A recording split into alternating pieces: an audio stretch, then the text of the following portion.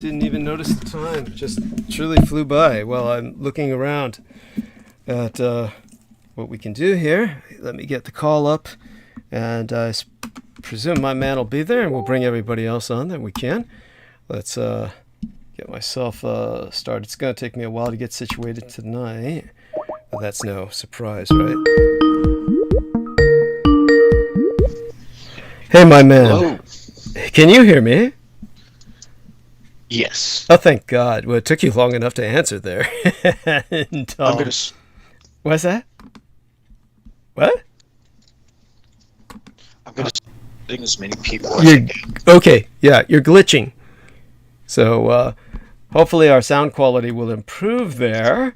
And certainly thank you for being there, of course. And apparently I take it you lost track of time yesterday, that you thought yesterday was today. Yesterday. Yesterday was Tuesday, right? I think so, yes. I mean, I was counting on you to tell me that. But, I'll be happy to try and fulfill that responsibility. I've got a computer in front of me. We can look at a calendar. Maybe that will help. Us both. Yeah, I'm fairly certain today is Wednesday, so we're good. Yes. All right. What gave you that impression?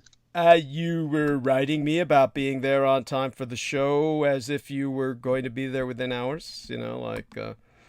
Oh, no. You were getting the late tail end of responses from when I had gotten out of the hospital. Oh, from the day you had. Okay, so that goes to show you how lightning quick my answering service is. They give me, I swear to God, that shit goes through some kind of intelligence agency like Ringer, and then they release it to me days later, because I don't get half these messages till days after they're sent. So are we able to reach anybody? Is anybody responding? I tried Aaron Tice. I tried let me see. I'm going to try Brandon Young. I'm going to just keep adding people. I tried Sarah Thomas. I tried Sammy Romero. I'm just, shooting with as many people's names as I know of. Let me know if I forgot anyone. Not that I can think of. The usual Amanda Ute, always try her just out of respect. And Penny Bradley, you could give her a try. Just if nobody else comes on. All right. Let me try Amanda. I'm going to just say, I'm going to keep adding people, because the thing is, they don't show everyone, so I have to literally type in names sometimes. Sure. Because of the fact that, because of how many people are contacts who do appear on the show. So there's that. Just a reminder that Peter Moon and the lady Jojo Mikołajczyk will be on with us at the top of the hour. Gotcha. Yeah. Gotcha. So, all right. Okay. All right. So it seems like for now it's just me. Are you still barred from Facebook, or how many days do you have left? It must be. I got 2 days. 2 days left. There we are. 48 hours. Then you've got a lot of catching up to do with everything you've missed on Facebook this far, in terms of acknowledging public posts and the like. Other than that, I do want you to cover the hour as best as you can. Counting on you to just kind of help me out here with that while I try and get my head out of my ass and no doubt. Step away. There's no shortage of things that have happened, of course, and I myself am still recovering myself, because don't be afraid to tell people what happened to you. I mean, after all, it's makes for stuff. Yes. Well, the idea of not drinking again fell by the wayside. That is something that's going to be difficult to stop doing, and I've started to note some things that are very uncomfortable to me, such as the fact that while in this state of consciousness, I seem to be very angry and hostile for no apparent reason, which really more or less makes this even more. It makes it more expedient that I stop doing it, because it's not working. Yeah. And it's just something that I just can't go without if I'm traveling to the city. It's just like such a habit. But the problem is, one leads to two, and after that, everything falls by the wayside. Hopefully, good thing is I didn't punch anything, so my fist is still recovering, still in one piece. Right. As for the gang stalkers, it's we'll just say that nobody bothered to try to approach me because they must have seen that I've decided to carry two very heavy things in my pocket.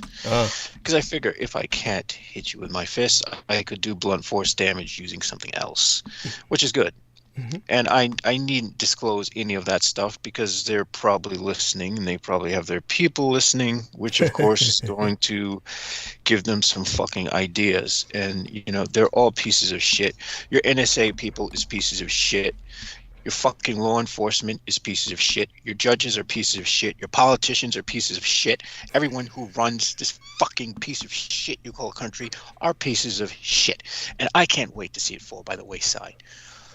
But again, I need to rein that in because that's just the anger speaking. And I don't know how much of that is really me or just the result of other indulgences. So I can give you some examples of how you're, I did have that page. I did have something about a judge that was actually running with Donald Trump who got 20 charges. 20 charges of sexual abuse against him for sexual assault. Now, this is someone who was, this is an ex-Kentucky judge that was subject, that was in, of course, as usual, of, Channel 4 gets rid of it. It's a former Judge Tim Nolan, and he was responsible for, basically this piece of shit was, he's serving 20 years for human trafficking and must register as a sex offender for life. He'll be you fucking shitting me? He'll be eligible for parole in 4 years. I fucking hate this place. This is India. This is fucking India. By the way, you need to explain that to people, articulate what you mean by that, that this is as bad as India. India. Yeah. Otherwise, you'll confuse them and they'll think you're talking about India. Yeah, so go on. Okay. In India, 1 in every 2 children has experienced rape.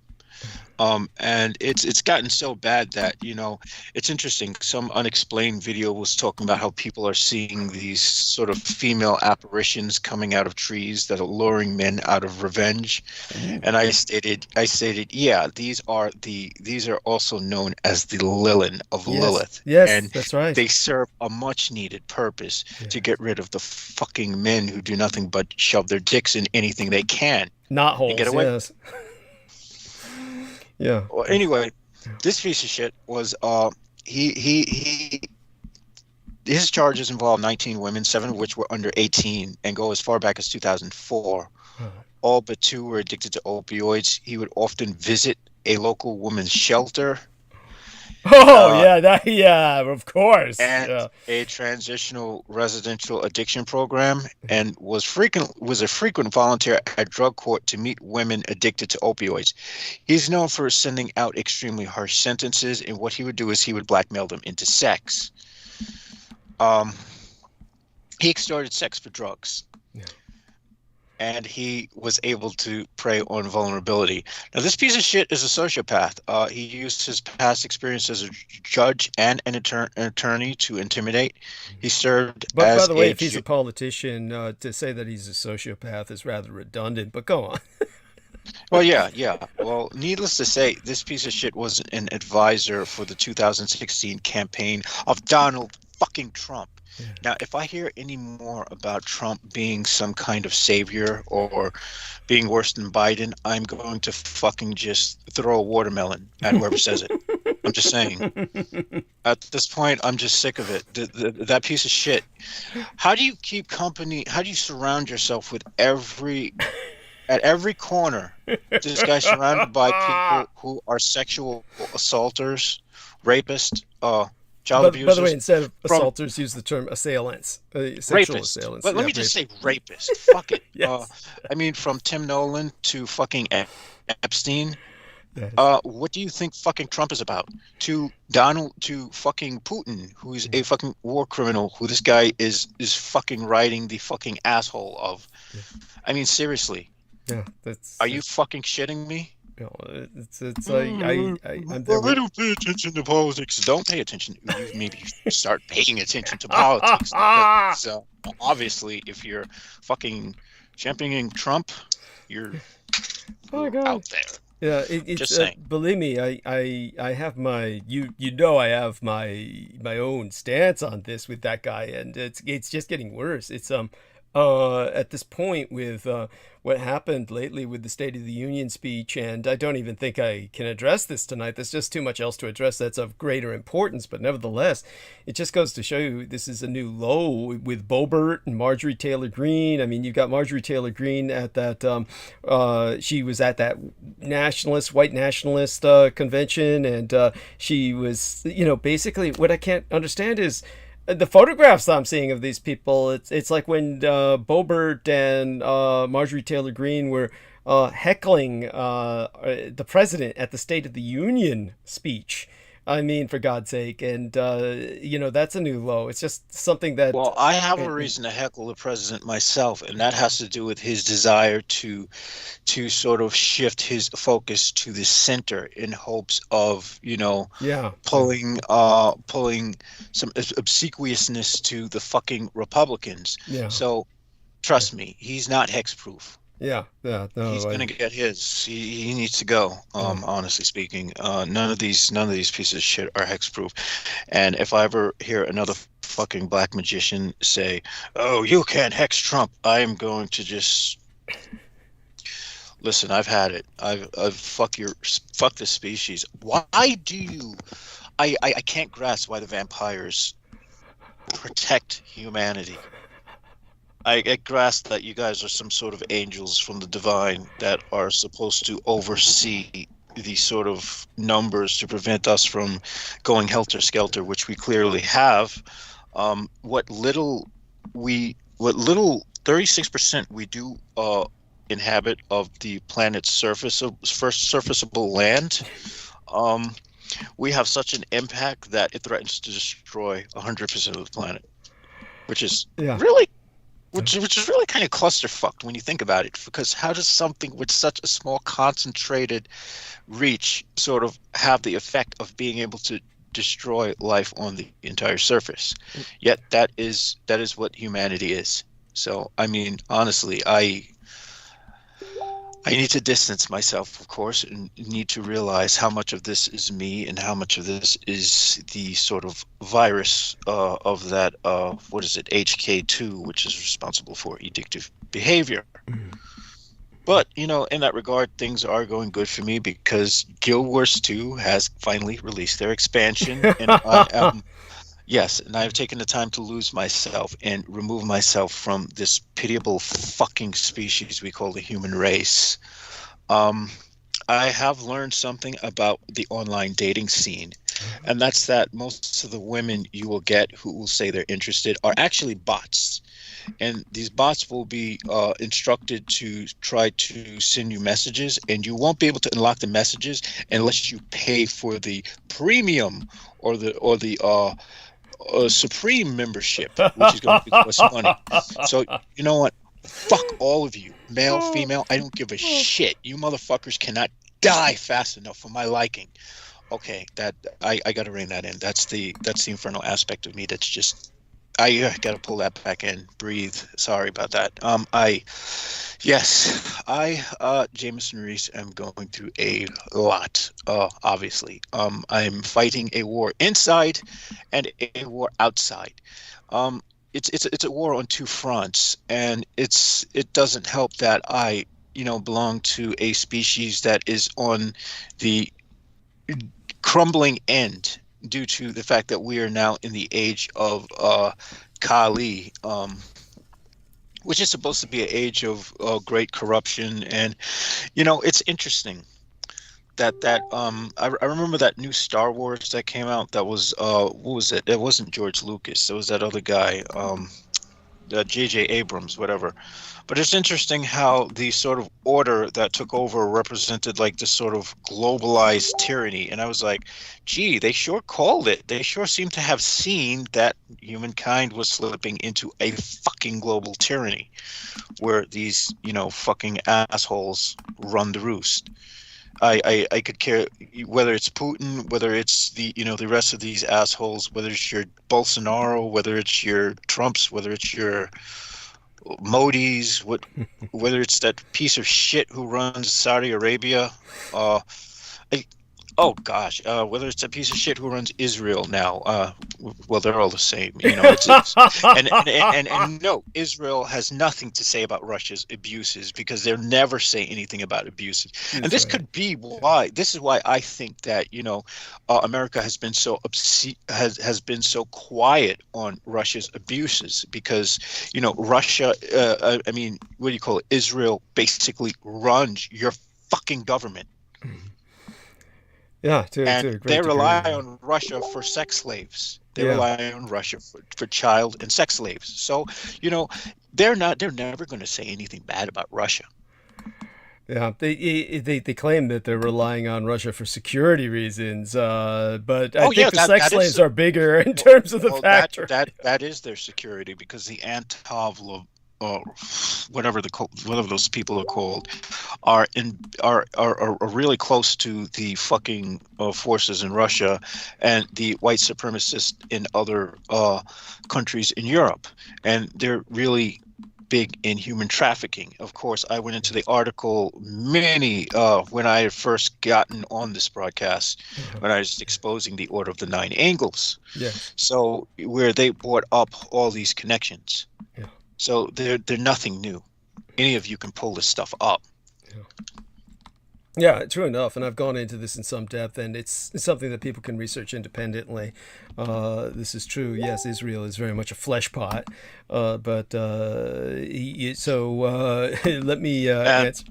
I'm sorry, go on. I don't think most people would really want to look it up because of how disgusting the subject matter is, but it is what it is. And if you don't see it for your own fucking eyes, guess what? You're never going to believe it, or it's never going to hit you.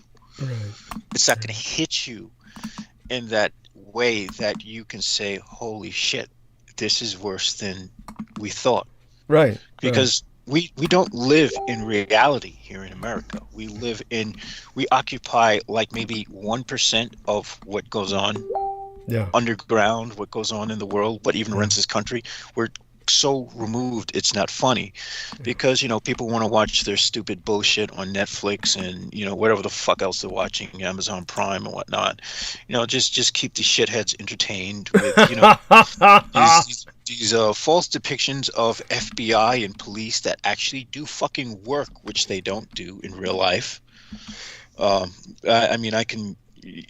We don't need to even veer into how corrupt that shit is, but I can say I've got my own gripes with that, given that they coordinate the fucking gang stalkers who harass me all the fucking time.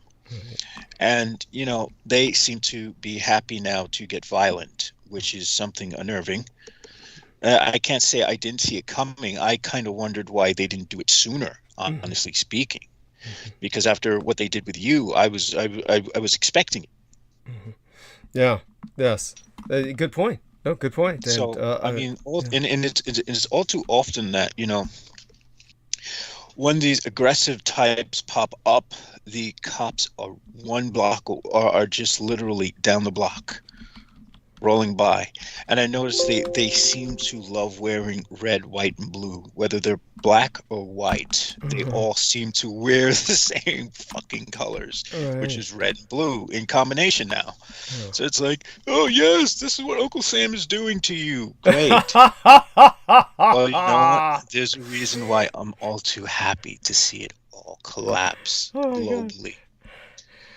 And that said, I do have my own personal work, which is sort of detached from, this platform of helping you. Me helping you is be doing a divine service to humankind. And to balance that out, I have an infernal service that I have to do, which is to feed a good mass of mankind to, as an offering, the infernal ones.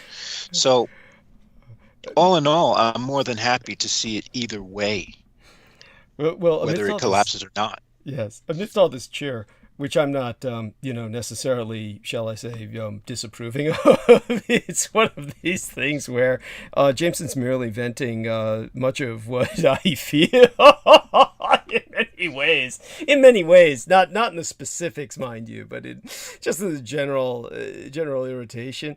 So Rose Balizia points out to me, kiss to Rose Balizia. She says, please introduce everyone.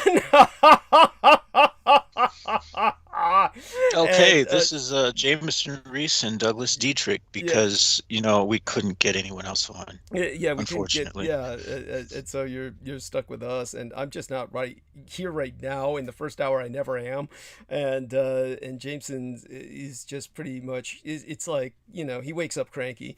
It's kind of like he's waking up for the night.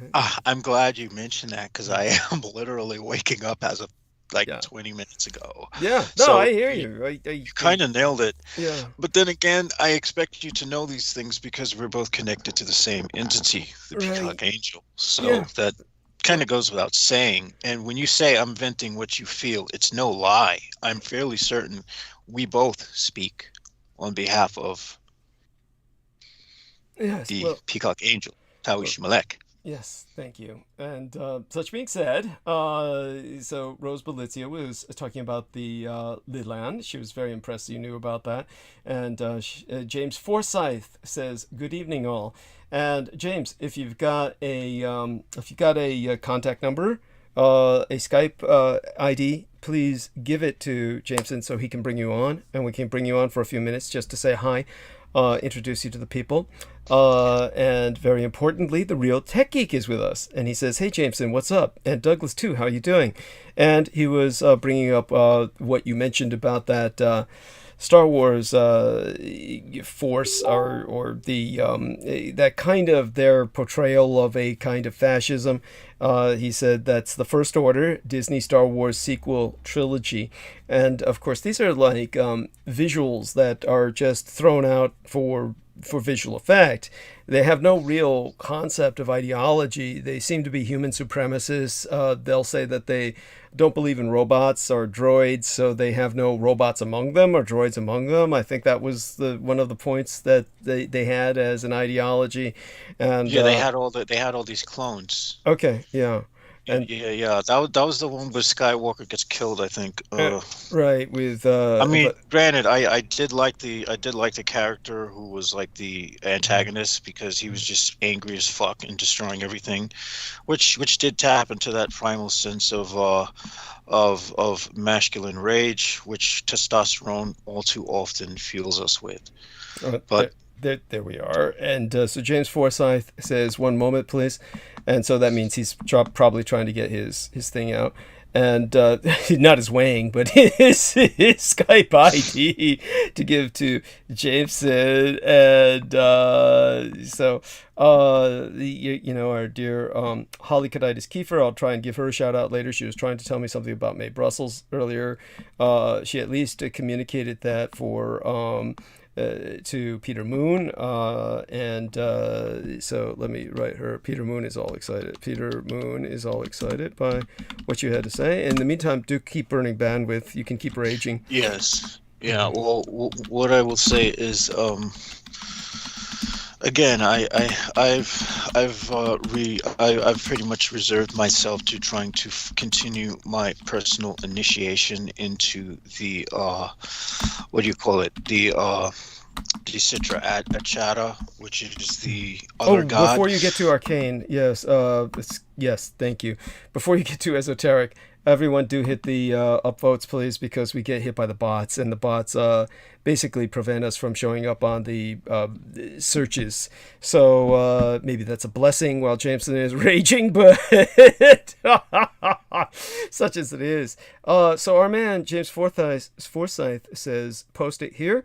I think I have it though, isn't it? It's just live something. It's this ridiculously long thing. Yeah, because I remember you were kind of excoriating him about that. Yeah, let me tell him. Sure, just post it here. Yeah, sure.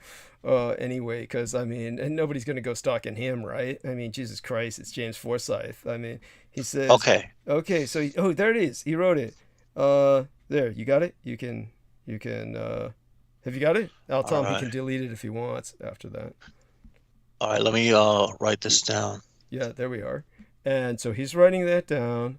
He'll be calling James soon, and then that'll give me a break for a few moments while James introduces himself. He's been through the ringer, and that'll help Jameson feel better about himself. I mean, if you're ever feeling bad about yourself, just hear. Oh, I don't feel bad. Yeah. I'm talking general. I'm not talking to you. Generally, I'm talking to the general public. General. Gotcha. Yeah. All right. If you're ever feeling bad about yourself, just wait till you hear James Forsyth's story, and you'll think you've had it easy. Okay. We're successful. We are. Hugs. So you can delete your ID on the chat room if you wish, just in case you want to be more security conscious about it.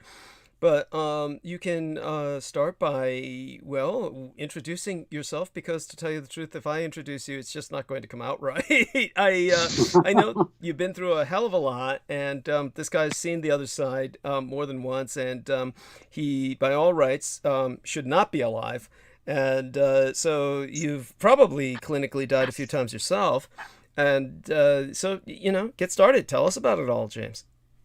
Oh goodness, I don't know where to begin. I'm a little taken aback with surprise here on the suddenness of putting me on the air here. Mm-hmm. I'm just a humble soul from around southwestern Pennsylvania. By the way, before you get started, I mean, love you dearly. I hate to interrupt you like that. I'm sorry. Please. I'm just obligated to answer just a few people. First, CK, she says, "Let's go, boys. Thanks for coming on." So, CK, love you dearly. 3 pulsating purple hearts there. Mwah. Thank you so much, CK. And Real Tech Geek is talking about the First Order in the Star Wars trilogy, and he says they kidnap children, train them to be soldiers. Definitely fascists. Okay. One can argue that they're not fascists, because fascists don't do that. One can argue that they're what you would call your basic allied forces. Yeah, I was about to say African warlords do that, for God's sake. I mean, so fascism and communists do that. Thank you. Goodness. Yes. We can't forget how they, like, when they got tired of firing on the Jews, they had the Jews fire on each other. So I mean, goodness sake. Well, I was talking about the program. That was definitely under the Third Reich auspice during.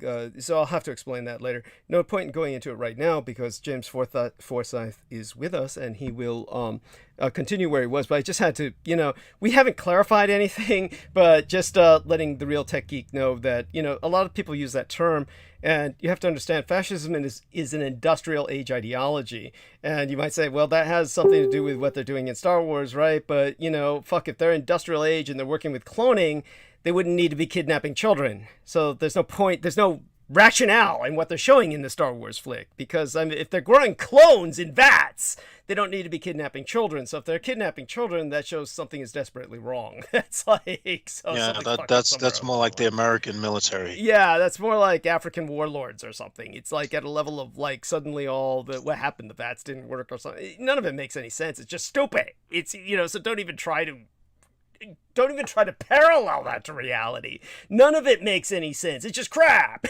It's just Star Wars. So, I could go on about that for hours as to how stupid it is and how it doesn't make sense and how it doesn't parallel. But, you're just there for the eye candy. That's all you're there for. It's eye candy. But, that being said, if you want to know the real stupidity of that story, is the black guy is supposed to be one of the child soldiers, and he's raised with these people. These are his family. But then he winds up killing them gleefully without even a thought. So that's not just male rage. That's something that doesn't even compute. There's not even any sense of I was once one of these people, and could I communicate to them, and could I try to tell them to do what I did, which is break off from where they're at now. There's not even any attempt. It's just like suddenly he's not one of them, and he's going to kill them all.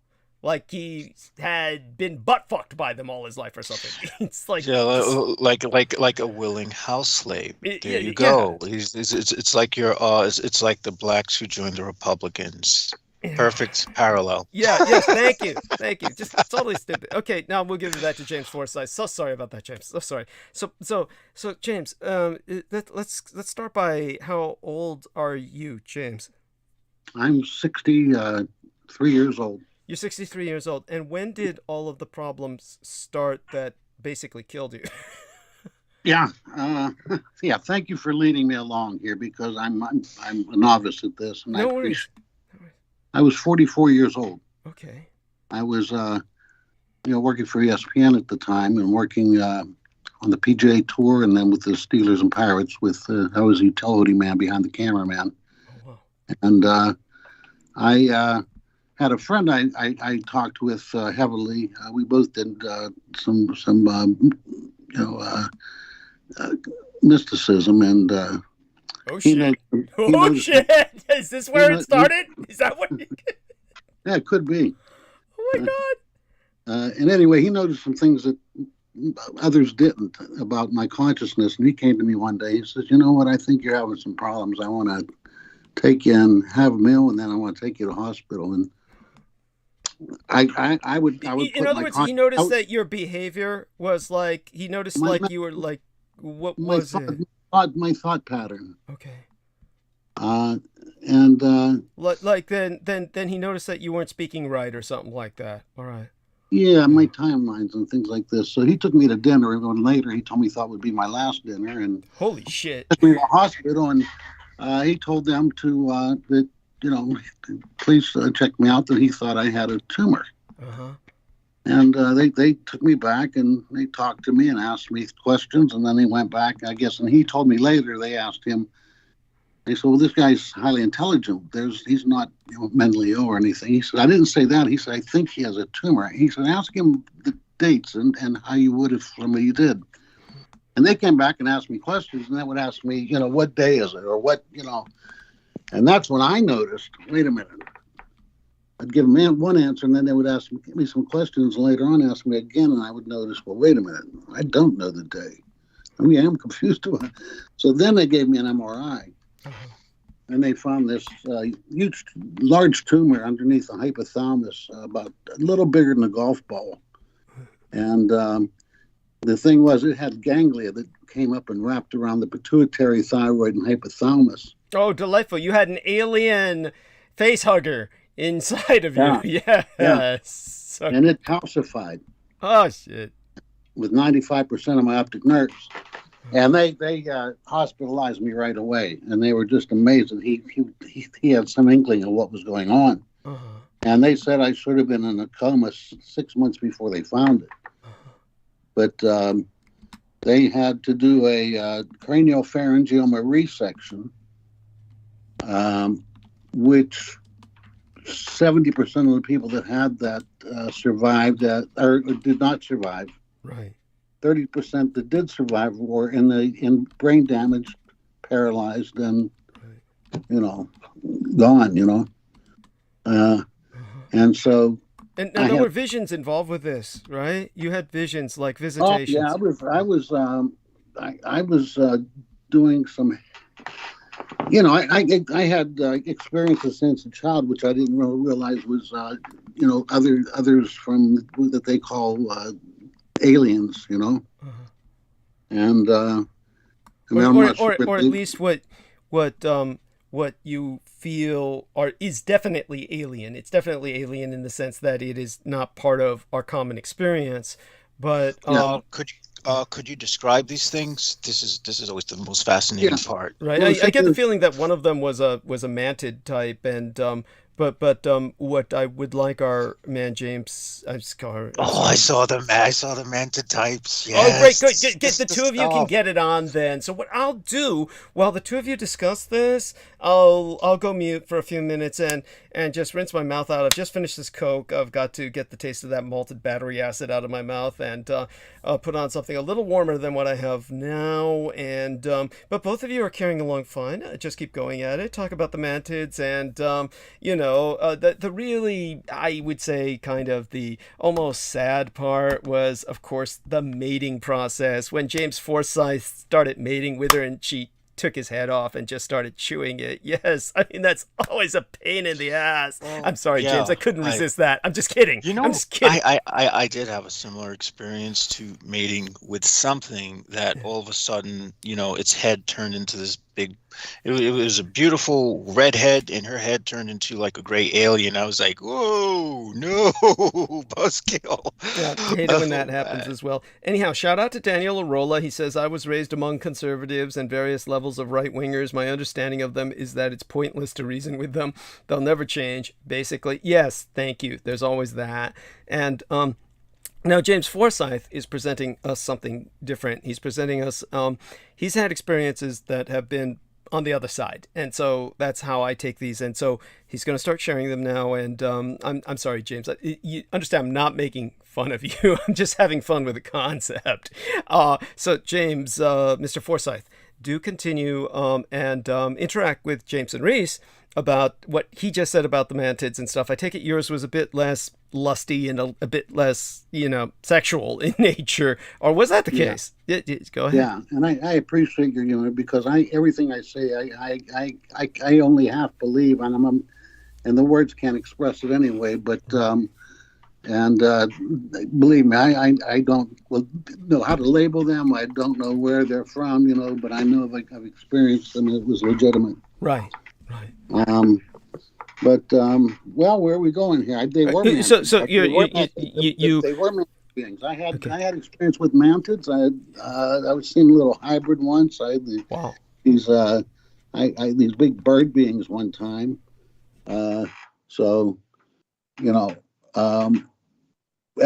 a kid, if I got traumatized and not knowing who or anything, I was like, man, get me out of here. I don't want to be here. And when I'd fall asleep, I'd wake up and find myself prone with, either wake up in a deep state with the three beings at the end of the bed, the tall one and two little ones, or that shadow cat, or find myself with a big man by my head and two little ones by me. And they're like, what I understand now is it kind of like realigning my chakras is the best thing I can relate it to in any terms, and which I did function better after that, and I've had different experiences with them, and I've had a lot of unexplainable healings and things like this that can't be explained and have been documented. It's crazy shit. I don't, it goes from one reality to another, and also blending into, like 3D realities. This thing is actually, what you describe is actually a little more common than most people like to admit, because a lot of my early childhood experiences dealt with things from the other side. Many people would label them as alien. People can label them whatever they want, but these, I suspect that these things are all from Earth, and they're all aspects of this reality that we're just not attuned to. So, I see a lot of reality in what you've experienced. Or layered aspects of consciousness, which is no part of our own. Exactly. So, did you have when you first died? Now, did you have any profound experiences or memories, such as like being in white light or something? Well, let me go back here because the actual experience, I didn't, but I had to be revived 3 times, the doctors told me. But let me go back to the operation real fast. I had to go through this operation. I had a 30% chance to survive as being brain damaged in vegetable state. And they did a 14-hour craniopharyngioma where the doctor lifted they took my whole head apart, and lifted the frontal lobe and severed the brain in half, including the corpus callosum, which connects both halves, which sometimes is instant death, and then resected the brain. And that alone causes profuse bleeding and, the brain damage and, things like this. And then they had to go down and they had to open up the brain, and then they had this, the ganglia wrapped around all of this down underneath the hypothalamus, the pituitary thyroid hypothalamus, and 95% of optic nerves. And so they had to just sever that. And then they ripped off 95% of optic nerves off the optic membrane. And then they had to chop it all up. And when they were doing that, I was waking up in the middle of the operation. And then I heard them even saying, oh, he's waking up, and giving him anesthesia, and then, out again. And, so I seem to have a very strong consciousness. And they actually told me afterwards that the big anesthesiast next to me or something, at one point, I became partly consciousness, and they said I reached up and grabbed him around the neck and picked him up off the ground. And I was concerned. I heard him. They were like, "No, you thought he was hurting you." But anyway, they then had to do something which was I was a guinea pig for, where they pulled out my right eye and drilled through my eye, nose, and throat, and extracted all this. And 14 hours long surgery, 3 different surgeons taking, their turns doing the surgery. And they told me afterwards I never bled. They never saw anything like it. I survived a pulmonary emboli.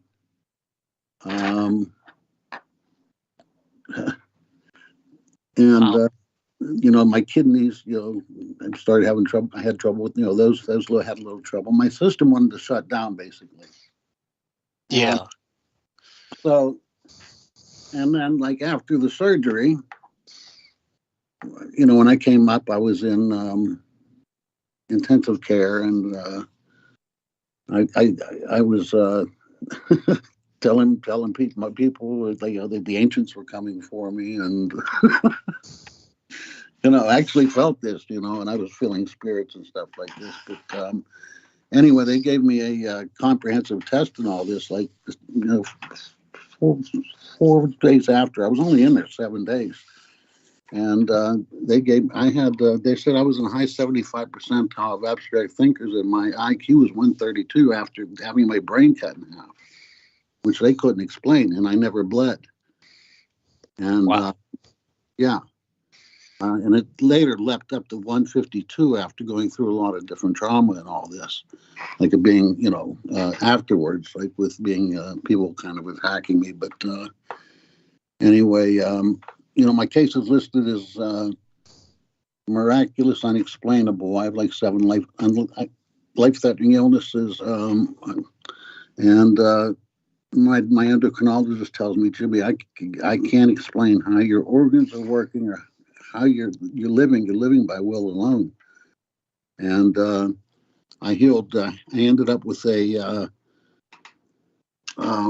polycythemia vera, which was a bone marrow cancer, and my bone marrow started producing 500 cc's of blood a week, which then turns into leukemia. This does not go away, and on top of everything else, there was. I'm only telling partial of what I went through. But anyway, they were going to put a port in my neck, and they were taking 500 cc's out of me weekly. And my doctor says we're going to have to put a port in your neck, and I know that doesn't do well. And with them attacking my immune system and having me on steroids and this, I knew it wouldn't do well. So I told my doctor, let me do my work and let me see if I can help. He kind of excused me, and we went on, but. I started doing my mental work, and then like 4 months later, my red blood cell came down from like 24 down to 18, and he told me to keep doing what I was doing. And then like a year later, it came down and was gone, and it has never come back, which is unheard of. And still check my CBC, every 6 months still. Could you share with us some of what you were doing to, like get yourself back? I mean, that's incredible. Well, it goes back to these experiences, one with these mantis beings back in 1991, seeing, summer job, I was working just to make some extra money at a plant at night security, and it ended up being a plant where they were refurbishing the Bradley tanks. And, so I was working 11 o'clock at night to 7 in the morning, and I was out there, and then things started happening, like seeing these 14-inch long, it was a 14-inch long plasmic snake that had these plasmic colors running through, like oranges and reds, like wiggling through the air and flying through the air. And then,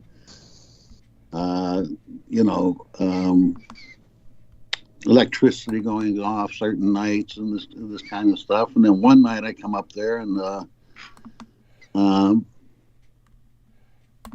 there's like these 3 lights over the warehouse, and it's only about 2 stories high.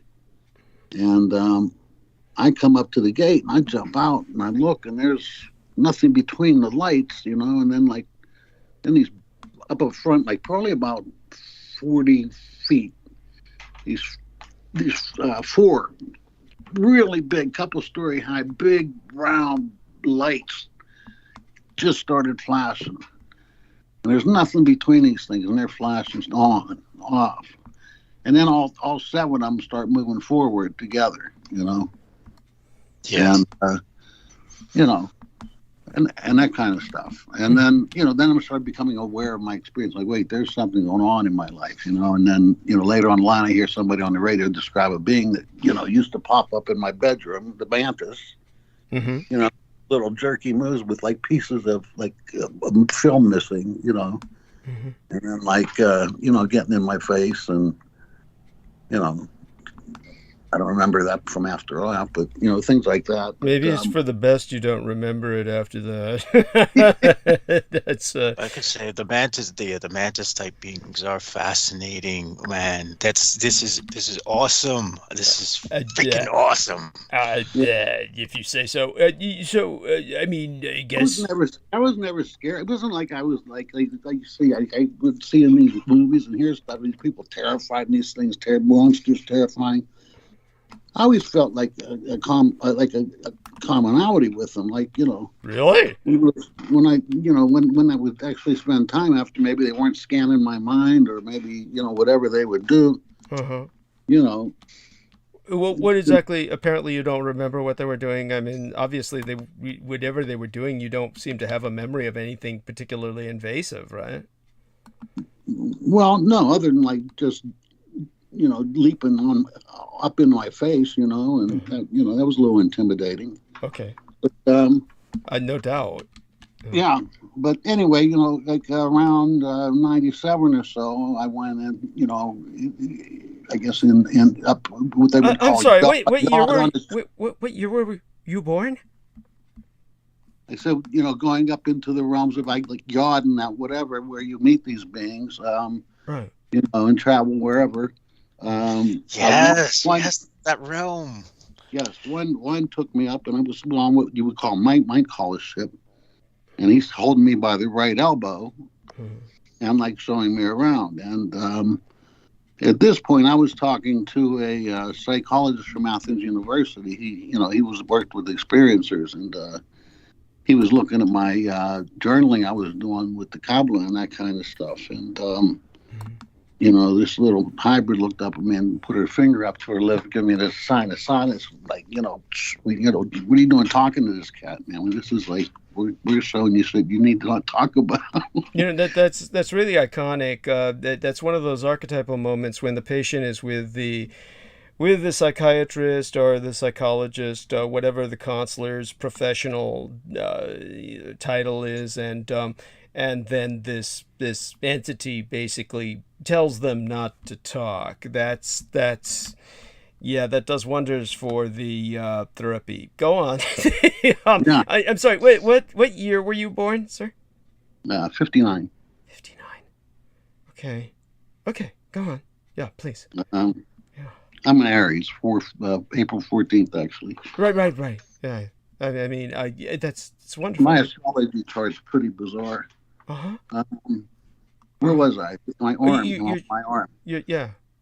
And he saw me around, and then he took me over, and I was like, saw like this board, and it had like these little cutouts, like you might have seen this stuff, but it's not like that, and then like these were like the same flame letters, flame colors as that thing flying around, And then after I'm having this experience and understanding that there's some legitimate to me, I'm starting to do research and all this. Mm-hmm. And understanding like, flame letters. Well, what's flame, symbols, whatever, hieroglyphs, whatever, then you start finding out about flame lettering and Aramaic or the Proto-Sinaitic glyphs moving into Hebrew, that kind of stuff. By the way, you said something about repairing Bradleys. You were apparently affiliated with a military contract for maintenance, right? No, I was just hired as security at the gate, just to, let people in and out the gate and make sure they had their security, write down who they were. And okay. It was just a summer job, My buddy helped me get it just to make some extra money. Okay. And this was after all of the issues probably made your employment rather iffy, I'm presuming? The health issues. The health issues. Well, it didn't happen until I was 44, but well, I mean, that's pretty young. I haven't been working since then. I've done some photography, for some local stuff and with the Steelers and things like that. But, no, I mean that's great. I mean, all that's fabulous. But yeah. So, okay, go on. Yeah, by all means. I'm sorry. Okay, where was I? So that's where it led into all this stuff where I met, talking with this doctor and then, leading into the operation. And then even before this operation, I was, when I talked to this doctor, he took to see my journal and then, I'm doing this journaling, I was looking into Crowley and everything that led into anything that connected with stuff to figure out, where I'm at, Well, just out of curiosity, what led you to Crowley? Why Crowley? Oh, just synchronicity, just letting things happen and, But the doctors that you were working with, by the way, I'm just kind of coming at this from an angle of trying to put this into context for everybody. Certainly the doctors that you were working with who were operating on your brain basically severed parts of your brain. So there's going to be ramifications there. Did they not anticipate hallucinations? Not that I'm trying to dismiss this as that. Your experiences... Well, this is way before the tumor. Okay. This is years, but this is all straight on. But so your tumor was when you were 44, but you're talking about experiences. I shouldn't be able to speaking to you. I'm sorry. Right now, and I've not been hospitalized. I've not had an issue since. Like I said, they can't explain. If I died right now, they wouldn't say what happened. They'd say, "Well, we don't know how he lived this long." Right. Yeah, definitely. No, I believe that. I get that. So what I'm saying is that the problems physically, medically didn't start till you were 44. So what you're telling us now is that you were having experiences before the tumor. Oh, since I was a little kid. Okay. Just trying to get that straight. Okay. Thank you. I didn't know that. I did not know that. Okay. So by all means, continue. Yeah. All right. So you were journaling since you were a child because of... My grandmother from southern Italy, back in Italy, she was a healer and this kind of stuff. And the day I was born, she held me and and then died afterwards. Oh, and, God, that's that. Ooh, sorry to hear that. And you haven't been the same since. Yeah, right. So I just think there's interesting synchronicities in all this. Right. No, that. But anyway, one of the synchronicities of getting into Curly was we were looking at a bookstore, and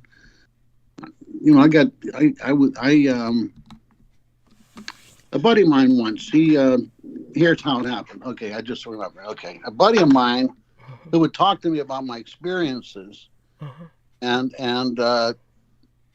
was interested in how consciously aware I was. We had talks and things like this, and then he took me to meet Robert Anton Wilson. Oh, God. That's the connection. Okay. That'll fuck anybody up. All right. So you were exposed to the dark side. Basically, this individual took you over to the dark side. So go on. Yeah. But he's no friend of yours, believe me. Go on. Yeah. But I didn't get into any of that stuff. I like when I read Crowley stuff. Mm-hmm. What I saw was he knew it inside the tree, like inside, not upside down, and through every root, and he would set up traps for the individual consciousness to get snagged. Mm-hmm. He didn't give people straight information. It was, he'd put you on a crooked stick and let you find your way, Yeah. And I saw that, and I went more towards the middle path, Good man. And I got more into Rigardi and more like the middle path and the middle ritual stuff that, just mentally, just bringing in light, Yeah. And however you want to judge that, it's not been negative to me. But and like with pure thought and pure heart, pure intent. Yeah, I mean? Got it. Yeah, no, that's fine. And use it for healing and this kind of stuff. So when you ask what did I do, this kind of stuff, I put my mind in the highest state, and I would do the whole thing of vibrating and certain frequencies and bringing in light and bringing it up around and using and circumambulating the light for protection and for my spiritual vehicle and all that stuff. And 2001, I got telepathed through a Nicene ritual. Okay. Which was very interesting because when I was working with that mystical psychologist, right. Who Richard Boylan put me in touch with. I've heard of that name. Name. And anyway, when I was working with him at one point. Anyway, he was looking at my journal. Uh-huh. And I was working with my journal. I'm like you permutating Hebrew letters and working with all this and just trying to work with the correspondences and symbolisms. I mean, I'm trying to find out what Merkaba mysticism is and all this stuff. And so he saw me like three times, like 4 hours each for free, and he charges like $120 each, and he was just fascinated with the case. So I took him my journal, and I'm talking to him, and he's flipping to it, and he's asking me questions and this and that, and he looks at my thing, he goes, "Oh, I see you do Merkaba mysticism." Uh-huh. He goes, because rabbis need special training to do this. Uh-huh. He started telling me this, just trying to convince me stuff. But early in our conversation, when I first met him, he was asking me questions this, and I kind of went into an altered state at one point. Uh-huh. And I'm thinking, we're in his house in his basement, his wife's upstairs, and I'm thinking in probably like a deep theta state, like uh-huh. taking time from him and his wife today on this Saturday morning, And he looks up from writing and goes, "What about my wife?" Uh-huh. I said, gee, I was just hoping I wasn't taking time from you guys, you know. He goes, oh, no. He goes, let me tell you something. You know, you're going to be with your wife and all. He goes, you know, your wife calls you crazy. He says, you're not crazy. He says, you're highly psychic, but, you know. And at one point, I was asking him about the Essene stuff. And he snapped at me and said, nobody knows what the Essene did and this kind of stuff. But I was doing some heavy work through 1999, 2000 with this, you know, middle pillar stuff. And Well, Mr. Forsyth, I'm going to have to bring on Mr. Moon and Jojo Mikołajczyk. What I want you to do is just say hello to both of them. This way we'll introduce all of you more personally, and then you can kind of, hang with us for a bit. But I feel that probably at that point you'll kind of fade more into the chat room, and then we'll bring you back on in the future during the opening hours with us to join the roundtable, and you'll get more and more used to it. You are one of them, sir. You are one of the most fascinating men I've had the privilege of listening to. I apologize for babbling. I'm sorry. No, it's fine. You're fine. And Jameson truly resonates with a lot of what you're speaking about. So Jameson, if you'll bring on the others. Yes. We have Jojo and Peter Moon, and they're both on. Wonderful. Hey, and so I got your package today, Jojo. So wonderful, delightful, and thank the Bupa for me for that wonderful artwork, and all together just a real delight to get that, real morale booster. And I actually took the time to open that, and I promise our man Dennis Marshall, after transmission, I'm going to open his box today. And it's just with all the war going on, I hope he understands. I had to try and keep track of so much going on in the world, and deal with some other. I'm sorry.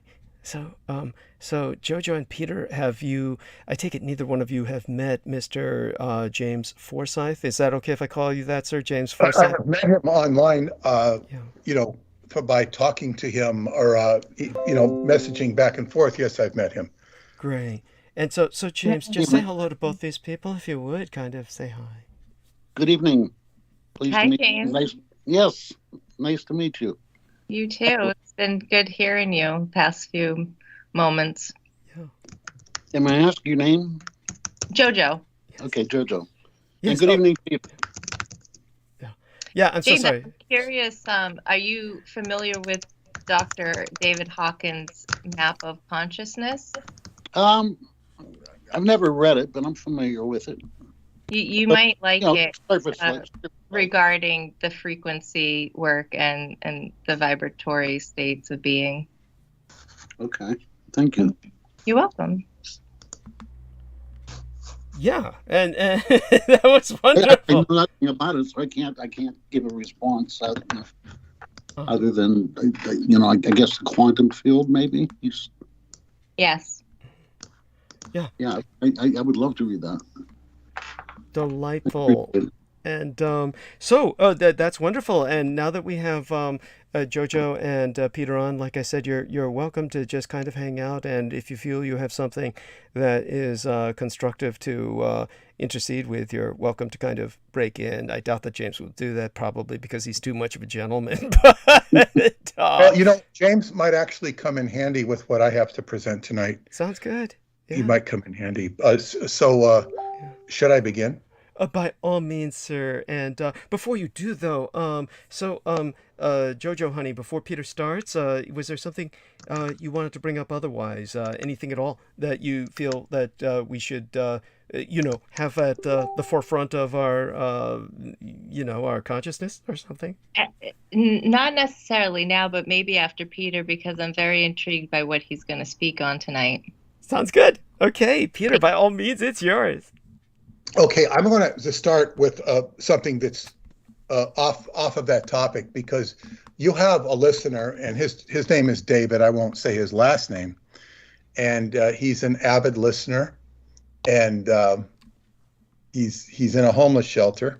Oh, I don't know how many other people. Well, at least he's got shelter, right? And that's better than some people who don't. So it's unfortunate, and he asked me if I knew of any. He wanted to talk to me about herbal remedies for enlarged prostate. And of course, I'm not an herbologist, and I wouldn't pretend to be an herbologist. And I would say certainly there are remedies.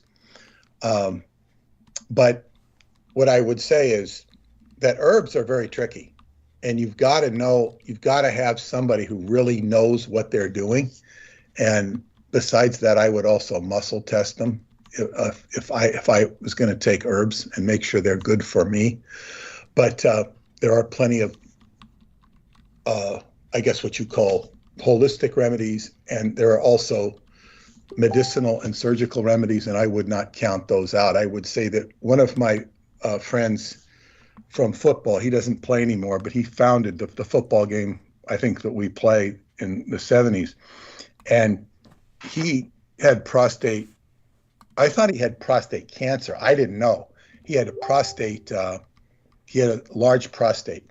And I thought he was, like, I saw him, he looked like he was dying. I didn't think he'd make it. And I thought he had cancer all this time. And then I saw him, I went over to his house. It was the only time I'd ever been there, several months ago. And he told me he didn't have cancer. He just had an enlarged prostate and he had to have surgery. It went very well. It took him a long time to recover. But anyway, I'm going to give an exercise here. Anybody wants to use it. It's a Qigong exercise. And please, anybody, don't call it the Kegel exercise. It's not Kegel exercise. It might be reminiscent of it, but it's not. And this is called the prostate. It's called the anal lift.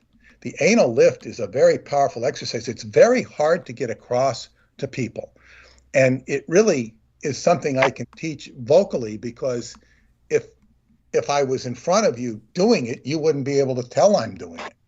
So it's basically, you can all try this, whether you're sitting down or standing up, but you're going to lift your anus. Now, when you lift your anus, your intestines or your colon is going to lift up. That's how you know you're doing it right. When you lift your anus, your colon comes up. You're also contracting your navel at the same time. You're lifting it up 9 times in sequence. 9 times, and after you lift it 9 times, you're going to lift it 9 sets of 9. So you're going to lift it 9 times 9. That's 81 times. That's 9 times 9. 9, you lift 9. Here's 1, 2, 3, 4, 5, 6, 7, 8, 9, however long that takes you. Lift it, and you relax, and you do another 9. You relax, you do another 9. Of course, you're not going to do 9 as fast as I'm, going, say you'd. So that's 81 times. Now, after you've done it 81 times, 9 times 9, you're going to do it that same sequence, 9 times 9, 81, 9 times total in the day. You can do it all right within 15 minutes or whatever it takes you, or you can strew it throughout the day. What you're going to do, it's going to be 81 anal lifts, 9 sets of 9, and it takes a while to get the hang of it, and you might not be able to do all 9 sets the first time. I do it every day, and it's good for the prostate. I would also recommend just good old-fashioned cranberry juice to help the urinary tract. And when I say cranberry juice, I don't mean ocean spray cranberry juice. I mean real cranberry juice that doesn't have sugar in it. You can get it at Trader Joe's pretty reasonably. So I would recommend drinking that frequently, every now and then, because it really helps the whole area down there. So I just wanted to share that with David and anybody else who wants to try it. In fact, this exercise was so dramatic that when my teacher taught it to somebody, he taught it to one of the students' fathers. He was so impressed that this guy, paid for him to go a $10,000 a plate dinner to go meet Dr. Oz. $10,000 he paid for my teacher to go have dinner with Dr. Oz. Didn't really amount to much, but that's how important it was to this guy. It really helped his prostate. So it's a very powerful exercise, and I just wanted to share that. So anyway, we'll begin with what I want to talk about, and tonight it's going to be about the dream and how it relates to time travel. And of course, all of this has been spurred on by the recent transmissions we've been having, not just the last transmission, which highlighted it, but previous transmissions, where, I've been going into the dream state and what's happened. And of course, the most recent dream state, or the most recent dream I had was a dream where I time traveled. And just to repeat that dream, I'd been writing about Chocolabina Cave. I'm doing this newsletter on it currently about talking to the cave.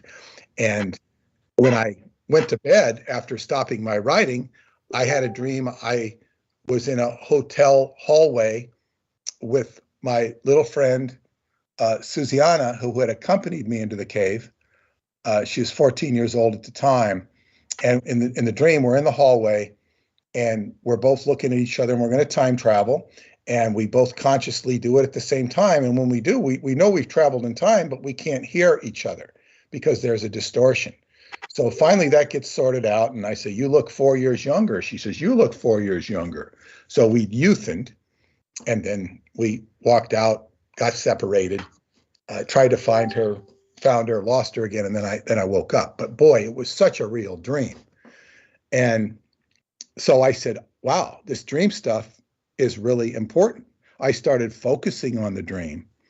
And then I had another dream with JoJo in it. But JoJo didn't, well, she did appear. She wasn't very distinct. She was there. But this dream was particularly interesting because it was a futuristic car, and it was her car. And she's taking me there into the future because, of course, she's, managing my media right now. It's set up my Instagram, or I already had the Instagram account. She's, slowly pushing it, and we're going to do she's going to do a media interview with me next Tuesday with Alan Steinfeld. Her and Alan are going to interview me on Zoom. So we're just getting started. And then of course, then we're going to go to Shasta. She's going to go to Shasta with me. We're going to visit Douglas together. And if all permits with travel between COVID, which seems to be fading away, and Russia, because Ukraine is right on the border of Romania, and they're accepting Romanians by the bucket load right now. Ukrainians by the bucket load. They have. They're feeding them, they're housing them. I don't know how many more they can take. And one of my friends is helping doing that. I wanted to look her up, Gabriella. I said, I want to write to Gabriella because she goes to St. Petersburg all the time. Her father speaks Russian. He would visit there, and she probably speaks Russian now. But I wanted to ask her what's going on, and I go down to Facebook, and she's right there, helping the Ukrainians. So I didn't have to write to her and find out. I saw what was there, and I sent her a nice message and said, I hope I would see her. So there was a little synchronicity with her. And anyway, we went to, so the dream state, in the dream state with JoJo, she had this futuristic car, and there was like a mechanic fixing the car. The mechanic had a tool that was like something from Star Wars, where he pulls out a whole console and fixes that or replaces it. And he was very friendly, but he was very short. And shortness means there was insignificance to the repairman.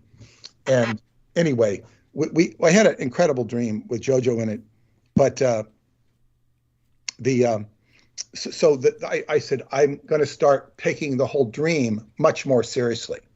And what my dream, somebody needs to go on mute. Somebody's stirring around there. But Probably that Poking at the NSA mouse. agent, but go on. Poking at the mouse. But anyway, so dreaming is a part of Qigong. It's a very important part of Qigong, and I have exercises in the white bat, and I began to do them.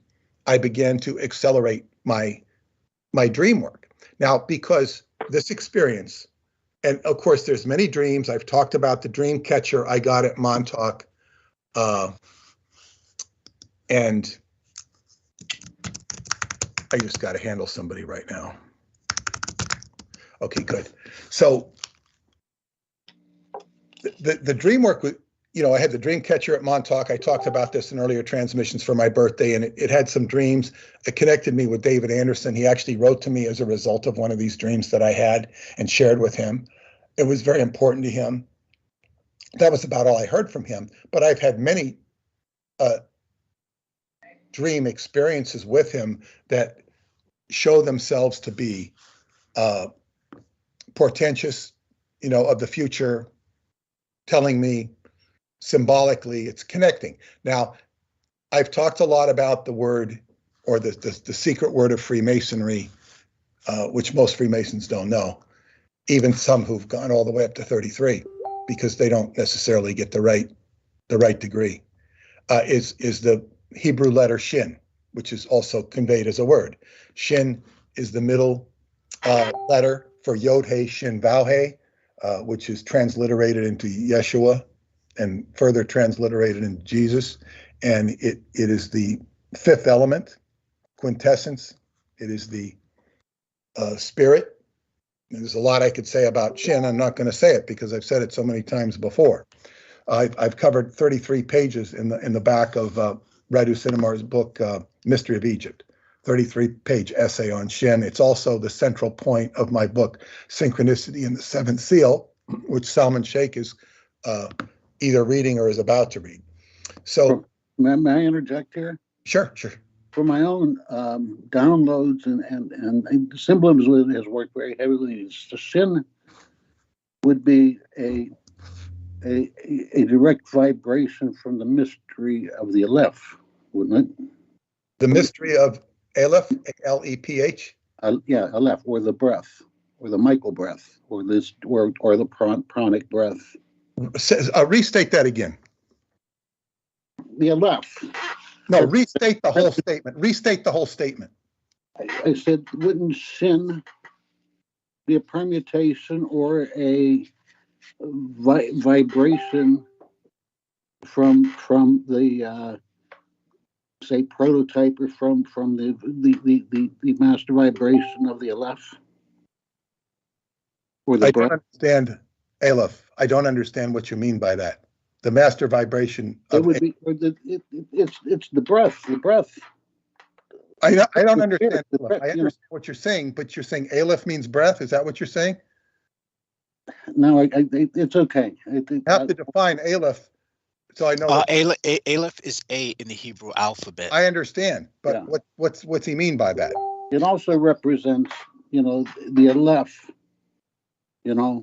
Yeah. In Hebrew, it represents. In Hebrew, Aleph is also the first letter in the left-hand path. What do you call it? The entity Azerate, which is the being that's split off from God. I don't think that's what he means, though. No, the Aleph, which is a vibration, which is in every letter, is in relation to Shin, the spirit. Well, when you throw in this Aleph thing, I don't know what you're talking about, because it's Shin is all the letters are, we don't need to overdwell. Yeah, we don't need to overdwell on it. We can move forward with the. Yeah. Okay. So anyway, I think if you could define Aleph, you'd probably be very right. But in any case, it is the magic letter. Now, but there's an aspect of Shin that I've written about in my newsletter, and it goes back to the trident of Neptune, which was the earlier prototype. Because if you see the Hebrew letter Shin, it's 3 prongs with little fire. It's called a fire letter. They have these kind of little blades at the end of it, and it's an aesthetic figure. It's much more fancy than the 3-pronged trident. Now, of course, the 3-pronged trident of Neptune later gets conveyed into the devil's pitchfork. So you have the letter Shin being identified with Diablo, but that's kind of it turns into a degradation. But in any case, the three-pronged trident of the letter Shin, or Neptune, for that matter, doesn't matter because Neptune is the god of dreams. It represents three states of consciousness. First is the normal state of consciousness that you know, that represents one prong. Second, there is the state of consciousness when you're asleep. And third, there is the state of consciousness when you are dreaming.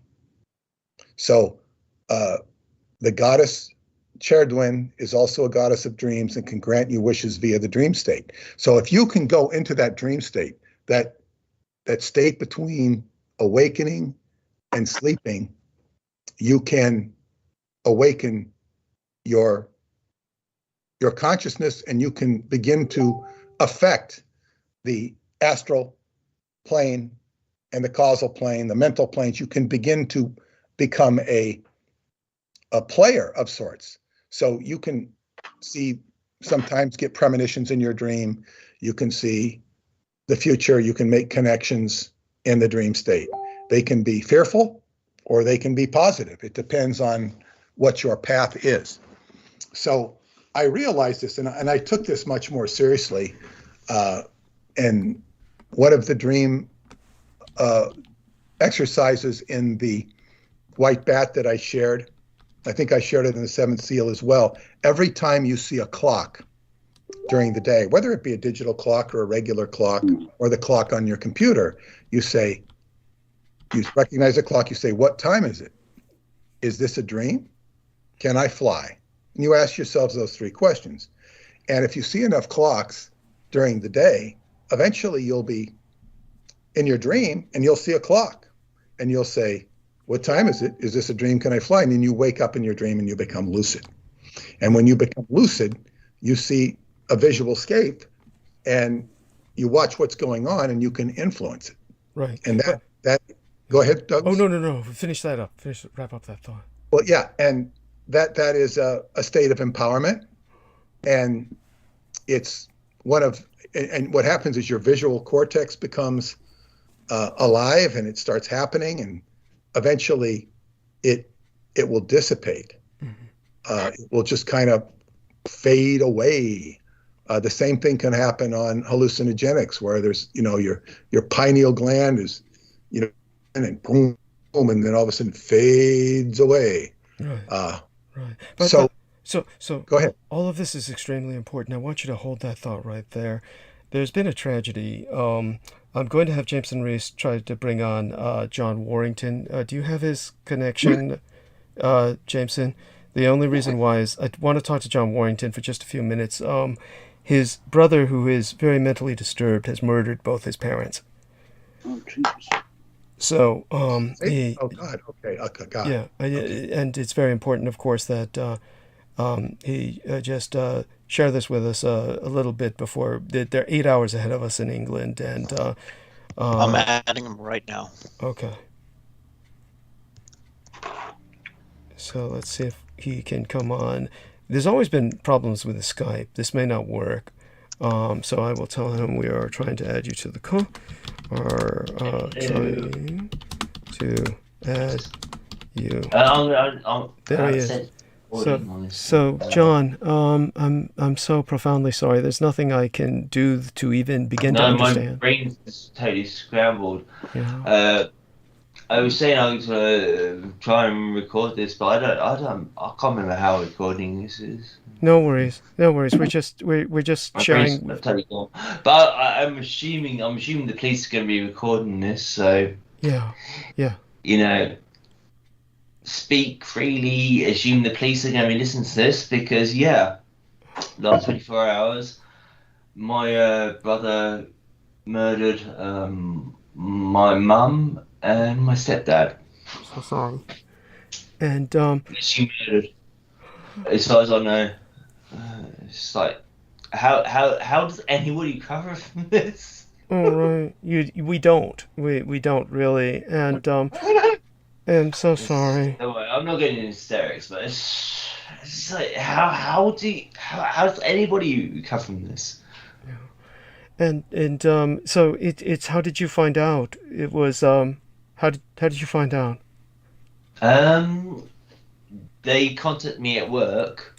The police detective contacted me at work, and he was in the place of work. I work in a fairly big company, Right. a security related company, which is sort of the thing that I always work in.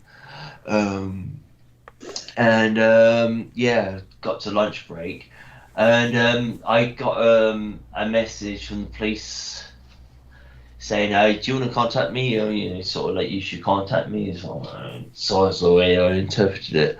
And you should contact me because there's something going on. And I didn't, because we can't do that at work. But you recording us? Because I forgot to record it. No worries. We're recording it. Anyway, so yeah, we're recording. Yeah, it's double homicide. I'm not joking. Yeah. Double homicide. Most of my family's been murdered. Yeah. And I was at work, and sometimes I can't hear what other people are saying as well. So I didn't really hear what Douglas said. Oh, what I was saying was that if you could, your brother William was. Yeah. If you're going to start from the beginning, I can try and record it.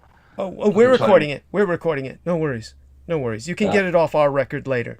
You can get it off our record. Yeah. But you are actually recording this, and you're going to give me an official record of this. Of course. Yes. Yeah. And, William Greville Warrington. Yeah, and so I've just got a message from another. I'm sort of like going back into reality. I've been drinking. Yeah, I can imagine. I've been drinking vodka and just sort of like to forget, because over in my house I'm like the new landlord. Right. I'm sorry. You are the manager of the home of the property, and now. Yeah. 25 St George's Street. Yeah. Yeah. And now the property. My mum's dead. Yeah, I mean, she's a landlady. Your brother William was living there, wasn't he? He was living with. Yes. Yeah. No, don't worry. You just carry on. Yeah. No, we're really appreciating your sharing this. I think it's important that you do, and I'll certainly give you the link to the program when we upload it at the end of transmission. No. There's no acting involved. I'm just like, the thing is, that's what I've been my whole life. It's always been a bit exposing the truth and this stupid fuck up. Yeah. I got no words for him. I can imagine.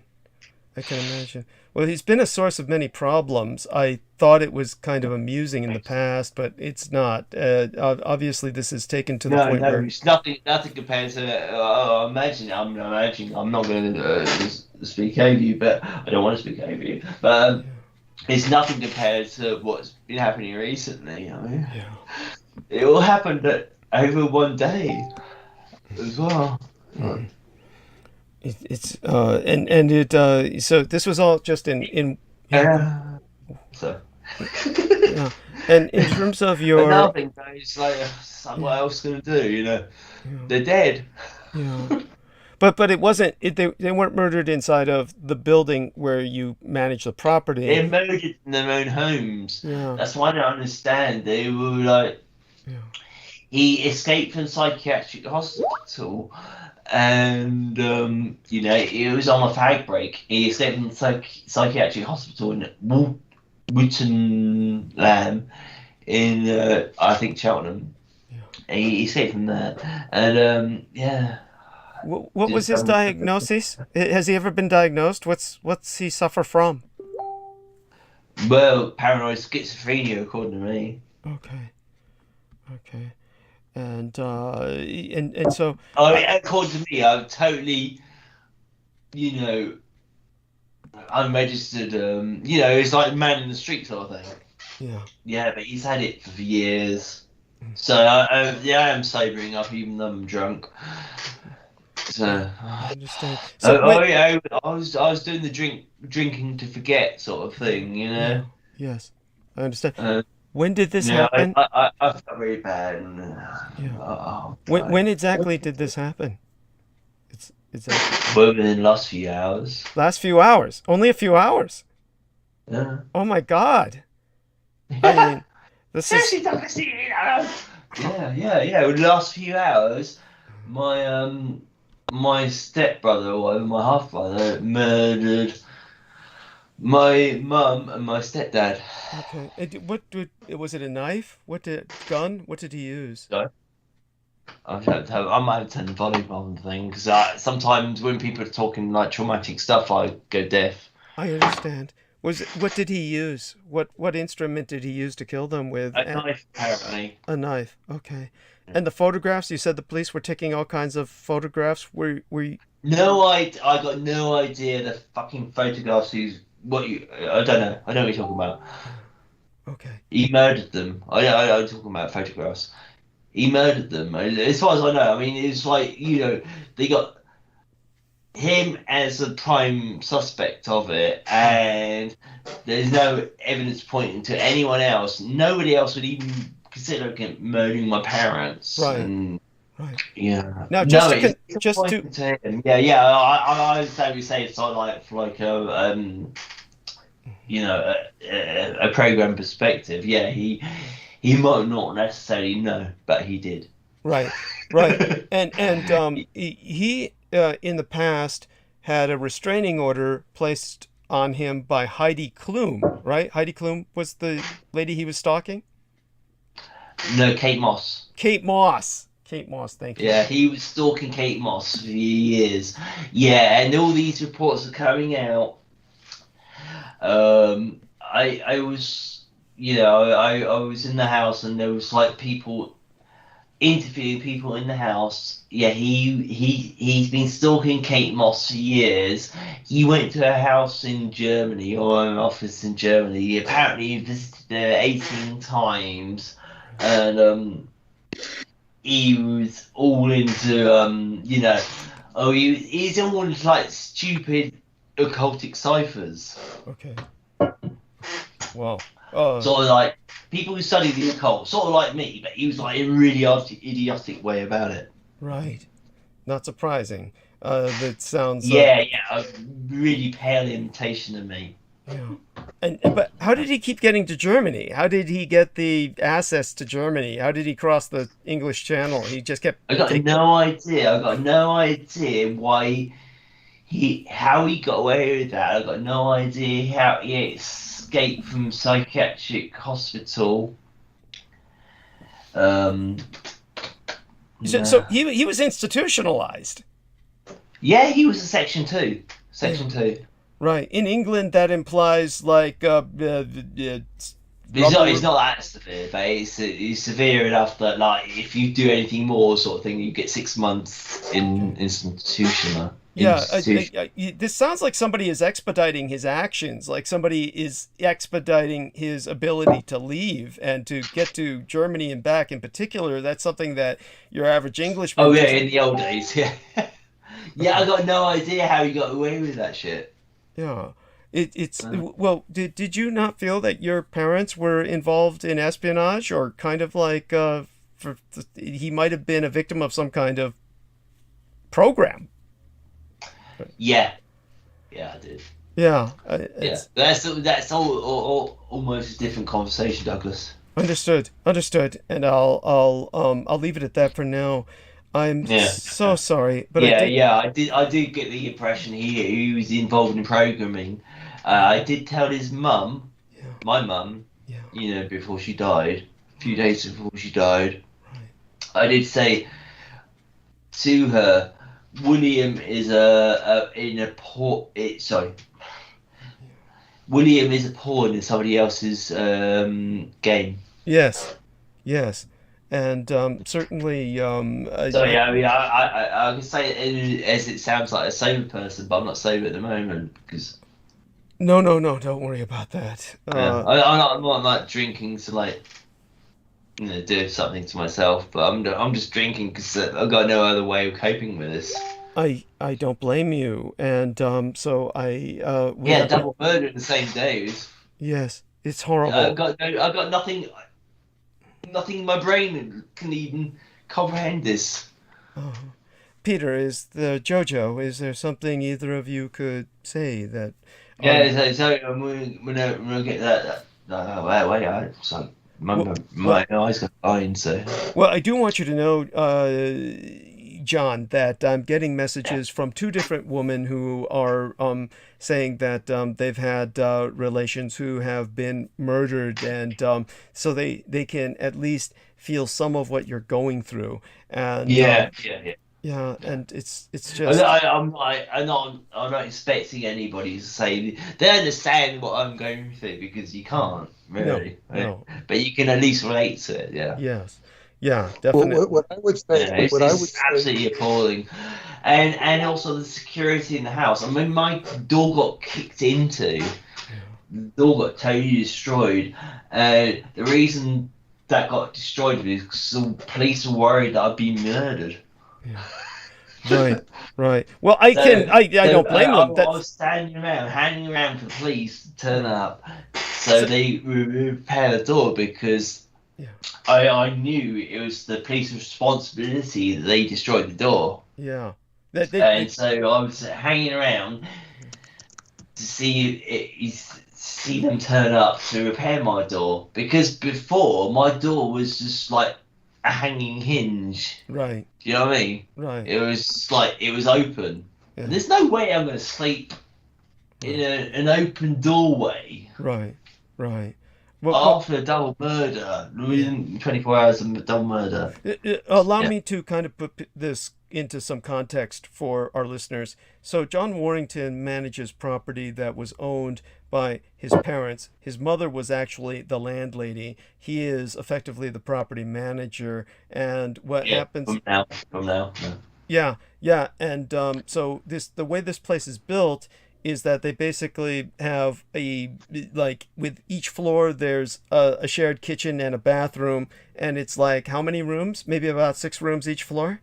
Six rooms. There's a shared kitchen and there's 2 shared bathrooms. And your brother William sabotaged the water, so he destroyed the hot water for how many weeks? He sabotaged everything. And you saying about the boiler? Yeah. I see. He destroyed the boiler before he even moved in. What about his institutionalization? They just kept letting him out. I mean, he was institutionalized. No, because it wasn't all official. It was all illegal, and it was all done through other people. It was all sort of like fictitious or something. Yeah, so this was like definitely done like £3,000 damage to the boiler. Right. And so we had to replace the boiler. Oh my God. My mum replaced the boiler. Right. But now that this obviously I know this, like you said, this doesn't mean anything to you right now, but at least I'm glad that you've inherited the property now, so you're not homeless. So now you're in charge. You're effectively you're the landlord now, aren't you? Yeah. And since you're the landlord, then you can decide who lives there. You can make certain he never comes in. Well, he's going to go to jail now. Obviously Douglas, yeah. Obviously. Oh my God. No. Why would I allow the murder of my parents to move into the same house as me? Oh my God. Seriously. I'm so sorry. It is a weird, surreal situation to be in. Yeah. No, but you might have heard something about that. But it was like no, I was literally talking to my brother, my blood brother, earlier, and I was saying you might want to come in tomorrow, pop in tomorrow to see what's happening in the house. Yeah. So because it's going to be more of your interest from now on. Since my mum died, my mum's a landlady. Was a landlady. So it's going to be more of your interest. I also said, I think it probably got passed on to a police report. Maybe it got passed on to you. No offence, and so on and so forth. But So it might have got passed on, but it was just like it's your interest to turn up to the property and see what's happening in the property, because it's sort of like your property more than it was. Huh. Well, I think the landlord, the official landlord, and the official landlady had died. Right, that's right. But it's so disgusting.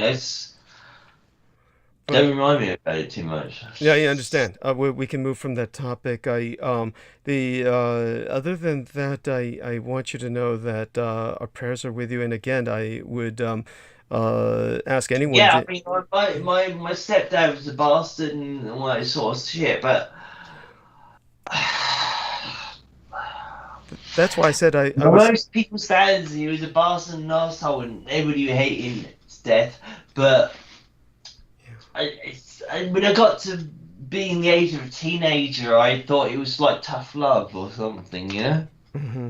I thought he was.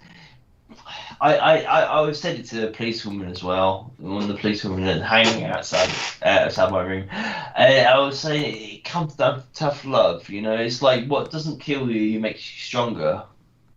Could be. I mean, I'm glad you take it that way. I admit to it, agree to it. I've had a tough life, but you know, at the end of the day, sort of thing, I can say it was him teaching me in a way, you know. Your stepfather, yes. Yeah, tough love sort of thing. Yeah. I'm glad you take it that way. It's the best way to take it, I think. Yes. I think. And and of course, how about any plans for their burial or funeral? My parents. I think it's going to be crematorium. Okay. I think it's going to be cremation. I was talking to my brother about it. Yeah, I think it's going to be cremation. Right. So this is your other brother. He's more sane. No. It's George. My I suppose if you want to say it's my true brother. A true brother. I've got loads of half brothers. You know, right. Descended from the Warrington clan. Right. Yeah, but I was a bit annoyed at my true brother for not saying his surname. His family name is Mills. Right. Because my actual true name is Mills. Right. I'm actually a Mills. Yeah. Okay. I'm just so shocked. I mean, we're all shocked. And obviously, what I want you to know is that I'm going to try and bring you on more regularly, and maybe we can talk about this, especially towards the opening hours of my program. I think that will help. I want to bring you on more to participate more, but for right now, is there anything, James Forsyth, Jojo Mikhailovic, or Peter Moon, all of you, please, if there's anything you can offer? I would like to say, John, Sorry, I'm listening. Yeah. I don't know what you're going through, but you know, if you need anyone to speak to, I'm there. You have my sincere condolences. I can't imagine how difficult this time must be for you. Thanks for that. I am in consultation with the police on this thing. So. Sure. That's some heavy ontological shock. Other spectrums. It's just not a normal situation at all. I mean, like, not just one murder, 2 murders in the same day, and it's like. Even the police people, I've been speaking to police people all this year, basically, and it was all escalating to this point. Yeah, there's a lot of healing needs to be done there, and that's going to take some time in general, listen with yourself. Yeah. That might sound like I'm exaggerating, but I'm not. Right. No. I mean, literally, like every week or every other week, I've been coming back to my house. The police people were here. You know, William did that. But they were here because your brother was getting violent? Yeah. It wasn't just one psychotic episode. It's been episodes every week. I don't understand. Why wasn't he institutionalized? They tend to ignore Hong Kong. I don't understand it. I don't understand it. I don't know why. I understand why that happened. Yeah. I mean, John, I just want to tell you I'm terribly sorry for this tragedy, and I want to bring up the point that your dear parents and your brother are victims to a failed mental health system. Yeah. I know. It's a fucking tragedy. So I'm swearing, but yeah, it's a tragedy, you know. And failed, law enforcement training within the mental health community. Yeah. As a matter of fact, it was so predictable. It was so predictable. It's going to end this way because William Gravel Warrington was on that path. Yeah. Yes. I'm sitting here in like March. I think it's March. Yeah, my fucking door destroyed because police broke into my room because they thought I was being murdered. Right. And this is so unnecessary. Yeah. Because I've been warning everyone about this. Right. By the way, they did fix the door, right? They did. They did. I mean, they repaired the outside of the door, yeah. In terms of your brother, the problem is, of course, that police should not have... Yeah. I'm going to go for a wee. Can I speak to you in like 10 minutes or something? Oh, take your time. As a matter of fact, we'll let you hang up now, but you can pop back in later tonight. And like I said, if Peter's going to be talking... Well, yeah, if you got something desperate you need to speak about, drop back in a few minutes if you need to say something else, and then like I said, it'll be about 7 a.m. in the morning your time. If you happen to be awake before you go to work, do check in with us and we can bring you on. Oh no, I'll never be turning up to work again. Oh, okay. Yeah. So you're gonna have you quit? Fucking twats involved in it. That's what I'm gonna say at this moment. I'm sorry. Could you articulate that? Are you considering not going to work anymore, like quitting? Just going to do the property? No. Where's this speaking of things? No, those people are involved in it. Okay. The people at work are involved in it. Okay. So yeah. Sorry, Doug. I mean, it's like yeah. You think it's like some simple situation? No, it's something that's been going on my whole life. Okay, so if I to understand that you feel that there may be people at work who were involved in provoking your brother. Yes. Got it. Yes. Yeah. And have been provoking him for years or decades. Right. There's people in the house that are involved in the legal system that have been saying the same sort of thing. Right. I see. Okay. It's really, when I might have said it earlier, but people throw out the word tragic. No, it's like something that could be going on my whole life. Yeah, definitely. Jameson Reese feels that this is more like a conspiracy, very cultic. Yeah, long-going conspiracy. I'm gonna go for a wee. I'll speak to you in a bit. Yes, take your time. And but there is more going on than the surface. I mean, the surface. Oh, your brother killed 2 people in the family. Right. There's a lot more going on there. Yeah. All right. So what we'll do is hopefully, at any rate, I actually imagine it may take him a while to get back. We'll find out. But please, Peter, continue. I'm so sorry about that, but he does so much for me. I really needed to talk to him at a time like this. It's just one of those things where I understand, and it's I do have something to say about it, but first I have to be prepared. Did you invite him to come back in 10 minutes? He says he'll be back in 10 minutes. I suspect it's going to take a while longer. He may not come back. If he does, we'll let him talk for a few minutes, and then I'll kind of usher him off, because I do. He won't talk for a few minutes. He'll talk for a long time, because I won't let him. I'll just tell him that he's in an inebriated state. Yeah. And he's I'll just tell him that we need to move on with the program. He'll understand. It's just one of those things where it's not insignificant.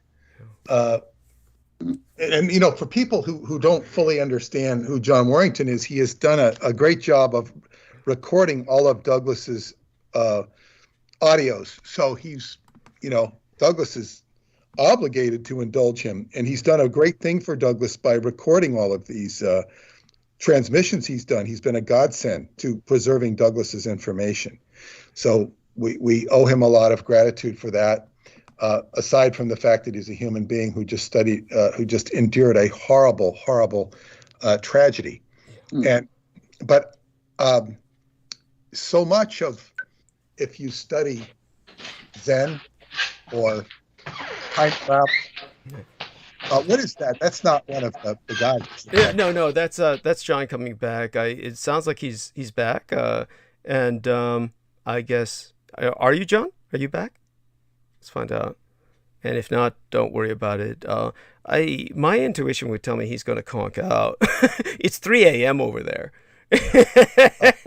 So maybe, I don't know if you could. I mean, if that noise continues, I would ask Jameson to drop him if it continues. Right, and that's what we can do, actually. In about 10 minutes, Jameson. In about 10 minutes, we'll see if he comes back on. And he's not on. Yeah. Oh, he dropped. That was the that was our NSA agent, I think. Okay. So cool. Who is it? There we are. And so that was our NSA agent who was making the other noise. Yes, the other guy. For those of you who think we're all hyper paranoid, understand they're in the past we have heard these people who were not us that get on the call, and there's nothing we can do to knock them off the call. So there are people who get on our call who are not welcome, and then they make noises, they squeak their chairs, they hit the keyboard, and every once in a while they'll say something, but it'll be something stupid like or something like that. But such being said, we'll get back to where we were at. Peter will. I will pick it up from here. But it's just like when the interference comes, as I say, with that noise comes. If I start to speak, the noise comes. I'm going to recognize and acknowledge the interference, because that's what all of this amounts to. Yeah. It's a horrible tragedy. But you see, this is how I'm talking about doing something here that's very important. Yes. I'm talking about accessing time travel through the dream state. Yes. And it's not insignificant that this comes up. It doesn't matter the sequence of events. This is a demonic influence that can easily get into the brother who has problems, and it's just already been brewing. And it just boom, boom, boom, boom, boom, jam. And all of a sudden I'm talking about this, and it just jump. I recognize what it is. It's not a coincidence. And it gives us something to fodder to understand. Yes, it is a great tragedy that has befallen a colleague of ours. Yeah. And of course, we can understand him drinking to try and cope with the horrible situation.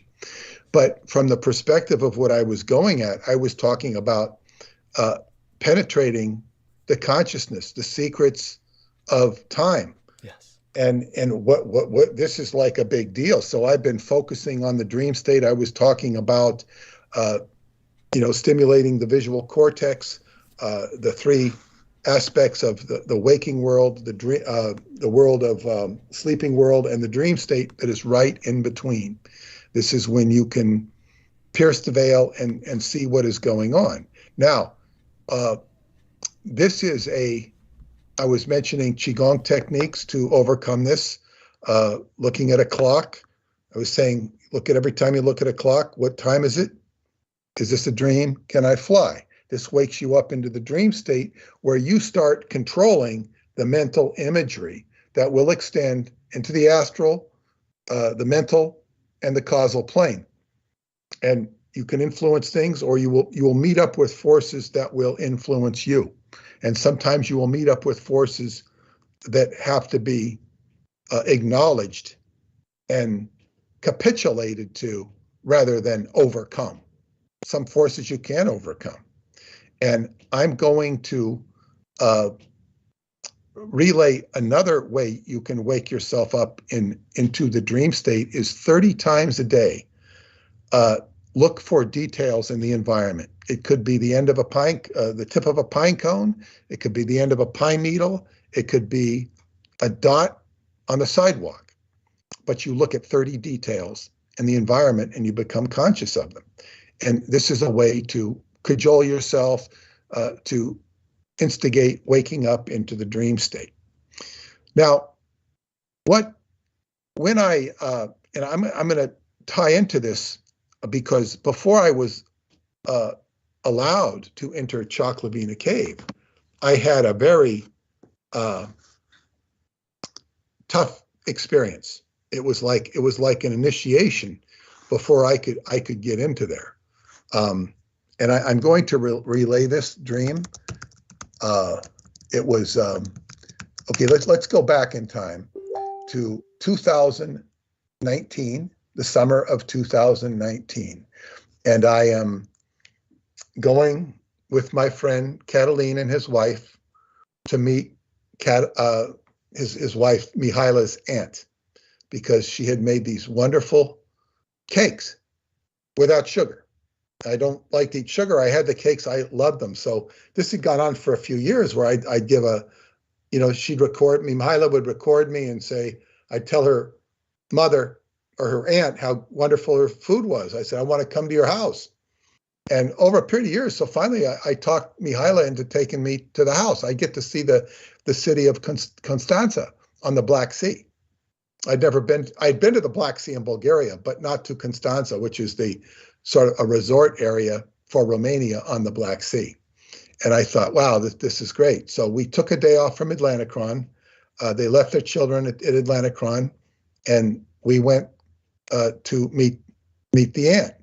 Boy, did she fix us a beautiful Romanian lunch. It was just fantastic. And then she brought out, I think she apologized for not making the same cakes, but these were, she made such multiple things, all sugarless, all incredible. And I taught her a Qigong exercise for her heart. I hope she did it. But in any case, it was having an authentic Romanian experience with an authentic family. And we had nice conversation and whatnot. And then we proceeded to go to a cave. It's about 7 miles from Bulgarian border. And it's a cave that was, it was the ancient city of Tomis, Tomis, which is over a underground city, according to Radu Cinema, called Tomasis. Tomasis, an underground city, which is not in another dimension. It's in this world, in a very unique circumstance of ecology with different flora and fauna than you might find above ground. So that's in Radu Cinema's book, Inside the Earth. So we went to a cave. It was very exciting because we couldn't find a cave. It was right on the GPS, couldn't find it. It's here, but it's not here. So we went down to a body shop or a repair shop. We were it's not a lot of places around. It's kind of open country. And the guy told us, oh yeah, you got to look there and look there. And so we went over a hill and we saw this small entrance to the cave. It was cemented up, you could go in. And we went in, and it's like a whole labyrinth. It's like an extensive labyrinth. You don't dare go in there without a rope or like a thick thread so you can find yourself out. And we went maybe 50 yards, 100 yards into the cave and meditated in darkness. And this was a really neat experience. After a while, you begin to feel the faint presence of the light sneaking through 100 yards. It kind of comes through, but it takes a while before you can see it. And then we proceeded to go to the Black Sea. And I remember buying a dress for Paula. Mihaila helped me pick it out. And we then talked to some guy. We went and waded our feet and we talked to some. I had the nicest talk with this guy. He was like a security guard or something. And we started talking about me and who I was and what I was doing. It was really nice. And then we bought some, I bought them some pizza. I got a pizza for them. And it was just, I was in seventh heaven all of a sudden. I don't know why. It was just, I felt so relaxed. It's like I felt like I was on vacation for the first time in 30 or 40 years. It was so relaxing. And then on the way home, we bought oranges. I wanted to buy oranges real bad. I bought oranges, starving for oranges. And that night, I got so sick, dysentery. It was horrible. And I was having dreams. And here's where the dreams coincided with what amounted to a psychic attack. And I had, it was, the psychic attack, I guess, was, well, first I'll tell the dream. Well, there were a couple of dreams, and actually, there was dreams where this. I'll go over them again. This was before that happened, August 4th. I dream I'm giving a lecture at Atlanticron to exclusively Romanians. And David Anderson sneaks up behind me and whispers, "Tell them it's confidential." He then suggests we gather in a circle where there would be questions and answers. And then an older British man pulled out a very long and round sticks of beef jerky. I was the first to take one, and it tasted really good. As the crowd was not catching on, I invited them to all share the beef jerky. And the man pulled out several more sticks, and I took 2 more. Now, this jerky, of course, jerky is really nice to have if you're hiking or something like this. But this suggested that somebody had a beef with me and that they were a jerk, the beef jerky. That it comes from England suggests that the Enochian calls of John Dee and all of those associations. That was actually, I had that dream before I got to Atlanticron. I was in the hotel. So the issue is coming up with somebody has a beef with me. Then 2 nights later, on August 6th, I dream of an old classmate from grade school. His name is Tim Crabb. Now, get the name, Crabb. Tim Crabb. He was a little guy, freckles, red hair, not an imposing character at all. But his name is Crabb. In the dream, he's very upset, saying I stepped on his toes, and he wants to get a gun and shoot me. I am conciliatory and apologize, but he's still extremely angry. Then a Hispanic man that I know appears and is even more upset at me than Tim. He keeps saying things like, "You don't know what it's like. You weren't there. You don't know what it's like to be a Navajo." Now, this guy's not a Navajo. He's Hispanic from South America. He then talks about his etheric spirit being used to portray himself to others as either an Asian, a Native American, or other ethnicity in order to recruit such people into a program where they can be compromised or killed. In other words, it's about etheric spirits taking over indigenous people and bringing them into a sort of place like Vietnam where they can be, used in an MK Ultra project. And he's horrified by what he's done to others and is suffering from far too much post-traumatic stress disorder to be rational. So it's like I'm penetrating this area where I'm, somebody's getting upset because I'm stirring up the pot. And this is what the dreams are telling me. First, it's somebody's got a beef with me. David Anderson's telling me to keep it confidential. In other words, don't put all your cards on the table because it's pissing people off. This is why he's so secret, or one of the reasons he's so secret. Then this dream, the next dream is right after I had this experience at the Black Sea, ate all these oranges. The oranges could have made me sick because of the natural immunities that I do not have in Romania, being that the water and whatnot. I don't know that it was the oranges. I'm in a large indoor lounge with a bar, and I see my best friend from childhood, the one who passed away last June. He's busy talking to someone, and I'm waiting around for him, but we never make contact. Eventually, I see an exit and walk out the back door. As I exit, I'm followed by a round Chinese man who puts out his hand. He has completely rejected my body language. And it's only after he retreats inside that I realize he was trying to mug me for my wallet. He's asking for my wallet, and I just reject him with my body language. And then this is followed by an Asian matriarch coming extremely close to me, virtually pinning me down and asking me if I have done any illegal acts. I tell her no, but she persists. Like she's right on top of my chest, like boom, boom, boom, boom, boom.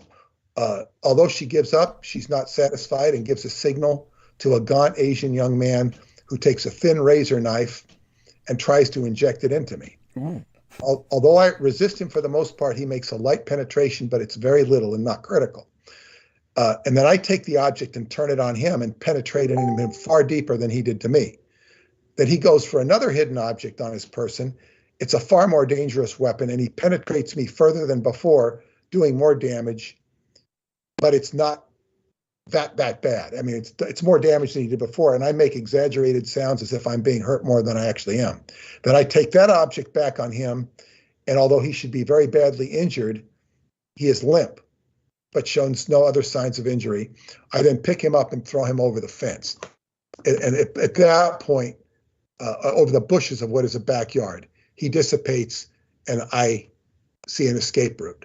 Now that dream was very unpleasant, but I succeeded. I persisted in the dream, and I overcame whatever astral forces were besieging me. So I wake up, and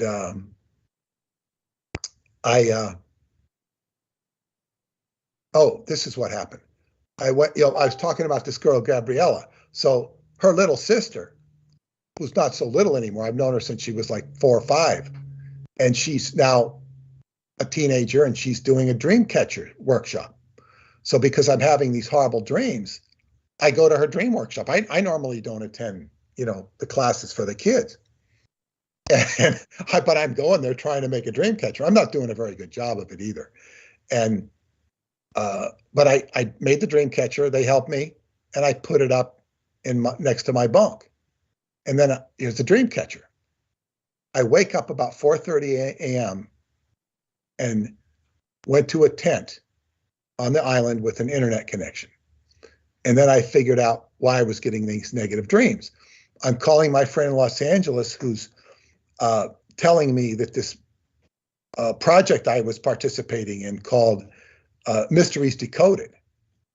And the producer of the show had given him a terse message telling him that he's no longer working for the company and that this is to be the last communication on the subject.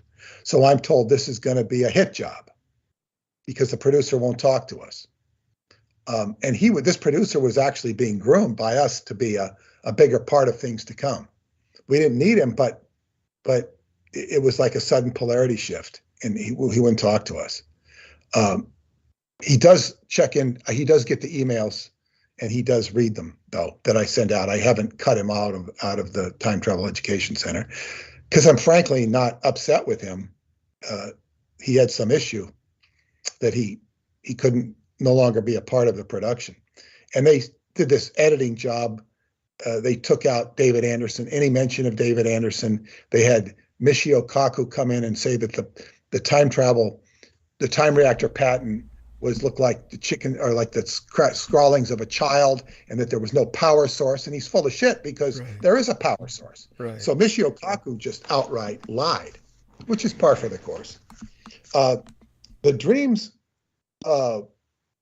we're referring to the fact that the information I release offends the mind of those in power. And this is all reinforced by the PTSD inflicted upon society. The Asian faction represents, in my dream, aliens going after my wallet. When I dream of foreigners, it's often aliens, or whatever we want to call aliens. It doesn't mean they come from outer space, but we're going to get more into what these aliens represent as we go on. And they're trying to prove me a criminal, all the time ignoring and minimizing what I brought to the table with all of this stuff. So these are active enemies coming through. You know, we can say they're on the astral plane or whatever they're from. So all of this is a precursor. I end up very ill with dysentery, and it's very unpleasant because I have to walk up a ladder, and then I have to go, that's just to get on the deck of the boat that I'm speaking on. Then I have to walk up another ladder and switch boats, go across the top of a boat, go down another ladder, and then go back indoors and walk all the way back to the other end of the boat. And this is in real life, not in a dream, right? This is real life. Just so I can use the restroom. And it's not that's a nightmare. That's not real life. That's a nightmare. Yeah, and it's like I've got these, I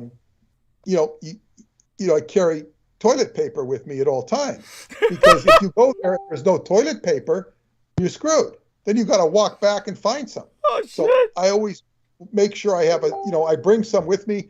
I make sure. I mean, I fell in love with this woman once. She was in charge of the boat, and somebody says, "This is Peter Moon. You're supposed to take care of Peter Moon." And then I called her the goddess of the teepee because she'd always make sure I had toilet paper. She was an incredible woman, actually. And her daughter had time travel issues. That was a whole trip. So anyway, that was the year before. But this time, I'm well armed, and I'm like, I have to go there several times a night because I have dysentery. And so anyway, very uncomfortable. So I go, it's about 4:30, and I find this tent with the internet. And for the first time since I've been there, I'm able to communicate with my friend in Los Angeles. And oh God, and he starts telling me, oh yeah, this is what happened. Blah, blah, blah, blah, blah. This is going to be a hit job on you. It wasn't that bad, actually. It was dishonorable what they did. But the show didn't do anything. It just kind of died in the garbage can. It didn't, nothing happened. It was abortive. It wasn't horrible. But it didn't go as far as it could have, and it just wasn't done right. So they do this good cop, bad cop sort of thing, which is really a stupid way to do a show. It's not a good way to do a show. And they meanwhile, they're ignoring the real truth of the whole story. So, it was just very poor, ignoring the subject at hand. So anyway, this was all a precursor to me going and actually entering the cave. And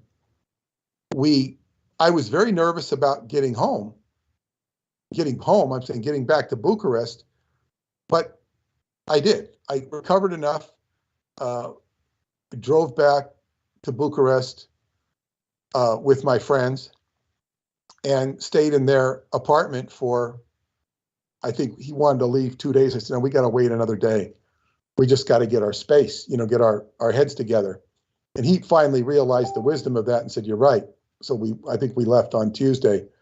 We got back, left on a Sunday. We spent an extra day. And then he got me, he's a doctor. But he got me something over the counter to suppress the sphincter muscles. So, it was very good, that way. And I had his bathroom right next to my room. So, I was all set, but I was not feeling good. And when we drove up to this is just to get you, and Jojo, if you come, and I don't know that we go this way when we go, but there's two ways to get up to Transylvania. One is you go straight up through the mountains, and that's, I don't know, it's intense. The more scenic way, I think, that's scenic, but you go up from Bucharest to Sinaia, a city that's a mountain retreat. It's called the Gateway to Transylvania, although it's not in Transylvania. From there, just a little bit north is Bușteni, where you can take a tram to the Sphinx. You can also go through Sinaia, through Peles Castle, and then go up a mountain road about 45 minutes and go the back way to the Sphinx, which is a neat thing to do. But the Sphinx is not on the road to Transylvania. I mean, you have to digress. So from Bușteni, you go up to Brasov. Brasov is the border. It's in Transylvania. It's where the Bronze Castle is, which they like to call Dracula's castle, which is not his castle. There's a very beautiful spot called Szynkaveke, which is just, it's a grove.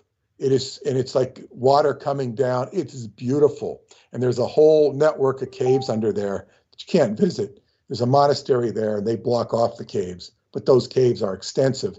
And that's where the ancient Dacians would go from Transylvania on their way to the Sphinx. They'd come down and spend time at this sacred grove. It's just magnificent. Despite the Orthodox memorabilia that's flung about in the gift shops and all that. But it's kind of removed. It's neat. So, and then from there you take about 2 hours to Sibiu. That's where Hermann Oberth, the famous rocket scientist, used to teach and live. It's the German part. Beautiful city, Paula's favorite city, Sibiu. That's where we would buy the wetsuits, if we're going to buy the wetsuits in Carrefour, a big store. And then you drive another couple hours up to where the Valley of the Golden Thrones is. So or you can go straight through the mountains. Now we're going straight through the mountains, might be theoretically quicker. And you stop on the side of the road, and there's one of the staple pieces of food and one of Paula's favorite foods, and I can eat it. I like it. It's called meech. And meech is a combination of beef and pork. It can have other meats in it, but it's typically beef and pork. And it's kind of melded together and cooked. It looks like a little sausage. And you eat it with bread and mustard. It can be very good. Or you can just eat it. And so they have this, just like instead of like what you call a bunch of fast food places, they've got like all these, you're on a mountain road, you stop by the side of the road, you got to park way down where all these people are there, and there's one meech place after another. And they're basically making meech. Maybe there's some other things you can order, but that's basically what it is. So we stopped there, and I was able to eat one. I couldn't eat more than that.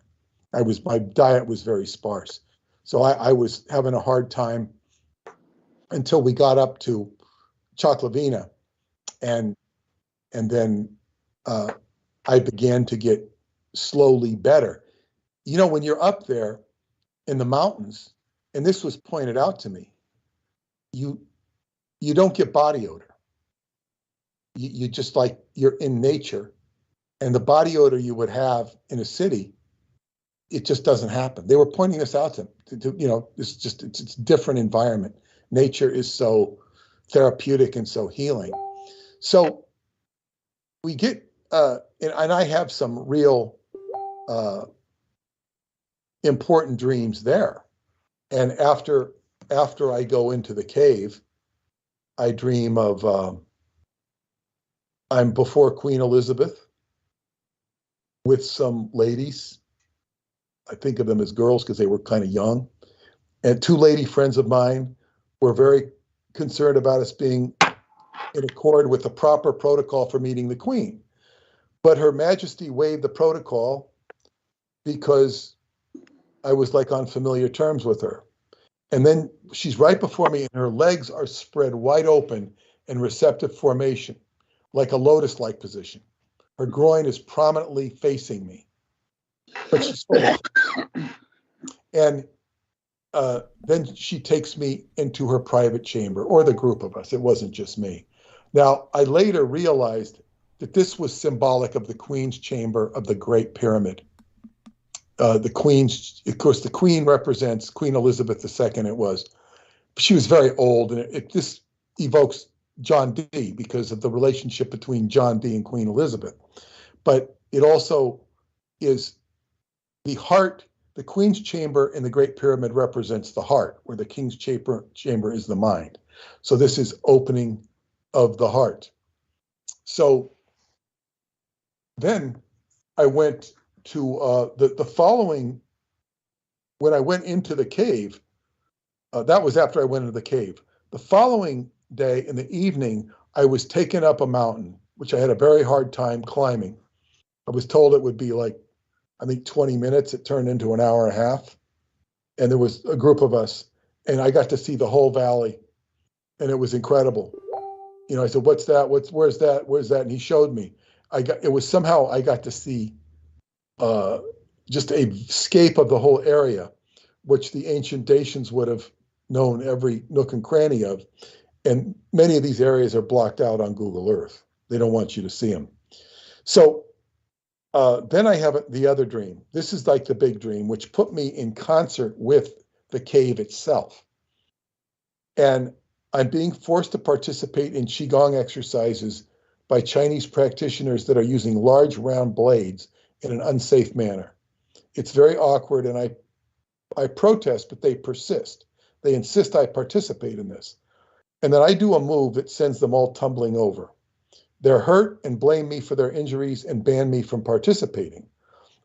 Although I try to be nice and reconcile, they refuse. Realizing they are embarrassed, I say to myself, oh, well, I don't need them anyway. I don't know what the hell this was about, but it was just saying that whatever my astral protection was, they didn't like, and they weren't going to, I wasn't playing their game. Then I'm in an underground chamber, Egyptian chamber, and holding the staff of Ra, much like in the Indiana Jones movie. And as the light ray erupts through the crystal at the head of the staff, it beams to a spot in the ground. The people I am with start rating the elaborate decor of the chamber. I admonish them and state that we do not yet have the exact time to determine the location and meaning of the light beam. This is very important. I'm telling them we don't have the exact time to determine the location and meaning of the light beam. They don't care, and I end up escaping from a ruffian who is trying to get behind me so that he can stab me. I avoid him and eventually escape into a very complex schoolhouse where he can never find me. Inside, I find a scout who is similarly pursued and tell him that the ruffian can never find him. So we escape into this schoolhouse. Now, this light beam that I say, I want to find the location and meaning of the light beam. Of course, the ruffians are symbolic of Freemasonry, where there's three ruffians that try to kill Hiram Abiff because he won't, they do kill him because he won't give them the secret for the temple, which is Shin in Freemasonry. And the three ruffians represent superstition, fear, and what's the other one? Superstition, fear, and I want to say greed, but it's not greed. I just don't remember the third one. But they're of ignorance, superstition, and fear. Ignorance, superstition, and fear. These are the three barriers to the secret word.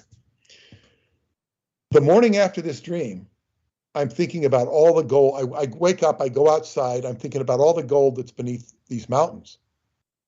And I mentioned to the scout camp owner, I run something and I said, I have two empathic friends, one of which is my friend John I've mentioned, that nearly fainted after being in the basement of a museum in Bucharest where there was a lot of gold from this area on display. And as if he's responding to my dream of the beam of light, he mentions that there are stories of what he referred to as an oriflame around Chocolate Bean Cave that will erupt from the ground and go into the sky. It's a local mystery, and it is thought to emanate from the subterranean gold. He said that we could visit his neighbor, Mr. Belusha, and he could tell me about it. Now, Mr. Belusha I had met the year before, and he lives down the road. Now, Mr. Belusha,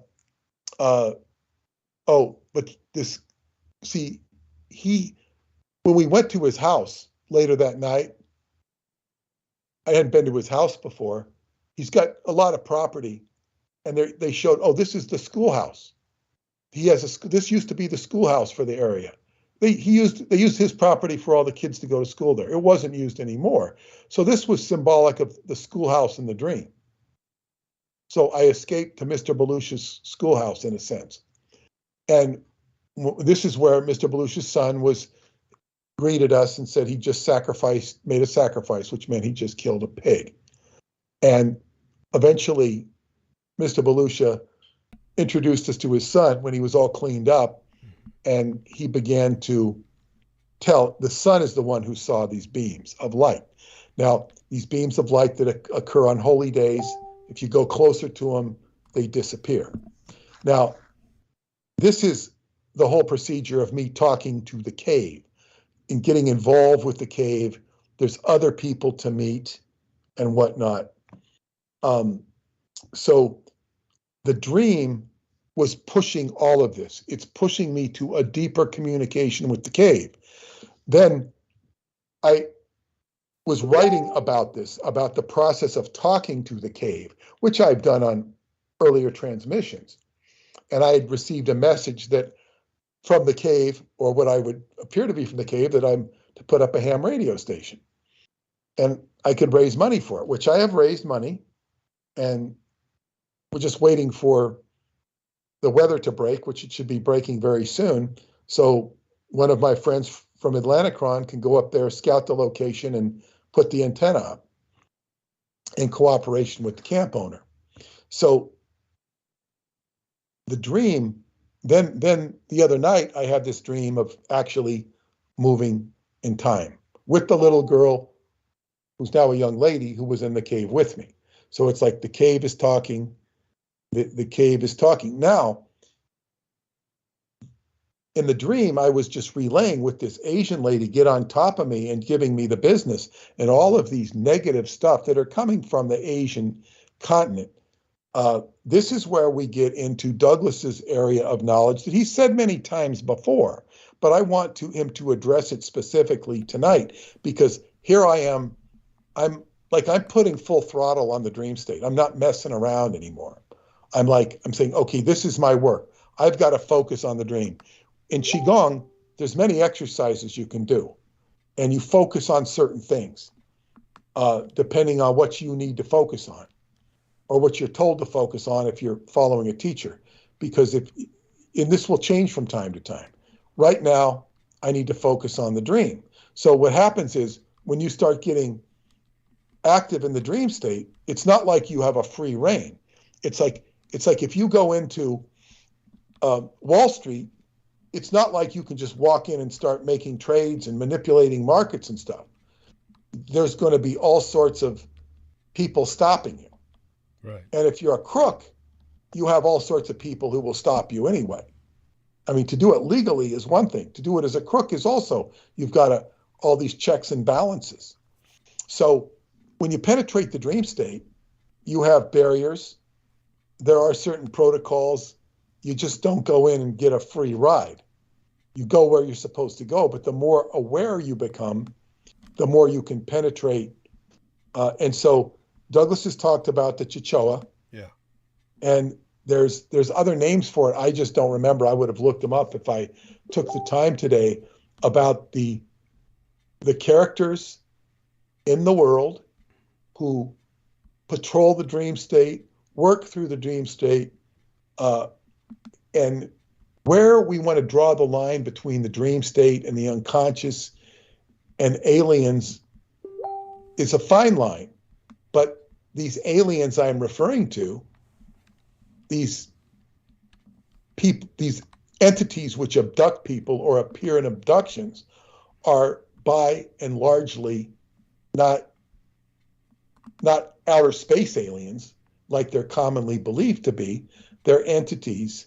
And I think, Douglas, if you could now address this, Sure. and also if you could, as you address it, tailor it to myself and what I'm dealing with and how to best deal with it. So over to you now, Douglas, unless Jojo wants to comment right now. Oh, by all means, Jojo, by all means, I want you to share with us your impressions, everything else. Come on. I'm very appreciative of the opportunity, but I'm very, I want to keep the momentum going, so I would appreciate Douglas to go. Oh, honey. You know.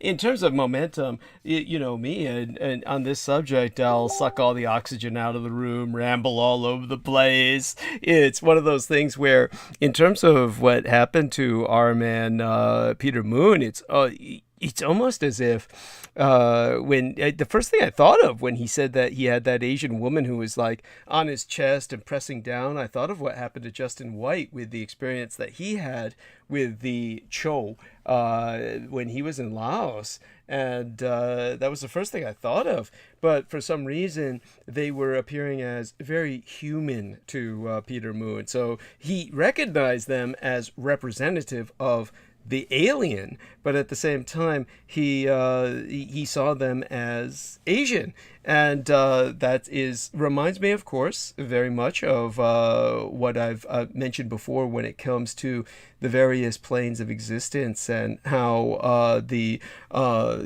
plane just above ours, Asia, is often referred to the inhabitants thereof as ASEAN, and this, of course, is the word that was originally applied to Asia Minor, which was there were less shadows, or the shadows were not as long as you got closer to the equator as they were from north, where the Greeks came from, and so that's where we kind of got that term from, more of the land without shadows, or the shadows get shorter as you get towards deeper south. And so when it came to be applied to the whole continent, as the Westerners discovered more of the world around them, then you had this feeling of alienness about that. But what happened is also many people who are exploring the other realms, such as Asia, when you're thinking in these Kabbalistic terms, then many things start to be perceived as very Asian.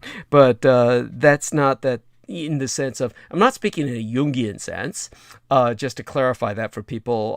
Carl Gustav Jung was kind of participating in the Nazi psyops against the Americans by writing books about UFOs, where he was trying to tell Americans that the reason they were seeing these UFOs was because of all of their repressed guilt from all the evil they did in the world. It's not that Carl Gustav Jung was wrong in calling the Americans out, but he was definitely participating in a psyop because he was covering for the reality, of course, of actual craft that were being used by the Thousand Year Reich-In-Exile. Of course, before we get too deep into that, back to Peter and what he was dealing with, I'd say that there was some influence here, yeah, definitely from the Cho. But in terms of the history that I could provide on the Cho, I'm not quite sure how it would necessarily go personally to him. I could go over different aspects of the Cho. Let's Peter, just say this. Go ahead. I might be able to add some insight here. Please. Peter, you are being initiated into something. They will probably do this to you repeatedly every night. What you're going to start to do is just send anger towards them. They're not happening now. This goes back years. He's talking about a long time ago. Yeah, not that long.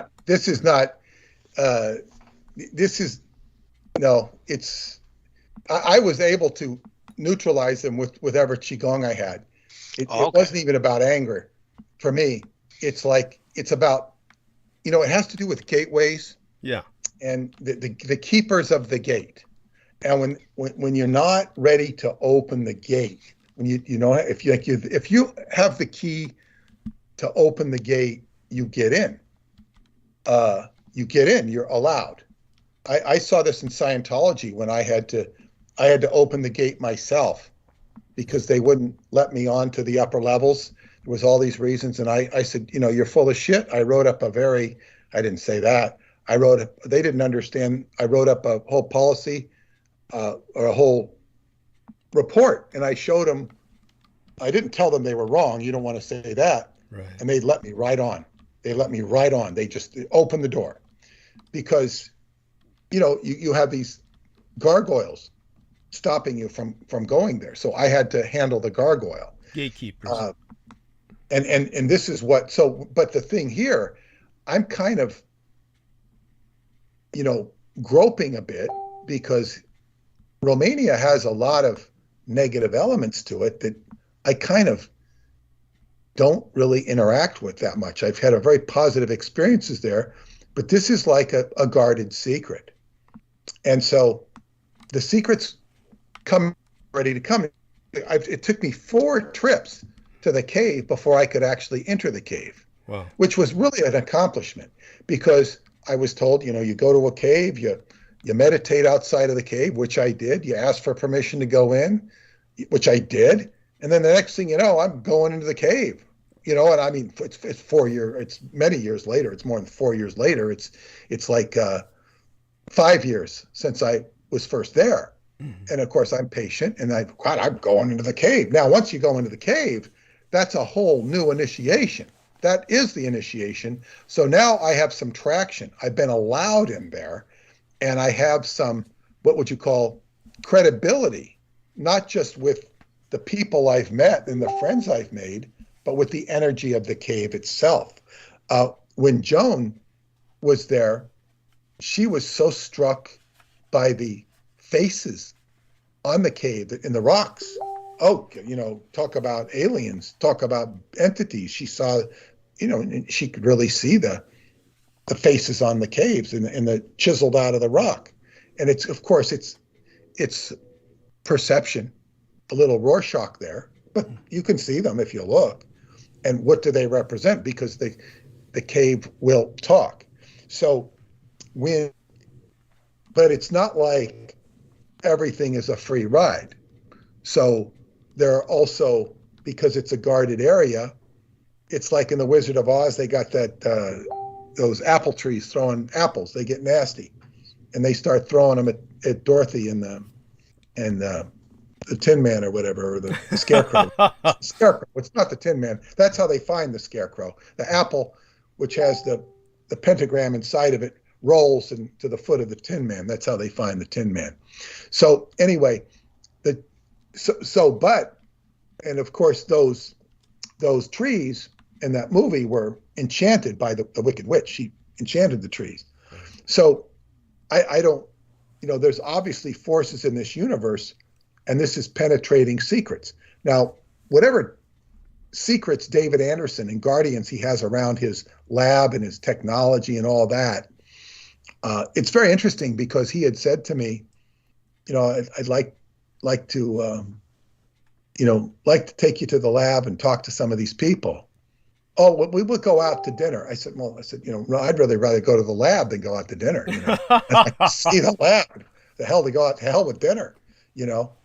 And you know, he kind of casually says, well, yeah, that can be arranged, you know. And then I spoke to him last time. It was a public forum. I said, well, you said that I'd be able to see the lab someday. When might that be? He says, well, that day's getting closer. It's getting closer. And of course, it's been quite a few years since then. But he's very casual. So, like, when I'm ready to walk into that lab, I'll walk into it. But this is different. This is the cave. And to me, this is more important because this is like the real energy. This is like the indigenous energies of the inner earth. So it's like these dream stalkers, if you will, are just kind of like what's jammed inside of my own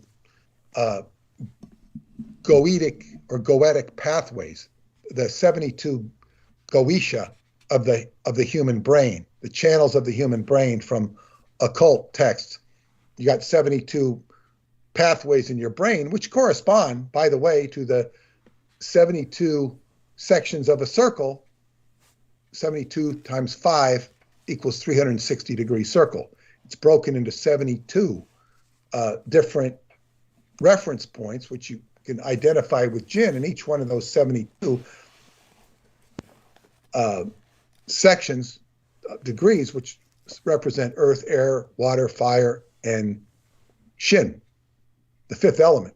Mm-hmm. So you have all of these pathways in the mind that, when fully activated, make you a fully activated crystal skull, if you will, however you want to term it. This is what you're kind of trying to aspire to in trying to recover, I guess, what you call a total or a cosmic consciousness. So you're going to have all of these. It's like cleaning out stuff in the intestines. It's like cleaning stuff in the brain.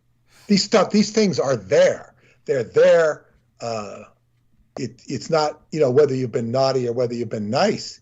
Maybe if you've been nice, you'll be able to tackle them. But you're dredging these things up because they're just dormant things there that it's part of the human state. So, but as I say, there's a name for these. What's the name for it? It's Night Stalkers.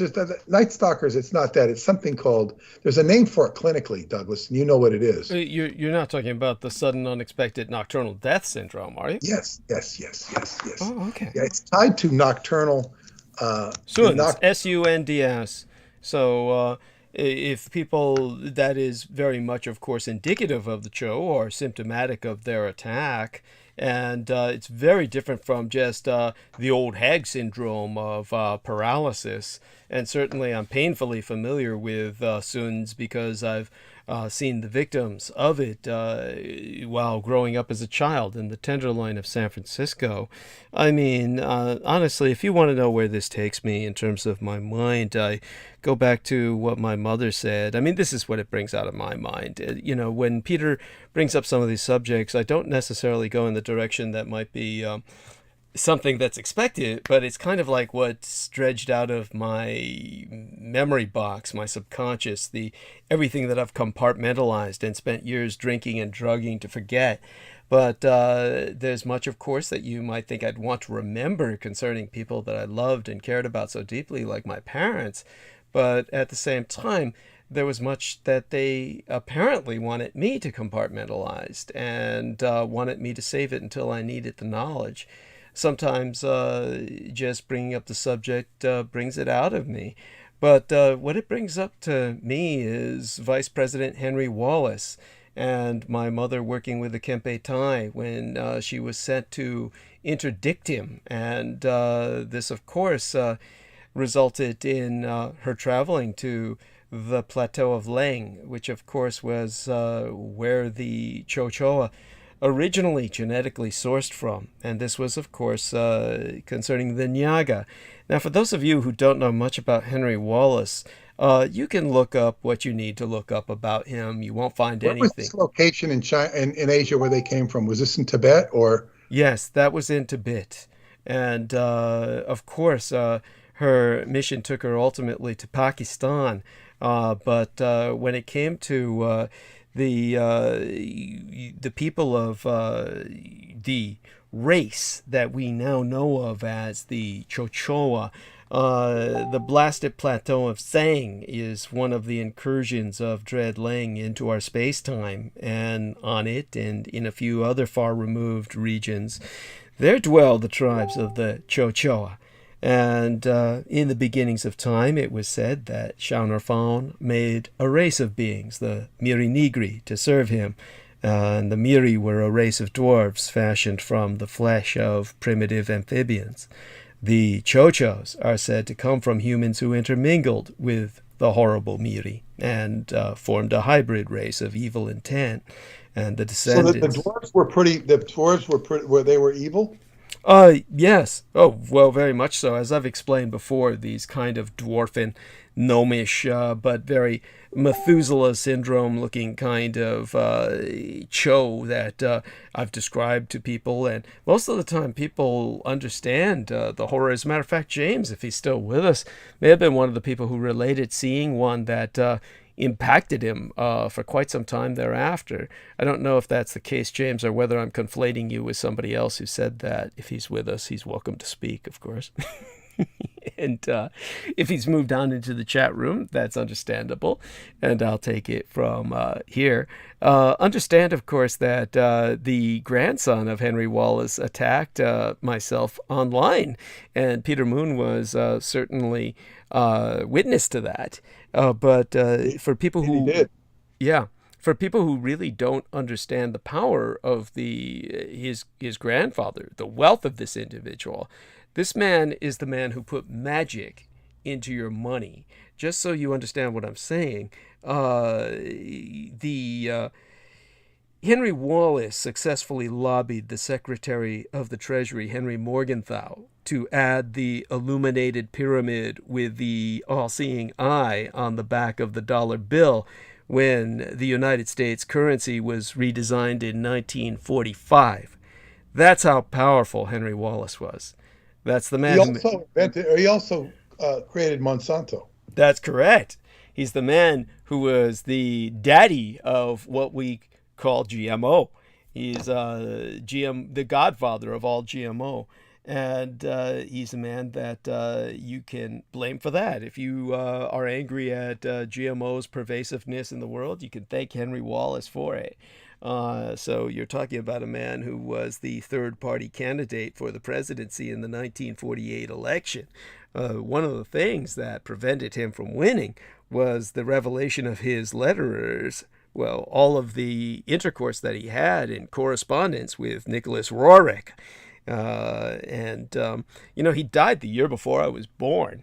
And so we're talking about an individual that I could go on and on, but he was just one evil son of a bitch. And he was incredibly wealthy, yet a fanatical proponent of communism. So just the worst of all worlds. The kind of man who wants to bring collectivization to you while keeping all of the... He wants everyone to go to collective so he can have all the money to himself. That's basically what we're talking about. But when it came to... the Nyaga, and of course his reason to participate aside from the murder of the Christ child in Mongolia. So for those of you who don't know, there was a golden child that was born in Outer Mongolia that Franklin Delano Roosevelt personally dispatched Henry Wallace along with an entire force of troops to murder.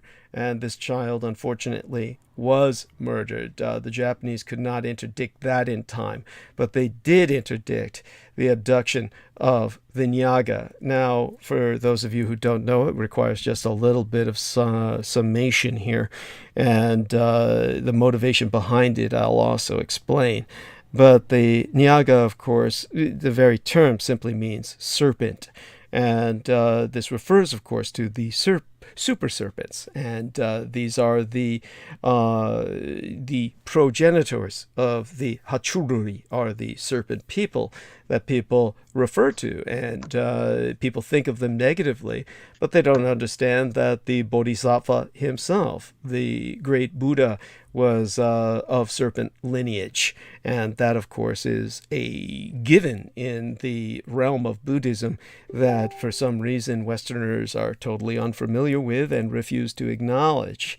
But a Nyaga would appear very much like any other serpent, except extremely large, sharing many of the markings and the physiology of the cobra. So we're talking about approximately 8 meters in length, and since a meter is about 3 feet, then we're talking about a very large snake, so to speak, but very thick And of course, it is something that doesn't have a human face, but rather has a kind of pattern that forms a kind of human face in it, kind of like the rocks that Peter Moon was talking about, where you stare at them, you see faces in them. This is not something that you project, however. It is certainly a pattern that is very much like a distinctive markings that you would have on animals that are trying to emulate other animals. There are butterflies whose wings make them look like serpents, and that's to scare off predators.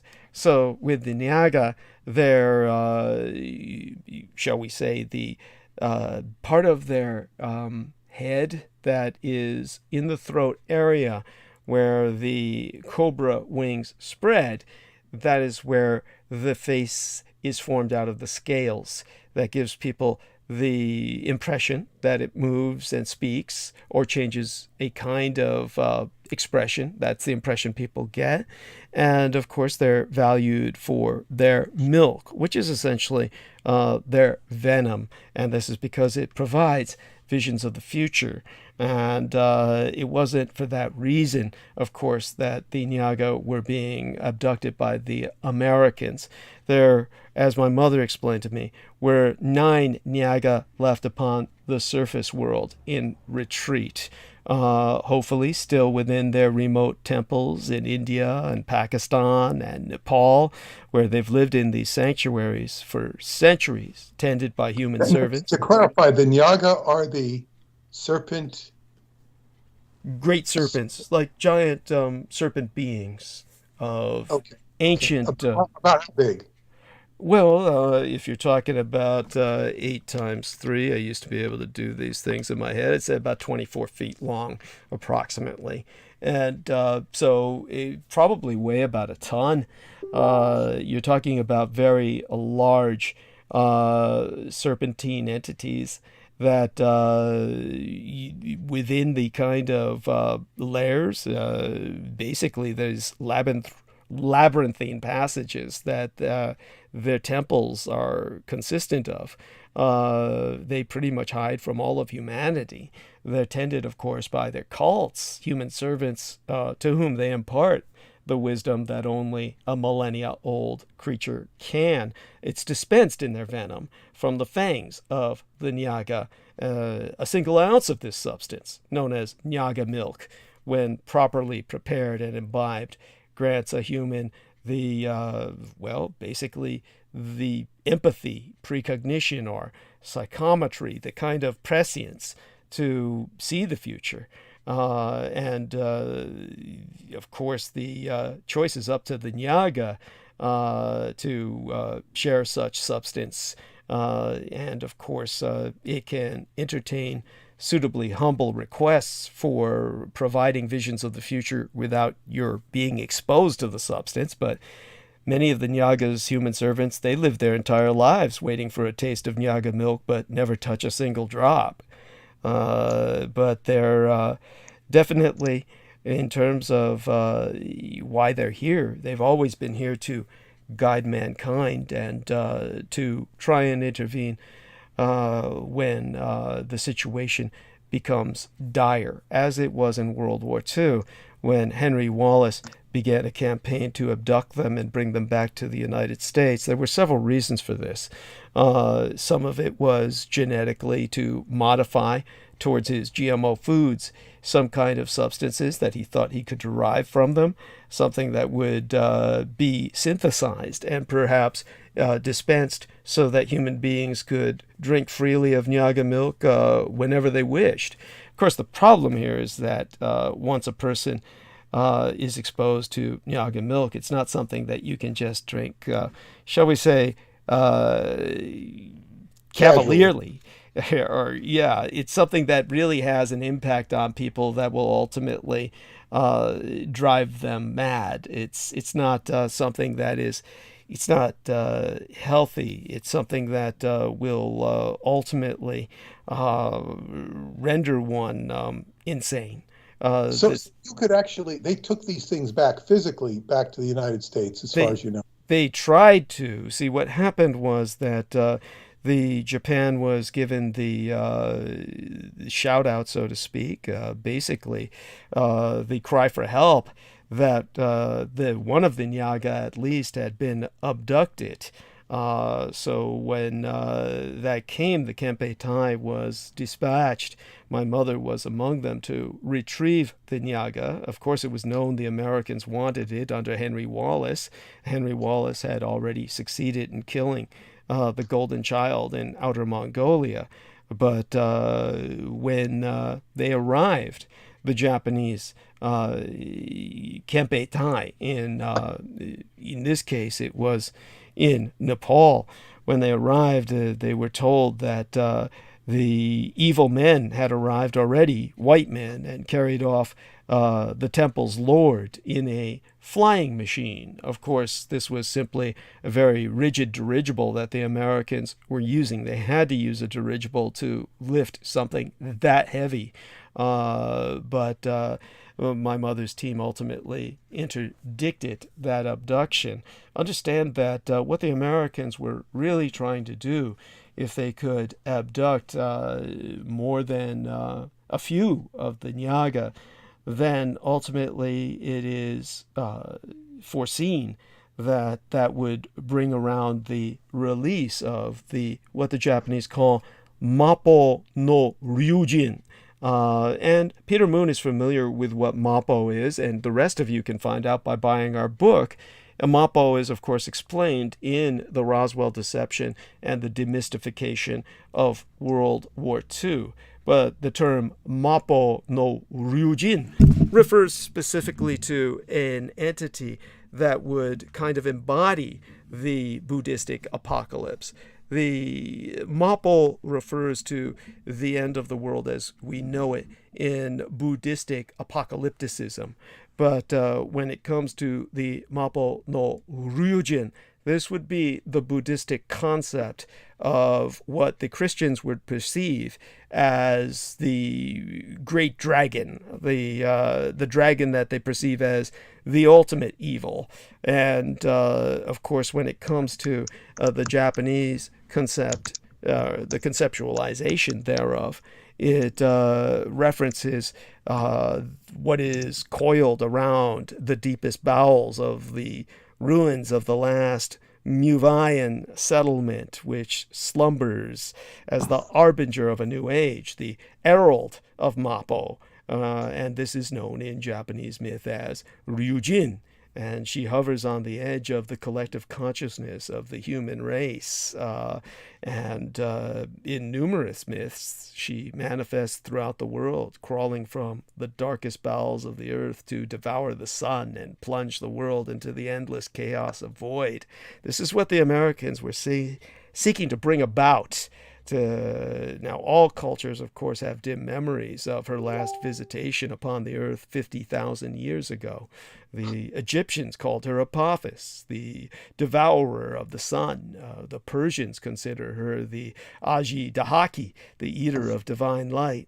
The feathered serpent, Quetzalcoatl in Aztec lore, or Nidog, who gnaws at the roots of Yggdrasil, the world tree, the horror Typhon in Greek myth, or the Leviathan of Revelation, chapter 16, verse 3.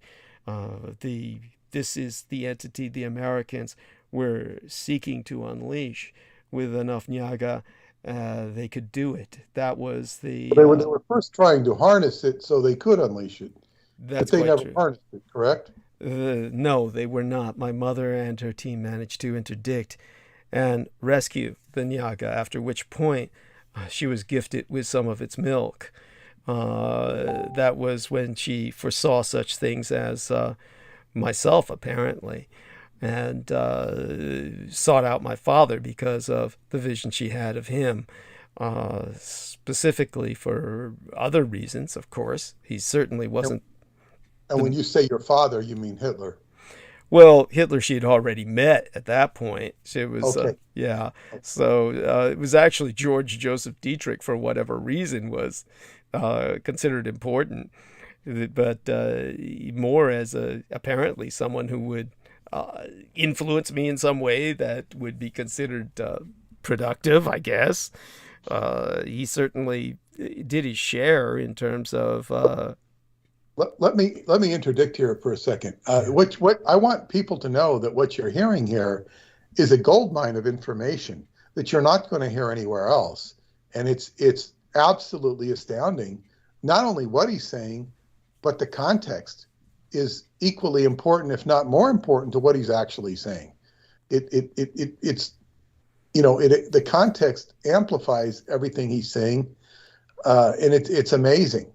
What we're talking about here is, thank you so much, because when I think back to the dream I had with the entity I figured to be your mother, this all makes sense, because I'm on the outskirts, the horizon of humanity with all the work I've done. So I fit more in the context of all you're talking about, certainly, than I do with Biden or Trump or the Q crowd or whatever it is, or the anti-Q crowd, whatever. Yeah. It's like this is really substantial, because here we're dealing with the consciousness of the planet, and these Nyaga are part of the consciousness of the planet. Yes. And it's not about judging them as evil or good. They are the consciousness. And they awarded his mother with the gift of prophecy. She's a functionary for so many ancient entities that Hirohito recognized. And all these entities that Hirohito and people of, not just Hirohito, but all these Asian ancient critters, for lack of a better word, are entities, consciousness. This stuff it's not something that is, I guess what you'd say, teddy bear friendly to human beings, because it's not a teddy bear. It's something else. It's the raw consciousness of life and earth, and the mammalian, develops into this sort of cuddly, warm thing that is nice and wonderful. It's part of what humanity is. And I know your mother's life would have been, and your life would have been better if there was more, teddy bears around you, teddy bear type energy, mammalian, if you could have been afforded a lot more love and kindness, both of you. Yes. Yes. And it's like, and I but it's like the knowledge comes with a price. All the knowledge that you and your mother carry, it's come with a price. Does it have to come with a price? Well, maybe not, but it certainly did. And it often does.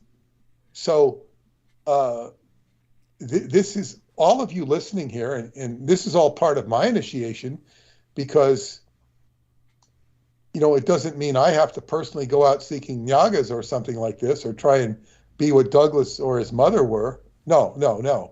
It's like, but boy, this is part of the secrets of, of Tibet and whatnot. And it's very penetrating. It's very enlightening. How it specifically ties to what I'm talking about. It basically teaches me to be conscious of these entities, respectful and regarding, and it enables me to proceed accordingly. Like if you want to know where the tough guys are on the block, it's good to know where they are. And if you acknowledge them and they acknowledge you, you're halfway home. Yes. You're halfway home just by them knowing who you are and you knowing who they are. And you develop a mutual a recognition. Yes. If not a respect. And these are the gateways to the consciousness of the inner earth, because, you don't need, just like you don't need jerks running into the White House. They don't belong there. All they're going to do is create chaos. like all that happened on January 6th. They didn't get the White House, but I mean, all of this random energy, it's not productive. It sends a message, but it's not productive, and it backfired on all the people that went in there. It really did a lot of. They paid a big price for going into the Congress, and so it's like, you know, if you go into these places, you're going to be dealt with. You know, they're not going to let the gates open like they did on January 6th. That's not going to happen. So, you know, for all of you listening, this is a part of your own initiation. For those who are interested, be aware of these entities, learn more about them. It would behoove me to go back and transcribe a lot of what's been said here, because he said it in the context. There's a few terms there I could probably use clarification on. I know I could use clarification on. So this is and this is all tied to the inner earth, everything he's talking about. These Tibetan Nyagas. Yes. It's also reminiscent of the sandworms of Dune, although it's very different, but it's reminiscent of that, because the sandworms in Dune emitted a spice, and the spice was what the guild used to navigate the spaceships, because they could go into other dimensions and navigate the spaceship from one area to another. So the spice was key, but it gave a sort of third eye consciousness. And by the way, this venom he's talking about is directly related to the dream state. Yes. Because this is the state of, you know, prophetic visions. It's very related to the dream state. If you can activate your dream state, you can muster up forces and see what's going on. And if you've known people, let's say I have acquired many friends in my career that are like James Forsyth. They've been dead, or they've touched the dead, and they've developed paranormal sensitivities by reason of having died. And this gives them a certain concert with forces and energy that they would not otherwise be in concert with. And this is similar but different to what Jojo and I will be engaging in Shasta. Right. Because you have people that are tied into that consciousness. Some of them might be near-deathers, some of them might not be, but nevertheless, they're tied into that consciousness, and this is penetrating this realm. They recognize Shasta as a conduit to the inner earth and to the galaxy, which would mean the black sun inside of the galaxy. So this is it's very profound. It's very enlightening. It's very initiatory.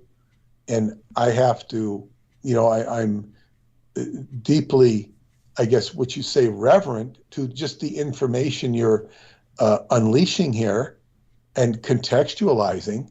It's not kind of the direction I was going in, but it's a better direction, because, you know, the nightmarish elements of the Chichoa or these entities that come through your dream, they're going to stir you up. They're going to stop you, but they do appear as a part of the, you know, accoutrements that come with traveling the path.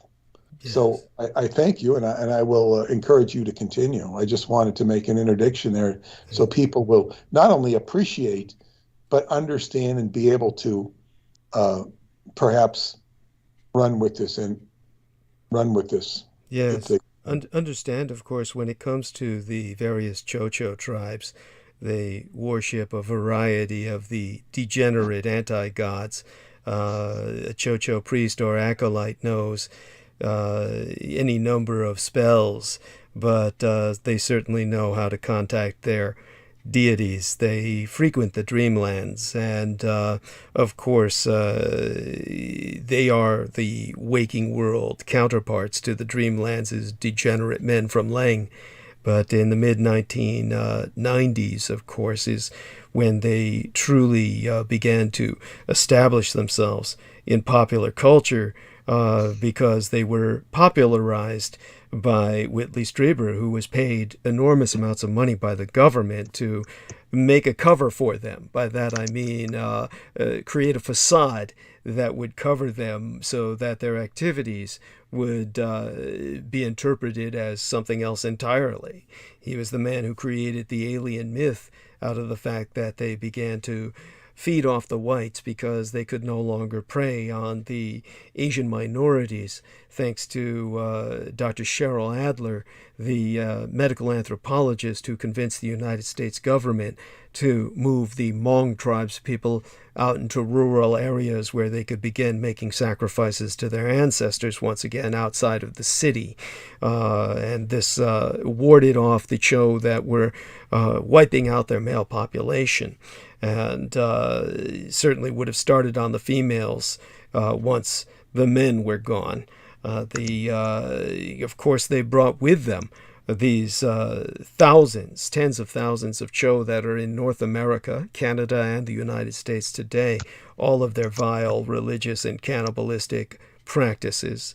Of course, they've formed their own triad-like criminal organizations, mixing their dark cult practices with organized crime, and they've spread the chaos of their masters, the old ones, ever since. But I'm getting questions asking about the nature of the Nyaga, and of course the kinds of the nature, of course, of the greater danger that the Americans were trying to rouse from its slumber based on the abduction of the Nyaga. So understand that the Nyaga found themselves trapped on the surface world, the 9 that have remained for many thousands of years, living as gods in isolated temples, all but forgotten by modern civilization. But when it comes to their vast wisdom and their formerly legions of worshippers, despite all that, they've never been particularly well disposed towards human beings. They find our species, or your species, because I can't truly count myself as one of you, but they find your species savage and ruthless, and feel that only through several lifetimes of prayer and meditation can humans ever begin to truly understand the lessons the Nyaga teach them. And consequently, the Nyaga do not react favorably to humans who are not part of their temple. And a Nyaga accosted in its sanctum will automatically assume that the strange humans wish it harm and react, of course, first by trying to separate the intruders and then dispatch them one at a time. But this would usually be done via its telepathic powers of suggestion, luring the interlopers further into the maze that would be the stone that their temple would be constructed of, and waiting for one to be alone. And when the opportunity would arise, the Nyaga would paralyze the target simply by its stare and enwrap and constrict it. By the time the victim would be able to react, it would be too late to escape the coils.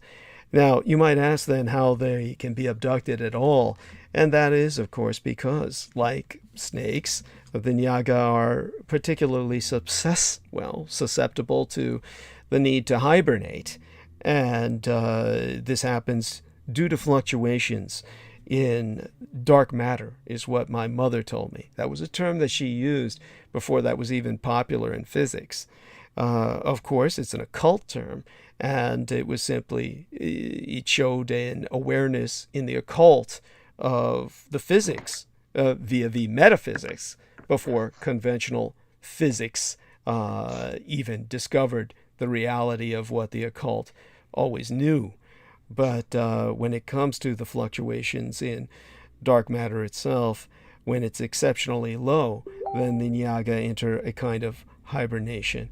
and their sleep can last for centuries, during which time the followers wait faithfully for their reawakening of what they consider their divine masters. But when a Nyaga first awakes, it sheds its old skin, and that's a process that requires several days. And during that time, and for approximately a 14 nit or 14 nights thereafter, the Nyaga is particularly vulnerable, having effectively no armor and only half its usual strength.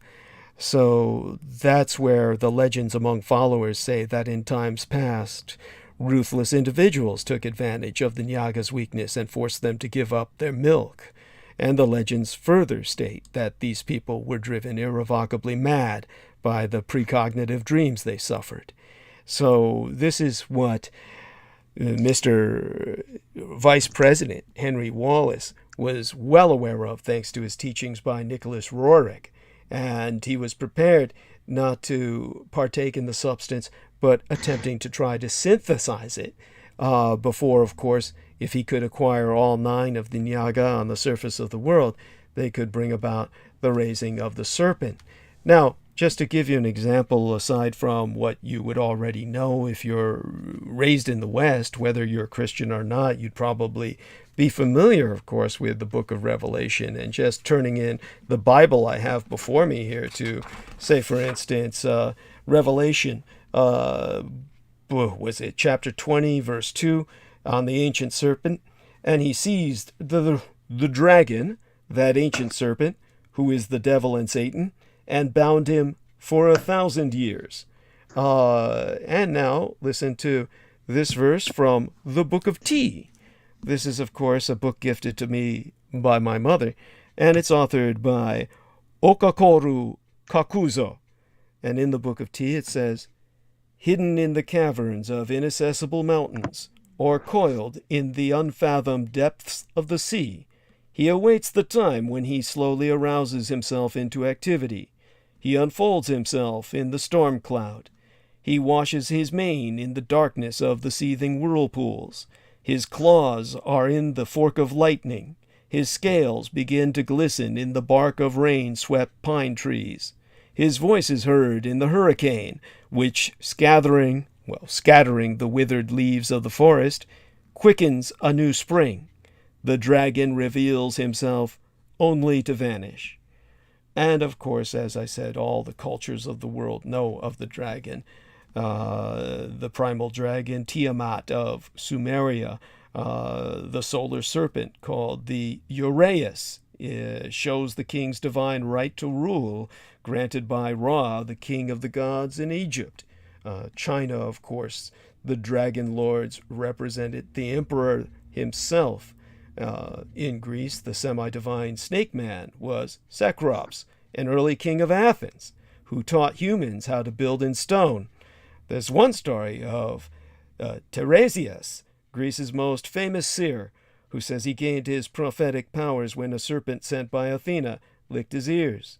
The serpent led the healer god Asclepius to a magic herb. On the other hand, evil giants like Typhon have serpents for legs. In India, of course, is where we truly learned of the Nyaga, but it was the Semites who brought forth the concept of the Nyaga as the embodiment of evil, whereas in Central America, the Aztec Quetzalcoatl and the Mayan Kukulkan taught the civilized arts to man when they ruled as wise and good kings.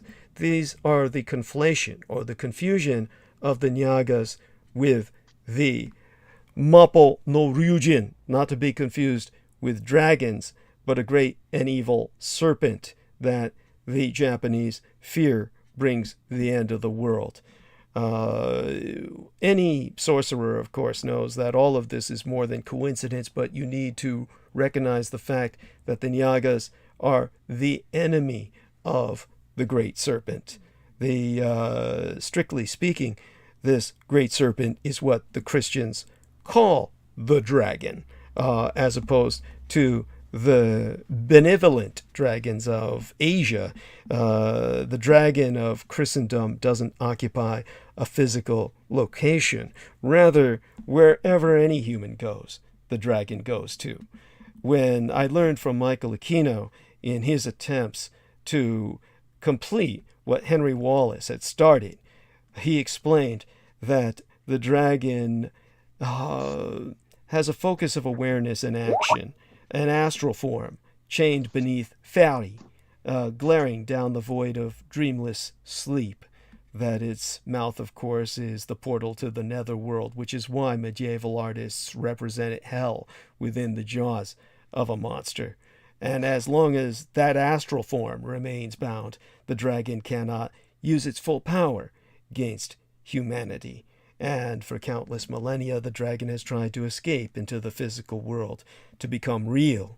And in every age, various cults and sorcerers fall under its sway and try to help it. The dragon taught black magic to mankind and spawned demons. In terms of regardless the dragon's origin, the dragon wants to exterminate mankind. And for their own reasons, whatever they be, the Nyaga struggle against it. And when it comes, of course, to the Japanese perception of this dragon, and of course the questions I'm already getting in emails are people are asking me, why does it do this, or why does it hate us so much? It doesn't have a reason. In the Christian perspective, it is evil like water is wet. It has two great desires, to break free and to conquer humanity. And if it ever succeeded in ruling the earth, it would plunge the world into ultimate misery, until earth and the netherworld merged, and even death would not bring escape. This is what Michael Aquino sought as our ultimate fate. So when it came to what my mother taught me of the dragon, or as the Japanese see it, the serpent of the apocalypse, then what she brought up was the fact that when the age of man is complete on this earth, that a great solar eclipse will occur, planets aligning for the first time in 6,000 years. The rivers will run backwards. Great earthquakes and tidal waves will batter the continents as the sixth race steps forward to rule the earth. The mother of Ig will trumpet the new age in an orgy of destruction, devouring the sun and making day as night for 666 days. And for the new age, there must be a cleansing of the old, and the Ryujin fulfills this role. So in recent years, psychic Japanese have had disturbing dreams of the great dragon, and these dreams always seem the same. The Ryujin flies through the skyscrapers of Tokyo, accompanied by chanting, over 1,000 feet in length, with its milky white skin, the color of death, covered by 666 pseudopods that appear to be scales or fur from a distance. So each one looking like a massive albino anaconda. This was what she said Henry Wallace was taught by Nicholas Roerich to unleash upon mankind. Of course, all the Japanese wrote of this in the original book of the origins of Japan, the Kojiki, in which, of course, it is alluded that the final cataclysm, the cataclysm that claimed Mu, which is now known as Zealandia, that part of New Zealand, which is beneath the sea, which is the overwhelming majority of New Zealand, that fulfills the role of an eighth continent, which people can look this up themselves and verify it's all scientifically true. The geologists insist we have a continent that no one recognizes, Zealandia, which of course explains why New Zealand was the last place to ever be inhabited by man. Even the Maori, who inhabited New Zealand as its aborigines, came there only literally a few thousand years ago, and that's incredibly young for the population. Every other continent on Earth has been inhabited by some breed of humanity or species of humanity for millions of years. But the people never arrived on New Zealand until a few thousand years ago. And but of course, what happened was what sank the majority of New Zealand, and why no one populated it for effectively forever, was the final cataclysm of Mu that happened when a cult attempting to merge the human and serpent races in the Great Experiment unleashed the Mapo dragon. And in their corruption, they fell to worshipping one of the early anti-gods, Gatanothawa, and with that being's magic, tried to become as gods themselves. It was an affront to Ig that his serpent children were trying to meld with humans into a new hybrid race, and loyal followers of Yig were instructed to enter prepared caverns and chambers, now the sunken ruins of Yonaguni off Okinawa, right between Taiwan and Okinawa, as a matter of fact, where they entered magical hibernation and waited to awaken and once again claim the earth as their own. Now, the serpent race was already rapidly dwindling. The rotten fruit had to be pruned from the tree, and for their folly, Yig unleashed the great dragon, and the mother of Yig hewed a path of chaos and destruction, sinking most of the great kingdom of Mu and parts of Lemuria in the same night. And the dying sacrifice of the greatest Muvayan wizard priests kept the gates of the 6 realms closed, preventing all the worlds from merging and bringing forth Mapo. So that is essentially, again, the Japanese home islands became occupied at that time, when the teleportation gates that are now symbolized through Shinto via the tori, or those pi, as in the Greek mathematical symbol pi, those gates that people see constructed of wood all over Japan, are symbolic of the ancient teleportation gates that helped the ancient Japanese relocate from Mu as it sank beneath the waves onto their new volcanic home islands that were raised by volcanoes out of the sea. All of Japan is simply a chain of volcanic islands. And when they relocated there, the Japanese as we know them today were established. All of this is writ of and alluded to in the Kojiki, the book of the origins of Japan.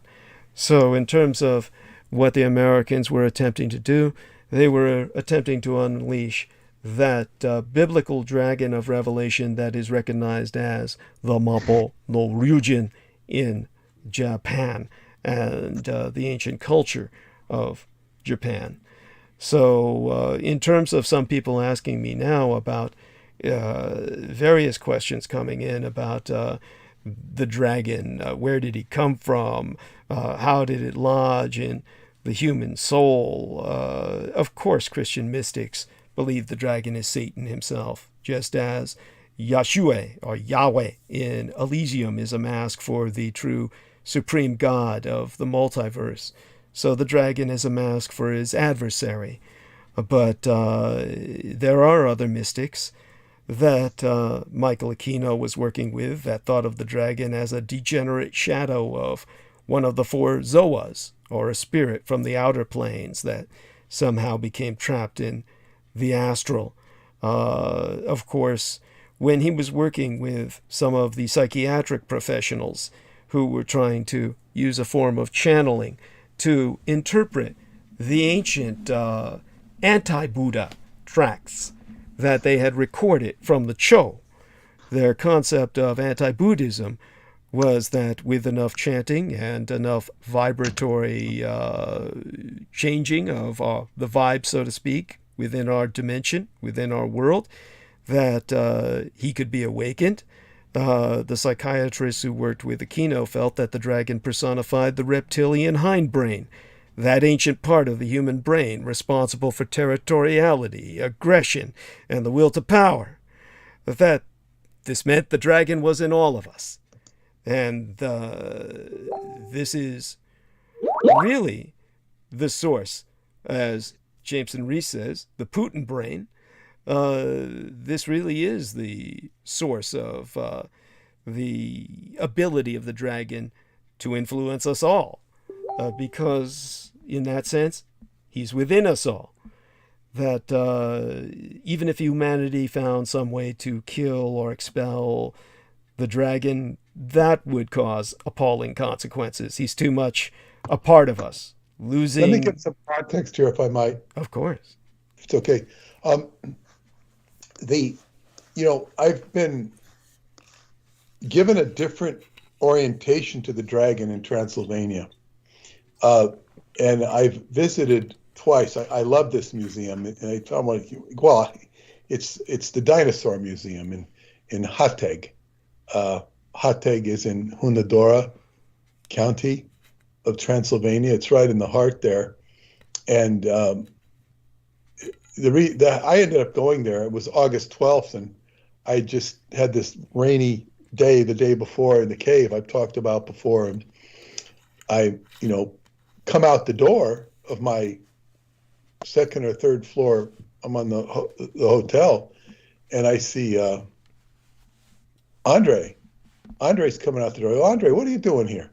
Andre is a medical doctor, and he was the singer at Atlanticron. Really super nice guy that I really got on with. I said, what the hell are you doing here? Oh, I'm just here with my girlfriend. We're taking a weekend off. So I was so, I had dinner, or we ate together. My dinner with Andre. Go on. Yeah. It's about Montauk. Yeah, My Dinner with Andre. We could have a whole show about that. My Dinner with Andre. It's a movie, for those of you who are not familiar. I think they even had a sequel, but go on. I would like to see with what the character we call Dennis, called him a Pud, Wally the Pud. Wally the Pud is the one who has dinner with Andre. But anyway, and boy, that Wally guy, I forget what his name is in real life. He had some big defense of Woody Allen. Oh, big that's defense sad. of Woody Allen. That's pathetic. Yeah, because Woody Allen, I think, is the one who discovered him. Oh, how sad. The Pud. Anyway, I think he wants to see evidence, and I think my problem is maybe he really wants to see the evidence. Oh God. So I was about to say, go on. So he can watch it. So But jack anyway, off, yeah. So My Dinner with Andre, he actually brought his own food. It's like they don't frown on you for bringing your own food. They have a kitchen, you can bring your own food, and rather than eat their food. I mean, you would never get away with that in an American hotel. Yeah, I was about to say, holy shit. It's the capitalism isn't that sophisticated there, where they're going to come in. Like we once had a lady here in Westbury who owned a theater. It's now a very nice theater where they could have, concerts and stuff. But it was a movie theater, and she would there'd be scenes in the paper about her going in and, making a big incident about people coming in and bringing candy bars or something. She didn't want them bringing in food, and she would I'm not put a proverbial gun to their head. You're going to buy my popcorn. It was very bad, very, very bad taste. It's like, who would act like that? You're going to buy my popcorn. You act like that, you're going to be, lucky somebody doesn't come in and blow up your theater. When you start acting like that. So anyway, Andre was going to the Dinosaur Museum the next day. Okay, I'll go.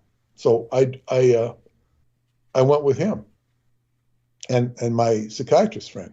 We had two cars, and we got to see the buffalo. They have the buffalo there. And the museum is basically a 3-bedroom house or so, a modest, and it's got a big yard, and it's got a modest dinosaur museum. But it goes into Jules Verne. Jules Verne went to Transylvania. He had the castle in the Carpathians, was based upon the castle in Deva. And he wrote about dinosaurs. He wrote about the center of the earth. His wife was from Transylvania. And this is where dinosaurs are. They give a whole case for this is where they originated. And the dragon, they've got stories and bones and this sort of thing. There's been, I guess, some, paleontological work, but this is where this is where the dinosaurs originated. And when they went west, they became evil. When they went east, they were benign. The word dragan, D-R-A-G-A-N, in Romanian means friend. There was Constantine Dragan. He was a very famous, very wealthy man in Romania who built this huge statue of Decebal, which oversees the Danube. It's a huge Danube. It's a huge statue. I haven't seen it in person. So the word dragan that we use means friend. And now, also, when you go in, and now the symbol, one of the symbols of the Romanian, the ancient Dacians, is a combination serpent and wolf. And when you go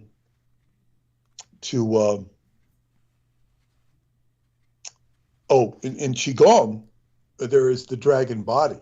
You're trying to create a dragon body. And one of the most amazing things I ever saw in my Qigong was when my teacher was sitting in a van. He was rather disturbed from, disoriented from, we were going to do the sweat lodge. And I kind of reassured him, and he was sitting there kind of resting in the van, sleeping sort of. I was sitting right by him, standing. And all of a sudden I could see something I'd never seen before. I was allowed to see his dragon body. It was like he had a whole layer of, this was like astral. It was like a dragon body, because this guy could do amazing things. And that dragon body was like, I guess you'd say it was in the astral realm, because I could see it. It was unmistakable. And I was allowed to see it. And this is the power he exuded. So when I do Qigong, whatever enables me to withstand the rare punishments I take in football, and they are rare because we're not playing tackle or anything like that, I'm not hurt, because I've developed I don't have the dragon body like he did, but all stuff is tied together, and I have a lot of built-in resistance. And if I could better learn how to transmute the power that I've accumulated, I could step in his direction. So, but I mean, it was just odd to see this. So the human being can build up their chi body, their astral body. The astral body is going to look a lot different if you're breathing all the time and just building up your energy. So you have strength and you keep building it, and it's like you're stacking chi. It's called accumulating chi. So if I've studied this I started in 2007, I've been going at this for almost 15 years of daily practice. It's like accumulate, accumulate, accumulate. You build. So the dragon, there is, as Douglas is saying, it's part of the human configuration. Yes. It's not something, it's part of the earth configuration. It's all a part of evolution. I would also state that in ancient Egypt, I put this in my book, Montauk Book of the Living, the cat is the antidote to the serpent. We're not all serpent. Nobody's all serpent. The serpent, whatever redeeming features it might have, can also be represents the more cold and calculating aspect of existence. So you say the cat in ancient Egypt, the cat was the antidote for the serpent, and there's a lot to be said for the cat, which is much of that is in my book, the Montauk Book of the Living. So you have your cat energy, which represents Leo. The serpent energy. Which sign of the zodiac is that? Pardon? Oh, I was trying to remember when you asked about that. The first thing that I think of. Chinese have a dragon. Wouldn't that be Ophiuchus? Yes, thank you. I mean, I was about to say it's Ophiuchus. Really, is the serpent bearer. But we're thinking Western zodiac. I believe that Peter Moon is talking about the year of the snake in the Synovia. Well, yeah, but I'm not thinking of Chinese astrology. I'm thinking the Chaldean or Babylonian astrology that we're so familiar with in the West. Okay. If there's a Ophiuchus, then would be the serpent bearer. But I'm talking about in the Western astrology. There is no Ophiuchus. There is no sign. I'm talking about Scorpio. The 13th sign. It's like the 13th sign. Okay. Yeah. Well, I've heard Cassiopeia. So there's your serpent, and that's probably why it's omitted. Yeah. But like you said, Scorpio. Scorpio is the next thing to it. Well, Scorpio is the scorpion. It kind of identifies with that. It's very powerful. It's very primal. It's very, very, very raw. Mm-hmm. But it's like, life is not just one thing. No, it's not just serpent. It's not just cat. It's all of the above. And the to answer a few questions that I'm getting incoming when people were asking me a little bit about the physiology of the Nyaga, and of course people are very concerned about what can mankind do about this dragon. Here's the thing is that when it comes to the Nyaga, it basically it's just imagine a very large cobra, and you're talking about several dozen meters or long, and you're talking about quite wide in diameter, would be enough to certainly envelop a human being just with what you would call wings on a cobra. But like the cobra, the Nyaga expanding its ribs in its neck creates that hood effect. But by contorting its muscles and its ribs, the Nyaga simulates the appearance of a human face, albeit one covered in scales. And this is what gives those in front of it the impression that they're dealing with a great divine being. And of course they are.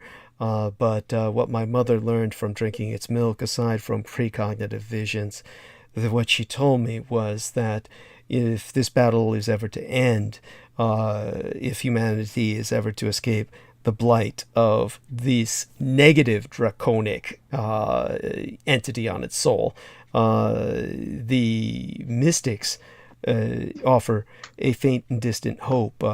Of course, a very few such mystics have broken free of the dragon's influence by rising to the ultimate heights of mental self-mastery, and they completely wall off or excise that part of their mind that holds the dragon, and so in a sense their minds are no longer human. So such masters progress beyond even the archmages. They usually lose all emotional commitment to humanity and depart for other planes, but once every several 100 years, a master retains human compassion and stays a while to help the rest of humanity through his teachings. And what my mother assured me was that if all humanity can reach enlightenment, not abandoning human nature, but transcending it, then the dragon will be exorcised forever in this negative aspect of draconian archetype.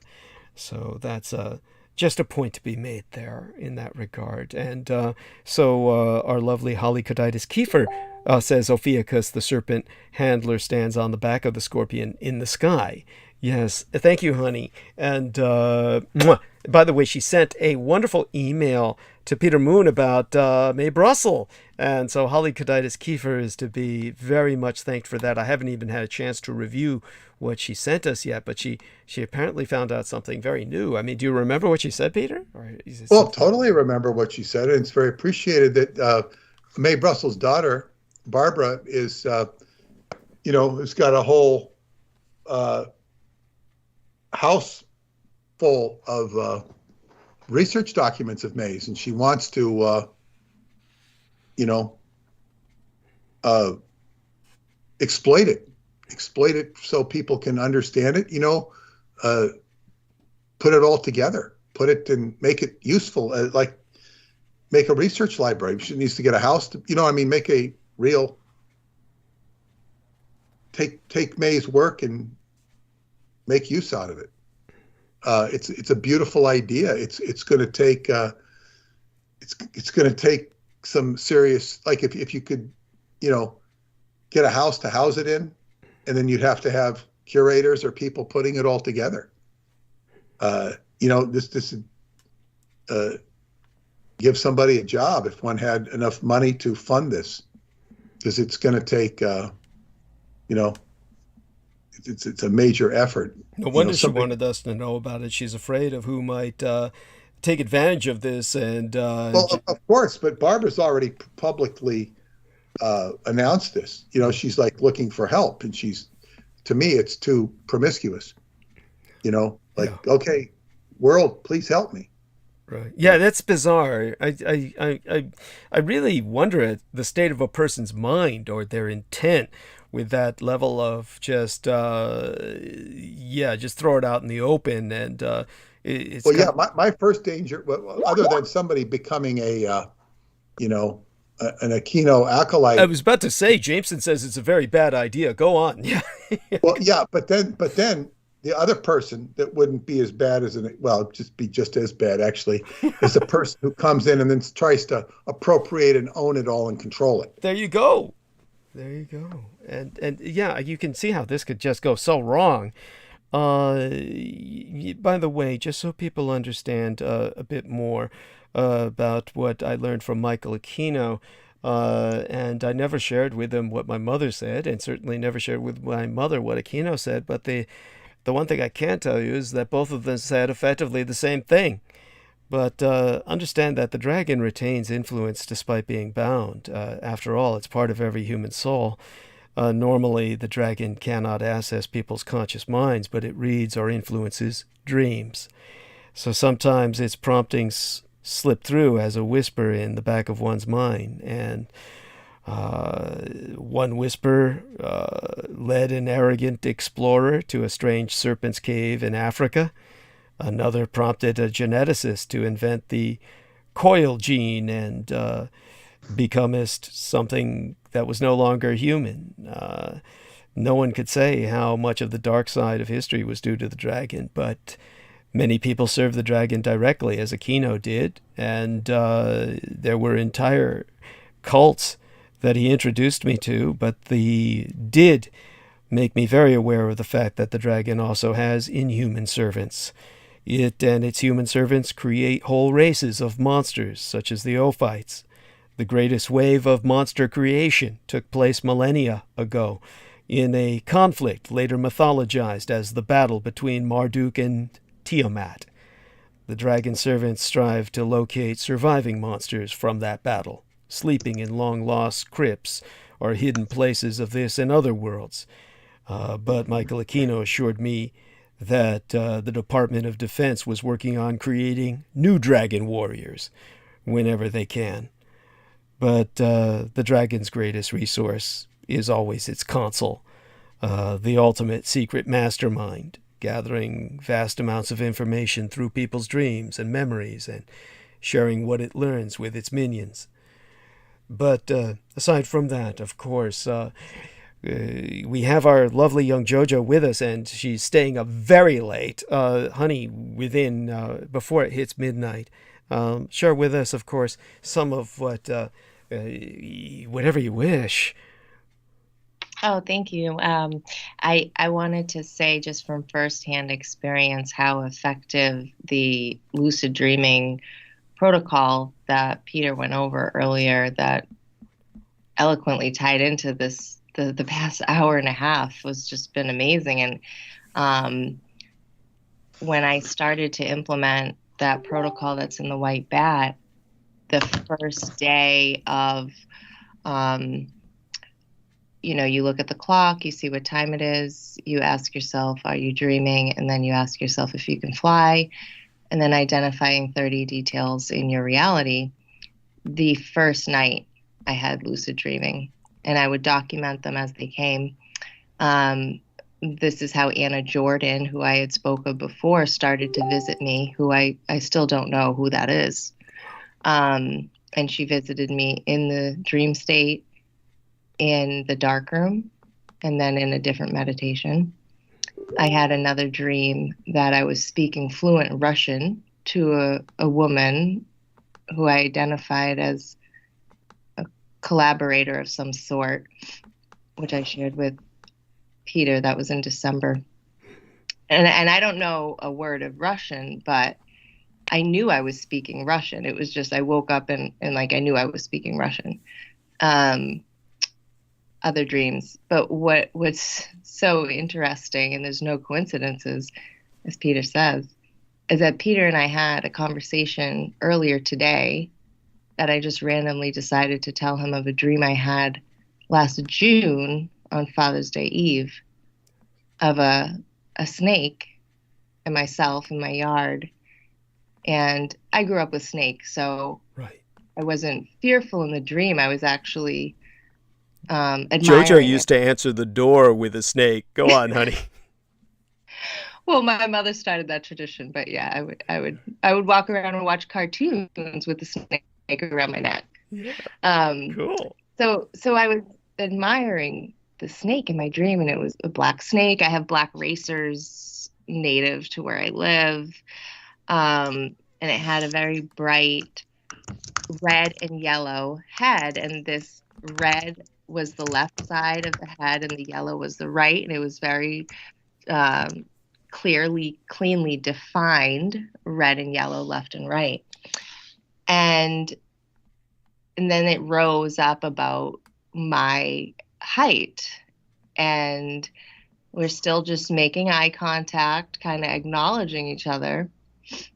And then it snapped me in my face, and I completely jolted out of bed and woke up. But Peter and I had connected that to what was going on, or had been going on for 6 months prior, where I had a Kundalini awakening and was going through the experience of tempering that, managing that. My body would physically be vibrating on and off for most of last year. And someone helped me identify that it was a Kundalini awakening. So this conversation that we had on the snake or lucid dreaming was, I don't know, maybe 8 hours ago. So Peter and I were kind of having a side chat of how interesting this went tonight. How synchronistic. Yes. Incredible. Thank you, honey. That really brings everything to a circle. It closes the circle. Let me say something else about JoJo before we retire, because it's getting that time of the night. She is so good at what she does. She's a therapist. She doesn't miss anything. I'm astounded. I've talked to all sorts of people who are sharp in this respect.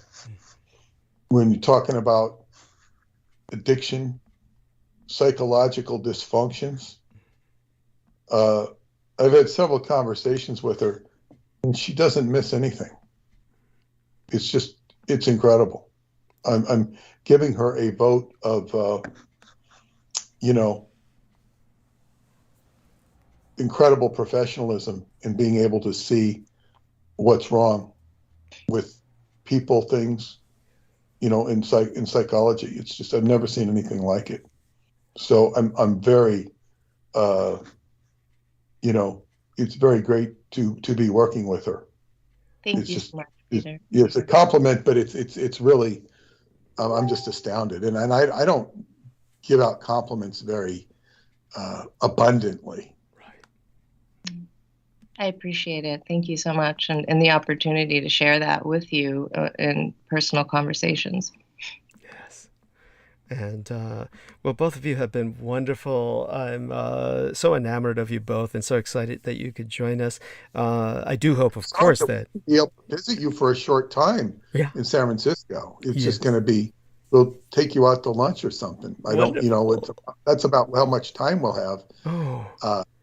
Well, we'll will do it. Yeah. We'll make sure that we'll have more time in the future, but certainly the time that you'll be here, we'll have that lunch or something. Who knows? Maybe your schedule will change a little bit. Maybe you'll be able to. I don't know how we can. Because That's true. It's her schedule that we're suiting. Understood. But we'll get down there and as soon as we can and take you out to lunch, probably at the wharf. Okay. It's not that far away, and get you back in time to do the show. Well, we can skip a show that day. I mean, good God. I mean, everyone will understand. We can spend the night with each other, We could, but I mean... really can't wait for this. Yes. This is going to be amazing. That's right. We can spend our night talking to each other. I mean, honestly, maybe I'll get my laptop working before then, and we could just do the show while together for a few hours, like an hour or two, and just shut the laptop down after that. I mean... what flows in Shasta. Yes. Yes. Maybe, I mean, they'll be doing something on Sunday night, so I don't know how that'll go. If we'll be able to chime in on Sunday night. Yes. And Peter, I just want to warn you that Douglas and I have already designated you as our photographer. There we are. Yes. Okay. Yes, that's right. As long as I'm willing, I can do a good job. Consent. Yeah. Yeah, I can do a good job. Wonderful. Sometimes I'm not very enthusiastic when I'm forced to take the umpteenth photo. I'm sure Paul is doing, these compulsive. It's not just Paula, but I notice, Romanians are taking photos. I get irritated with all these photos. Right. It's just, after a while. I mean, we didn't overdo it last time, Douglas, so it was fine. In fact, I wanted the photos. Right. But sometimes it can just be excessive. Oh, understood. It can become an attempt to capture time. Well, to me, it often ruins the experience. It's, I mean, I want to get certain photos, especially when I'm in Chinatown or someplace, but. This will be more capturing artistic expression, Peter. It won't be. No, it's fine with you. I won't have a problem with either one of you doing this. I won't. It'll be great. It'll be great. I won't have a problem with either one of you. I will enjoy spending time with either or both. It's So just that both of you go off on a rather morbid note. So I've shared with you the vision that my mother had, of course, of Mapo no Ryujin, the kind of vision that was shared by Michael Aquino's cultists, the kind of concept that their remote viewers had when laying their sights upon the dragon as a concept. The general cross-referenced by Aquino, however, the vision was seen separately by the remote viewers that were not in communication with each other. They were kept in isolation, but he was able to cross-reference what each of them were seeing.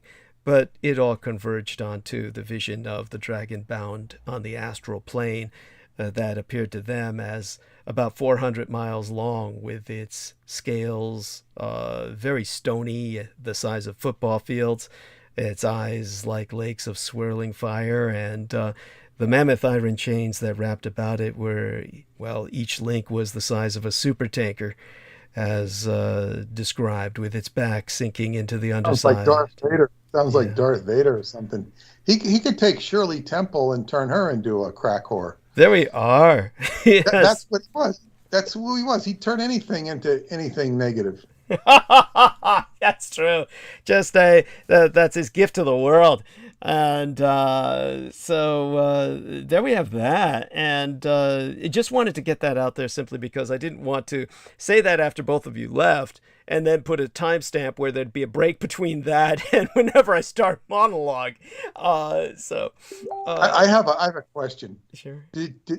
How well aware was your mother and your father, for that matter, of Aquino, and what did they think or say of him, particularly your mother? Well, they were very aware, but of course they perceived me as, of course, just doing a job, and they thought of him as an evil man, but at the same time, They seemed to have confidence that I could handle myself. But there was certainly just an overwhelming awareness of the negativity of the Presidio military base and everything that was ongoing there. It was a great tragedy that I did what I did in terms of exposing him, in the sense that it shut the base down, and this is what my parents were very dependent on in terms of the post-exchange, the Letterman Army Medical Center. When all of that shut down, of course, began the nightmare of my duty as a care provider and trying to find them treatment elsewhere because of all of the things I've articulated in the past. We don't need to go over that now, but it's one of those things that Jojo, if she hasn't heard about it, someday I'll share that with her, just elements of that. Just, had to get them care under civilians in California because my father was a military man and got free treatment at military bases. I had to get him into the VA, which was one thing, but I couldn't get his wife into the VA because it was too late. You have to do that before she was 60 years of age, and then if she's after 60 years, then it's too late.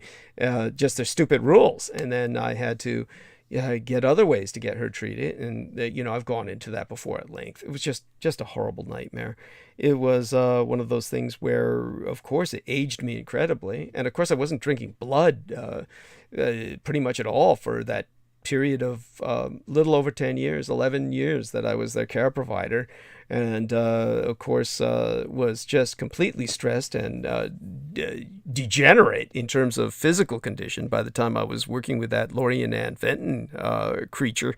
And by the way, Peter Moon shared with me that at some point she told him, "Yeah, you take him. I'm giving up on him," which of course I don't have any trouble believing, but at the same time, it was obviously part of some scheme she was working, because she certainly was completely taken by surprise when I fired her. When Laura Lee Solomon informed her, "Oh, Douglas Dietrich has fired you," she was shocked. Well, she was already given up. She was given up. In other words, she had a long conversation with me, and she just kind of said, I said, "Well, I'd like to do this or talk to him or whatever." And she says, here's his number. She just, it's like, maybe she must have been, maybe I had, like, quote unquote, seduced her into just giving up the ghost. In other words, she was yielding to my whatever. Then why would she be so shocked when I fired her? Well, that's because her defenses came down in a moment of weakness, and she was frustrated with dealing with you, and she gave me the contact. But then Laura Lee came in so fast that,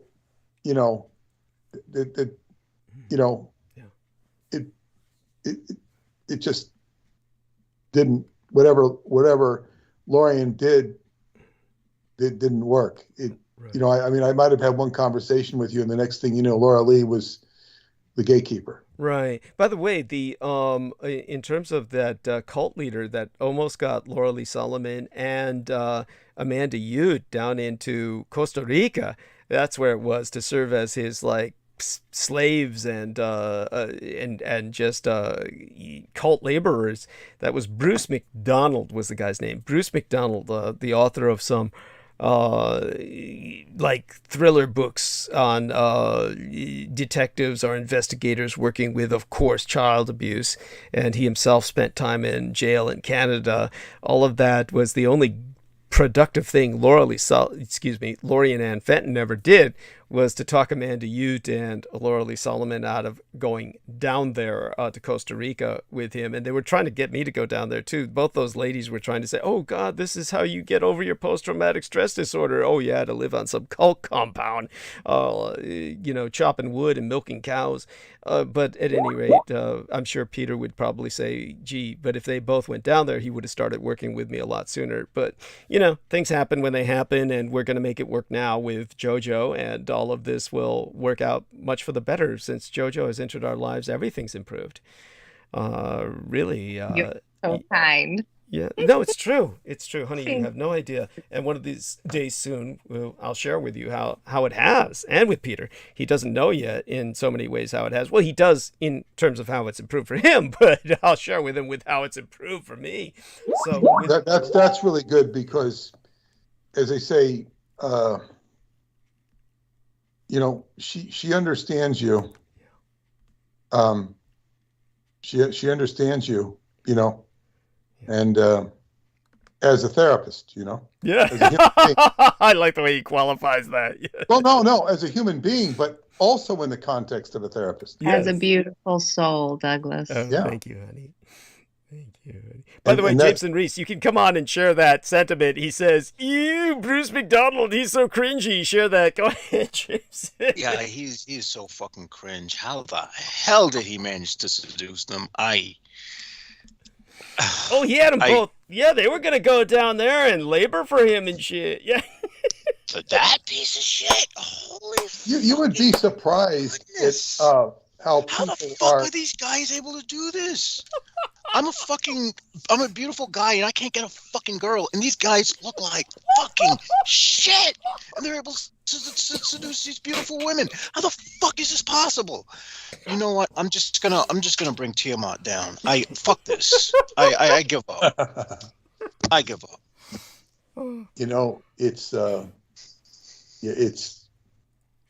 It's pretty weird. Even Peter Moon, he's left wanting for words. Weird. It's pretty weird what some people will fall for. God. And what some women will fall for. You paint a picture and say, "Oh, this is that, this is this," and people have crazy ideals. But by the way, just based on what we were saying, what we were speaking of, to send you both off with pleasant dreams, and I think this is a rather savagely beautiful vision from the Enuma Elish on Tiamat. Sharp of tooth and unsparing of fang, Tiamat filled their bodies with venom instead of blood. She cloaked ferocious dragons with fearsome rays, and made them bear mantles of radiance. Oh my goodness. So there we are. Tiamat has seduced me. I can't let go for some reason. I am under her spell, to say the least. Well, another thing, Jameson, that can happen if you meet people on the internet or online, and they become, I haven't done this personally, but from what I see, it's like you can get together with somebody online, and then you actually meet, and you find out that there's nothing in common whatsoever. Or you find out that the beautiful, attractive woman you were talking to is actually a fucking dude who's in his 40s. That's extreme.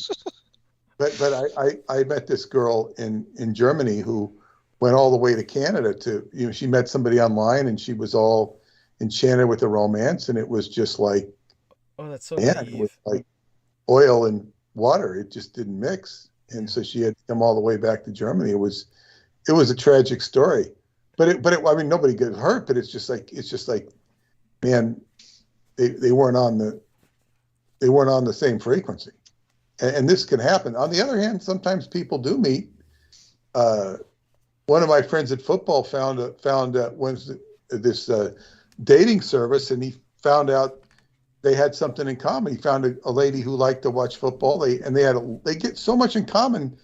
They have a great marriage. It's their second marriage, but it's great. It works. It works for them. I've never wanted a woman to sit down and watch football with me. Thank God. Never. No, it's not the type of woman I'm attracted to. Right. It's like if I want to watch football, okay, I'll put. It's usually something else going on when I'm watching it, but I don't want to have a football wife. Yeah, thank you. That's just kind of weird. I mean, I would say that's kind of weird. I mean, by the way, just for morbid entertainment, Judith Agard expressed that with her first husband. She said actually a gang could have broken into the home and gang raped her to death, and her husband wouldn't have discovered her body until halftime. So there you go. Well, yeah, that's it's just. But some women, I guess, get into it. But so I don't know. With both of you, love you dearly, and share that love with both the Buba and Paula. And we'll see you both next Wednesday, hopefully. Well, certainly with our man, Peter, we're going to see him, Sunday. Yes. Joe will be busy. Yeah. Okay. Okay. And, so Jojo, love you dearly. Hugs to Peter. Yes. Say goodnight to our Good night. listeners. Good night, everybody. Yes. Wonderful. And so I see that John Warrington is with us, or is that just his symbol? He never hung up, or is he back? Is he back? I think he's back. Yes. Okay. John. Oh, no, wait. That's not John. I think that's I see John Warrington's symbol, but it's muted. I think that's. Oh. Yeah. Is that? Yeah. Oh yeah. He's back. Oh, he's back. So, John, you can speak if you wish. If you're with us now, you can speak. I mean, as far as I'm concerned, the stage is yours. I mean, John? Right there? I think that he just, kind of checked out. Well, I mean, God, he might be asleep. I mean, the guy was drinking heavily. It was 3 a.m. at the time he was talking to us in England. So yeah, I honestly wish him the best. It's evident to me that this coincides with that incident which I had. This isn't far from when I had that incident with that guy, which was the gang stalker. Yeah. So it's obvious that the enemy is getting violent. Yes. And I mean, they obviously have no quarrels about killing. And John's convinced, of course, that there were people at work who might have been involved with this, and he's not returning to work for that reason. I just feel so bad for him, and there's no way to express, just because we can never understand what happened. I mean, this is like something in a film, and you really see things like that in film, and you still can't comprehend it. What exactly, happens to a person who you could experience that just by the way John was talking. Of course, the horror of the stress had him laughing as well as crying, and that's the reality of it. This is what a person goes through. You kind of laugh as well as cry. I mean, from what he described, it was like hours. It had happened just hours before he spoke to us, right? That's the way I understood it. And oh my God, I'm left. I'm just without words. Kind of like Peter Moon was left without words for a much more. What was it that left Peter without words? He was when you were describing how you were wondering about Bruce McDonald. I think just how the creep factor that was there. I think that's what left him without words, right? Yeah. It's just how is he? How is a guy that hideous? Well, I mean, able to pull in anyone. But what was so funny was the way Lorien Ann Fenton was able to talk them both out of it, which was, I think it was like I said, one of the few positive things she ever did, and I think it was one of those things that wasn't part of some grander conspiracy. It wasn't like Lorien Ann Fenton and Bruce McDonald were cooperating in that. They were certainly against each other, but it was just bizarre that Lorien Ann Fenton, she understood another predator. And that's why she was able to talk the victims out of becoming prey to that predator. She wanted to be the main. She wanted to eat them as her main course. Yes. Perfect way to describe it. He was stealing their meal. Yes. Exactly. That describes it perfectly. And so she and what would Lorien Ann Fenton and Derek Talley's children look like? Oh, they couldn't even have children. Derek Talley wouldn't even. It would look like Jabba the Hutt. Yeah, I mean, they couldn't have children because Derek Talley's dick probably wouldn't be long enough to, get past the flab of Lorien Ann Fenton. I mean, It'd be like two water. It'd be like two balloons knocking into each other. Yes, that's right. Oh my God, two elephants fucking would be more graceful. I mean, oh, and that idiot. I mean, Derek Talley, if you remember, like I said, he described himself like he was Afro Jacques Cousteau or something. And the one time I brought up like, diving again, and he was saying, "Oh yeah, maybe I should get my old stuff out." This is before, of course, he went on dialysis and shit. But I mean, that guy, his scuba suit could never fit him again. I mean, whatever, he must have been like probably 200 pounds in the Marines at least, but he's like, maybe his scuba suit was what you would use to cover a car. Yeah, I was about to say, how do you, I mean, have you ever seen a fat person scuba diving? I haven't. I've never seen a fat scuba diver. What would, I don't think they make suits for fat scuba divers. I don't think fat people can scuba dive. It's like well, actually, you'd be surprised. Fat is actually lighter than muscle. Well, I mean, they can swim, but that's not scuba diving. Oh yeah. Good point. Good yeah, point. I mean, how would he fit through a cave or a narrow passage? Well, that requires whole training anyway. I mean, that he knew that much is that.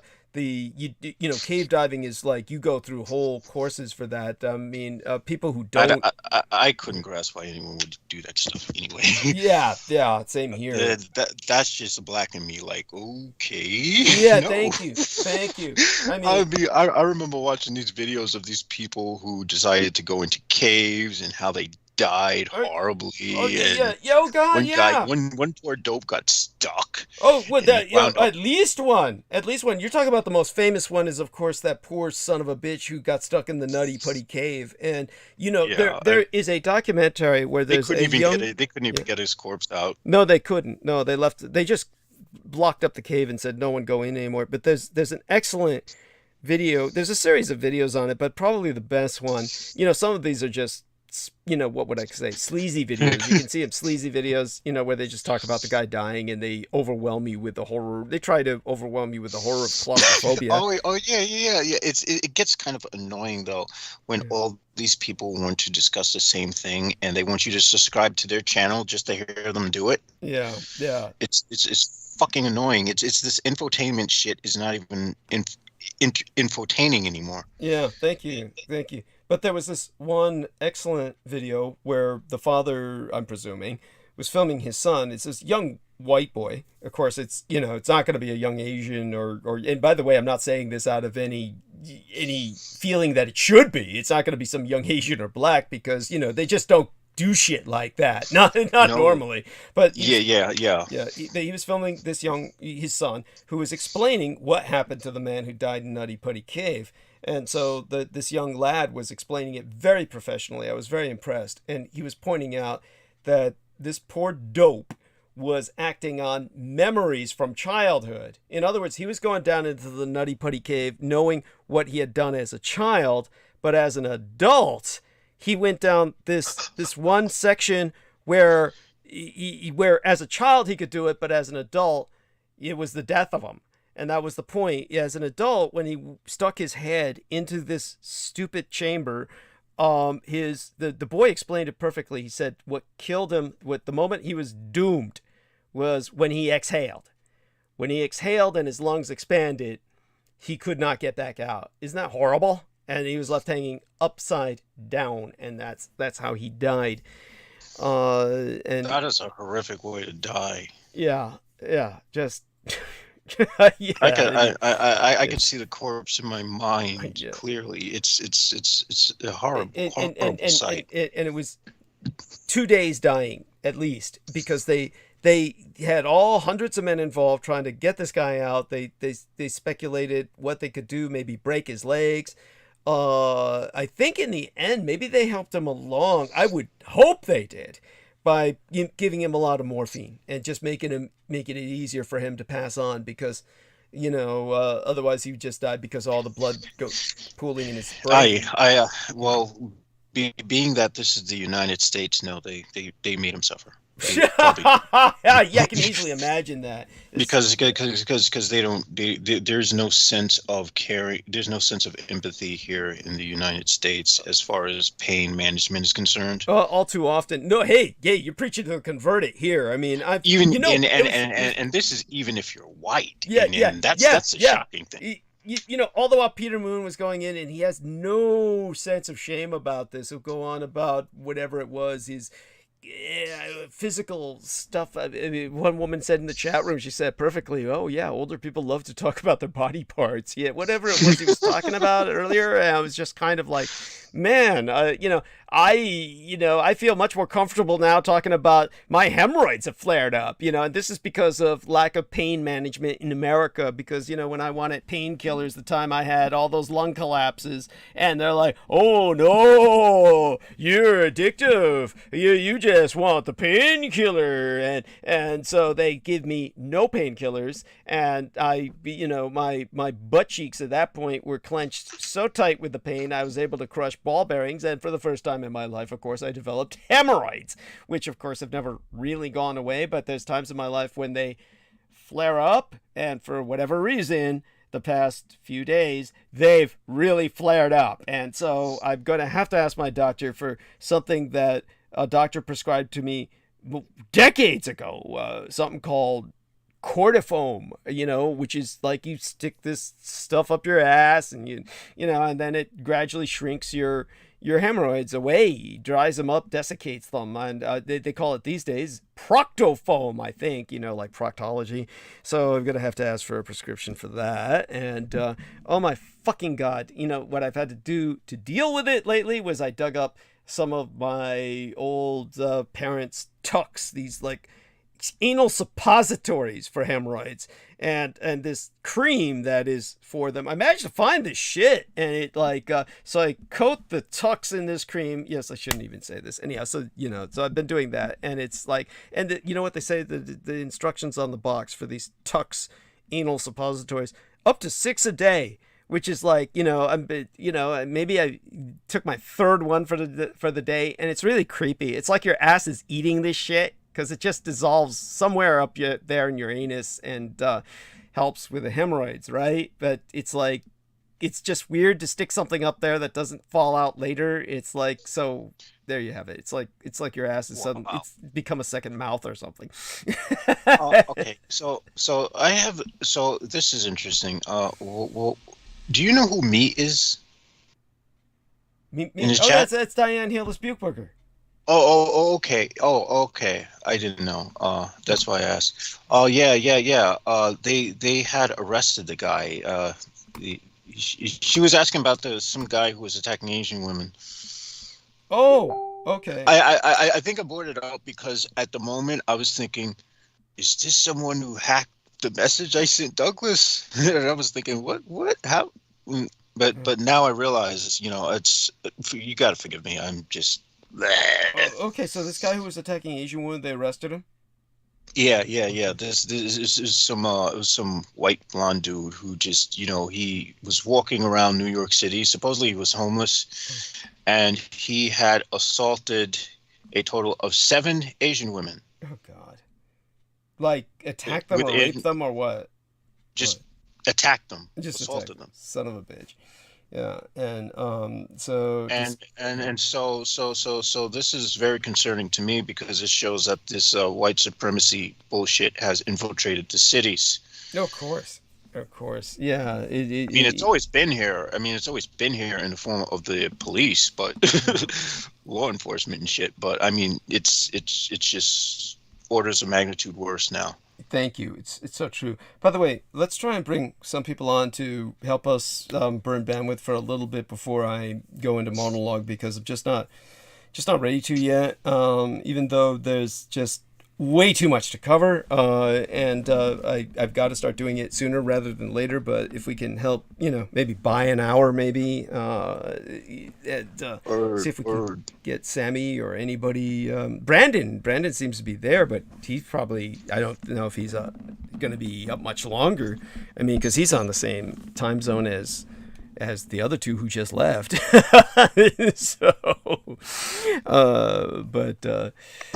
Yeah, or Penny. We can ask Penny if she as well, because Hello. there we are. Brandon, how much longer can you stay up, my friend? A few more minutes. How are you? A few more minutes. Well, we're glad to have you with us. Love you dearly. How have things been Love happening? you too. Yeah. So, How have things been yeah. going? Well, I've been listening to the show, Mm-hmm. and I want to send all my best wishes to Mr. Warrington, who I don't know if he murdered or his parents were murdered. Yeah. Unfortunately, by a sibling. But I also wanted to ask that I've been writing in the chat room about Jabba the Hutt, and how Bruce McDonald could get it. Jameson described Lorien Fenton as beautiful, and Laura Lee Solomon as beautiful. I said, well, I wouldn't know. No. I did not describe them as beautiful. I was under the impression that the people, that one of the women who was lured into that weird guy was actually Amanda Yu. Yeah, who is beautiful. Who is beautiful. Yeah, that's true. Yeah. True. Right. J-Mo. Yes. Yo, Sammy. what's up? Yes. Hey, can you guys hear me? Yes. So Yeah. we're our man Brandon Young is probably going to go to sleep in a few minutes. So hopefully you can stay with us for a while, about an hour. By that I mean, can you stay with us through the next hour, or are you at work? I'm at work, but just call me and I'll come back on. I'll be hearing you guys on the transmission. Oh, sure. But you can hang out with us while Brandon's here. It's not like the two of you have to be separate. It's not like we're rotating guests. Okay. No problem. I'll just be on mute and listening. Okay. Sure. We love you. Cool. Thank you. Hugs. And wonderful. And so, Brandon, tell us a bit about whatever you want. You said you were listening to the conversation and you heard about. So you remember that creep Bruce McDonald and shit. He's rather famous, actually. Heard him last night, actually, man. Did you really? What the fuck trip is he on these days? Oh, well, he's doing the roundtable discussions on Revolution Radio. I think he's still over there. And so is Noreen. So was he with Noreen? Might have been. Yeah, Okay. I think it might have been Noreen and a bunch of different people. Uh-huh. But he's as right wing as ever, and some kind of whatever he is, And I remember the book that he wrote for a few different people. Mm-hmm. But he's kind of like the ghostwriter behind the scenes. But Douglas, I wanted to ask you: have you ever heard, or anybody in the call ever heard? I just watched this movie tonight with my girlfriend. Mm-hmm. This movie Japanese movie from 1959 got nominated for 2 Academy Awards, which is pretty remarkable for the time, I guess. But it's called Woman in the Sand Dunes. Yes. You Very have. familiar with it. Very familiar with it. Before we go there, one of the books that Bruce McDonald ghost writ was for, who's that guy again who ran for president at Revolution Radio, who was like all into me, saying I look so feminine in my high heels. He kept tripping off that, and he was like, what was it? Is it Sean David Morton or? No, it was who's the guy who was like with the CIA, he said, and then he Oh, right, Stephen D. Kelly. Stephen D. Kelly, that was it. His book was ghostwritten by Bruce McDonald. So there you have that. Yes, Correct. And so that's a bit of funny trivia for people, and as Brandon will attest, both he and I agree, Brandon Young and I agree, that Stephen D. Kelly probably set the Los Angeles fire, which threatened the Guggenheim, because he always thought Getty. they were keeping kids trapped in not the Guggenheim. I'm so sorry. What is it? The Getty Museum. The Getty Museum. There we are. The Getty. Occupy the Getty was his hashtag. Yes. His raison d'etre. Yes. Crazy son of a bitch. Yeah, they're keeping kids in the Getty. Yeah. So with Woman in the Dunes, I'll have to look up the author, but for whatever reason, it's like Brandon Young says, for whatever reason that the Americans love that shit. I just thought it, and the Americans all thought that shit was deep. I just found it perplexing. What's the movie about? It's based on a book. And so the movie is a work of art unto itself, so to speak. I mean, basically, the only reason that, your average guy is going to watch it is that the Japanese woman, this is very unusual for an Asian woman, has really big tits or comparatively big boobs. Okay, so I want to see it. Yeah, so the guy who's trapped by her in the sand dunes, you understand why he sticks around. It's basically, your other guy would try, right? I mean, is that right, Brandon, right? Basically. No, this is true. She's very beautiful. She's a great actress as well. There we are. The plays there, but it's also, it's interesting to see Western interpretation. They always try to, relate it to the Sisyphus myth of the Greek mythology, where Sisyphus rolls the rock up to the top and can't get out. So this guy's basically lured into a sand dune on a beach. He's a entomologist who studies insects, obviously, and he's collecting these insects, and he wanders into this pit, for want of a better word, and he thinks he's staying at a little hotel for respite, bread and breakfast, but then he's trapped there, and it is a little bit interesting, and I wonder if it had any basis in reality. That I know of. It was more of just an exercise in Japanese, shall we say, what you would call like psychodrama. I don't get what would be so interesting about that. I'm sorry? Well, I can't imagine how this would be an interesting movie to watch. It's bizarre. It's bizarre. It's like I don't want to watch a guy who's trapped by some woman in a sand. Actually, you might be surprised. Maybe you'd find yourself just somehow mesmerized. But go on, Brandon. Tell us how did you manage? I'll say this. You know, my girlfriend made me watch it. It's number one. So I indulged her.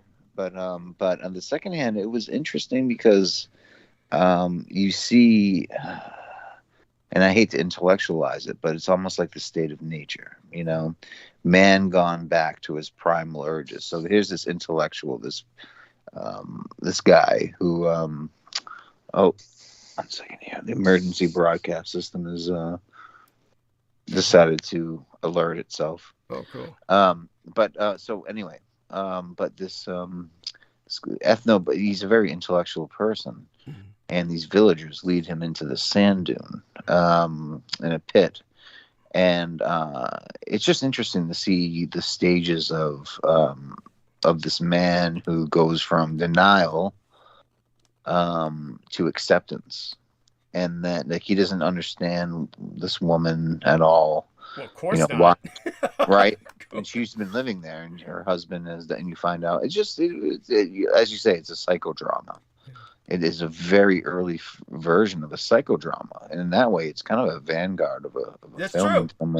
Yeah, vanguard of a kind of art film thing. Yeah, go on. But that's about it. It is rather boring. The guy basically shovels sand, and. But he comes up with like a water filtration system. He thinks he's found the end. It's almost like a Plato's allegory of the cave, where he's let out into the sun and sees the truth, but he goes back anyway because it's the only thing he knows and understands. And it's interesting. I would say that it wasn't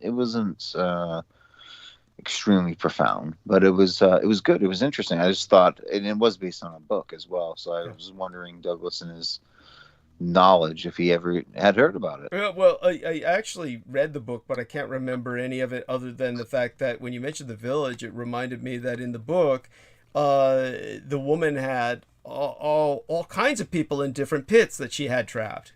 In other words, he was one of many. It was like, he was an entomologist. The allegory is that he's kept like a bug and all these other people are kept like bugs. It's like some woman. Yeah, there we are. So she's like the ultimate entomologists. Yeah. Right. Human bugs. Yes. Yeah.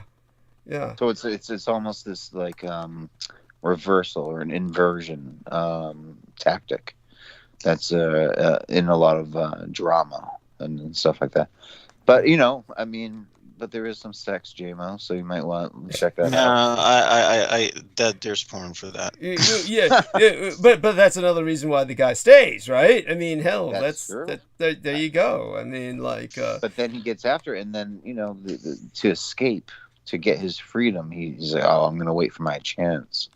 And the villager's like, "All right, you want your chance? Have sex with the woman in front of us." And he's like, "Okay." And she's like, "No. They're not going to let you out, you idiot." Basically, they're just going to keep you in here, And so he basically rapes her, and it's a terrible scene, but it goes to show like the extent of which a person is willing to be barbaric for hope. You know what I mean? Yeah. No, I hear you. It's definitely something that I appreciate your bringing it up. That's another aspect of the psychodrama, the art. This is why Americans were saying, "Oh, we should, give it maybe an award. Consider it for an award." Oh, yeah. You put rape in it, and Americans just love it. Yeah. There you go. Yeah. That makes perfect sense. Americans love anything with rape. Yeah. It's what they're all about. It's horrid. Yeah. Why am I fucking here? Explains Jurassic Park. What was that? What was that, Brandon? Explain, Park, why Americans love Jurassic Park. Yeah. Yes. Yeah. I didn't know it had rape in it. Does it? Oh yeah, the Velociraptors. When they're raping, I forget who it is. Who's the Sam Elliott or one of the main character scientists? I think maybe it's the guy that was in The Fly, Jeff Goldblum. Okay. Right. Yeah. Yeah, and they basically make an egg. I think this is maybe in the book. I might be exaggerating to a large degree to make a joke, but there is much rape in Jurassic Park. There's a lot of rape in E.T. There is Really? Oh yeah. I didn't see any of that. Well, that's what America likes. And so that's what they went for in this case. And anyway, no, I'm joking. Oh, okay. I didn't know. I thought, honestly, I never honestly thought that. Yeah. I honestly could see that. Actually, it's true. It's true because watching E.T. is like getting raped. It is. Yeah. It's what was it? It looks like a Filipino old lady is what E.T. looks like. It looks like an old Filipino lady, and hunched over by the shit. doctors and everything. Yeah. And just like being inspected and taken away, and I mean if you Jameson, you might be onto something here. Every American movie, if you go through the Oscars, every best movie is probably about rape in some way or another. Yeah. There's always, if there's no violation, Americans will not film it. That's right. I'm not quite sure about that, but I'm not going to argue with it because I've always argued that America is a prison rape culture. It's apropos. I mean that's what entertainment is surrounding. I mean, why do you think shows like Law and Order Special Victims Unit exist? I mean, just to have a complete drama centered around that one subject, which gets. I'm like, why do I want to watch a bunch of police officers investigating this shit?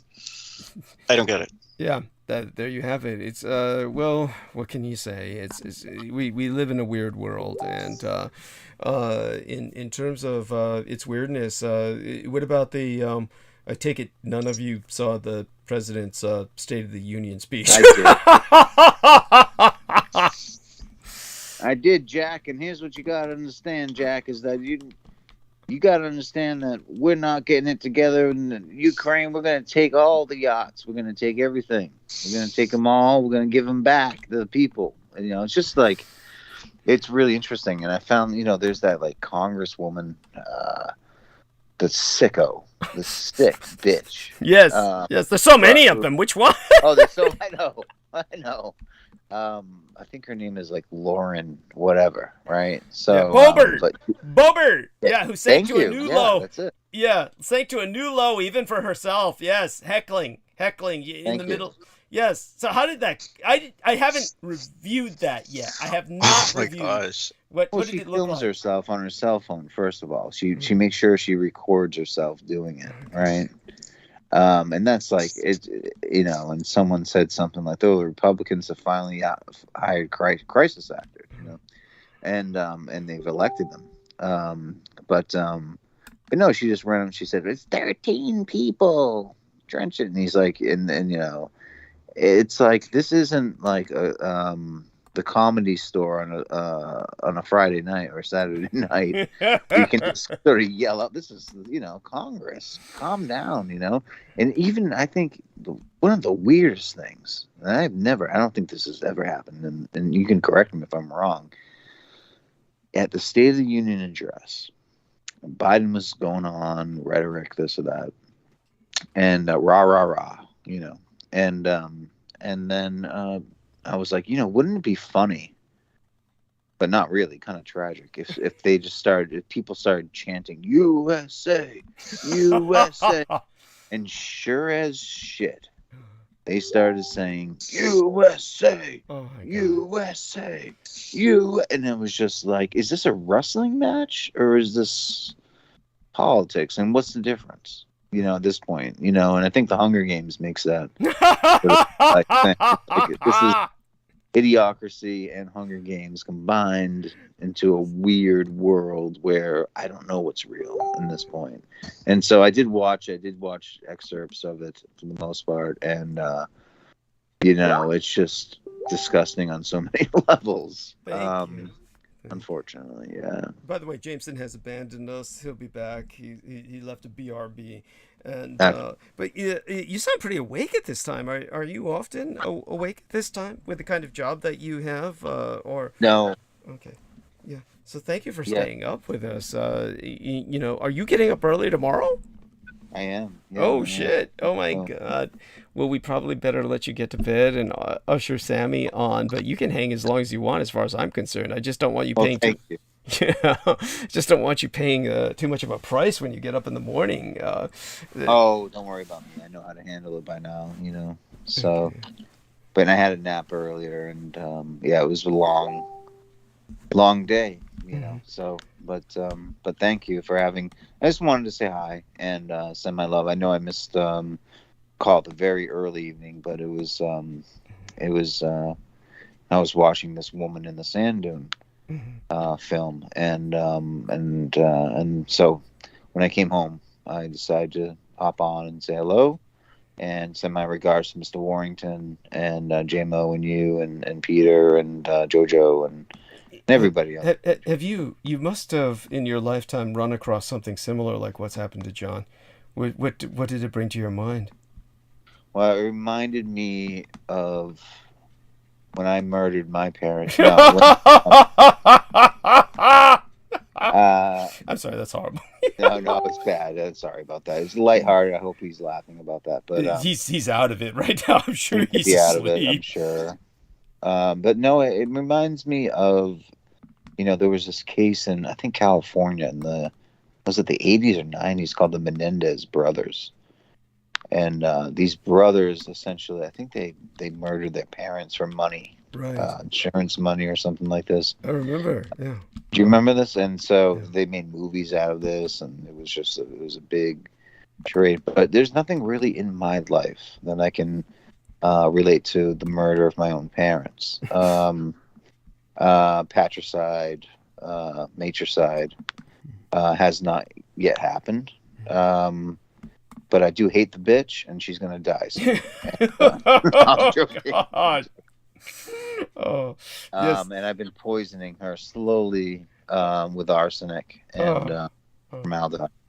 So certainly, I will get that $500 insurance check, and it will be totally worth it. And I'm glad I announced it here on the show. There we are. Oh my God. Yes. No, well, I can't relate. I'm sorry, John. I am. We have a very, very dark sense of humor on this program. Everybody knows that, and we probably indulge in it way too much. But it's by all means, is Sammy with us? You there? Let's see if we can get him on. Did somebody say something besides Brandon? Hello. There we go. Yes.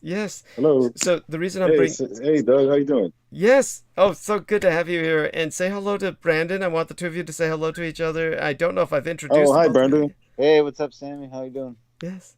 Wonderful. I'm doing good, man. Every time I think of you, I think of the Black Bard and his adventures that you're telling me about. I had a good laugh that one time. I'm not gonna lie. If I can make people laugh. That's the honestly a goal of mine is if I can just make them laugh for a minute, that's fine. Yeah, you had me dying. Oh, good to hear, my friend. Yeah. Well, I'm gonna go mute. Okay. Douglas, much love to you and Sammy, and I just want to say hello. I should probably, as you're right, as a figure, I should get. So big day tomorrow, and much love unto you all. Yes, thank you. And love you too. Give our love to your girlfriend, for God's sakes. Oh, Kelsey, yes, I will. Yes, Hi, Kelsey. She's probably listening. I told her all about you. Cool. And she's brilliant, PhD student. So, doing her thesis on Tahiti and the French Polynesian nuclear wasteland. Oh, yes. Oh, God. Yes. Well, she should listen to some of my episodes on that. You can tell her. I know. Yeah. But they're so hard to find. I don't know, exactly which ones they are. And yeah. I'm sure Douglas knows all about this. So, but maybe she can come on one night and maybe talking to her, and she'd love that. So, wonderful. But she knows that. So anyway, much love to you guys. Yes. Good night. And Good night, tell her we want her on at some point soon. Okay. All right. Bye for now. Good night. And so, Sammy, tell us about everything that's been happening with you. Oh, well, I have to tell you part of what happened to me. It happened last night, but the reason why I can't really tell you in full, because some stuff is just private that I'll relate to you when the time's right. Understood. But it has to do with, my background, I'm a Christian from the evangelical side, I'm apostolic, Pentecostal. Well, a lot like I want to say a lot, but I do have some things in common with the gentleman that came on that took Salmon's place for a minute. Aaron Tice. I don't know if Aaron Tice. Yes. I remember his story, and I did like his story because I can relate to certain things. I had a friend call me last night, and he's a pastor and a great guy. It's just because I guess he hasn't heard of me. I haven't talked to him about a year, ever since my twin got married, and he texted me a message in the likes of you're in my prayers, if the Lord forgive you anything that you've done wrong, and it was something in that like, okay. And the thing about it is, because I talked to JMO about this, where you have friends that and there's nothing wrong with being a man of cloth and being a man of faith. It's just you have to learn when to turn it off, especially when you don't. Probably sorry about the noise. No worries. You have to know when to turn it off and just be a human being. Because my dad was a pastor, and my dad was never on like that. So, anyways, to make a long story short, I called him. And I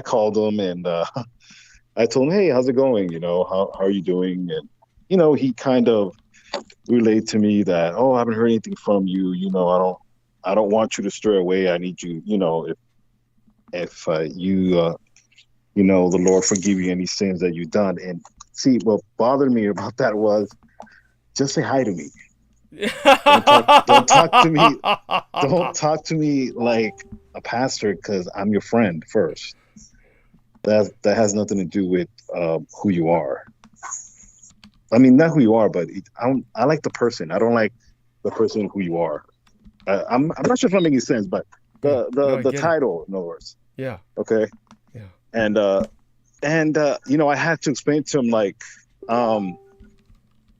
because you haven't heard from me, that doesn't mean I'm going out here and you know, committing ungodly sin, which is hilarious because, you know, we're human, you know, we're faulty people, but it's that indoctrination about him that he couldn't help himself. He couldn't help himself in the sense that he has to be in passion mode. That's how you need to know me. And that's not to me, that's not healthy for me, because it makes me a very well, as a man, you know. One thing that when I talk to you, by the way, the noise too bad? No, you're fine. Okay. As a man, you know, when I talk to you, Doug, you know, you're very transparent, you're very open, and it's great. But even you know, I have boundaries with you, and you have boundaries with me. These are some stuff you don't cover. Right. So pretty much at a time, look, if you want to reach out to me, that's great, but your approach has to be better, because it's very creepy. It is. Yeah. It is. You know, as a Christian, I'm a Christian, but I don't come up to someone that's a non. I don't go tell Simon Sheikh, you need to repent and give your life to Christ. No, that Simon Sheikh will probably laugh at me to my face and be like, you know, he'll probably just walk away, you know. But you know, it's mostly that he's very awkward, and what I kind of had to relate to him is, you know, I like you, but I just don't. I like you, but in a sense too, I've met your family, I've met your wife, and so on and so forth. And you don't need to. You need to, you know, you can turn it off around me. You know, and I think it's because I think people just expect the work, especially when they're just indoctrinated into, well, I'm in this position and I need to come at you like this, or I can't be vulnerable because, you know, I'm a man of the cloth, and, you know, then no longer you don't see me in that light. And to me, it's the total opposite, because I grew up around it. And if you want to be, you know, if you want to be a man of the people, a man of somebody that wants to have friends, then that's not the way you approach. And, you know, it's one of those things where I kind of had to lay him down easily, because, you know, I could have really went off on him, Right. because it was, you know, it was just very ignorant. So, I mean, have you, how does that sound to you? And, you know, I don't, and it's funny because I'm telling you this, but it sounds totally yeah. reasonable. Honestly, it's hey, you're preaching to the converted here. I know where you're coming from. Yeah. I mean, nobody wants friends who are going to preach to them every day.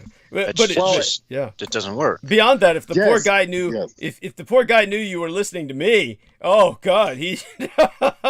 Well, and here's the thing, Doug. Here's the thing, okay? Because most people in that, and I'm not saying that mindset, but because it is quote unquote conservative and it's somewhat evangelical, they automatically go for Republican. They automatically go for Trump. They automatically say gay people are, you know, the worst thing in the world, you know, and you know, and it's fortunately, you know, like with anything, Doug, you know, it's like you going to Presidio, being around, you know, Kino, and being around all these assholes that you didn't like, but you had to be around them. Yeah. And I'm not calling this guy an asshole, but in a sense, how you approached me was like an asshole. Yeah. Because you're assuming the worst of me. And this is the thing about what I had to tell him is, you got to be a human being, okay? Because I know you care about me, but you're acting like some of my family who is very toxic and use, you know, religion. And I say religion because it's not Christianity, it's religion. You use religion, and the people that profess that to me and try to preach to me are the worst ones. So you're acting like one of the worst people that I know. And, you know, it's part of, you know, being an adult. And I had to tell him, look, I've been through a lot the last couple of months with my family. You coming to me and proselytizing to me and telling me that, you know, God can forgive me. I know who's God. I pray, you know, I read the word of God, and, you know, I'm not the most perfect person, but you just can't come at me that way, because then it makes me really think about the type of person you are. If the first thing comes out of your mouth is, you're trying to insinuate that I'm doing wrong. You know what I mean? Because I'm not, you haven't seen me go to church, or you don't know what I've been doing or what I've been going through. Because, you know, the world is a big place.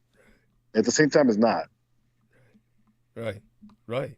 You know, this little, you know, this conversation, and, you know, it's a little different because, you know, what I've been hearing tonight, the Naga and all this stuff, you know, is just completely, you know, kind of left field. But this is what I've been going through as far as, you know, with my family, the battles I've been going through with my family, and family problems, you know, like you talked about last transmission. Yeah. Last Wednesday. And I try to just tell them in the sense that just be a human being.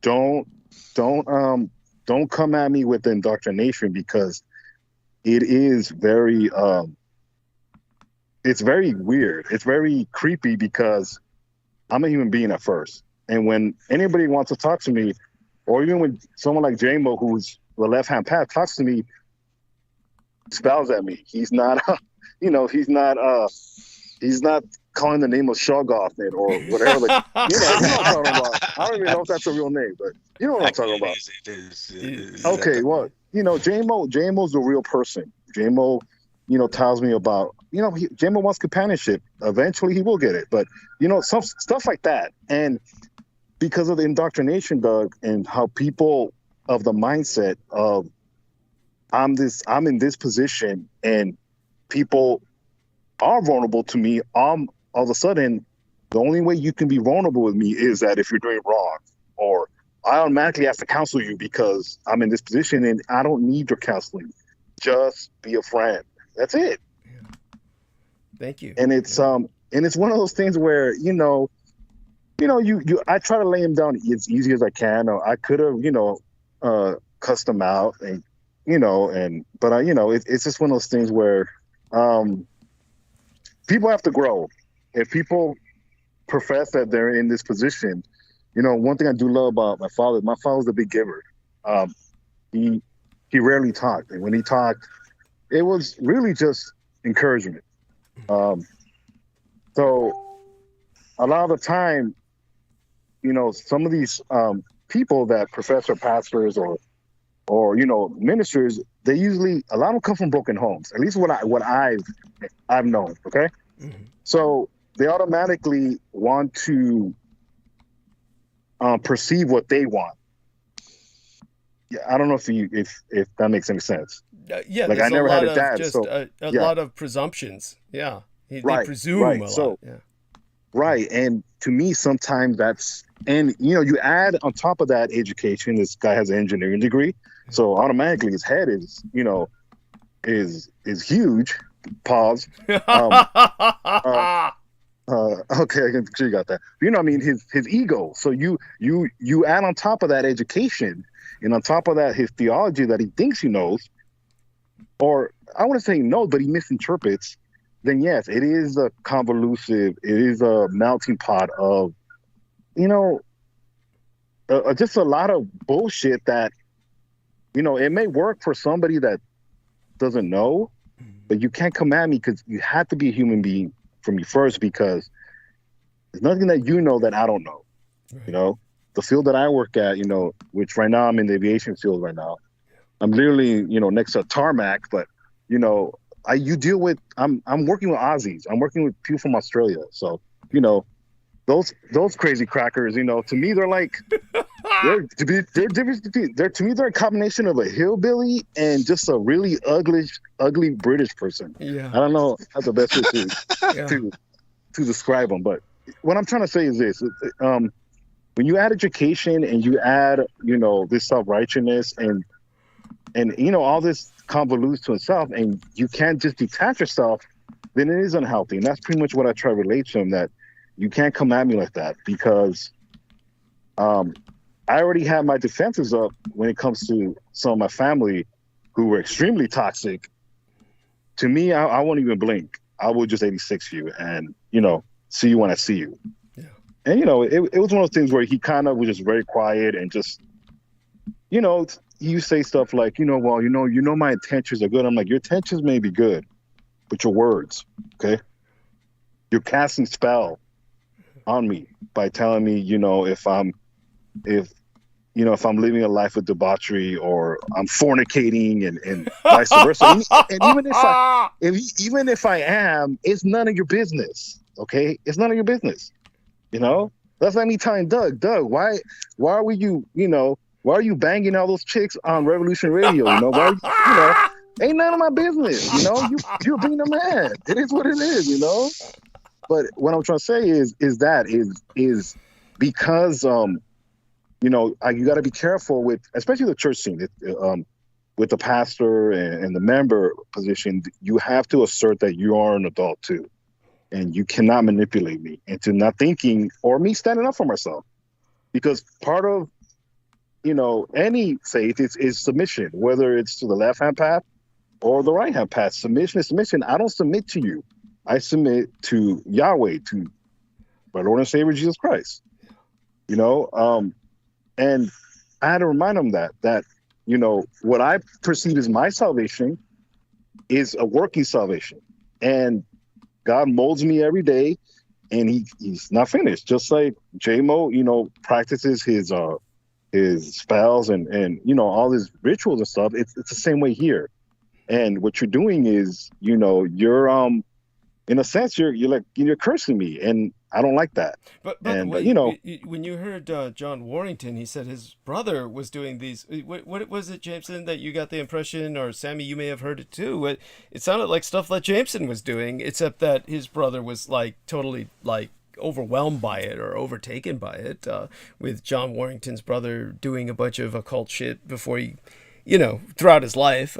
And like Jameson was saying, it was just so bizarre. His brother's this crazy English guy who somehow has the money to cross the channel and stalk this German woman who's a celebrity. Yet he's supposed to be locked up in a mental institution at the same time. It's mad sus. They were using. He was being manipulated by some heavy players. And I'm thinking this goes into MI6 and whatnot.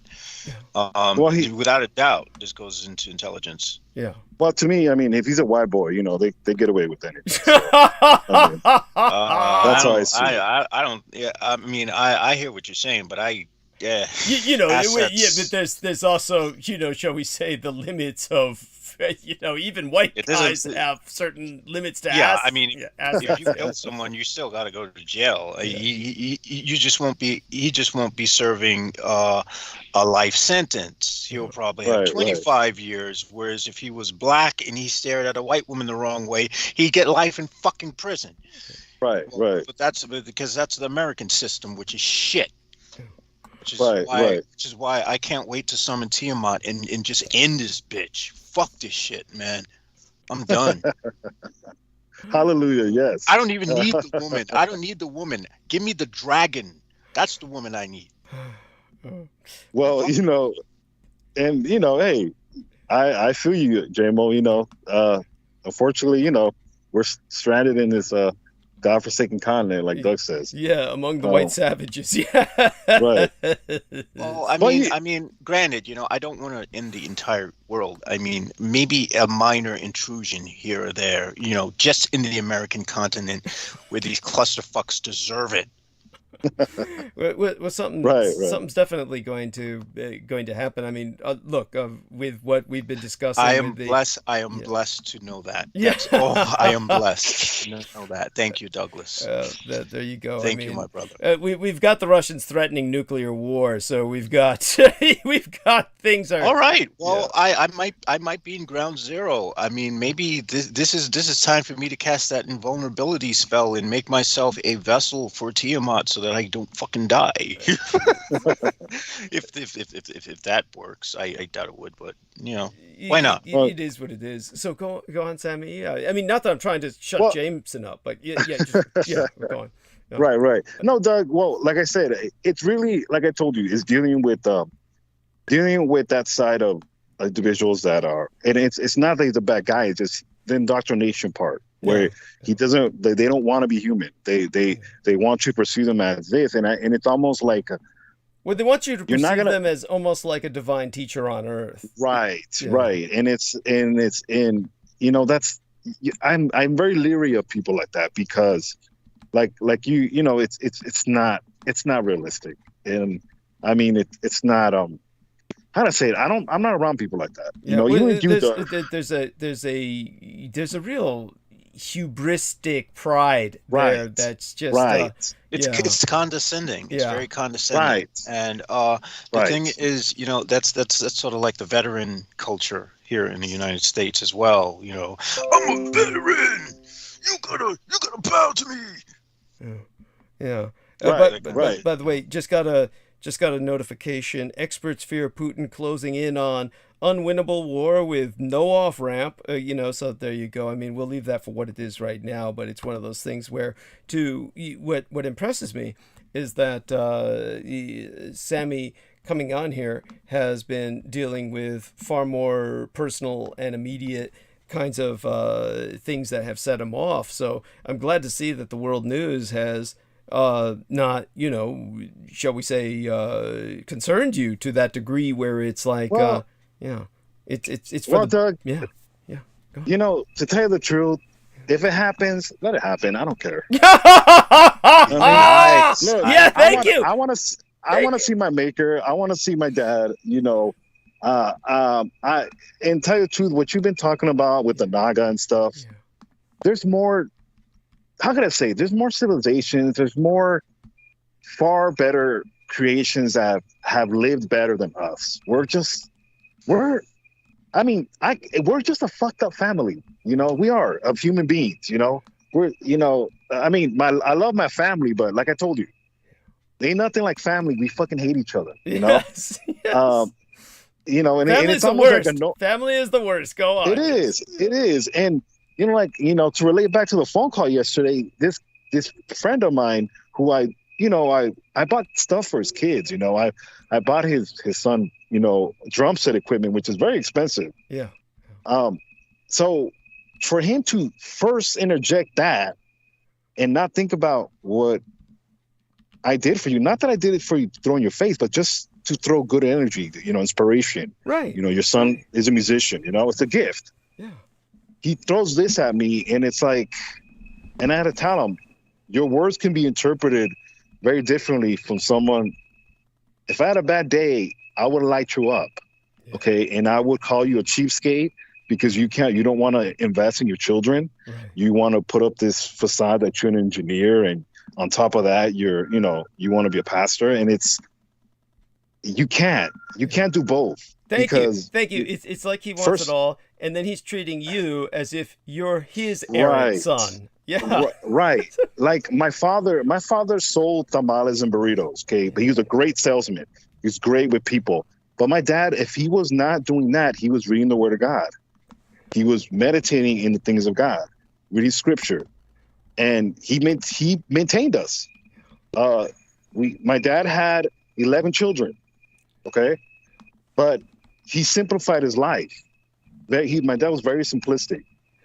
But what he really loved was the things of God. And back to this is, like I said, when you add education to someone who wants to also be a leader of men, it doesn't work quite well because you can't have an ego.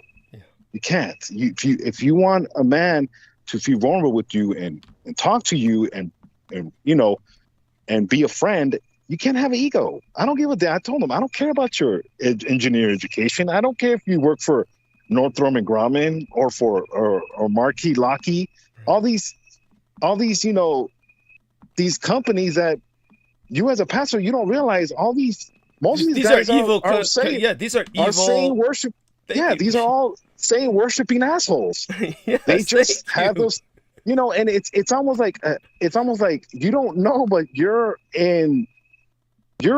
alongside the other team. Yeah. And I don't mean the other team, but I'm talking about in the paradigm of what he thinks. Absolutely. No, I get what you're saying. It's in other words, by his own definition of what's good and evil, he's on the wrong side. Yes. Right. And you're rubbing elbows with these other assholes with these government contracted companies, these aerospace, you name it, all these asshole companies, and these guys don't do anything. My brother Isaac worked for SpaceX, and this is what I'm trying to tell you is he wants to be perceived as, oh, I know all these people. My brother Isaac worked for SpaceX. Okay, he worked for Elon Musk, the asshole.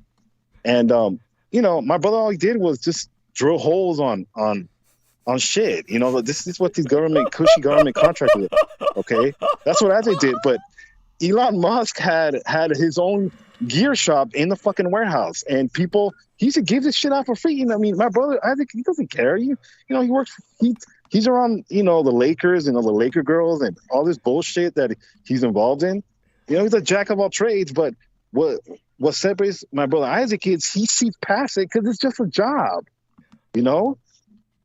It's just a job, and all it is just a job. You don't get engulfed in it. This is why my brother always gets calls, because he's not wrapped up in it, And anyways, he asked my brother Isaac if he can borrow his SpaceX jacket because he needed to go to a meeting of Northrop Grumman, and he wanted to put it on because just to have that, to make it seem like, I know someone from SpaceX. And it's almost like, it's pathetic. It's pathetic, because it's like, all this education and you're lame, Thank you. All this education, all this engineering, and you're still an egghead. You still think people care. Nobody cares, okay? Nobody cares. Even with my problems when I'm talking, this is just, to burn bandwidth and to kind of clear the air and tell you about a little bit about my bullshit. But it is what it is. But what I'm trying to tell you is the arrogance that I want to be perceived that way. And Dramo said it. It's the lowest form of black magic is to play the part. And I kind of had to, I'm not saying he's not my friend, but he ain't my best friend. He's someone that I think needs to work on himself more, and it's going to be very difficult to juggle both, because eventually, the people around you are going to test you, and it's not just and it's just what it is, because you can't be robotic, and you can't not connect with people when it comes to just being friends because of the religion and the indoctrination. And to me, it just doesn't go far. You have to learn how to connect. And with your transmissions and what you've been talking about, what I do appreciate about you is you can bring it around to someone like Henry Wallace, which I was actually Googling them, and his trips to Mongolia and it's all there. Thank you. It's all there. Yeah. If anybody wants to know, it's all there. And you got to ask yourself, who the fuck would go to Mongolia just to go and see agriculture when it's just fucking sand? In the middle of a war. Exactly. It's all there. A vice president. Exactly. It's all there. As much as the Kino want to suppress shit, you can't suppress it. It's all there. It's all the bullshit that we've done, all the massacres that we've done. It's all there. You can't hide it. And eventually it's gonna come. It's gonna come tenfold. This is why I'm really at rest, Doug. Okay, what you revealed, we deserve to get nuked. God forbid. I don't know. Maybe somehow the Arlic brings your ass to Taiwan and you do leave us. Who gives a shit? I don't know. Who knows? Maybe your mom's prayers, the Naga milk. I don't know. Shit, you find some Naga milk in the fridge. I don't know, from 2011 that she kept for you. That gives you intellect, and you get the fuck out, and you're like, peace. I warned you guys. I don't know. I'm just rambling, but what I'm trying to say is, I love it. Thank you. I mean, it's yes. You got to be at peace with it. You got to be at peace with it, and it's true. Yes. And I think, and I never knew your mother, but I don't think your mother was ever afraid to die. I don't think your dad was afraid to die of what they knew and what they saw. Yes. And to a certain aspect, I don't even think Kino was afraid to die. I think he knew his fate. He knew what he has to attend to, and it is what it is. But to get back to what happened to me yesterday, it was mostly just I had to remind him that if you're my friend, then just be a human being. Okay, you have flaws. I know your flaws. I just don't bring them up. And you have to show mercy, at least a Christian. Okay, and this is the hard part about being a Christian. You got to show mercy when people don't deserve it. Yeah. Okay. Yes. And I'll get into when the time's right. Obviously, with the celebrations of the new year and your your social obligations. The time will happen when you and I will talk, and just to catch up on the things. But I'm blessed. I can tell you that I'm blessed. Okay, I'm just blessed with the blessings that the Lord has given me. But a friend like you, Doug, and even JMO. Okay, that information is it's scary, but it is information that can help you and kind of put things at peace and understand that as much as terrible things that we've done as far as the human race, at least I know that at least we deserve it. I mean, I don't deserve it, but it is what it is, Yes. And that's to me just the beginning. Yeah. Yes. Well, it was, as I mentioned with the concept of the dragon, it's certainly that's within all humanity, but as you say, that doesn't mean all humanity deserves it. But certainly in the situation that we're in, the way you as a good person are handling the evil around us is to basically come to terms with the fact that, well, what's the worst thing that can happen? I die. Big deal. I mean, that's really the best way to handle it. That's true enlightenment. It really is.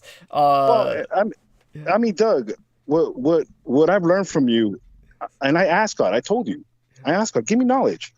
And the reason why I tell you this is because the stuff that you talk about and the stuff that you relate to us, which is all there, that shit hurts. And it hurts because it's some fucked up shit. But at the same time, there's also enlightenment in the sense that there's a reason why things happen. There's a reason why assholes like Henry Wallace, instead of enriching his life with the realization of a Naga and nurturing that and using it for good, no, we'd rather get shit, pervert it, fuck it up, rape it, and nothing gets done. But it's a culture like someone like the Japanese.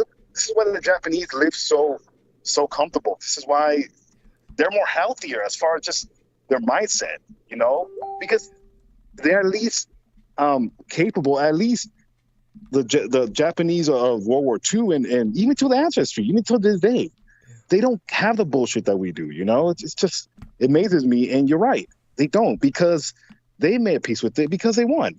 Yes. Very much so. And again, thank you so much for your clarity on all of this. And by the way, you heard what Brandon Young said about that film. His girlfriend made him watch a chick flick, basically. And okay. Yeah, he was watching The Woman in the Dunes, which was a Japanese film. I don't know if you heard any of that. Did you find any of that mildly amusing? Or I find it kind of interesting. You said the girl had big boobs, but yeah, that's just the guy in yeah. But, by the way, JoJo, I love her voice. She's like the ultimate feminine to me. Just hearing her voice, she totally cuts through all our male bullshit. Like you hear her voice, it's very comforting. I want to say that it's very comforting. And she's a great addition to, your program, to your podcast, because I don't know, something about feminine voice that it's just, it's almost like, damn, if only some asshole like Poon could actually appreciate a woman and not fucking kill her and use her as a piece of meat. It's just, and to me, there's a special place in hell for people like them. It's and I wouldn't even call it hell. It's just somewhere very special that, and when I mean special, it's not good, Yes, and I get it. And I can't even say hell because it's, I don't know. But anyways, I'll continue to support you, Doug. Okay, as well as you, JMO. I keep you both in my prayers. As someone from the right hand path. JMO's the left hand path, but it's still a path too, and it comes from the same creator. at the same time, like, Bill Salmon has talked about, and, just want to, my time's up because I have to get back to these Aussies. Okay. So sorry that you have to work with those people, but you'll survive. Yeah. Oh, yeah. I told them the Mexicans are white people, just to piss them off. They just laugh, they just laugh. But anyways, good night, okay? And please support Douglas Dietrich, the demystification of World War II with, Peter Moon, look it up on Amazon. And I bought a copy too, so to let you guys know. Bless you. Thank you so much. We love you dearly and share our love with your lady friend, okay? Your girlfriend. Yes. God bless. Okay. God bless. Bless. Hugs. Bye-bye. Good night, And man. that was Sammy Romero. I really should start monologue any minute, but I'm tempted to. Let's check in and see if we can call Penny Bradley. And see if we can do that. Burn a little bit of bandwidth. All right. Because I'll I see saw if I her can get to up. that. I saw her up. And let me see if I can. I feel like. Let me see. All right. So I'm calling her now. Okay. I feel like I could drink another Coke, which I shouldn't do because that stuff's just bad. No, I mean, look, we all drink bad things. I do things I definitely shouldn't, and I'm not doing it tomorrow. Yes, don't do that. No, not after what you suffered from recently. And so, is she responding? Yes. Hi, Penny. Hi. Hi, honey. So, hey, is Lou Reese there? Hello, Lou. Lou is here. Lou is making me a mug of soup. I was asleep when you called earlier. He told me that you had called. Wonderful. Oh, delightful. I thank him so much. Thank you, Lou. And I had physical therapy today, and it wipes me out. oh my God, I can imagine. So, what do they make you do? It feels like a whole lot of nothing while I'm doing it. Right. But I come home and I'm exhausted and I'm sore the next day. Mm-hmm. After you have surgery on your neck, your trapezius muscles take over. And so the result of that is that the tendons in the backs of your neck turn into these like pipes. And to stop that particular pain center, they have to retrain your small muscles to do their job.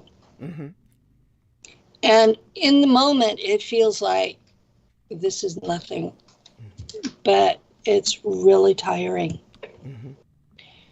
So I came home, I went to bed about 5 o'clock, and I woke up about 15 minutes ago. Oh, wow. Oh, my God. Well, I'm glad that we caught you. And I'm hoping you can help us burn bandwidth for a little bit before I dive into the monologue tonight. Again, there's just so much to talk about, and what we would appreciate is perhaps, Lou's welcome on, as well as yourself, of course, what both of you have thought of recent current events, or talk about anything you want, really. But there's just so much to talk about. Please, you can help explain to me. You tagged me in some things that I did share, and then there was something you tagged me in I didn't share because I wasn't sure what it was. It was both Daryl Neely and yourself, and then there was footage of all people, Rocco Fowler talking to somebody. And so what was that? What was that about? I mean, I'll share it if you explain it, because I just didn't know what was going on. I didn't want to share something that might have promoted him. Because of what's going on. But I understand. And he attacked me too, by the way. He's just been negative towards everybody, and I finally had to block him, which is what he wanted. He wanted to drive everyone to block him, and he's obviously extraordinarily damaged. But it's and also Peter Moon is it's hard for me to take Rocco seriously, but Peter Moon is insisting I should because he's waving a gun around. So we do want people to understand this. Yeah, he's waving. Yeah. Now, we did some research into the gun, and it's a pellet gun, but at the same time, it's still a firearm. It's still a threat. And if it has a fresh CO2 cartridge, it can do great harm. This is a valid, credible threat. Okay. And is that what that video was about? So explain that to us. Tell us what this was about, and this will help explain to people what you want to get out. We have a series of videos that different people from Global Enlightenment Radio Network are putting together based on screenshots of his threats to people and in other words, people besides you and I and anybody. So you can name some of these other people. We have found approximately 20 people that he has threatened over the last 5 years. Right. So not surprising. That's not surprising. No, it seems to be his go-to response if he doesn't like what you've said. Which he doesn't seem to like what anybody says. I mean, this is what's so bizarre. I mean, obviously, anyone who's listened to me, anyone can attest to the fact I've never insulted Rocco Fowler. And I was nothing but good to him, and he attacked me out of the blue. Yeah, it's been one of those situations where I've been having to oh, by the way, Penny, I'm so sorry. I'm so sorry. Interview. Yeah, yes, of course. You should. By the way, I'm so sorry. I just thought of something hideously funny. But Jameson, maybe you can help me on this. I thought it was just awful when we had Jim's. What was the guy's name here? The guy who had the mantids. The guy was, had the mantids. Oh, James Forsyth? Yeah, James Forsyth. When he was here, by the way, he's probably still out there. So hugs to him. But he was here, and he just, he's been detached from humanity by just too much. And when John Warrington came on, and I don't know if you heard it earlier tonight, darling, but I'll tell you now, John Warrington, who you probably don't even know, he's been extraordinarily helpful to myself, and he records everything I do, and he's just a guy who's kept all the records. And so both his parents were murdered by his brother today. And, oh my God. Yeah, with a knife. And oh my God. So he was, so he came on, he was telling us about this, and then James Forsyth says, that's a really big ontological shocker. That's what he said. I was like, Jesus fucking Christ. That sounds like emotional shock. Yeah, I mean, that was like, okay, that's, it wasn't an offensive thing to say, but it was just like, that was just such a bizarre. Deadpan? Yeah, it's just such a bizarre thing to say.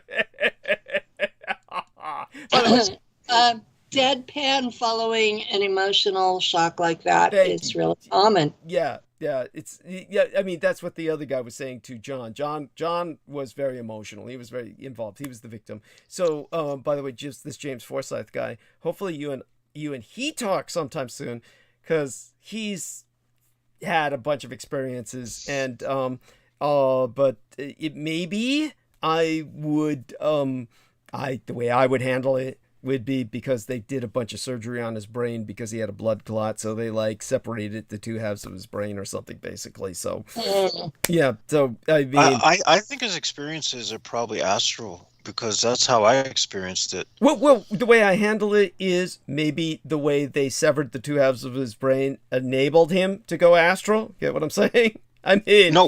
Well, he said he had these experiences before that happened. Oh, good point. I keep forgetting that. Oh, Jesus yes. Yeah. So he's had similar experiences to myself, which makes me wonder: do I have a fucking brain tumor? Oh my God. Now we got something else for Jason to worry about. You don't have to have a brain tumor to go astral. Thank you. I know.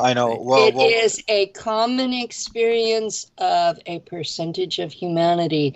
And amazingly, the other percentage of humanity is unable to do it. Well, they have gated me from being able to go astral after experiencing all those Cho incursions. So now I can't leave, and it fucking sucks. Stranded here. You're stranded here, poor bastard. I'm stuck, and I'm not only am I stuck, I'm pissed about it. Understood. I'm pissed about it. Understood. But whatever they did, whatever they did, you know. Granted, you know, they did do things I ordered them to do, which was kind of cool. But whatever, I paid a price for it, and the price is I can't go out of body There is always a price for magic, and I am beyond pissed. Well, got it. I thought you understood that there is always. Yeah. A but by the way, price before you for go back, magic. let's get back to Rocco Fowler, because I think there's an important point to be made here. And yeah, it was my fault to take it away from that. It sounds like he's a triggered asset.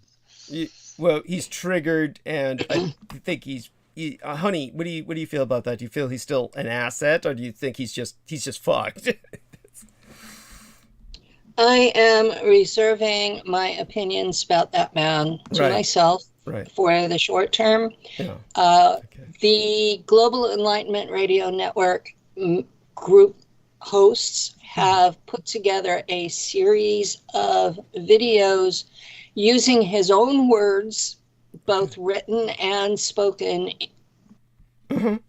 to tell the story. Okay. And Miles Batson in particular is doing an excellent job. An individual that calls himself Sway is assisting him, and the two of them are really good at it, and I'm just going to let them do their job. Right. Well, that's wise. And so what's going on is, who's the guy interviewing Rocco Fowler is not part of this. They're just using that footage, right? That's yeah. Okay. These are clips from old interviews. These are things directly out of his mouth. Mm-hmm. Because he was accusing us of photoshopping and putting words in his mouth. So we are literally taking the words out of his mouth. Right. These are not photoshopped. They are not edited except for the length of the clip. These are things that he said. Right. And we're exposing his own words, the threats that he's made, the use of racial epithets. In one of the screenshots, he claimed to be a Nazi, and it's just a lot of stuff. Mm-hmm. Things that he thought would never be used against him. Suddenly, because we have the capability on the internet that we do today, we're able to go back through the last 10 years, not only find out his real name, but put together his entire story and do it in a video documentary. Mm-hmm. Yeah. And that's what's going down, because we are tired of being nice to someone who gets abusive, only to have him turn around and knife us in the back. Yeah. Well, I have collected up all the screenshots of everything that has been sent to me, either directly by him or through mutuals, and they're on a thumb drive that I gave to the sheriff's department. Okay. Because the threats to me I considered to be credible. And I'm 66 years old and just had spinal fusion surgery. I'm a disabled elder, and this young man in his 30s is threatening me, and that's a credible threat. Yes. And because he's in Missouri and I'm in California, that's a Department of Homeland Security issue. Mm-hmm. And we hear that he's still on probation from his last criminal conviction. Which was, do you know what that was? My understanding was it was breaking into a house to steal items to sell to buy methamphetamine. Oh, that would explain a lot. Okay, so he's all right. I was about to, for a moment, I was going to ask if he was maybe schizophrenic or schizoaffective, but now the fact that he's obviated. Doing meth is renders everything moot. Yeah, that's orders of magnitude worse than being schizophrenic or schizoaffective. So, thank you. My personal history with neighbors who were involved in meth, because it's rampant through Central California, is that once they decide you're the enemy, they never let go. Yeah. And that's why I've turned it over to the police. If he shows up at my door, Lou or I can defend us. Ourselves. And I am that not would be the way going to say talk. Lou and I can defend I am ourselves. not going to talk about what I have in my house to do that with. Of course not. But I'm not going and hunting the man. Right. I am simply stating, if he shows up at my house, I will take care of the problem. Right. And that's a legitimate thing to say. And so I definitely appreciate your sharing that with us, and continue elucidating upon that and talking with Jameson. And honestly, take your time, talk about anything you want. And what I'm going to do is I'm going to go mute for a few minutes. I'm going to grab a Coke or do some lines of Coke, come back, and then, soon enough take over into monologue. But Douglas, don't forget to brush your teeth after. Yes. Yeah. Of course, that goes without saying. But honestly, you have no idea how much I appreciate your coming on, Penny, just to help us do this and to explain what it was that video was about. So do you want me to share that? I'll next time I go into those tags, I'll put it on the page then, because you feel people need to know about this, right? Well, I wasn't particularly tagging everyone. It was Daryl did that, right? Daryl has an assortment of people he tags. Right. And right now, I'm not sure if he's able to or not. He's having trouble with Facebook right now. And he seems to be on it last time I looked. Miles Batson is having trouble with YouTube, and it's both related to complaints that have been filed over us responding to these threats. Okay. So. Oh, you mean so what you're saying is Rockefeller's just bitching to everybody and filing reports and causing problems, right? Is that? Yeah. No. He thinks that he's somehow going to make money at this. Does he really? Talk about delusional. That's crackhead. That's crackhead. Yeah. Yeah, that's the biggest joke. Guys, I have been public for 6.5 years. And the only people who have ever paid me for my work are Russian nationals. Yeah. No, there you go. And so, what I'm going to do is I'm going to go mute, and Penny and Jameson are going to talk for a bit. I'll be back soon enough. Going to do what I do, refresh myself, and get ready to suck all the oxygen out of the room later and nonstop. But, wanted to go a bit easier tonight when I spoke about what I did earlier. That takes some stuff out of me to remember those things. And but really dearly love Penny and Lou. They're wonderful people, and Jameson is wonderful. He was expressing a lot of anger and rage earlier when we were, started the show, and that of course is normal. I still am trying to, I still am going to, become the vessel for Tiamat. There we go. And, my interactions with Tiamat have all been respectful and wonderful, and I have no problems with her at all. Good. There we are. And so were you worried before I go, Penny? Did it cause you any concern that the Russians are threatening nuclear war now? I take it you probably take that with, you probably just yawn at the Well, I mean... Yeah, that's kind of my attitude is Putin has been in charge for a long time. He is not a hothead. Things have kind of changed now. He is a hothead now. He's become. We'll just say that Alexander Dugin's cult has made sure that some intrusions have entered his psyche that he's not in control of anymore. And the son of a bitch, he should have been shut down from the get-go. But the West enables these white boys to rage out of control. Well, this is the way I'll express it, Penny, is that I could understand just based on common sense.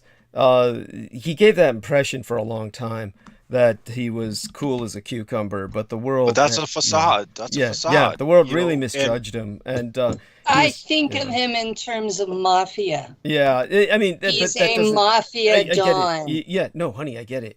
It was a good analogy for a long time. All of that has stopped. It's off. It's off the boat now. Basically, the world has misjudged him in the sense that he was supposed to be a master chess player, but he's actually shown himself to be erratic, grandiose, and willful in a self-destructive manner. It's things have really changed. He's now at the point where he's just pathetic, and he's going to try and appear less pathetic by trying to take down as many people as he can with him.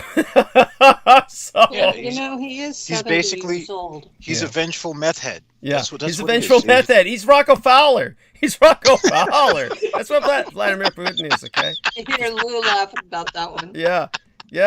Lucy's the truth in it. Yeah, he knows I'm right. And that's what makes it so sad. It's that, Pooty Poot didn't have to sink this low. It's just pathetic. But I'll do my bit. Both of you, I'll leave to speak. I'll be back soon enough. And thank you, honey, for coming on, and it really helps. So I'll go mute.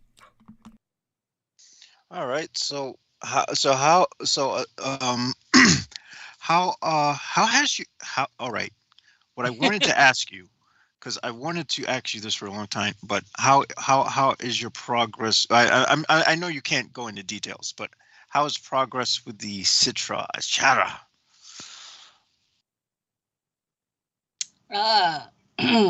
Yeah. I do not summon any of those beings because I know magic always has a price. However, the act of reading the document caused a bunch of them to be curious about me. And so I have these beings pop in and out to see me, and apparently part of my soul matrix is from their part of the world. And so they come and they basically party. And I've not had trouble with them. I'll put it that way. They have come in, they have been respectful, they have been curious, they have been polite. They did kick out some creatures that were parasitic, and for that I'm thankful. It did help me get in touch with that part of my solar matrix. Not solar like the sun, but soul. Yeah. I'm not a single soul like most humans are. I'm a matrix.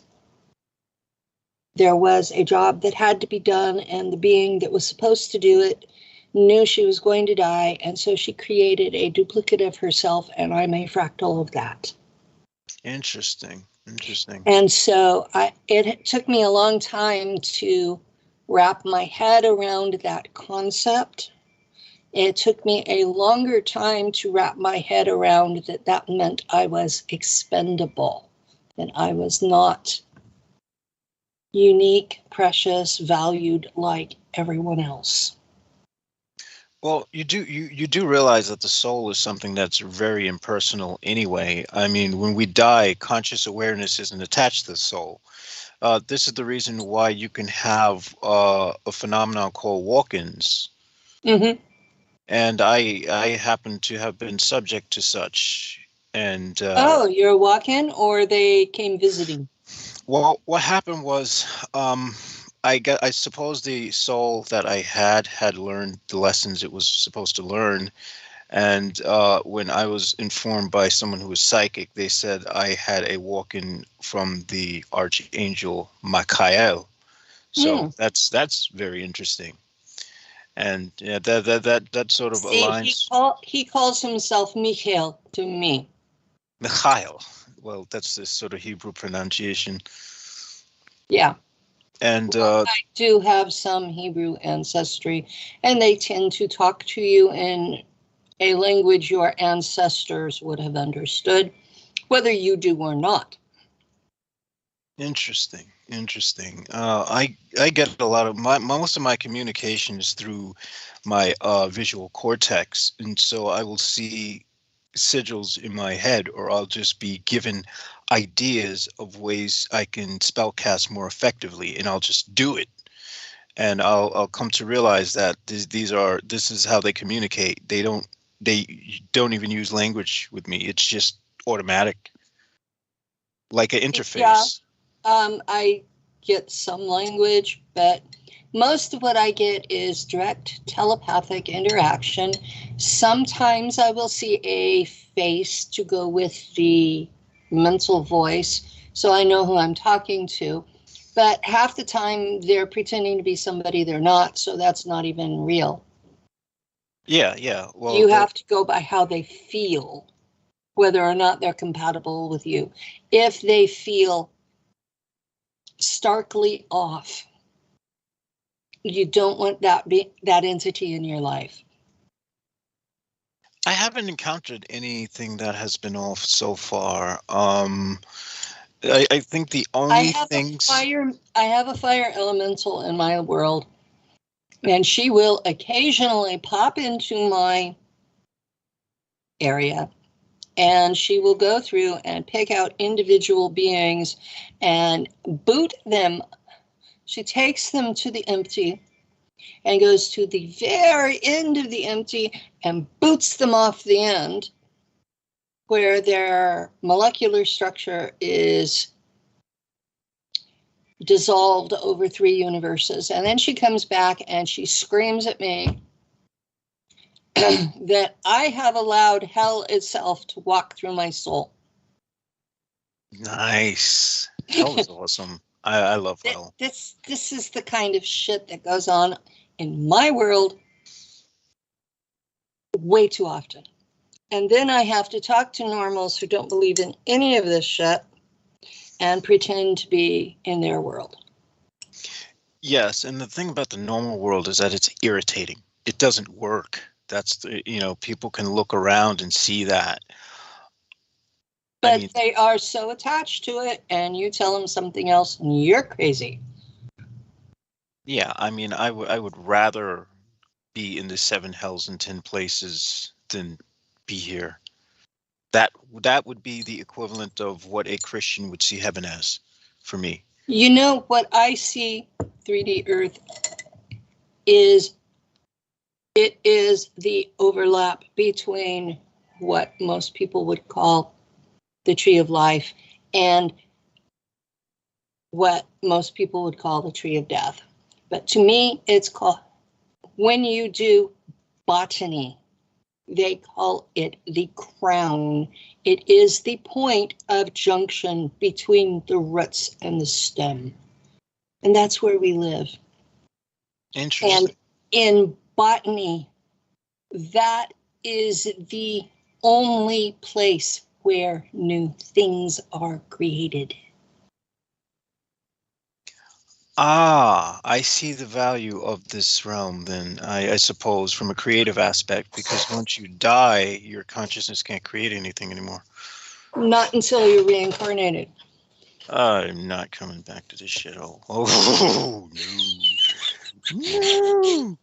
no. No. I would rather be a part of a member of the Infernal or serve the Infernal somehow and just, continue work as one of them than return here or become a fell angel or something. That's the draw of being here, is that you're able to interact with things, you're able to create, you're able to make an active difference. Otherwise, you have to work through some poor sap who may or may not be able to see you. Well, this is the thing, though. why exist at all? It's again that's a very cliphotic point of view. And that's the reason why I am really just I'm immersed I'm immersed where I am now, with the Citra Chara. It's just the greatest thing that's ever happened to me in a long time. Oh, by the way, well, it's a really interesting document. When it was given to me, it was like, well, you don't really understand what's going on until you hear the other side of the story. And this guy gave me this book, and in a PDF form, and I looked it up, and the real world paper version is over $700. Holy shit. And I kind of more or less gasped and was really thankful for a PDF. So I read through the introduction, and it says that if you're not going to worship these beings, that you're cursed forever. And I told him, I am really not interested in worshiping anything. So do I really need to go any further in this book? And he just laughed at me like you just did. And I said, fine, I'm going to read the document as a document. And I proceeded, I've read it twice as a document. I still do not worship any of those beings, although I will admit to a increasing number of them showing up in my world simply because I read their book. Okay. It was very enlightening to hear their side of the story. Things that had never made sense before suddenly were completely clear and rational and made perfect sense. What are we talking about? Oh, the Citra Actra, which is the Citra Actra. Which is the in-depth working of the Qlipothic spheres and the 11-headed dragon Tiamat, which I intend to become the vessel of. How to interact with them, how to summon them, how to act like you know what the hell you're doing in that world. Right. And it was very enlightening. Okay. Thank you. By the way, I'll let you get back to that. I just wanted to say hello to some of your friends as well as mine in the chat room. In terms of the people who were in the chat, I want to say hello to all of these wonderful people. For one thing, Veronica Barrera is with us. She says, "Hola, Douglas. Happy New Moon. Hola a todos." And she gives me a rose. So, love you dearly, honey. So, buenas noches a todos, Senora Veronica.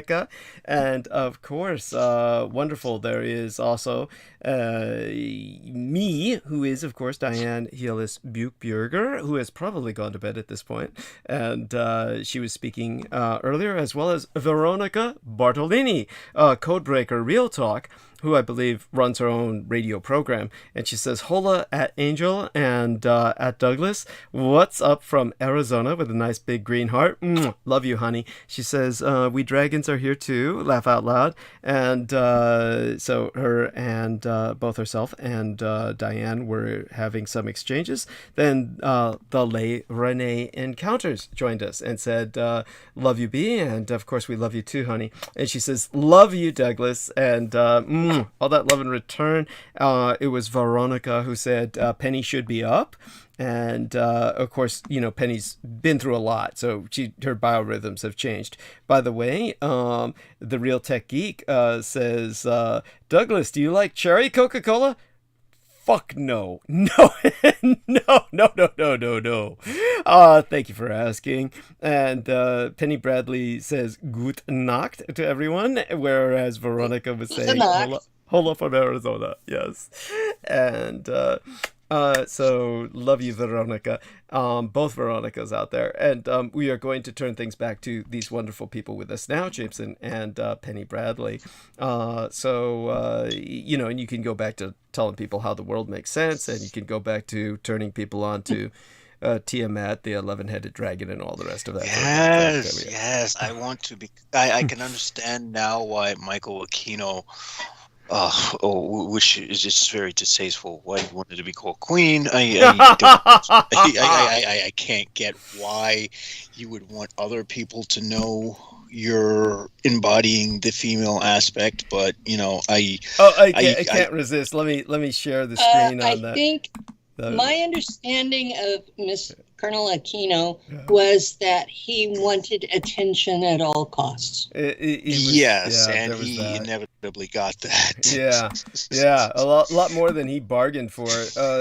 Let's see now, in terms of the Sora Ayoi, let's take a look at what we got here. Diane was writing some stuff. Here's how we do it. Yeah, go over there to...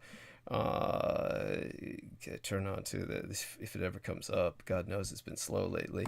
It crashed on me earlier. Oh, by the way, Jojo said something. Let's see what Jojo said earlier. Jojo said, why while you're worried about my kid going by them and their and how it may affect your kid may be suffering from all these other things in school, for God's sakes, rather than worrying about what gender her kid is. So, by the way, Penny, when your kids were growing up, did they just use they or their or any particular gender thing, before they changed, so to speak? Or, basically her child is essentially non-binary. And so... biologically non-binary. I would hazard to guess she's biologically female, but has decided that she doesn't really want to be judged by that. Does that make sense? That does not make sense. This is a that makes a lot of sense. Medical condition. Okay. It makes sense for many of them, but not for mine. Right. Okay. Yeah. But did they ever choose anyhow, just wanted to show you this for your amusement. So, of course, Ash Wednesday today. And then what happens is Reginald Burns has always been very kind. But I suspect it's because now he's, of course, married. He has a child. You can see that here. But very beautiful lady. He doesn't get it yet. I just gave him a big heart, that's okay. It doesn't bother me. The choker kind of hides the Adam's apple, that's all right. But just thought both of you would find that cute. So aside from all of that, and then, just keep getting these other people I thought would be fucking like decent or something. Who's the woman with the black lipstick? She's interesting. The woman with the black lipstick. Ooh, the black lipstick. Your friends. Your friends? Oh, yes. Who's that? Jojo? No. Oh, Priscilla. Oh, new. She's new. I just made friends with her today. Wow. Let's take a look. She's pretty. Oh, okay. Reading leads to witchcraft and lesbianism. There you go. So you might not be in the running. Maybe you need a sex change. If you get a sex change, yay, you're in the league. And so, right now, as it stands, from what I imagine, based on what she said, maybe Penny has a better chance with her than you do. But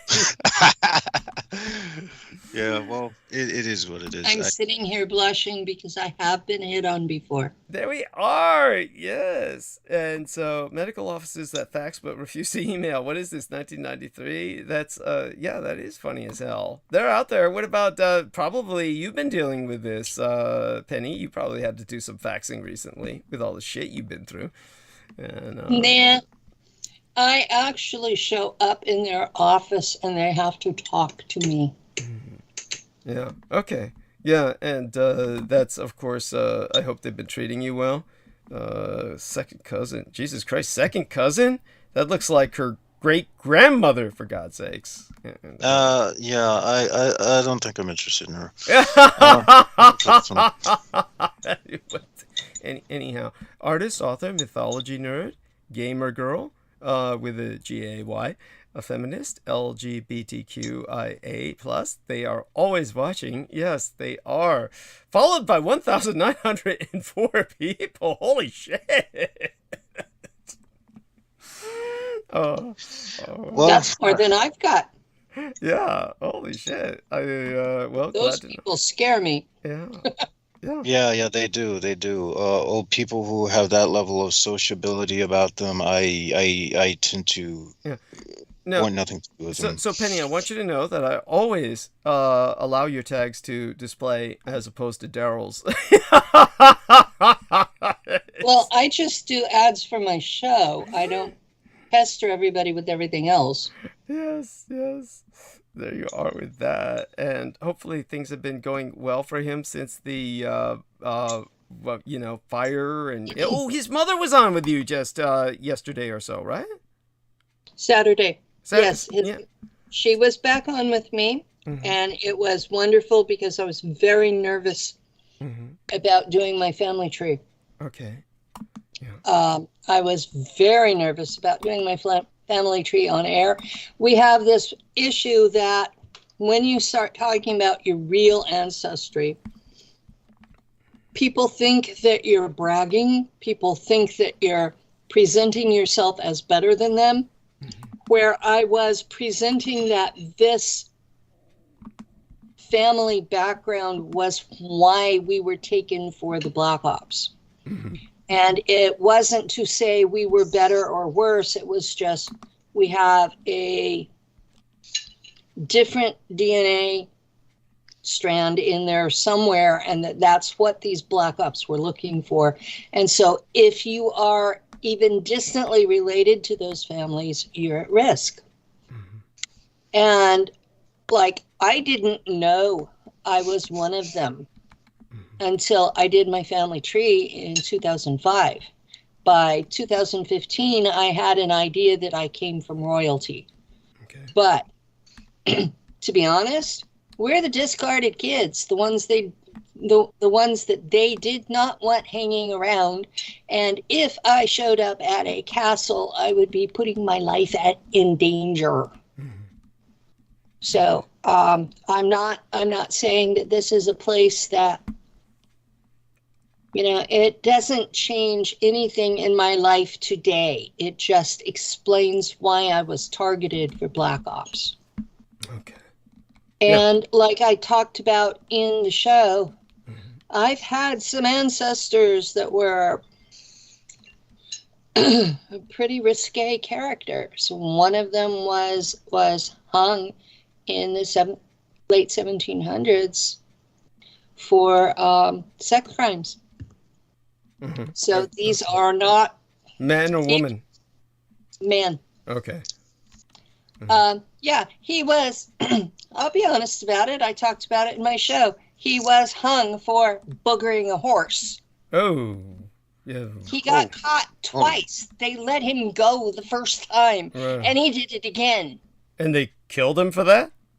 They killed him for that. Oh. This is in my family tree. This is, so I'm not saying all of my ancestors were good guys. In fact, quite the opposite. Most of the people who had money and power in my family were cruel, vindictive, greedy, selfish sons of bitches who did crimes. Some of them got by with them because they were the king. Others got hung for it. So it's, if these people were living people in my world today, I would want nothing to do with them. But they are my ancestors, and they are why I was targeted for the Black Ops. Okay. Well, thank you. And so that was important information for the public to have, because I go forth, I talk about kids being kidnapped, and then I get contacted by little old ladies, my age and older, who are terrified that they're going to be kidnapped and taken to these things. And I'm like, do you have any royalty in your family tree? Well, no. Then you're safe. I tend to think if it was going to happen, it would have happened already. Chances are.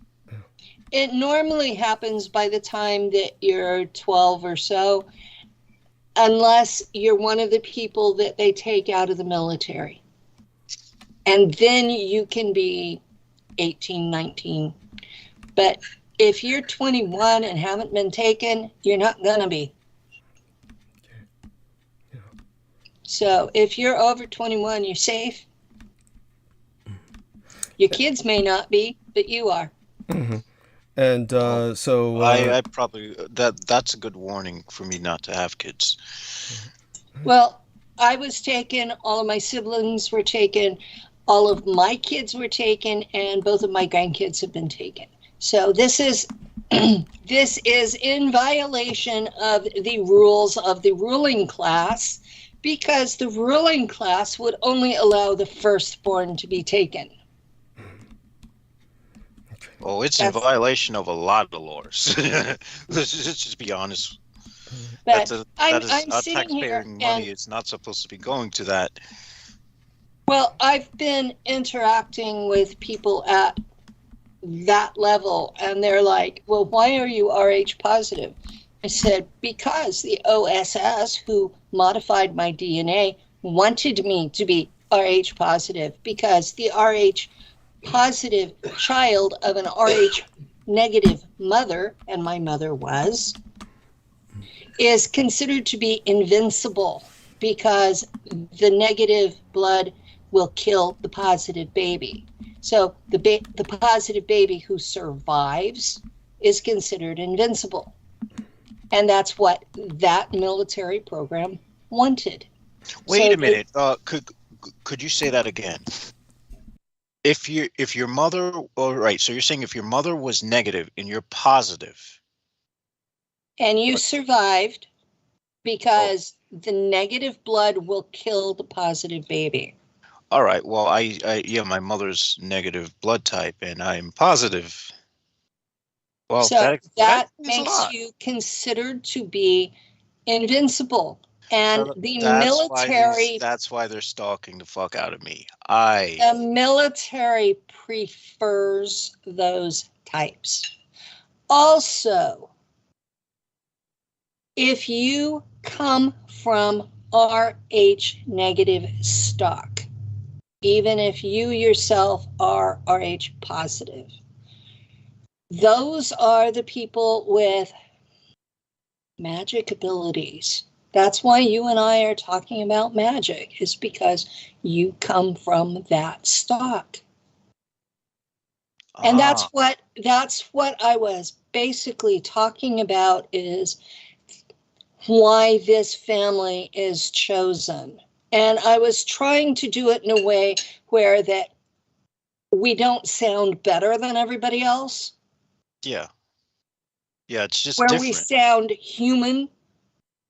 We're just a little different. And that little different was what they were looking for. Yeah. This I did find that they were, I don't know how, I can't remember where I heard it, but supposedly they were doing a lot of research on people with certain blood types. Supposedly they would definitely stalk people who had negative blood types or their offspring. So this makes a lot of sense.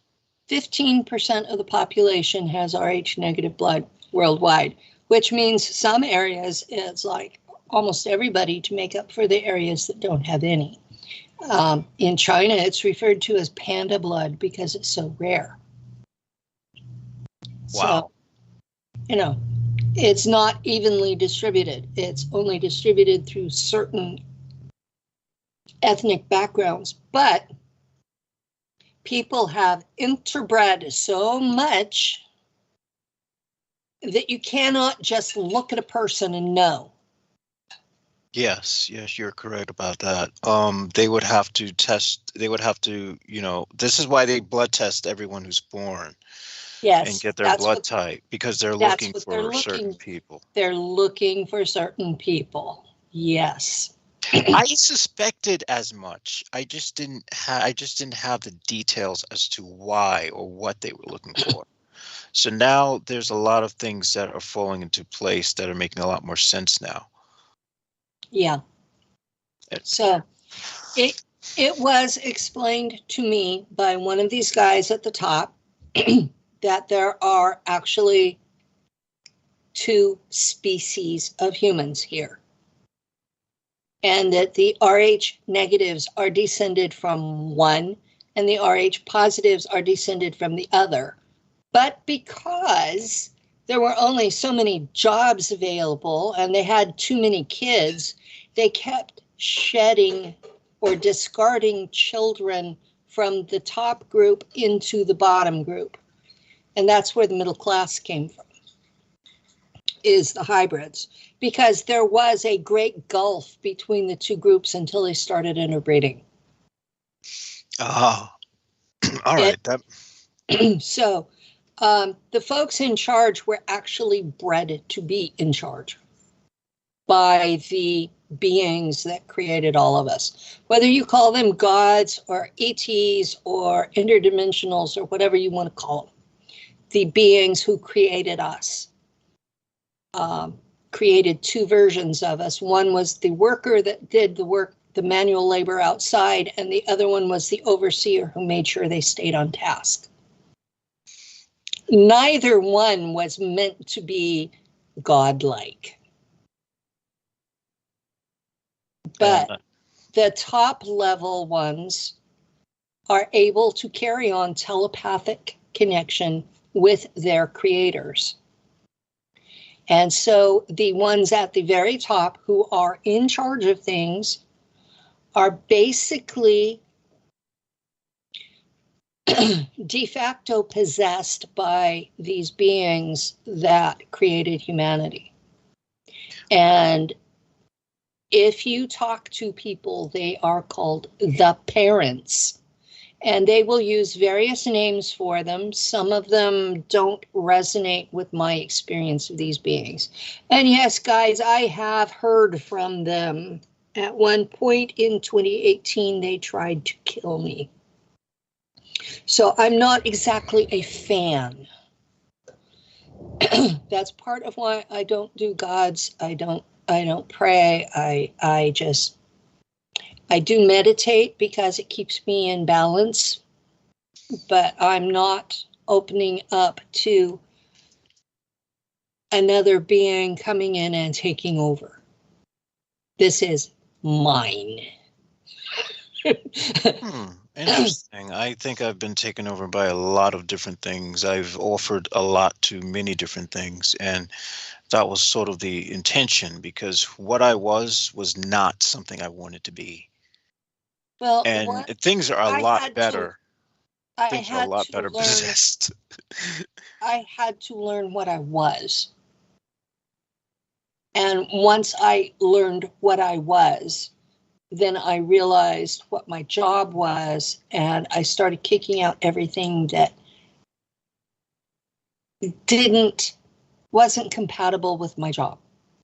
And at least at this point in time, my job is about exposing the kidnapping and child torture in these programs, hopefully to get it to stop. But at least I'm exposing it so people will know it's happening. Whether they choose to do something about it or not, I don't know.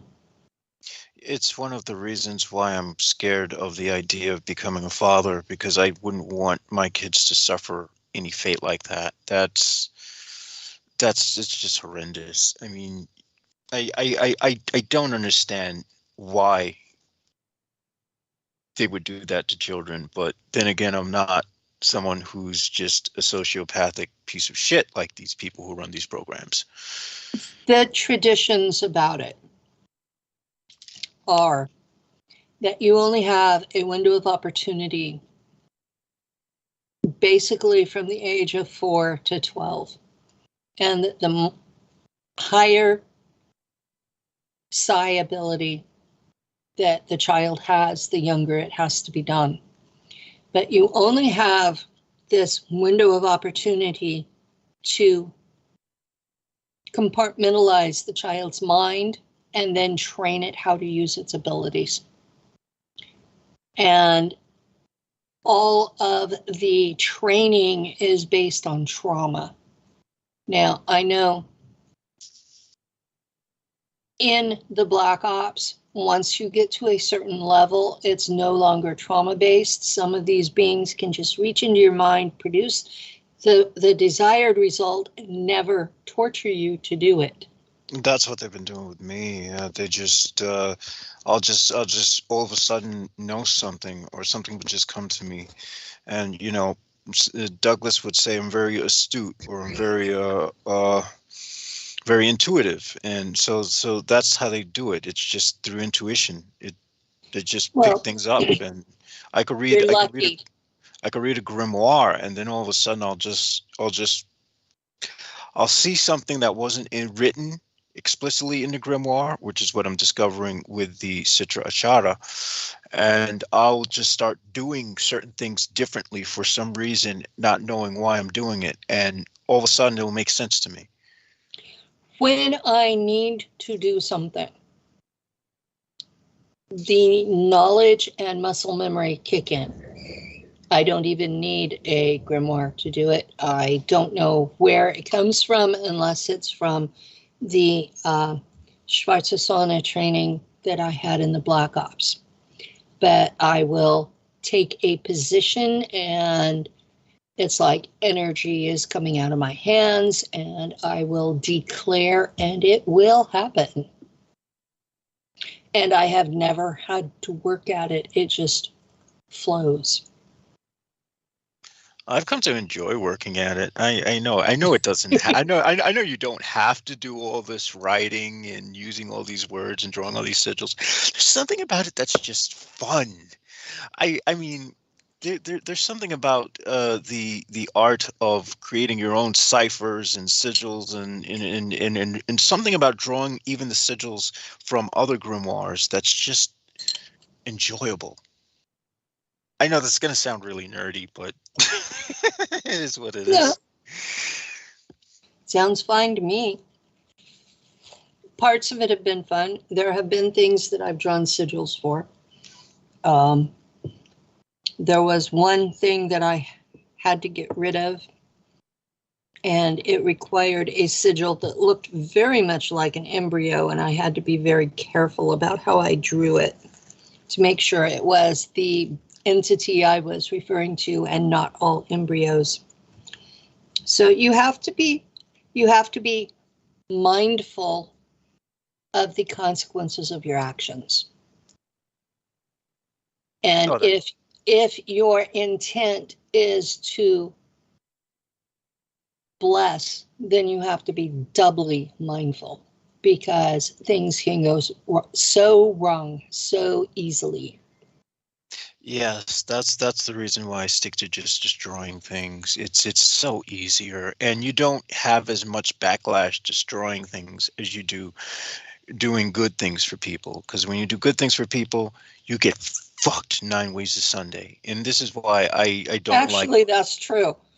Yeah, and when you curse people, it's like things go good for you, and it's like it's you get rewarded for cursing, and you get punished for giving boons to people.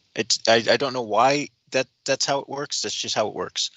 I have noticed that every 6 to 8 weeks, someone turns on me and knifes me in the back, and it's usually someone that I have been good to. Yeah, there's a reason why, and especially if you're doing something, if you're trying to, speak into existence something good for them, that's going to happen.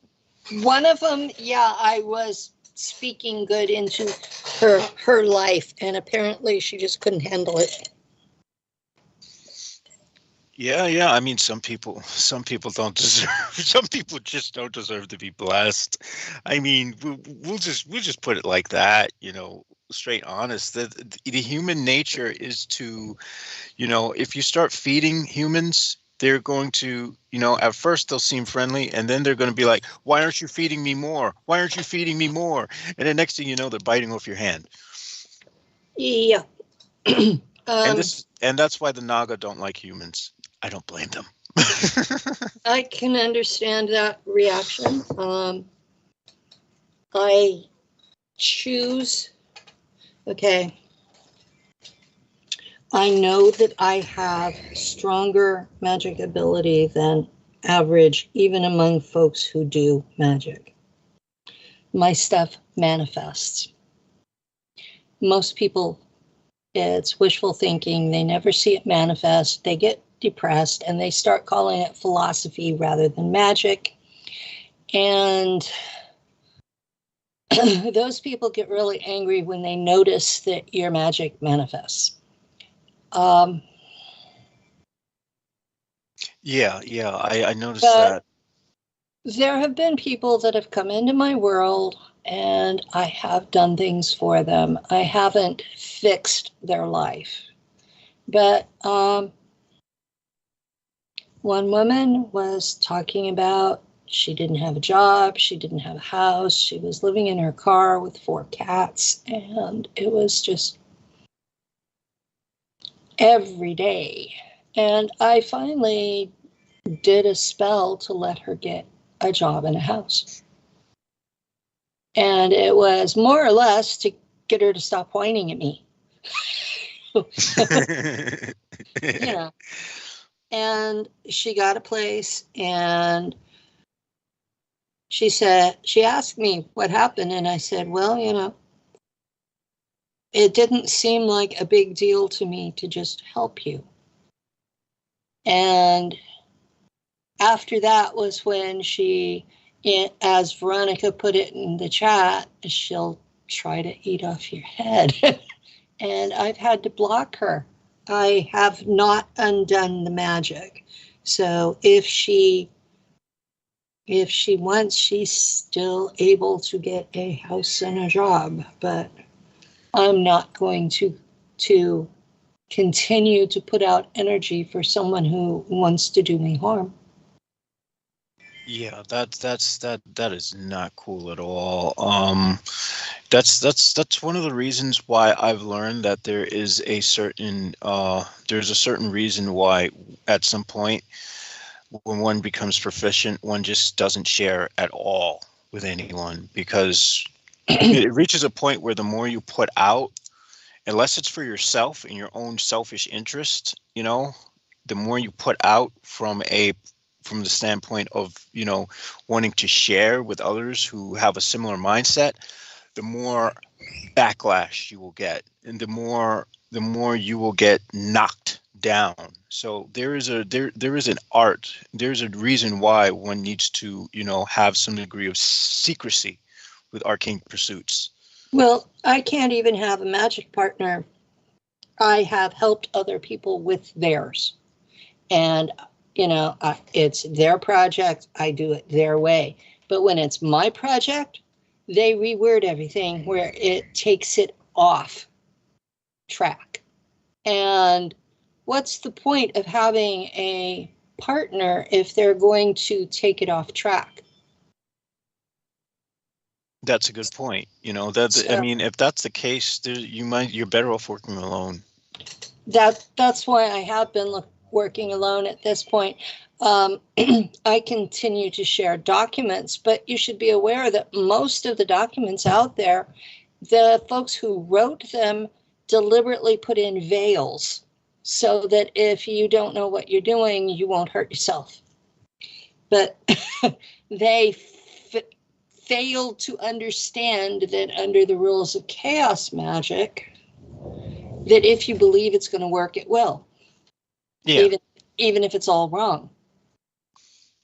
That's a good point, and that's why they're, you know, that's the reason why people in chaos magic, they've worked with thought forms like Superman and Bugs Bunny and have gotten results, and that's that's where I actually started.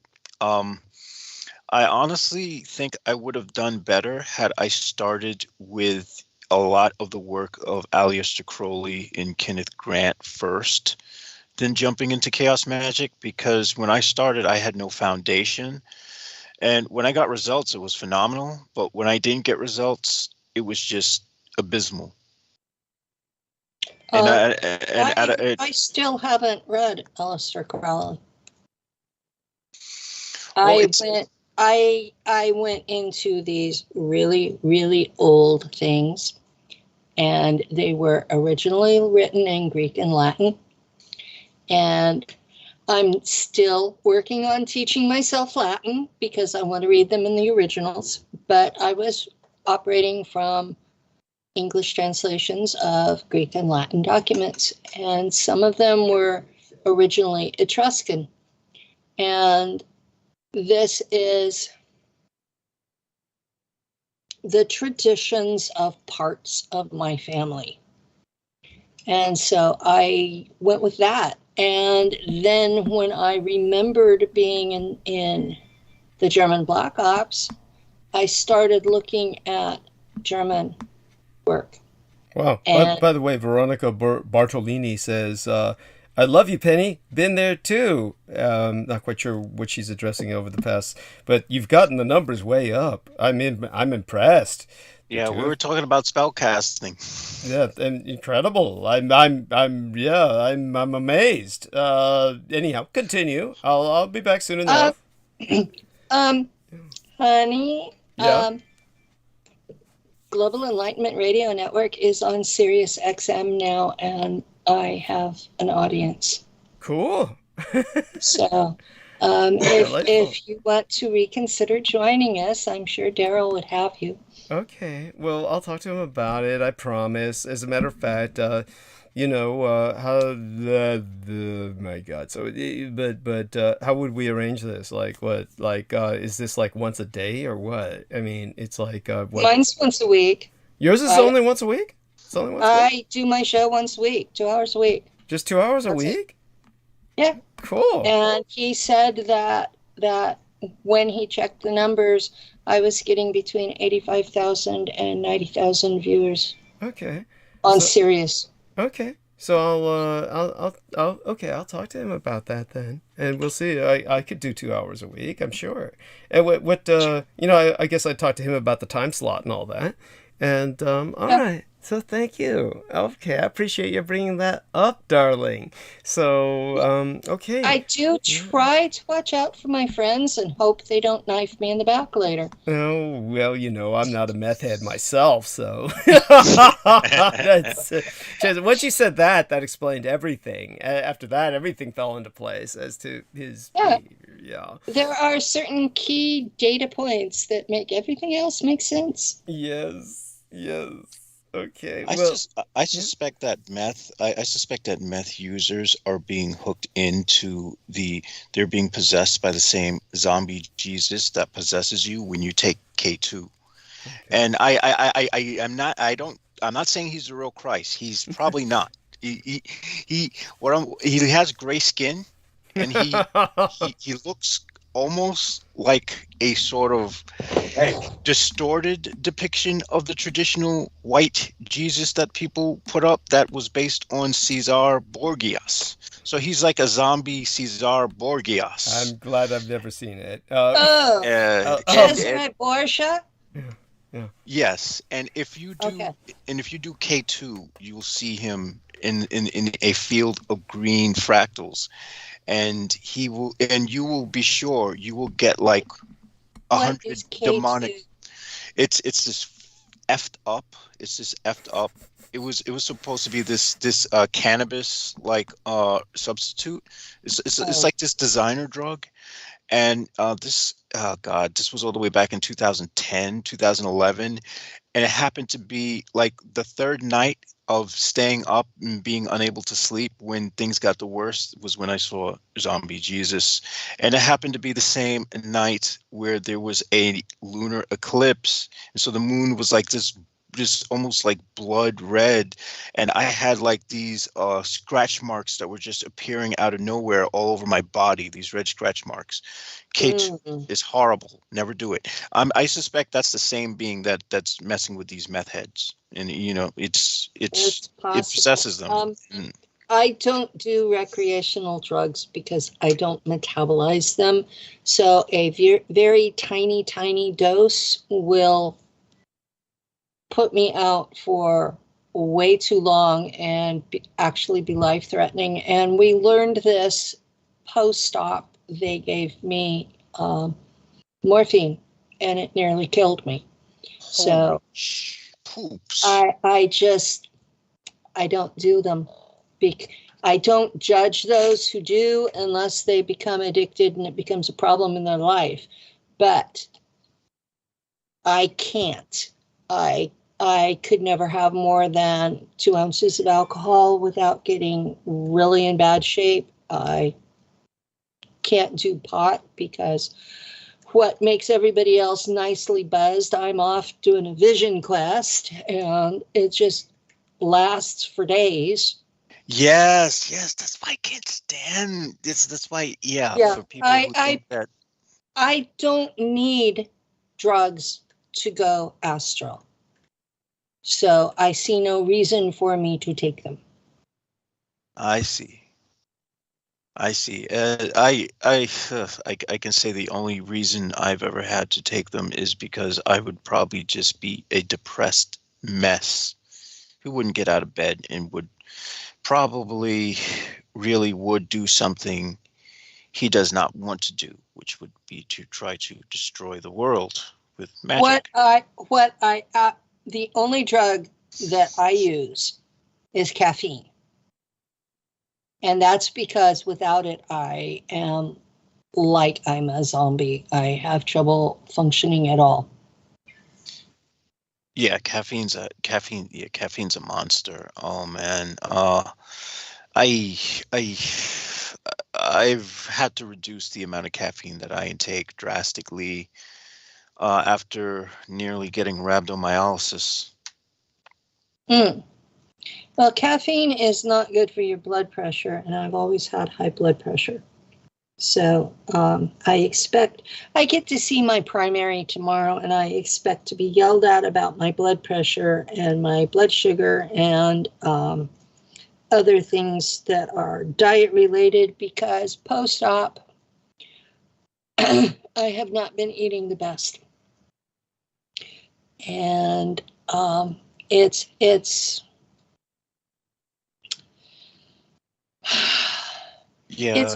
been,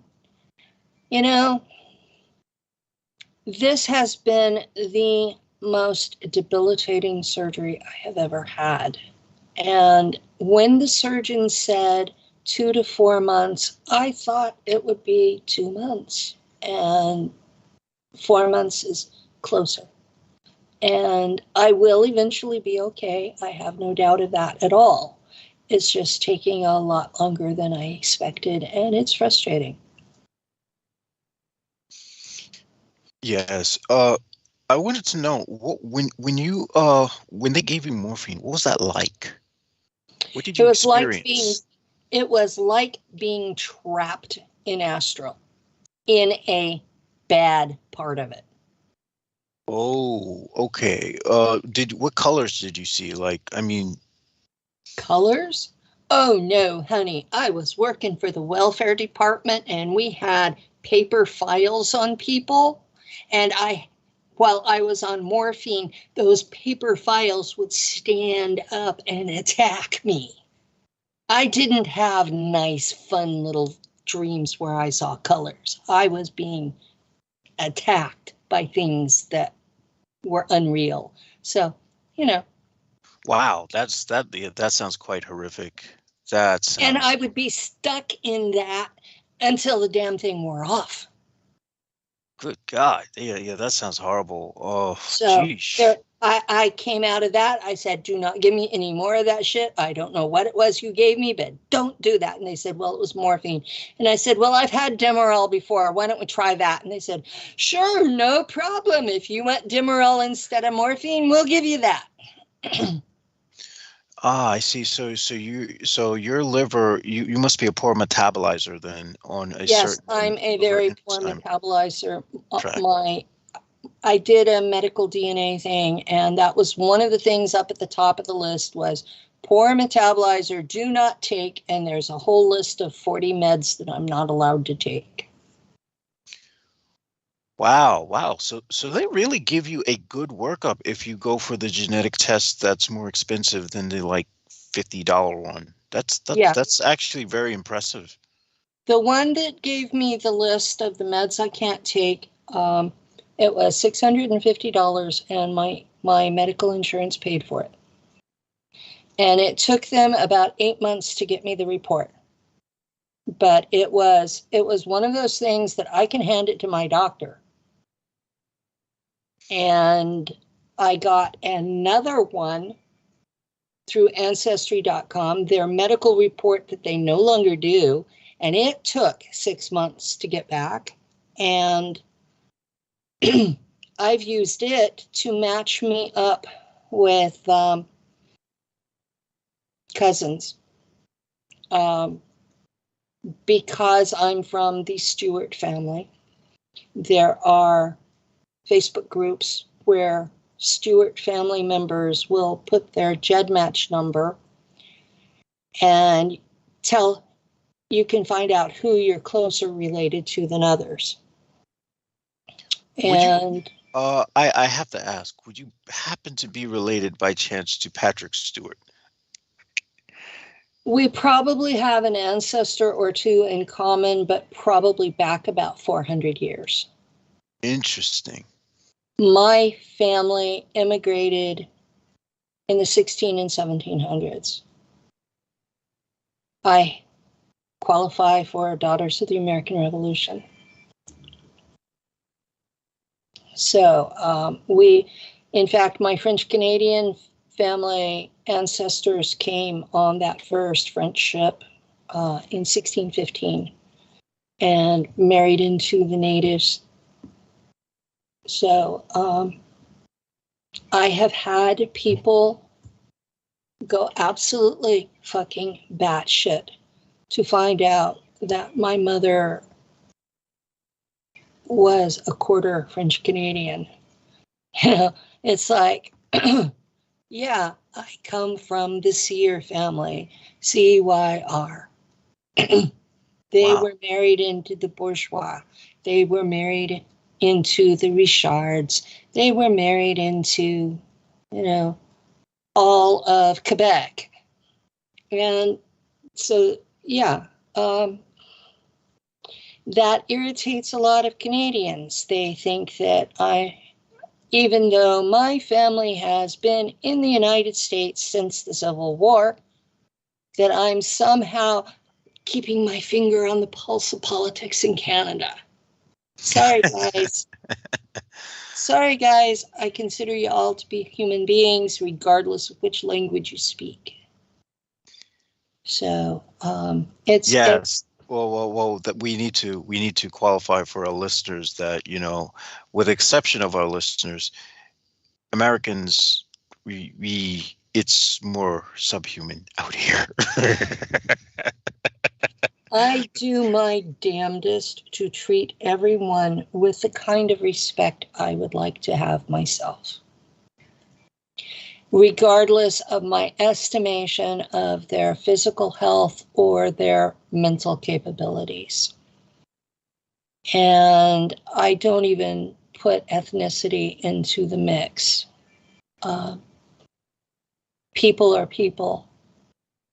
When I took zoology back in the 80s, the professor stood up and said, "You're not going to like this, but there is more genetic diversity in a single troop of chimpanzees than there is in the entire human race. And all of this shit that you're arguing about means nothing." And I really wish more people understood that. I agree. That would get rid of so many problems that the human race is having right now, which are I can't help. Part of me can't help but think that humans just love drama and unnecessary drama, which causes unnecessary death and unnecessary violence. I don't know why. I see it as a dominance issue. It is. That on an individual and group basis, they have to be dominant and impose their will on others. And anything that interferes with them imposing their will on someone else, they will fight you over it if they think they have the power to win. And if they don't, they will go through and sabotage everything you do. Yeah, that's I personally see the dominance issue to be the major problem on this planet. And it's even behind the religion thing, because all of the religions, at least at surface level, teach peace and love. But it's their followers get into this, we have the truth, you will submit. It's the intoxication of power. Yeah. Like I said, dominance. Dominance. Dominance. Dominance. It drives me fucking nuts. We cannot just sit and share ideas because somebody has to be dominant. Yeah, I mean, this is one of the problems, is that we can't coexist with it. We can't coexist with other, primatoid species either. Due to that, we can't coexist with other intelligences openly because of that, and that seems. You've had cats; they're intelligent. They're just not human. Yeah, and I don't try to dominate them. The beauty of cats is that one can coexist with them. People who own cats, they were people who generally just want to coexist. Whereas I find people who own dogs seem to be more of that domineering personality, because I used to have a friend who owned a dog, and his whole trip was dominance. And it's just, at some point, it's just like, dude, I don't give a fuck. It's just like, why am I friends with you? You're someone who has to control everything. I'm someone who just wants to do what I do, enjoy myself, and let everyone else do what the hell they do, as long as they're not hurting me. There are even some people that are actively hurting me that I just let them do whatever they're going to do. If they're hurting me too much, I will break contact with them, and that's that. I don't care how close we have been in the past. If you're hurting me, you're gone. See, that's where you and I differ. The minute anyone starts hurting me, that's it. They're gone. I give them enough rope to hang themselves, because I've seen a lot of people that would go through moods, and they would get through it and they'd be okay again. That's a good point. So, I don't get rid of a long-term friend over a temporary mood issue. But if it becomes they're undermining me and they're trying to destroy me and they're calling me names in public, and, why? Why have that in my life? Yes. Thank you. That's why should anyone have to deal with that in their life? Yeah. Yes. I'm doing the thing of I'm exposing what I remember happened to me, because I was a victim of a criminal act, more than one criminal act. And I'm exposing that that's going on. Other than that, I have a very live and let live attitude. I don't care what you do as long as you're not trying to hurt me. So both of you still doing well. I'm going to refresh myself, just rinse my mouth out, come back, and now that I've finished this Coke, yes. Get ready to you need a lawnmower to get the carpet off your teeth. That's right. Yes.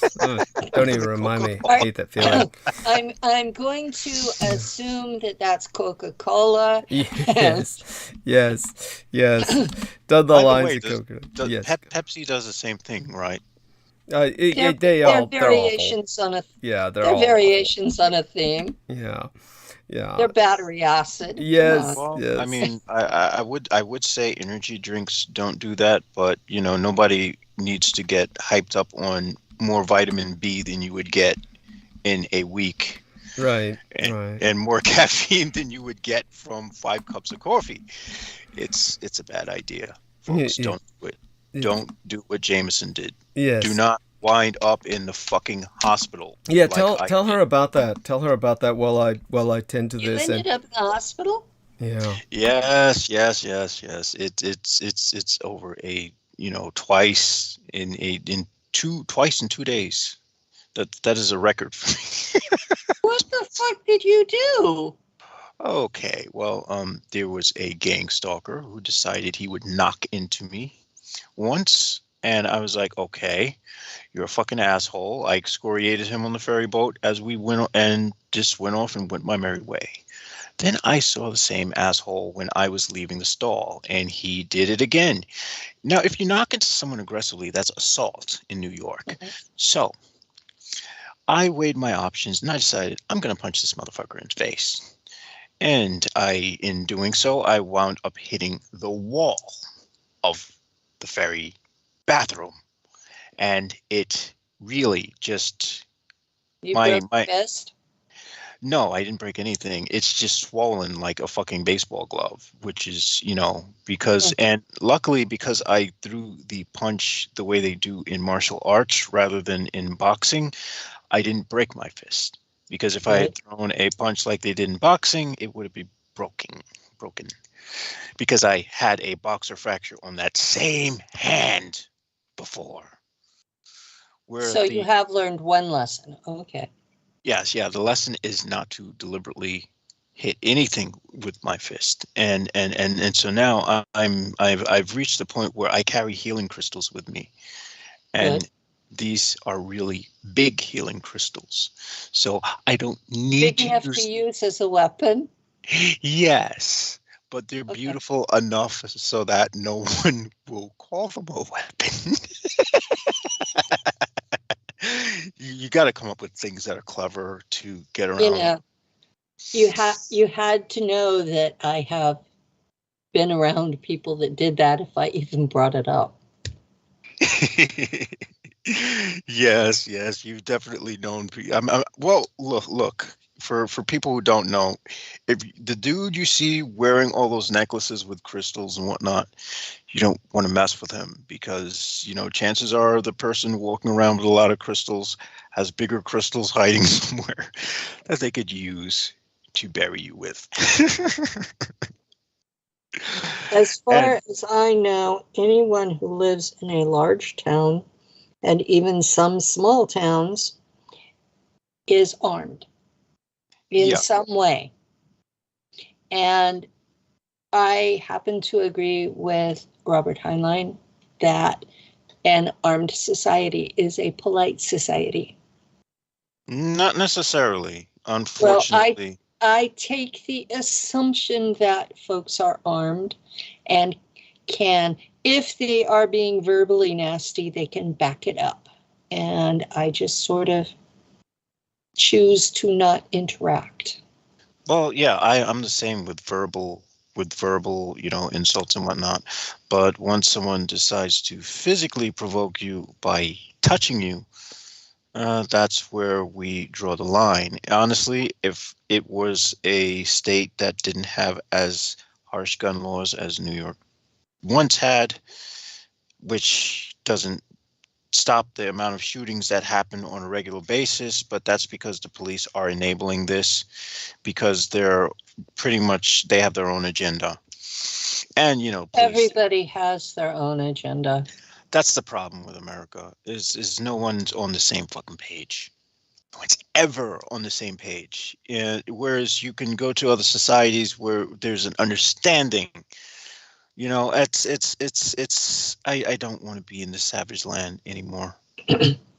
But I don't necessarily want to be detained or exiled either. They say that there was a common agenda when I was a child, but there was not. There were multiple agendas. It's just that there was one that was culturally dominant. Yeah, that everyone visibly knew of, and that was white power. Christian white power. Yeah, and to be even more specific, Christian white male power. Yeah. Because they didn't even we still don't even have rights for women that women deserve. Thank you. And by the way, Sarah Thomas gives us 3 pink pulsating hearts. Hey there, Sarah. And by the way, Veronica Bartolini, Codebreaker Real Talk, says, I am with you, Penny. I had spinal laminectomy fusion. 5 titanium screws, S1, L1, L2, L3, L4. Morphine is way too much for me. I also don't need drugs to go astral. So there, you can answer that. And my spinal fusion was C4 through C6. I have 6 titanium screws holding a plate on, and in the disc space between the 3 vertebrae, there is a pin of sorts that holds the nylon washer in place so that it's not spitting into my spinal cord. So you couldn't go anywhere near a CAT scan room? It's titanium, so I can still do all of the medical tests. Cool. Without the, yeah, but titanium doesn't get magnetized? No, titanium doesn't get magnetized. I also have 5 pins that are titanium in my left shoulder from my surgery 2.5 years ago. Okay. Wow. Mm-hmm. So you're a cyborg, technically. Yes. Yes, she very much is. Well, I've been repaired anyway. Cyborg normally means that you have electronic parts too, but if I do, I'm not aware of them.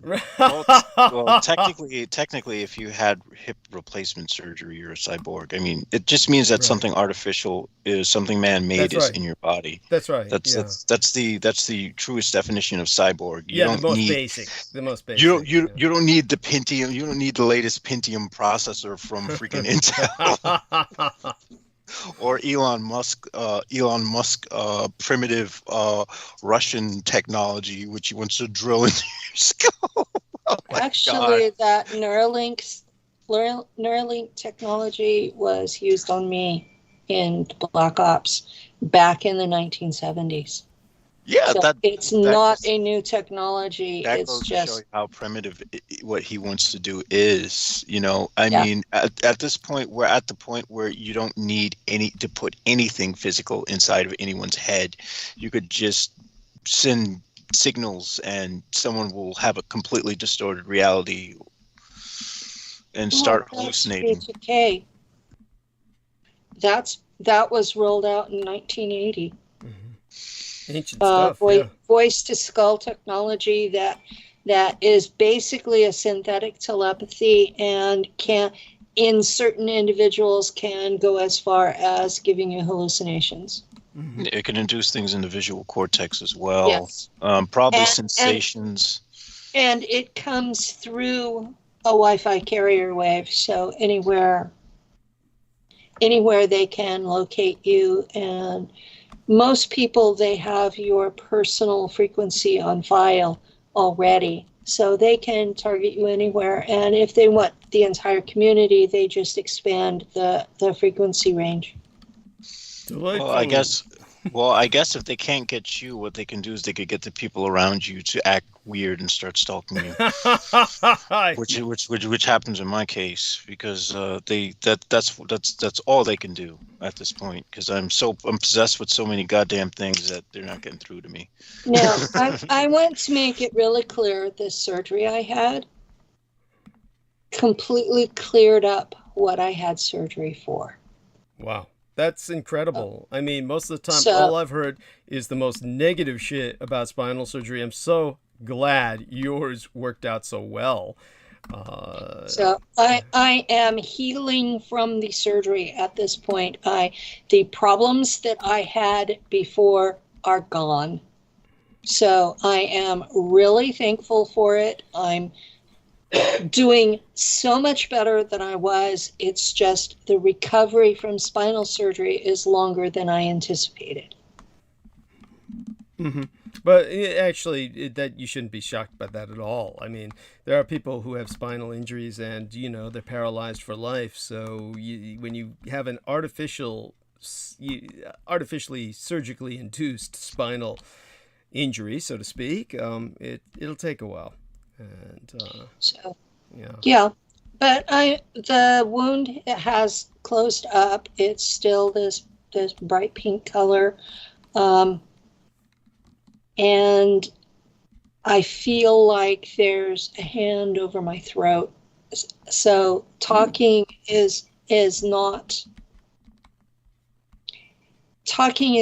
a natural thing. I have to work at it, and like swallowing when I eat is difficult. So I've been eating less, and as overweight as I was, that's not a bad thing.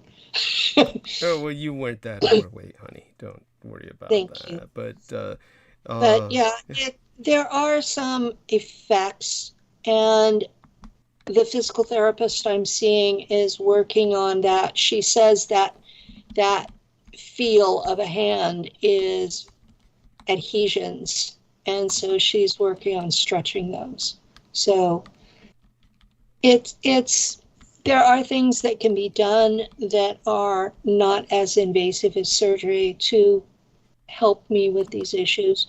And because I had the shoulder surgery 2.5 years ago and then this surgery, there's some interplay between the two sites, and it's making recovery a little more difficult.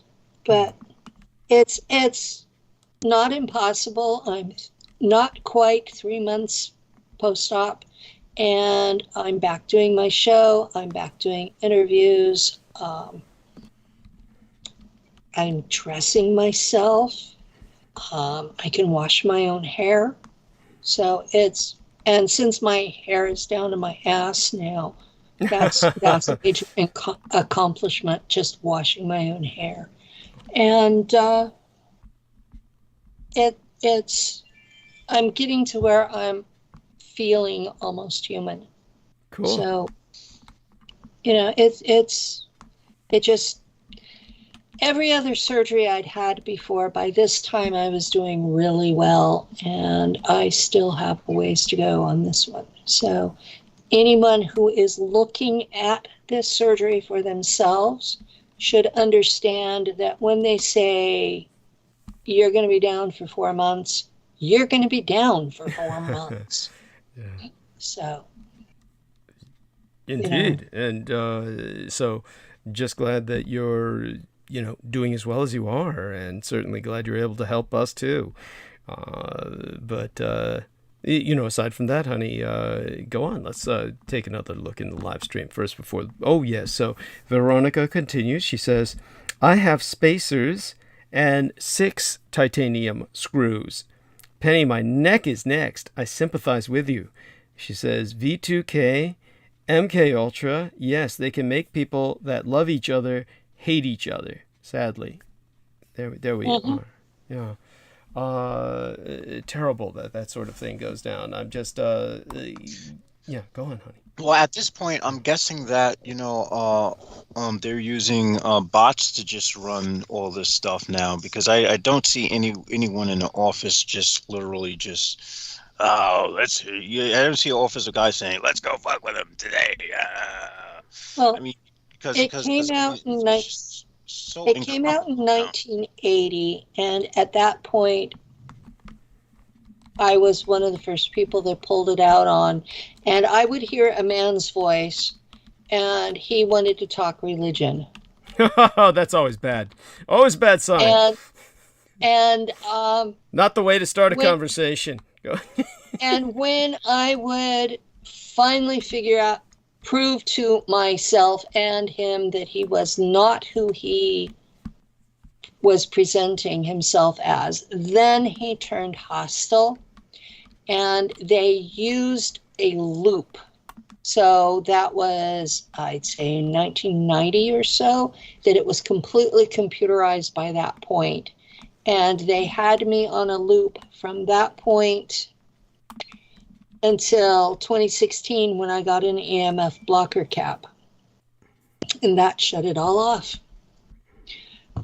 So I know it was something external and not schizophrenia because the EMF blocker cap stopped it instantly because it blocked the Wi-Fi.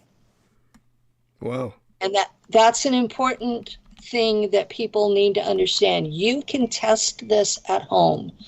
Everybody has a spaghetti pot. Put it upside down over your head where it covers your ears. Mm-hmm. And if the sound stops, it's V2K. It's very simple to test. You don't have to go expose yourself to the neighbors. You don't have to talk to the doctor about it. If you put the spaghetti pot over your head and the sounds stop, the visions stop, the voices stop, then you're dealing with a CIA op. You're not dealing with a mental illness. Oh, yeah. So like, and there are caps sold. I was about to ask, how does one do this in public without looking like an idiot? There are several varieties of caps. Some of them look like the baseball cap. Some of them look like hat liners. Some of them look like the skull cap that a lot of people wear in winter. And it's regular fabrics that have metal embedded in them.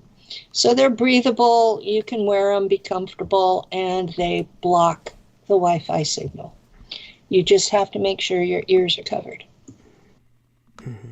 Okay. And a lot of people who are channeling are really hearing V2K. So this is an important... Yes, that's something I was trying to tell the people who were doing this remote viewing shit. What were those assholes? A time cross or some shit. Yeah. You're talking about the guys who were using all the young black chicks? Yeah. The guy who was banging all these, the guy who was using all the young black chicks so he can bang them. Yes, that's right. I forget their names now.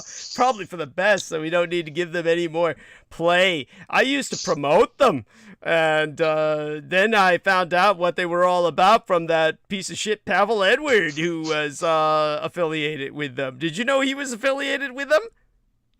Yeah. So there you have You that. talk about some folks, and the way you talk about them, I'm glad I don't know them. Thank you, honey. Well, there you go. Yes, you ain't missing shit. That's for sure.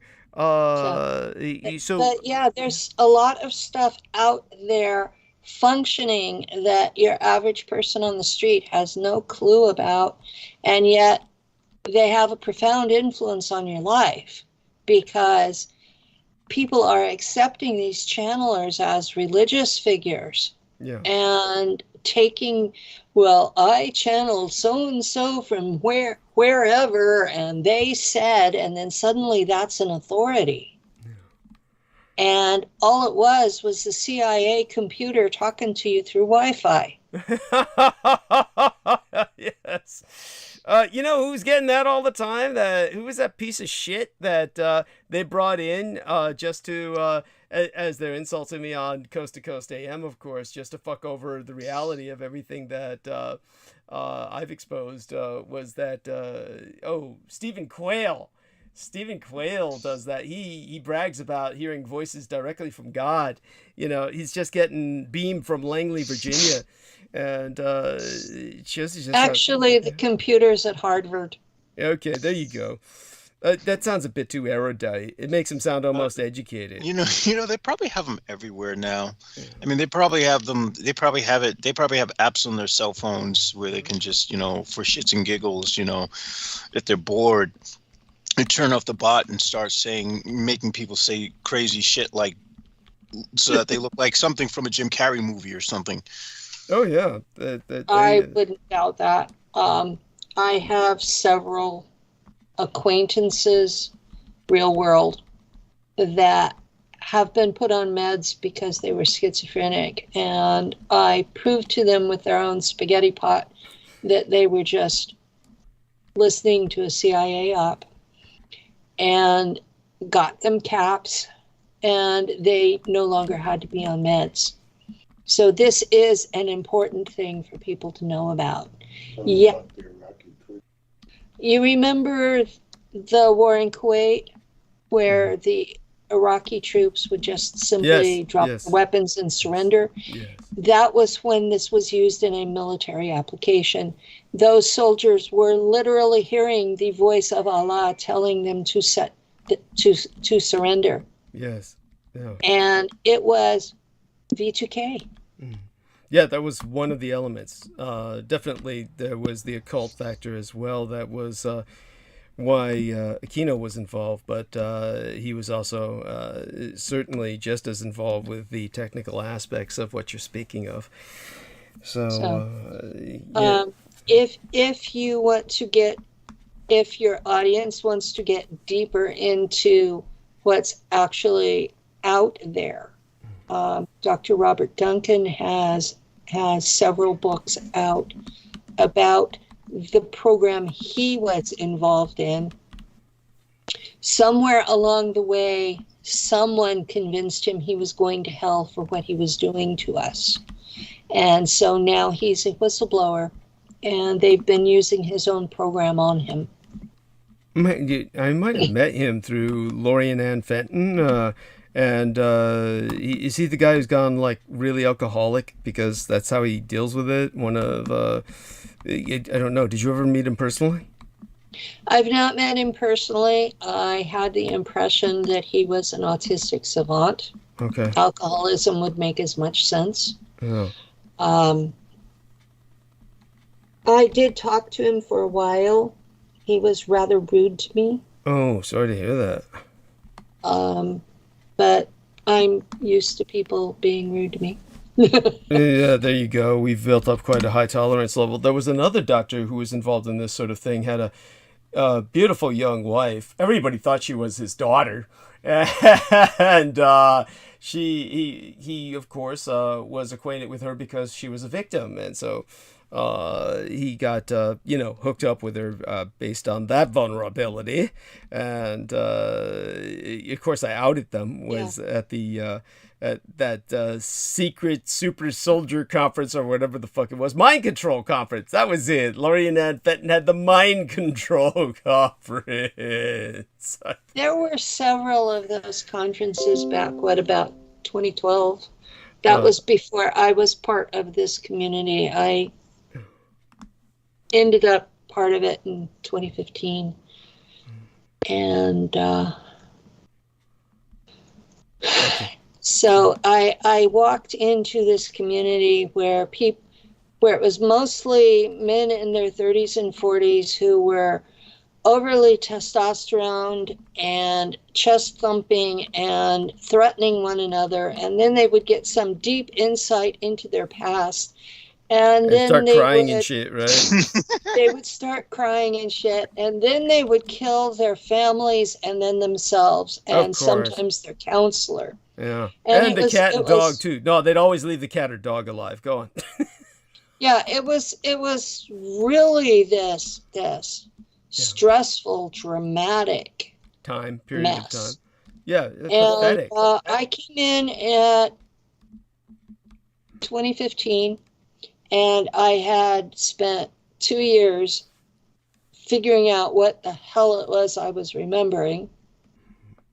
And I'm walking into this war zone, and I made a couple of friends, and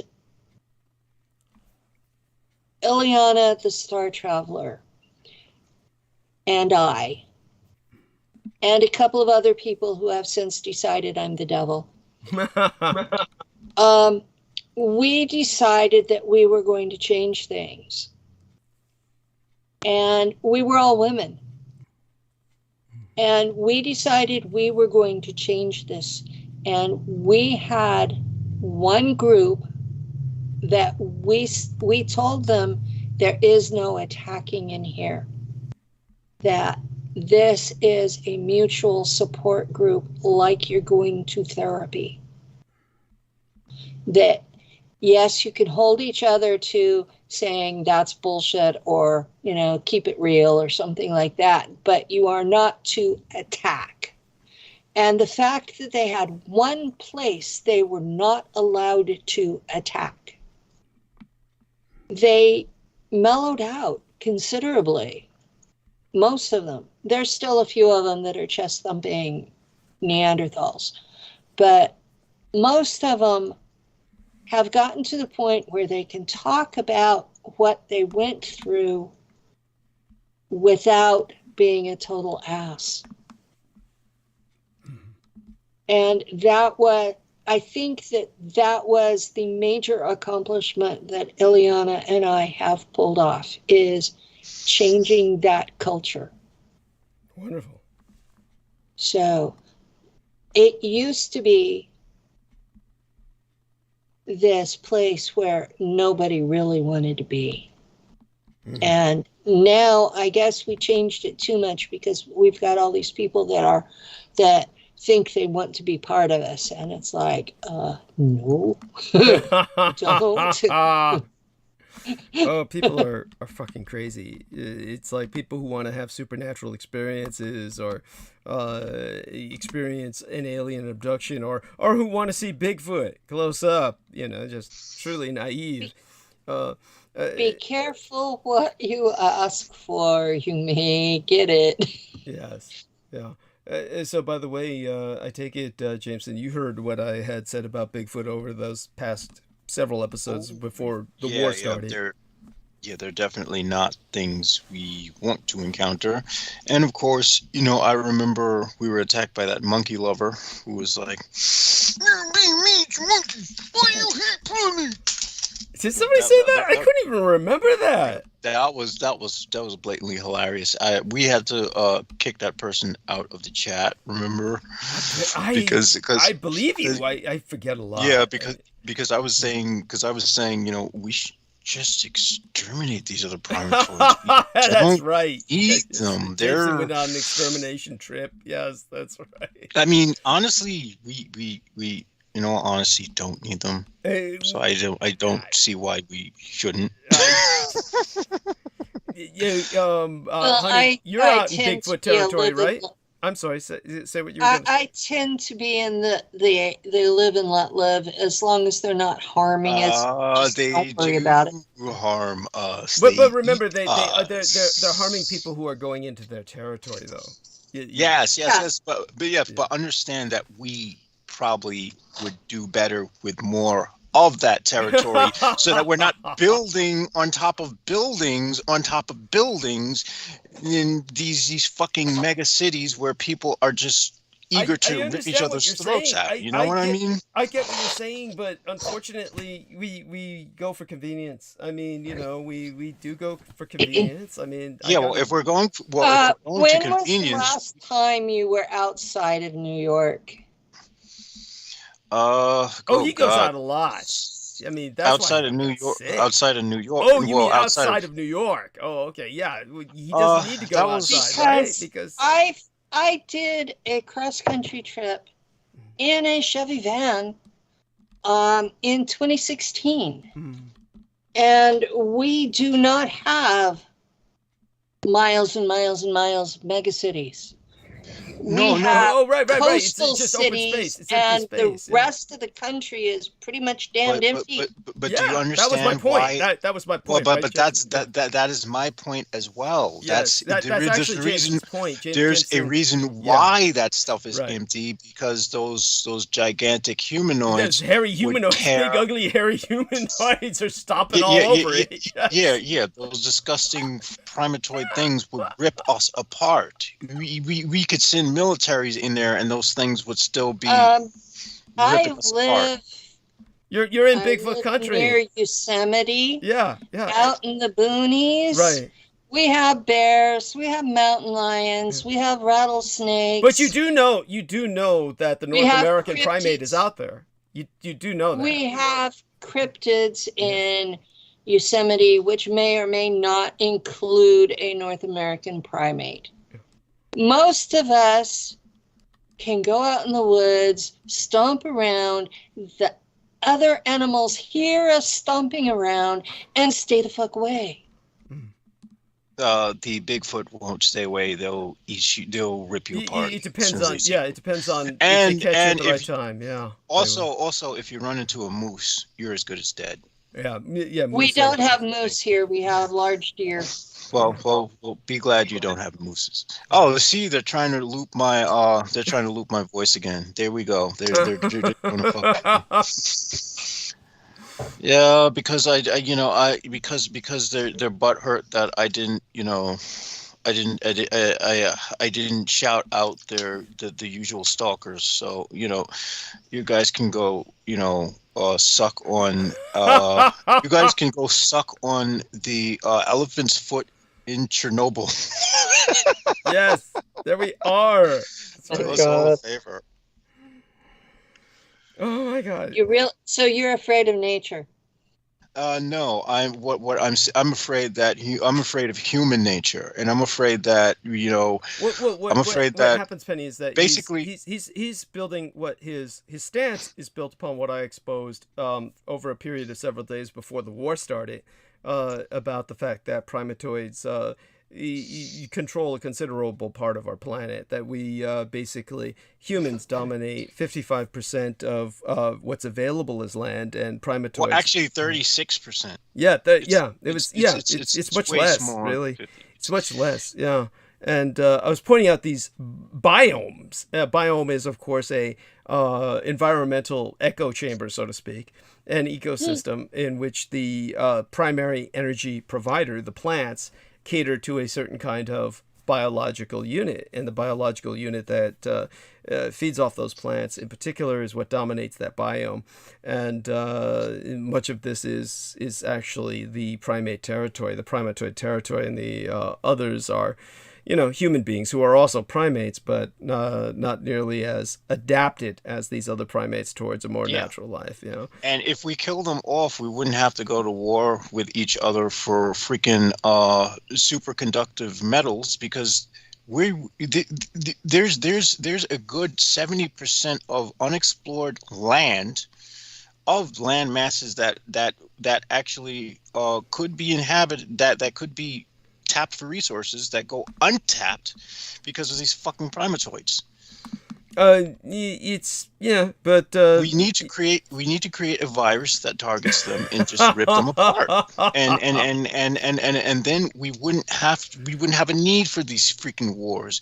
Humankind can go forth and spread, and after that, then we can spread to space. Wars are not about that. Well, I know wars aren't about that, but you get what I'm saying. What I'm saying is, at least wars are about dominance and resources. They're not about anything to do with overcrowding or space. I never said it had to do with overcrowding of space. I was saying that because of the resources, we're going to war over fucking semiconductor metals and stuff. Yeah. This is why, for example, China wants to invade Taiwan. China has wanted to invade Taiwan since I was a child. I know, but don't make me feel old. Let me explain this. Oh no! I can explain it for you. I can explain it for you much more succinctly. Basically, what Jameson is talking about is, for instance, there's he's just talking about resources that, let's just put it this way. They go untapped because the freaking Bigfoots are taking up all that space. But the reality is that it's very hard for mankind to exploit that space. That's why the Bigfoot is there. So it's not like we really gain anything by killing them, because the space is so god awful that it's very hard for mankind to make any use of it at all. So just nuke it dry, and then send. We already nuked Nevada. Yeah, but you see, the problem is all the places that we've nuked have been part of that 36% of the land that we're on. Why not nuke something that we don't fucking live on? That doesn't have people, I mean, shit. Nevada didn't have a lot of people because the groundwater is full of arsenic. Yeah. You can't. Is that somebody's phone? I'm not talking just about Nevada. Look at the Bikini Atoll. The Bikini Atoll had We people destroyed living it. Yes, it's so Yeah, awful. it We had- took it. Yeah, But and you- we but might, you get what I'm it might saying? yet poison the entire Pacific. Yeah, but by the way, I'm not No, quite sure why well, this is what- such a frustrating conversation for Jameson. I mean, Well, honestly, it's you know, not of course, that I not can't. frustrating. Yeah, it's just I that can't- I'm trying to. we- It's just that the point is. I'll I'm just trying to. confess something to you. I'll confess something to you. If I ever attained secular power, I would find it. I really see no immediate reason to change the policy that the United States government has already set in motion concerning the primatoid population of North America, which is basically kind of what they do is every once in a while they'll target them with target practice with as they do, and every once in a while they but Nice. really it's mostly it's kind of like they use them as an exercise in Darwinian selection, and they just let American campers get taken. Sometimes they even expedite the American campers getting taken. It's very bizarre. I wouldn't continue that policy, but that's what the U.S. government does at this point. If anyone's familiar with the missing 911, which I hate even bringing that up, because there's been or is it missing 411? It's either missing 411. Missing 411. Thank you. The idiot who wrote that series of books, which are almost impossible to get now, or rather, you're spending like similar to that price that Our Lady Penny brought up earlier, Are you like serious? $700. It's $700 for his fucking books. It's not To tell that you bad. It's not nothing? that bad, but I've seen it for like $400. freaking You know, God. it's like it's bad. And so when I was talking to that idiot who wrote those books, and I says, you want to come on my show? And it wasn't like he knew who I was or anything. He was just, read my books first, then I'll come on. But you got to read my books. And I was like saying, dude, why don't you buy those books for me? Because I'm not going to spend that money. Then I'll have you on. Yeah, I might read them if you buy the book, because I'm not going to spend that money to buy your goddamn book. It's not in print anymore, and it costs hundreds of dollars. And, well, he wasn't going to do that. So I said, fine, you don't need to come on.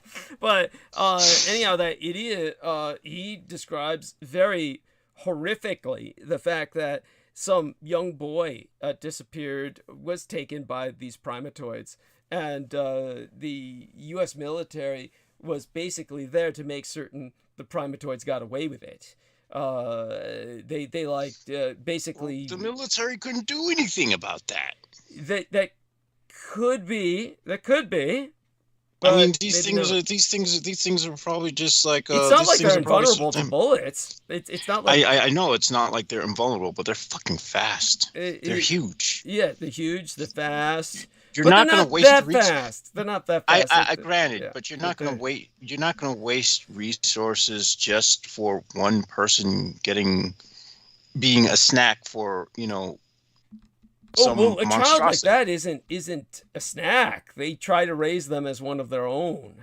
That's the horror that's there. That child gets raised as one of them, and you get a feral human. So it's pretty Oh, well, gnarly. that's, yeah. By the way, I'm just kind of surprised because Our Lady Penny sounds almost like she's skeptical about these primatoids existing. Is that the case, Penny? Are you skeptical of? I hate the name Bigfoot, but just for the sake of popular accessibility, are you skeptical of Bigfoot? I mean, you practically I live have with never one. encountered one. But what I about do Lou? Lou's Native American and Swiss. He's not a Bigfoot. Yes. Honey, what is he saying? What's Lou saying? He's saying I'm only an 8.5. There we are.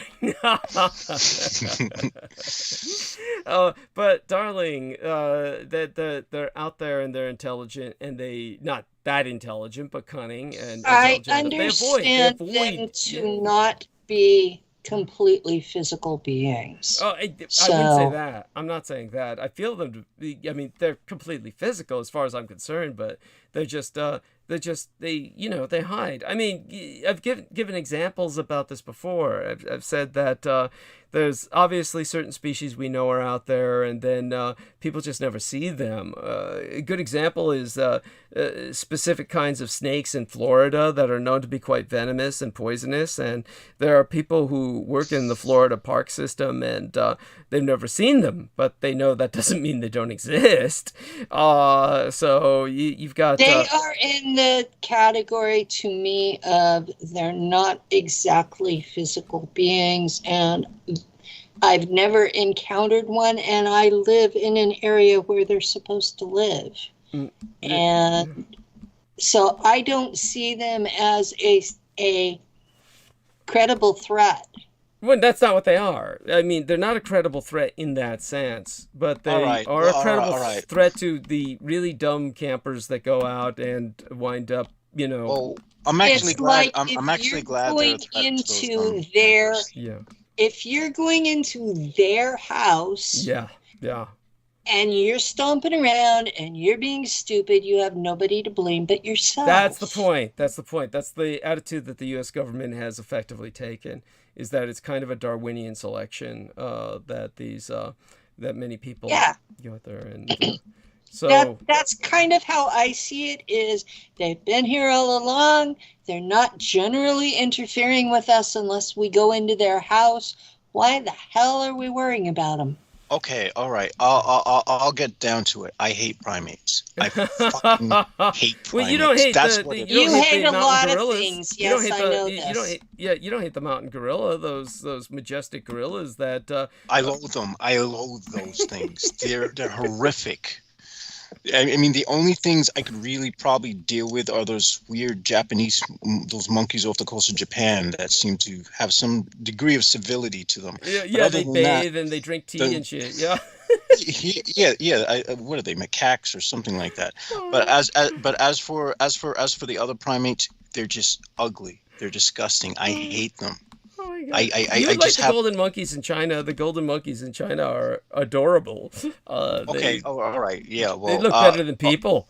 My dad said honestly, the only reason why I like them is because they're like kidnapping dogs and throwing them off of balconies and shit. Those are those Asian Indian monkeys. Yes. I think that we should look into why Jameson likes cats. Yeah. Because I am a cat. There we are.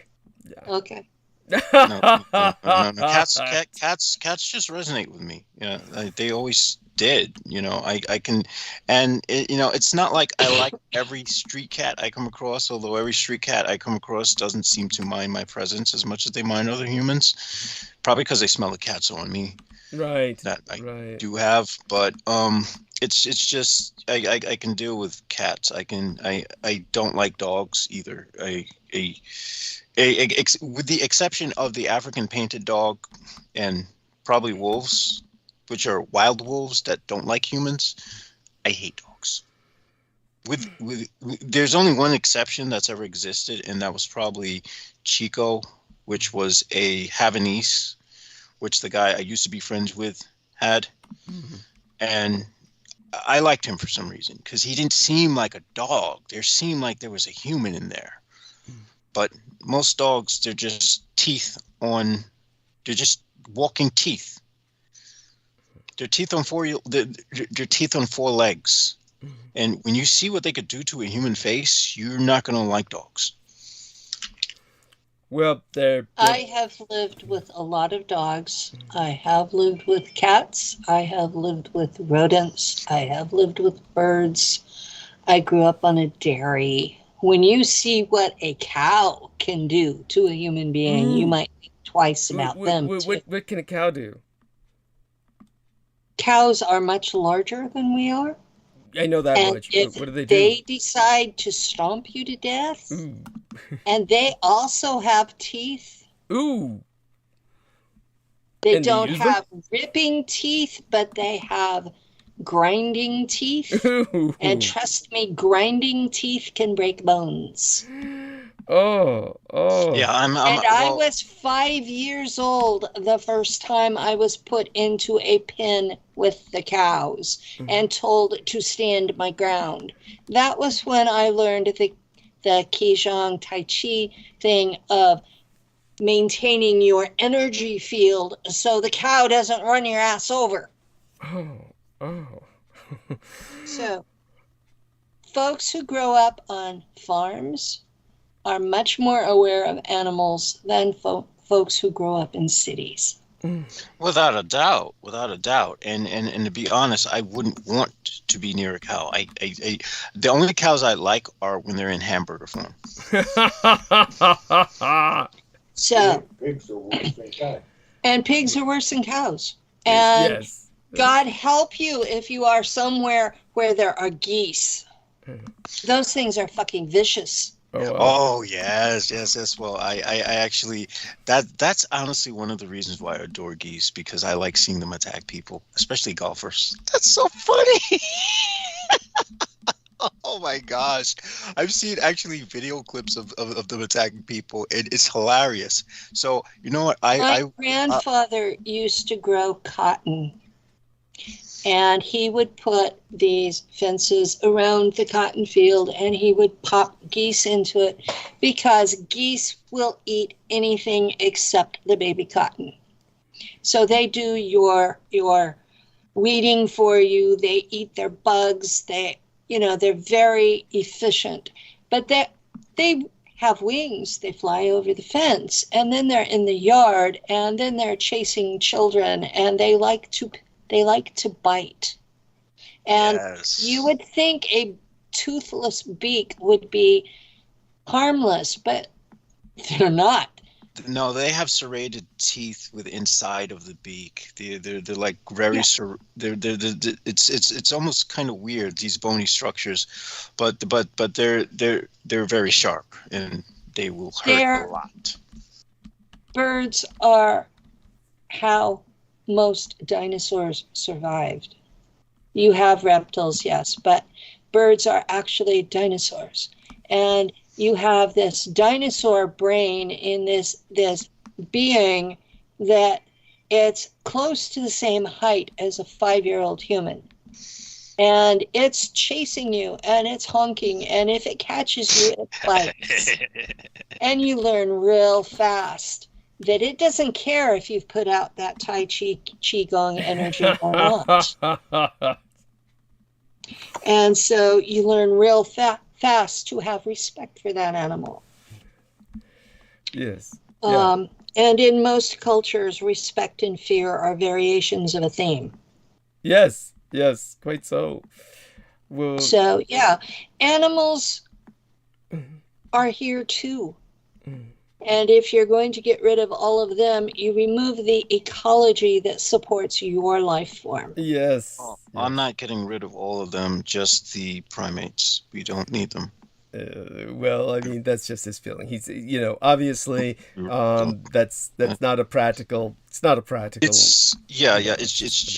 I don't know why this malice exists. It could be something from past life trauma or something, but I get the feeling that whenever I see those videos of people with orangutans, I cringe. I'm like, what the hell would possess you to be around those things?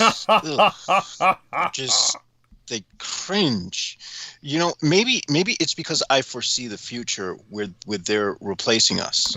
I mean, and Douglas, all right. Tell us about the African villages that were being slaughtered by these, orangutans with fucking machetes and shit. Oh God, yes, that was the aftermath of. Idi Amin Dada, and he trained the various chimps to kill people, tribes of chimps, because they live in tribes. He trained them to kill people. Yeah, they do live in tribes. Yeah, he trained them to kill people with machetes, and they've educated their children in how to do this, and so the tradition carries on. And so I encountered them in Africa at the time that I was there, and it's nothing you ever want to run into. Also, people have seen. Now, do you know why I hate primates? Yes. Well, I mean, yeah, but yeah, I mean, they are. They have the same issues of dominance that we do. Yes, that's exactly. Right, especially the chimps. That's the point I'm trying to get across. I don't like people that much. So why the fuck would I like primates? Yes, they're just a different kind of people, most certainly. Now, Milligram's Smile 442. Why did they retract their message? I have no idea. Yeah. So Veronica Bartolini, Codebreaker Real Talk, said, I wear the beanie Penny recommended last year. Petro, she says. So, okay. I hope that helps. So this doesn't look too. What does it look like? This beanie? It looks like a regular beanie. I just don't. Yeah, it does. It looks like a regular beanie. I believe the one that she got was gray colored and had nickel powder embedded in it. The one I wear is a taupe color and has nickel embedded in it. Mm-hmm. But again, this assumes that Wi-Fi. But what doesn't make sense to me is that this assumes that somehow Wi-Fi isn't going to pass through nickel fibers. I don't buy it. Nickel is a metal, and the Wi-Fi doesn't go because of its function as a EMF wave. The metal will stop the wave. It's basically a Faraday cage as a cap. Okay. And that's how it functions. And what a Faraday cage does is the holes are smaller than the wavelength of the Wi-Fi wave. And so it will destroy the wave because it can't go through the metal. Now, if you were using iron, it wouldn't work. Okay. But nickel is non-conductive. Okay. Aluminum will actually attract it.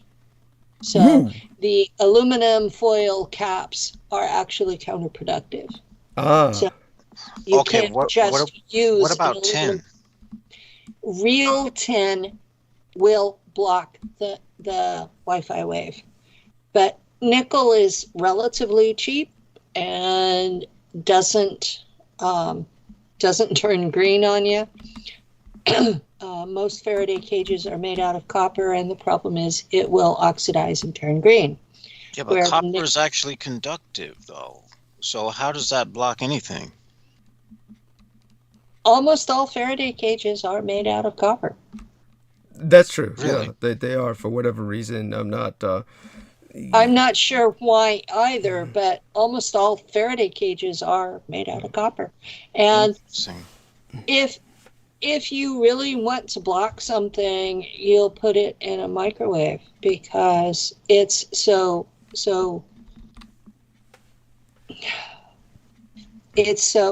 entrapped to keep the radiation inside it that nothing else can get into. So if you really want to keep people from breaking into your cell phone while you've gone to sleep, you just put it in the microwave. Just don't start it with the thing in there. Unplug it first. Yeah, unplug it first.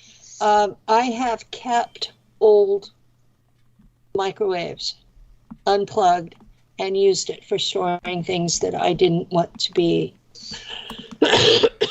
excuse me, I didn't want them to be messed with. Right, or breached. Yeah, so breached. Well, honey, you've been wonderful. I love you dearly. I'm going to take over and start monologuing, and honestly, it's been incredible to have you here as always, and our love to Lou as well.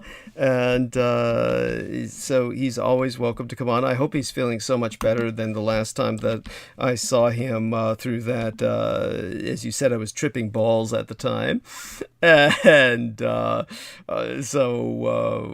I he's been doing pretty good. As I got better, and he had to do less. And we both had H1N1 in January. Mm-hmm. So that was a tough thing. Mm-hmm. But once we got past the H1N1 and I was able to do more for myself, he's been doing a lot better. Mm-hmm. Cool. So I do appreciate that he was willing to go that extra mile when I needed it. Yeah. And and does he want to come on and say good morning to everybody before I take over? He's waddling over. Well, I've got a piece of metal in my back, and there's times it's hard to stand up. Oh, okay. Yes. It's called shrapnel from Vietnam. Yes. Oh, my God. Well, if you sit too long, you go to stand up, and it lets you know that it's there. Yes. And I tease him that he waddles. Yes. No, that's fine. I'm sure it looks adorable. He's like a giant weeble with a beard.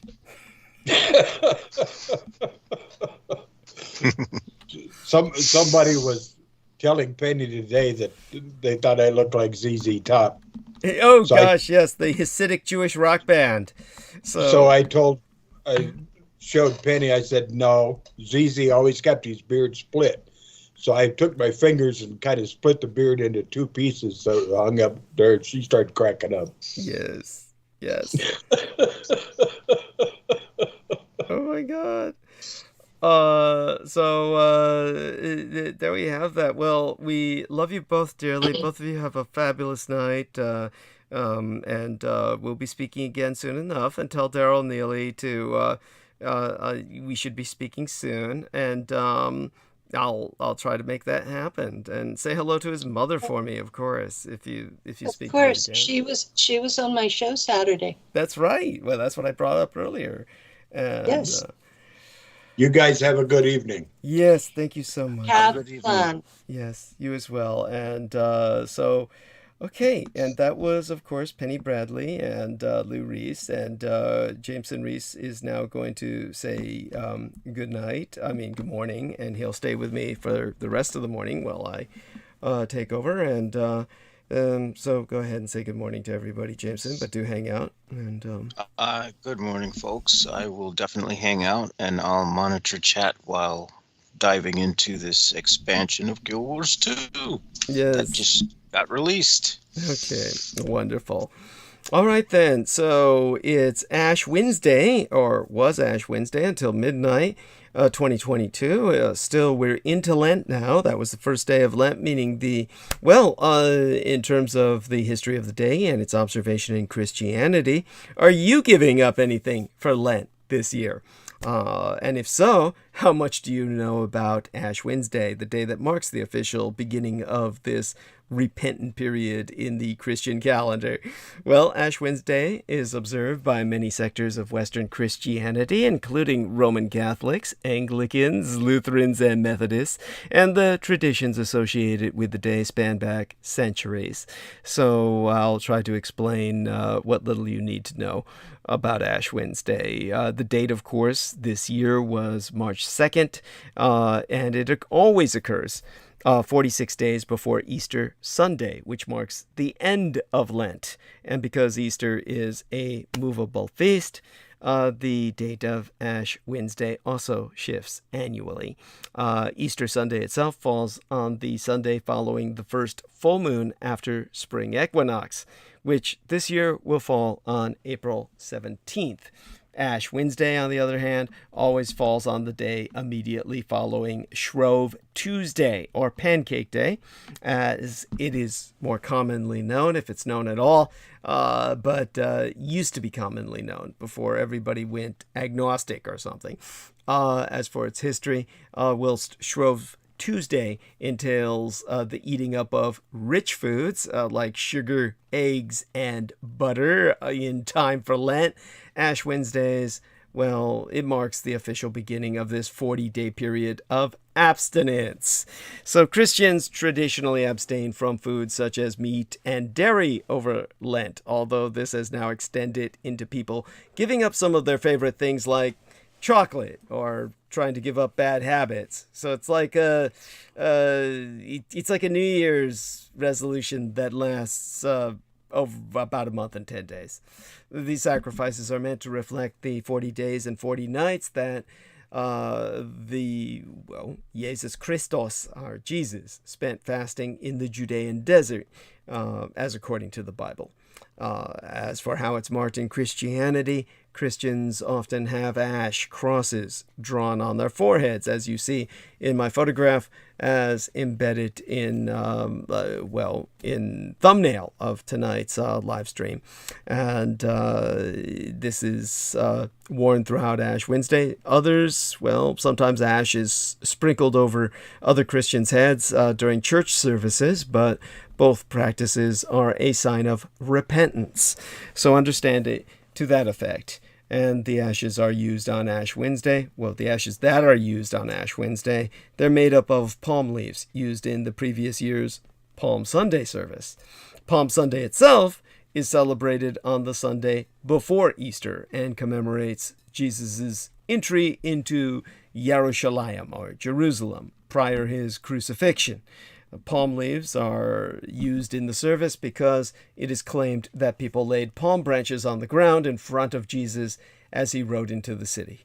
So the ash used on Ash Wednesday is made by burning these leaves, these palm leaves, and mixing them with either holy water or olive oil. The mixture is then painted onto the heads of worshippers, whilst a member of the clergy says either, "Remember that you are guest," and, remember that you are dust, and to dust you shall return.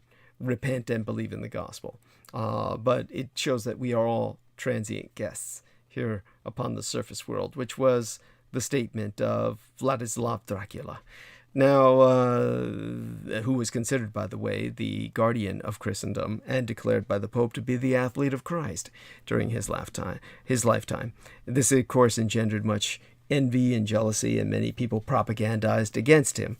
And this is why you hear so many negative things about him in this day and age. That is that's the power of propaganda, hundreds of years into the future, the power that it can have. Of course, these days, hopefully with mass media, such character assassination can be corrected, but as to the terms, remember that you are dust, and to dust you shall return, repent and believe in the gospel. These words are based on those spoken to Adam and Eve in the Bible after their sin, and as such, the ritual is intended to remind worshippers of their sinfulness, whilst acting as a sign of repentance ahead of the Lent. So that's, again, these words are stated when painting the cross upon one's forehead using that ash. Therefore you see that action taken by myself, or the results of that action.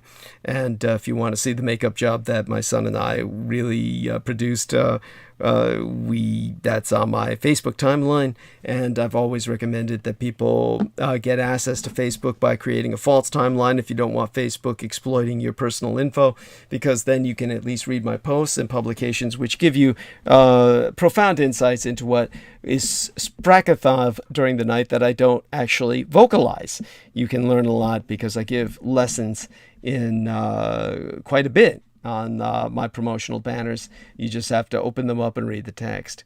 Now, before we start into the Texas Independence Day, which segues us directly back to Ukraine, I need to read solicitation for tonight's program. So Let me do that. Dig up the solicitation, which of course, this is for some reason always been very painful to me. And you hear me kind of acting the way Peter Moon did earlier, looking for something that, I'll bring Jameson back on. So while I look for this solicitation, he can help burn bandwidth. Thank you, Jameson. All right. Okay, so I have to find a synonym for ashes. I bet you, is there a synonym that starts with in that means corpse or cadaver? Are you playing like Scrabble? What the fuck? No, this is one of the reasons why my spell casting works is because it literally does use spelling. Okay. Ever since you've done that broadcast with Peter Moon, where you from before I started, really before I was on the show, that was when my spell started to work all the time. I put on screen share right now, and I'm just going to show our man Jameson Reese here. This is the Russian foreign ministress who warned Finland and Sweden that they would face military action if they tried to sign up for NATO. So as you can see, she presents herself quite differently at different times. What the hell is going on there? She looks like one of those dogs with the curly hair. Well, she's got a wig on. She has a wig on. It's but definitely presenting herself differently. So just odd. The whole thing is odd. So she was obviously just following orders ordered by Putin to threaten the two Scandinavian nations with war when they even considered signing up for NATO. This is the kind of crap we're dealing with now from the Russians, and they're just threatening everybody with war. It's they're out of their minds. Something has happened where they've lost it under Vladimir Putin. And I found the solicitation, so I might as well start reading that off. No matter how many times I read it, I can never remember. Before you start, I just want to say, I feel like what's his name? I'm probably giving him too much credit, but it feels like he's just buying time with this for something. I can see him trying to escape and go somewhere where no one can find him because he knows they're gonna freaking blow his ugly ass monkey-looking head off. It's funny you say that. There's a Russian businessman, one of the multi-billionaires who lost billions because of all of the sanctions, who's put $1 million what do you call it? A bounty. He's put $1 million bounty on Putin's head. And of course, I don't think that's enough for the risks involved at the moment, but It'll reach a point when enough other businessmen start doing that, then it'll reach a point where it will become a threat to him. Yeah, well, it may already be. I mean, honestly, that Putin is he's really just fucked himself over. He's an idiot. He's an idiot, and that's what makes it so fun to watch. Yeah, it's like, and I can't wait to see how this is going to, turn on Donald Trump, because that's going to be really enjoyable. I agree. Satisfying. I agree. The fall of Vladimir Putin is the political death of Donald Trump. And what's so disgusting is that the radicalized Republican Party, this CPAC shit, I think it was that Conservative Political Action. Yeah, the CPAC, they were all, chanting Putin, Putin, Putin. These people are disgusting. And, but you know that, Jameson. And so I'll start the solicitation and get into the monologue. Thank you. Bless you, son. I love you dearly. And one among the creepiest true crime tours in America is the Tucson Murders' True Crime Tours. The Tucson Murders True Crime Tours provide us historic crime investigation into forgotten lost crimes in Tucson, Arizona. These small private tours are hosted by the Mr. Ben Baron Astenius, the true crime researcher and enthusiast who will personally take us to real historic crime locations related to these crimes in Tucson, relive these events, and hear the untold stories behind the stories. The Baron Ben specializes in the seemingly ever-developing case of the late serial rape killer Charles Howard Smitty Schmid Jr., alias the Pied Piper of Tucson, an aftermath tour. See theunfinishedman.com, but other cases, well, yes, and when you see theunfinishedman.com, you can, once there on site, review the excerpts from our man, I almost said Biden, Baron Ben Astenius's yet-to-be-published work of that very title, The Unfinished Man, as well as review scenes from his cinematic documentaries currently in production at theunfinishedman.com. Of course, already Jameson Reese says, be right back. Whenever I do this commercial, he runs off and, takes a piss or something. It's like he can't help himself. It's biologically Pavlovian. But other cases, such as the strange case of Morris Brady, the Dr. George Marvin Tejeanine case, and the Red Rapist are also within his repertoire, as in fact are all the crimes that shocked the Southwest throughout the 1960s, the very decade I myself entered this vale of tears. These devastating crimes stained a city so deeply they may never be removed. For tour information, contact theTucsonMurders.com. That's spelled like Tucson, TUC, but put the word "the" in front of it. theTucsonMurders.com, or telephone the Baron Ben privately to personally guide your tour at 1-520/323-3406. That's 1520-323-3406. And with that, we will dive into Texas Independence Day, which was technically yesterday. And, we'll take it from there.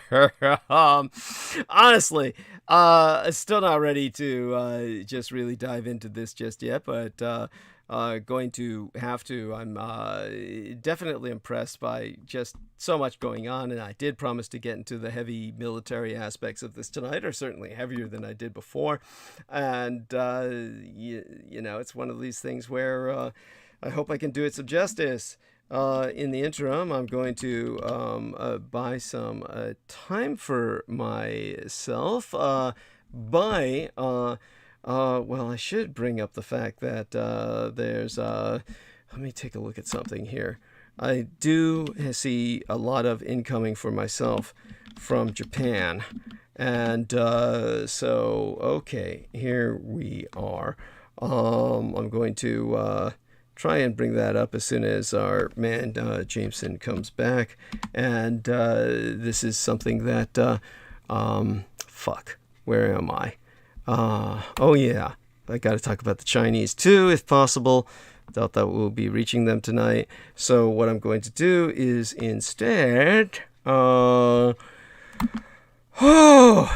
about the Japanese as well. That the Japanese have some volunteers that are fighting in Ukraine now, and but we'll get started with Texas first. We'll get back to the Japanese later. So in the meantime, let me take a look in the live stream. Okay, Zenray Q says, oh, by the way, so Veronica Bartolini talks about, yes, I use the microwave to put my cell phone in there. It's a CIA trick. Laugh out loud. So Zenray Q is saying, hi, Veronica. So he knows them. Oh, by the way, Milligram Smile 442 said spelling. He said, I said that swans are mean birds. Okay, thank you. Thank you for clarifying that. Always hate to think we missed something. So that's deeply appreciated. And I bought myself a few extra seconds there. Zenray Q says, David Paulides from Missing 411 sells his books on his website for much less and warns about getting them elsewhere. He is dealing with publishing nightmares. Thank you for clarifying that. Deeply appreciated, Zenray Q. Thank you very much. That's beautiful.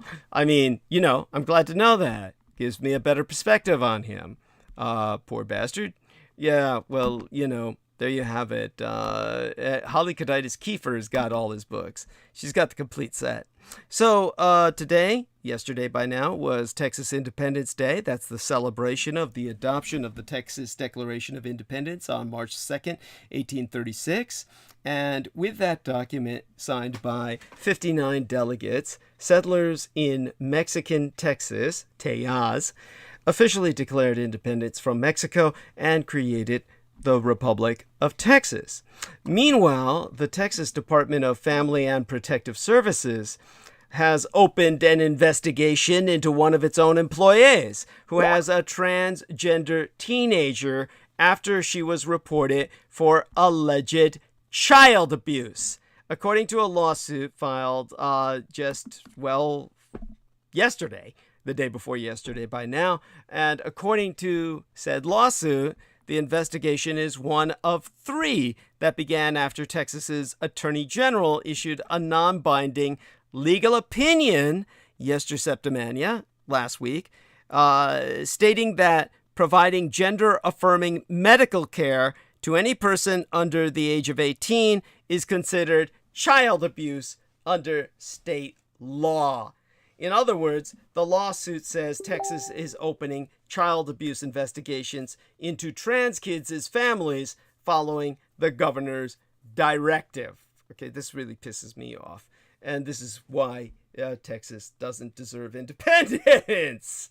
Right, Jameson? Have to drag you back on for that, because what I'm going to try and do is figure out where I'm going to start talking about the Japanese volunteers fighting in the Ukraine. So if you can come on again with me for a few minutes. Yes, thank you so much. I mean, because Texas is... Yeah, thank you. It's all yours. Texas is a hellhole. Thank you. You don't want to be there. Thank you. Texas is where, if you're there, folks, if you can't get out, my heart bleeds for you. You're stranded in hell. Yeah. Well, actually, hell is a good place. Let me not say it. You're stranded in heaven.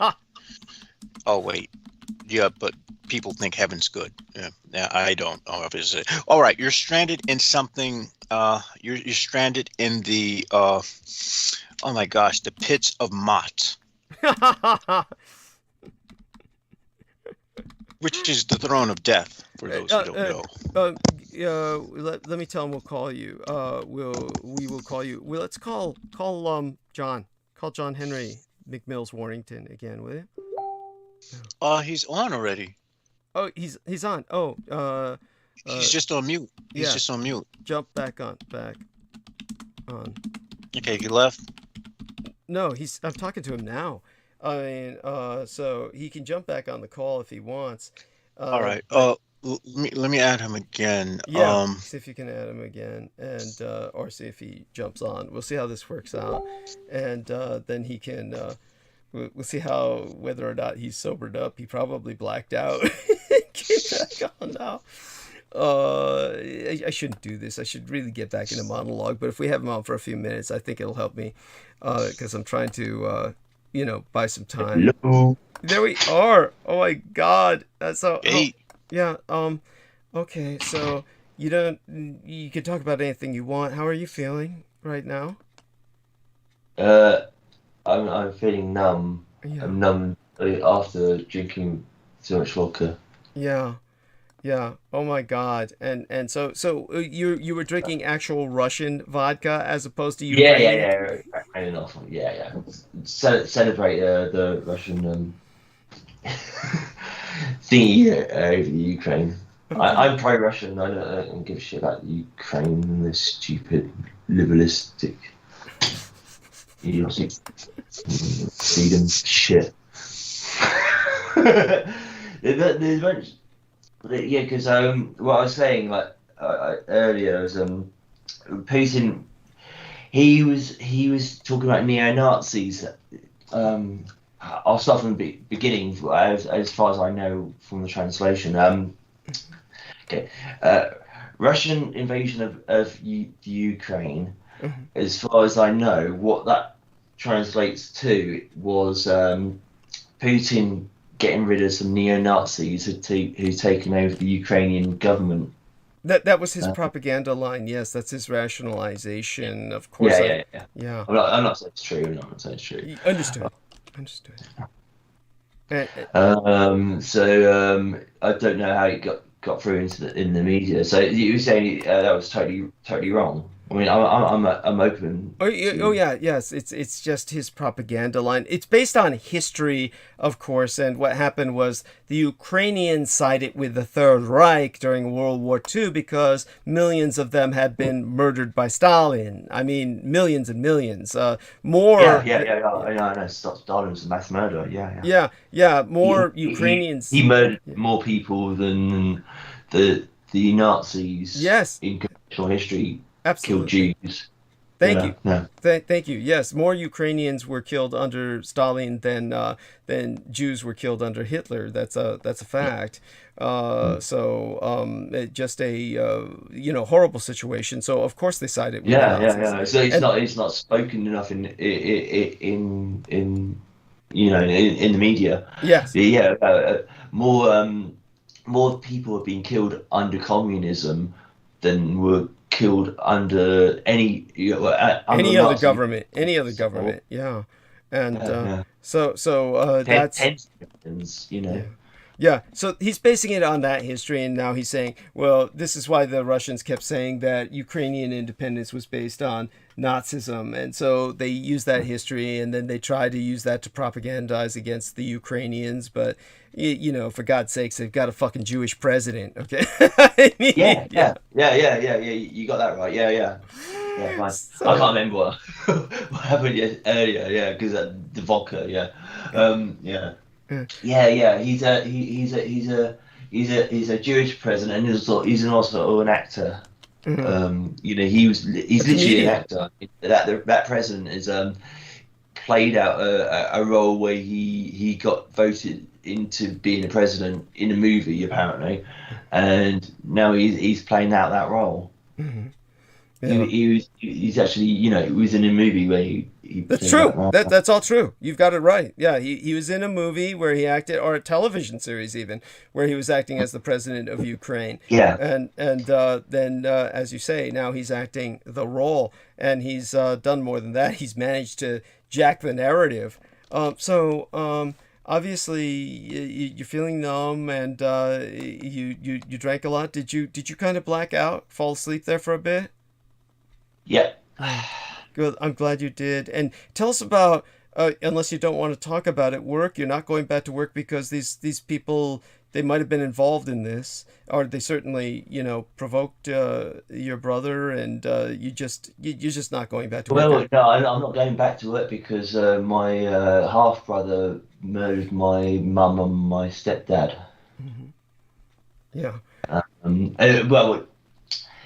My mum and my stepdad are dead now, apparently, and so it's only sort of like a matter of processing. It's a matter of going through the coroner to determine who murdered them, but with the stab wounds and stuff, and with William Greville Warrington being in, I think it's called custody. Mm-hmm. It's only a matter of time. And yeah, he's in prison. So he's in custody. Yeah. He'll probably end up in prison for the rest of his life. Yeah. So disgusting. Yeah. Bastard. Yeah. Well, just awful, and I'm so sorry. It's absolutely outrageous that even happened, and that it's gone this far. He was sent to a psychiatric hospital in Gloucester, which is a few miles where I live. I live in Cheltenham. He went to the psychiatric hospital in Gloucester, Wootton Lawn Psychiatric Hospital, and apparently he escaped when they're having a fag break, a cigarette break. Right. By the way, in England, they call cigarettes fags. Oftentimes, they used to call them that in the United States. Double entendre as well. Double entendre. Fag also means faggot, as in homosexual.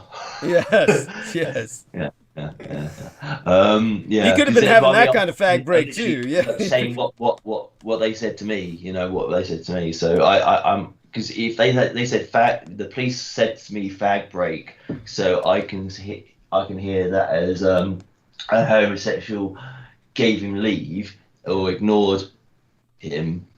Pretended he was present when he wasn't, or gave an excuse or whatever, Fag break, gave a break. You give me a break. Yeah, I'm still traumatized by it. I mean, it lasts a while, but I obviously analyze the code that's implicit in the language. So yeah, he basically, a fag might have given him a break, and so he escaped from psychiatric hospital, Wootton Lawn, and somehow took a taxi or some other ride. That's incredible, because that means he had money. Somehow he had money to take a taxi, or somebody gave him. So of course it's Jameson. You can come back on and say your suspicions about this. This is obviously. It's all right. Obviously I'm traumatized, but beyond that, this is obviously a conspiracy. Jameson, there's more going on here. I mean, for them to know this and let him do that. I think he was part of some kind of program. Sorry to interrupt for a second, but it's like I sent them emails going back 7 years of really weird things that he's been saying and doing. So it's not like it's not like he's coming out of the blue and and he charmed his way out of the hospital, which is like why it might seem. Not sorry to interrupt, but yeah, carry on. Oh yeah. So Jameson, you can say that this. Yeah, I think that intelligence is involved in this, and they're obviously, I don't know what their motives are, but I do know that I suspect the proximity with you, Douglas, is definitely a factor in this. The cults of I think this involves the cults of the kings of. So what Jameson is saying is that because of your involvement with myself, that also might be a factor in your victimization here, or the victimization of your family. Definitely. Because I consider myself an independent journalist. Yeah. Okay, so that's, I understand what you're saying earlier about Putin, but the thing is, because I'm an independent journalist, I will pick up on things, sort of like what he actually said, sort of thing. And it's not, I might sound pro-Russian, but it's not necessarily true. It's just I want to get the other side of the argument. Yes. No, that's understood, and it's appreciated. Media is pro-Ukrainian, and they've all jumped on the Ukrainian bandwagon. Mm-hmm. Yeah. I could do a shout out to Pockets of the Future on YouTube. Paul Romano, who's doing very good job of sort of what I would consider independent journalism on Ukraine, and he's released a video that shows the Ukrainian president, according to Putin, neo-Nazi war hero, who's been in dodgy sexual video, dressed in stilettos and promoting anal sex and stuff like that. Okay. Well, yeah, I mean, that wouldn't surprise me if he's involved with cinema. Yeah. I mean, I've seen the video footage of it. He's done that. He's been promoting it. I'm not arguing against you, but I'm just saying. Oh no! I hear you. I hear you. I have no doubt that anyone involved in cinema would be cross-dressing at some point, because the cinema, as you well know, is dominated by the gay lobby. Well, Hollywood. I call it Hollywood. Anyone involved in Hollywood, because Hollywood promotes it. Yeah, Hollywood's advantages in that whole perversion. Yeah. You know, like anybody involved in Hollywood is perverted, or they'll try and get them perverted. Right. Well, they certainly try to, shall we say, just try to blur the gender lines, and but at the same time, take a look at Vladimir Putin. He loved Hollywood and was always hanging out with celebrities every chance he could. So it's not like, Putin's not any different. Yeah. Daniel Arola brought up that Steven Seagal is supposed to be in with some kind of special forces unit, but Daniel Arola was pointing out that chicken shit will shit his pants any chance he's exposed to combat. Matter of fact, in terms of Vladimir Putin, he had his International Judo Federation honorary presidential status suspended indefinitely, and he also had his black belt revoked by the international Taekwondo community. So there we go with that. Vladimir Impaler must be slightly shocked. Yes, and so in terms of... I can see the funny side of it as well. I mean, I think also the president of the Ukraine is a name almost like Vlad, but they call him Vladimir or something. Yes. So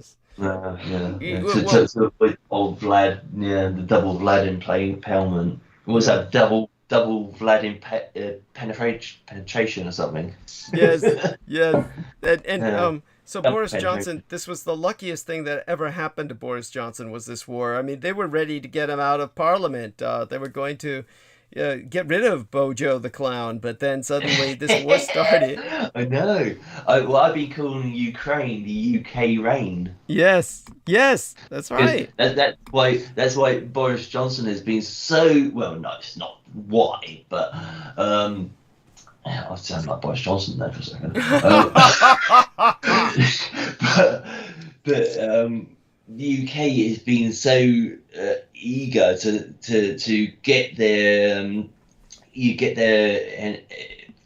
opinion expressed in the Ukraine, and why he was talking so much about how much he supported Ukraine, because they Boris Johnson wants to be seen as the voice of the Ukraine. He goes into the Ukraine. I am the voice of the Ukraine. I'm your clever clown.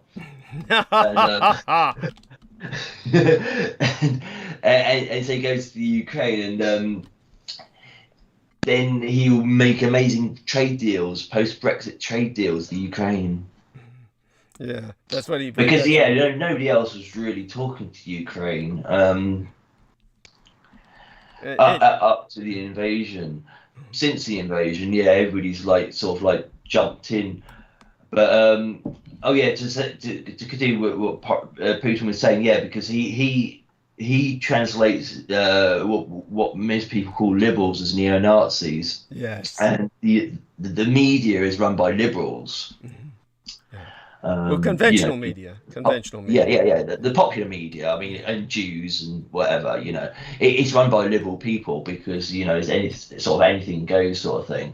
So he was trying to, get rid of them all and invade the Ukraine and take over the Ukraine. But he was also trying to liberate, use that same word again in another context, liberate Ukraine to the extent that he could have Russian people get passage back to Russia in the Ukraine. That's the I read a translation of what Putin said.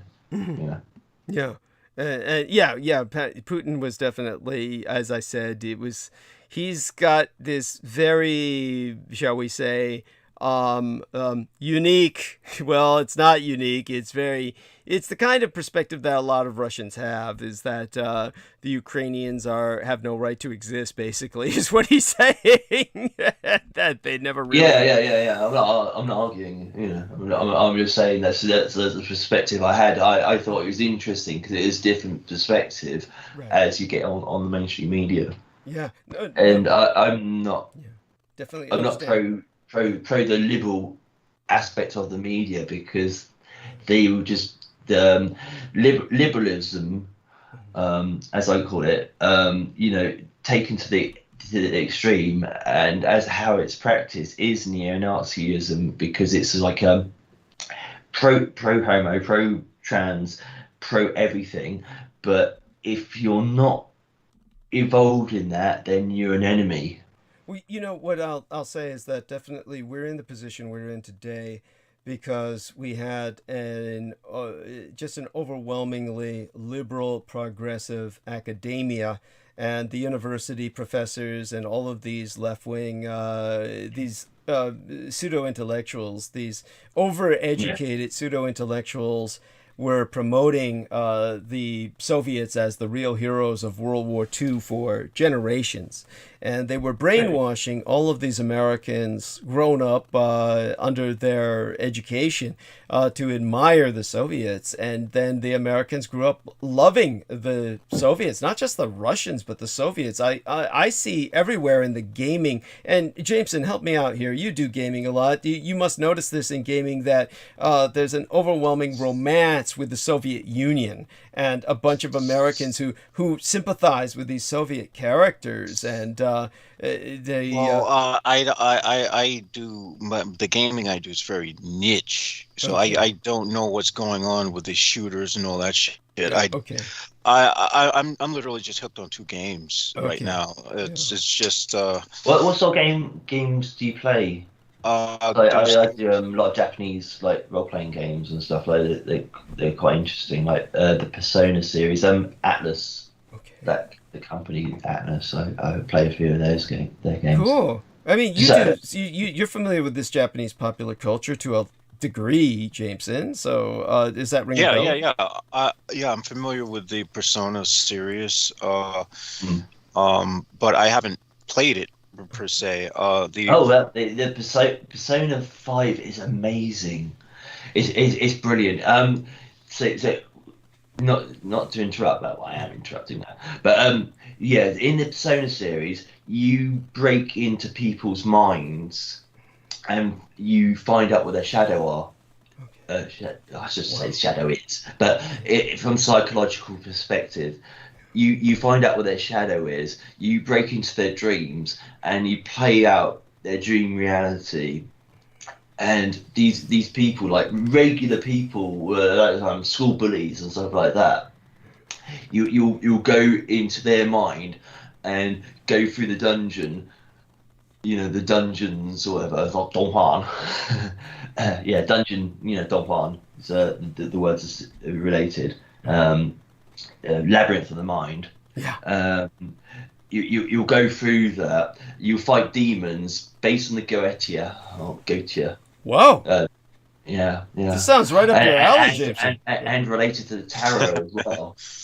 It's just so involved, and it's just really, it's sort of I'll use that word again, but liberating. Wow. No, I'm glad you brought context. This. It's really liberating to go through this and go through these people's minds, and you free them from their demons, and so they join your side. They become allies, or on your party, and so they're fellow fighters. Wow. Now, what about these things I've seen you producing you publish them on Facebook timeline sometimes. These are like little computer outlines that is that something you're designing or like? No, that's my own project. Yeah, that's my own project. It's something that's not been done on computer before. It's Arthur, yeah. I'm not sure if I've got enough I'm running out of Volker. Is there enough Volker in the world for me to describe Arthur? Probably not. Arthur's my own project is something that's not been done on computer before. But basically, it's you can do it in 2 dimensions. You can do the artwork in 2 dimensions, and it will transfer it onto any 3-dimensional thing on computer. Wow. So that's it's nothing like it. Literally, I've been studying the sort of high end of technology in computer graphics, and there's nothing like it. But I've actually broken through, but actually sort of almost finished that actual thing that's going to be doing the 3-dimensional drawing of superimposition of from 2D to 3D. Wow. Yeah. I mean, this is incredible. But the thing is, it might sound incredible, but the thing is, I'm independent-minded, so I can study my own interests, my heart's content, to your heart's content. My heart's pleasure, I suppose. Yeah. Well, especially if you're going to be quitting your job. Have you informed them of this decision? No, I never said anything about that. Okay. But no, it's I've requested compassionate leave from work. Okay. But that's a formality. They don't have any option. Okay. Right. They have to provide me with it. Yeah, because yeah, thanks for reminding the double murder. I was drinking to forget, and I'm sorry. I'm so sorry. I did run out of vodka, so yeah. So with double murder, and I'm not gonna talk too much conspiracy theories about it. I'm sorry, I already have, but I don't think there's any innocent parties involved in anybody I work with. So that's tragic, and it was. It's absolutely awful. We'll move on. I'll just say one thing. Of course.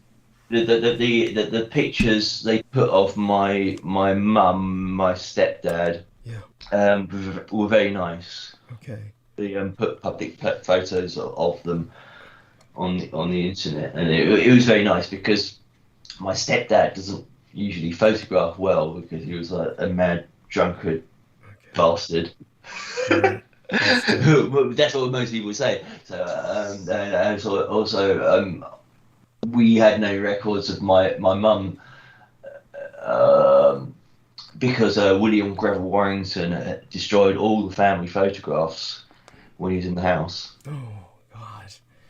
Yeah, the only one that was left was him holding his youngest brother head down to the ground, like it was like he was standing with him as a wheelbarrow, with Edward's head as the wheel on the wheelbarrow. Yeah. Oh my God. I was thinking, like, when I saw it, why would you want to keep a photo like that? Yeah. That sounds. My mum was. I it might come out in the media, but I think my mum was driven at least half mad by him. Yeah, I've no doubt of that. I have no doubt. It was. I mean, the stuff she said and the stuff she said about me, particularly, I'm only mentioning because it's relevant, was really insane. She called me a spawn. She called me spawn. I mean, it's like I'm the firstborn. Yeah. I'm much more important than that stupid shit. Thank you. He can spend the rest of his life in either isolation or getting, drugs inserted into his arms. Right. Yeah. He's William Greville Warrington is going to spend most of his the rest of his life in.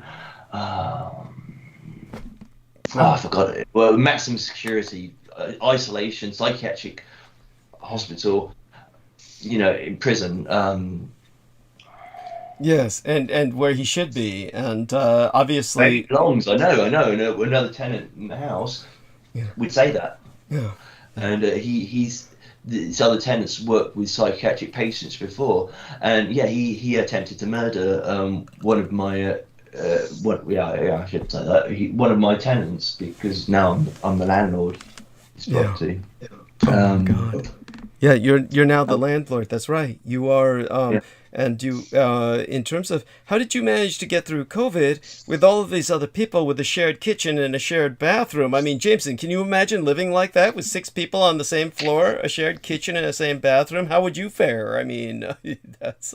Well, I live with family, so I kind of do. I get it. the only thing is, in the very least, I'm not on the same floor. So that's a good thing. I wouldn't fare at all. Yeah. I need. I mean, there were rules and regulations. Every time I left the house, I put a face covering. That was just me.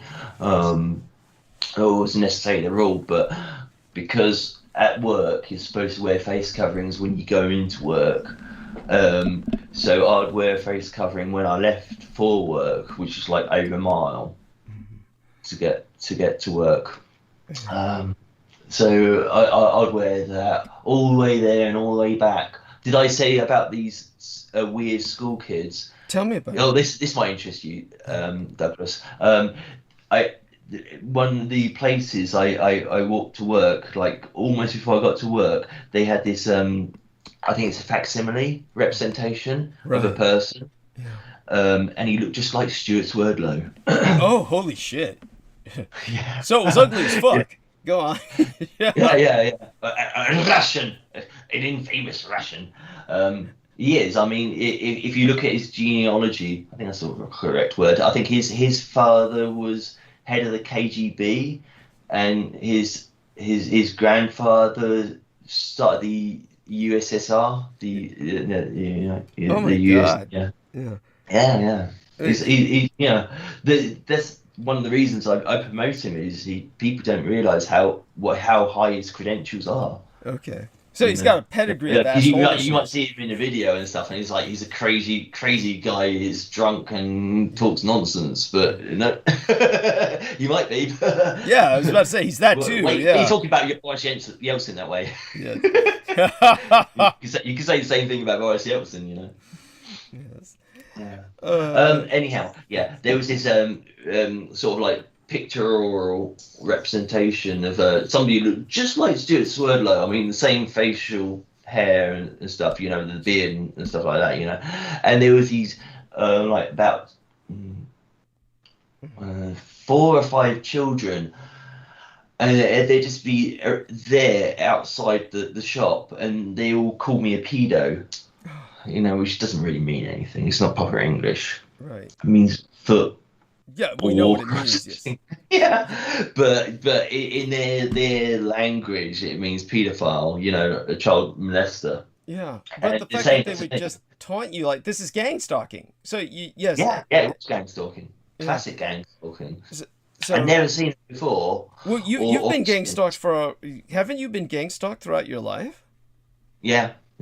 Yeah, and so that's another thing, Jameson, that's John shares with us. He's gang stalked throughout his life. It's so. Oh yeah, I've had the full works. You know, everything you can do that's nasty to some can be done to somebody. I've had it done to me, but I won't sort of like run off and cry about it. But it's just a fact of life for me. It's so horrible. Well, in the science fiction series Blake 7, one of the characters, of course, is on the run with the rest of Blake 7 because of something to do with crimes against children. So they imply that he's at least accused of pedophilia, which is probably... Okay. Yeah, do you remember that? Do you remember that from Blake? I do remember that series. Blake 7, I think...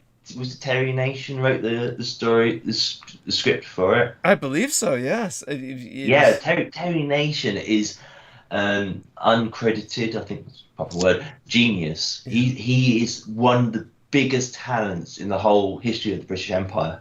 Yes. Yeah. I mean, I translate his name as Terror Nation. There we are. Yes. Yeah. Or you know, terror on upon planet Earth. You can't understate how important he has been. He invented the Daleks. Yeah, that's right. And he invented Doctor Who. Yeah.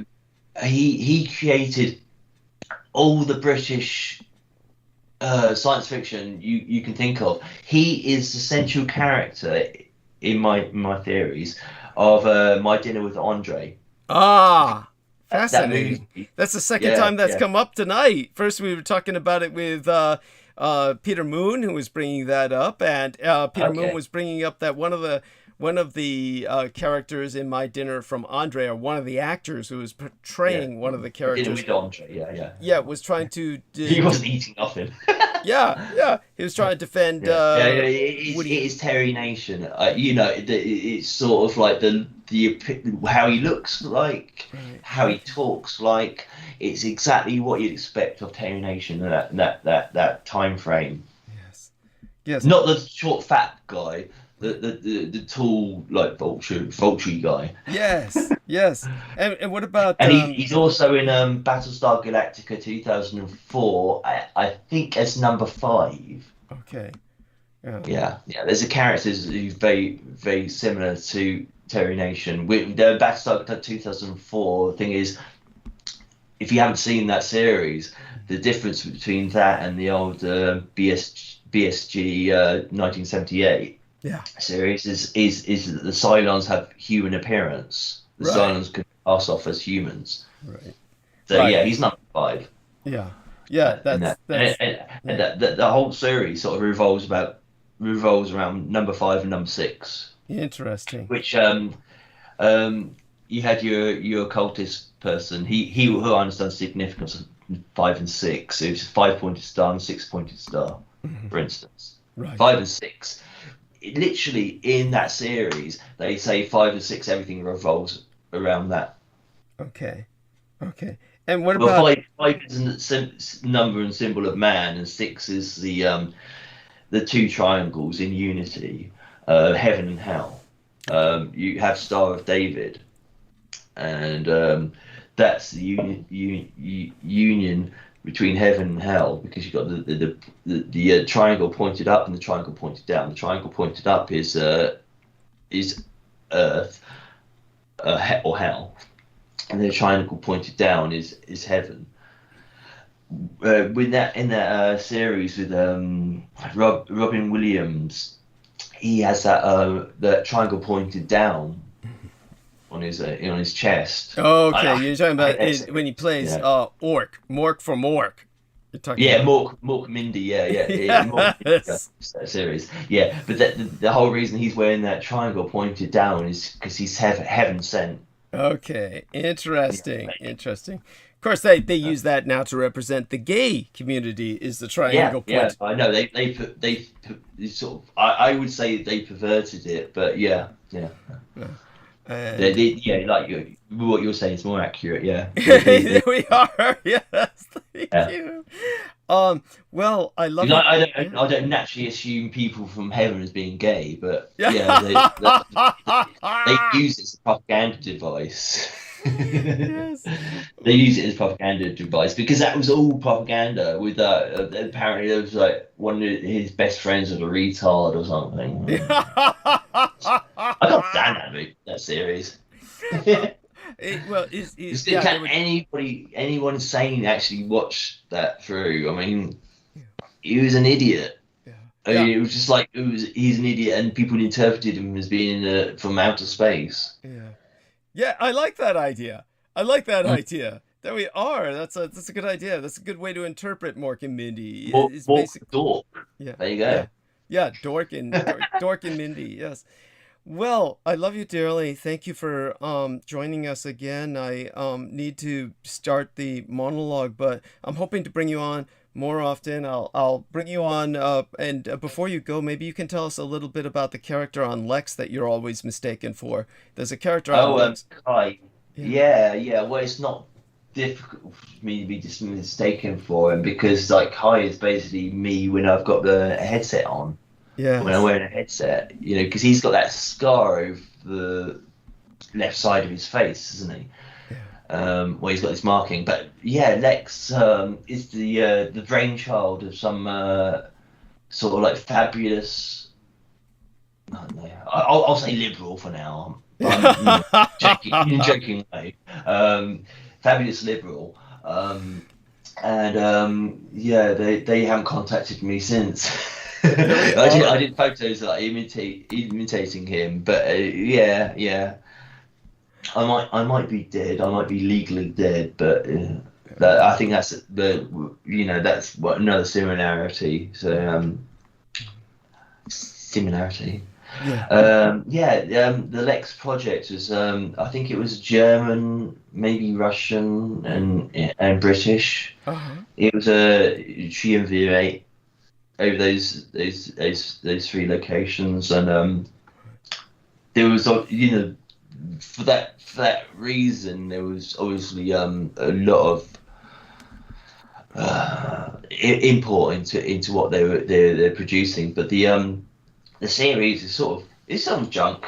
Yeah, it's sort of junk. It's amusing. Yeah, Alex with 2 X's. Yeah, you'll see my sexy self as Kai. Indeed. But, yeah. In my research, one of my favorite people that I see on the internet, well, he's not actually in England at the moment, Tim Refat.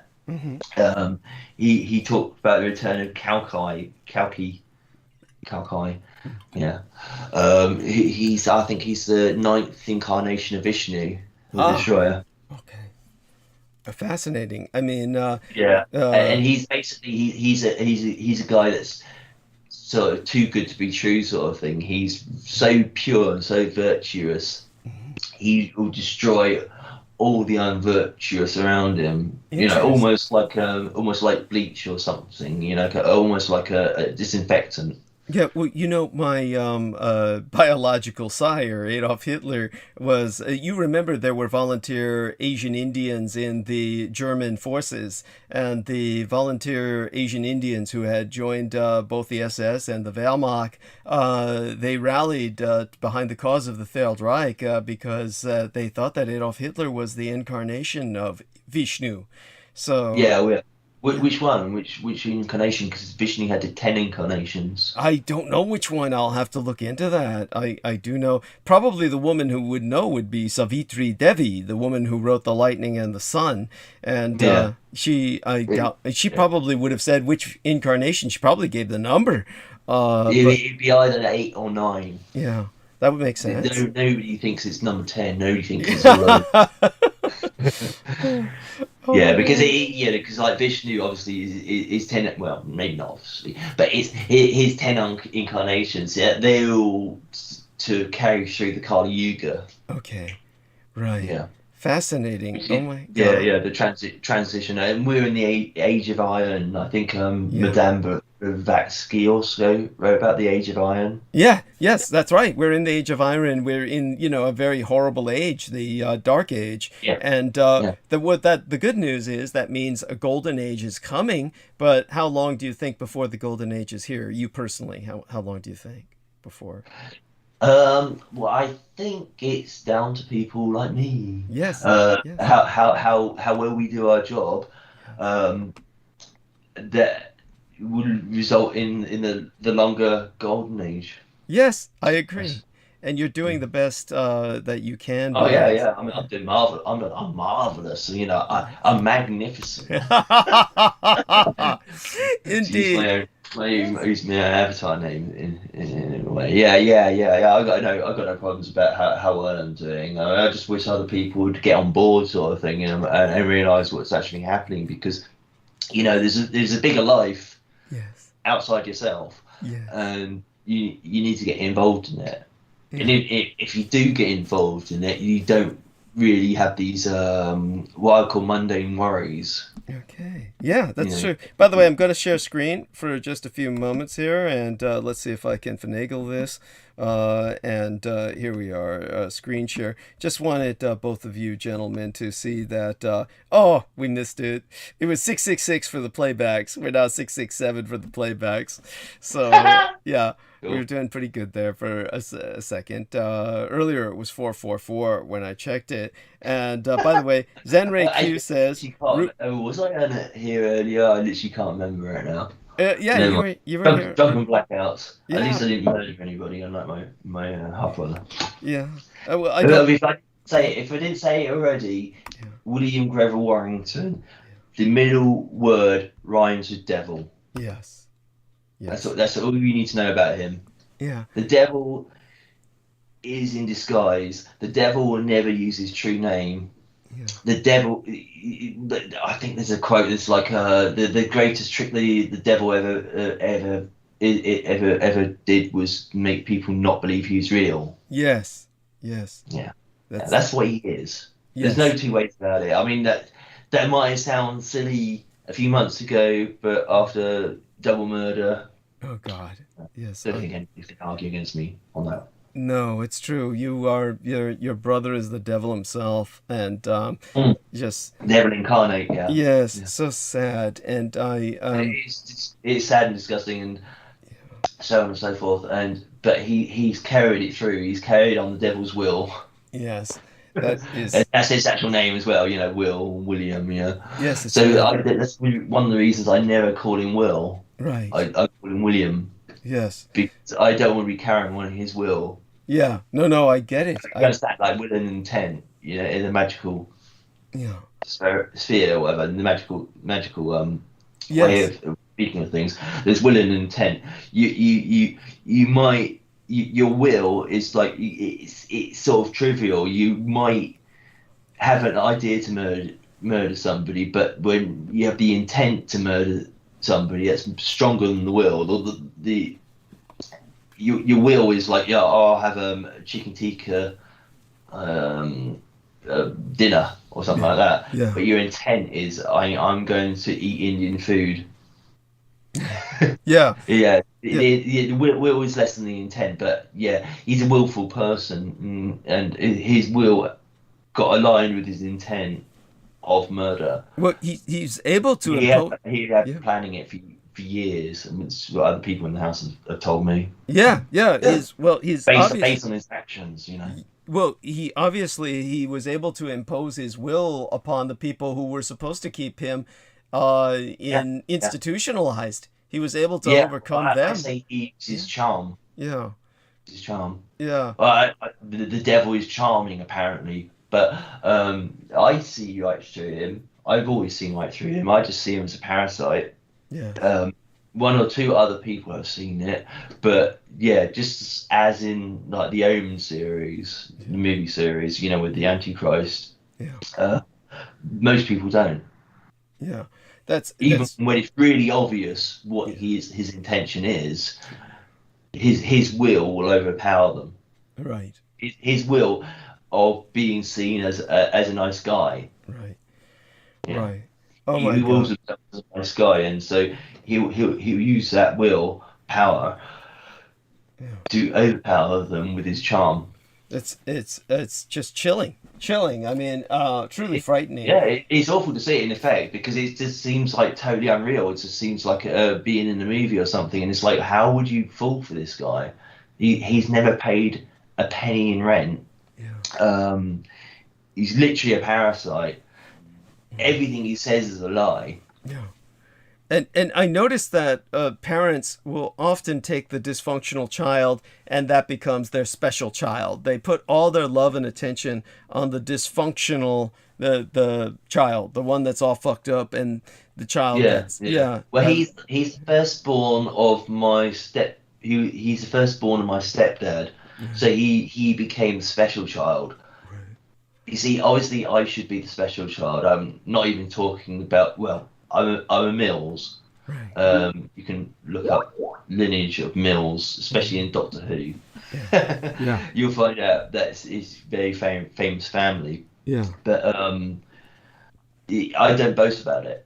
And Pat Mills that I spoke to, he's quite famous. He created 2000 AD along with John Wagner. Yes, Pat Mills, that's correct. With the I forgot the name of the publishing company that produced 2000 AD. And what do they call themselves now that we're in 2022? Maybe it was Future Publishing. Future off the top of my head. I think so. Oh my God. That's cool. Future Publishing. And so he created Judge Dredd. Yes. characters he created. I mean, he's sort of like with John Wagner. But yeah, I've already been in contact with him, and I mean, I'm in one or two of his stories as well.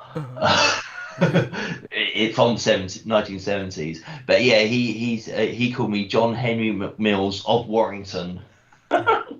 There we are. That's incredible. Yeah, so I'm the Lord of Warrington. Yes. And also, on the subject, I don't really mean to interrupt your monologue. Go on.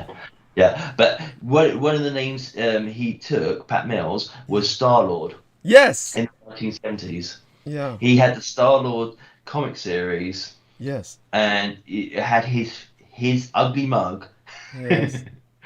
He's at the end of it, and he said he was like returning to Earth, where of course he's already on Earth. Yes. But yeah, that's what the Star-Lord does. His Star-Lord dominates this planet, and who use the media and so forth. But in the Marvel movie Guardians of the Galaxy 2, there's a character called Star-Lord. There we are. That's true. Yeah. And his dad is called Ego. Right.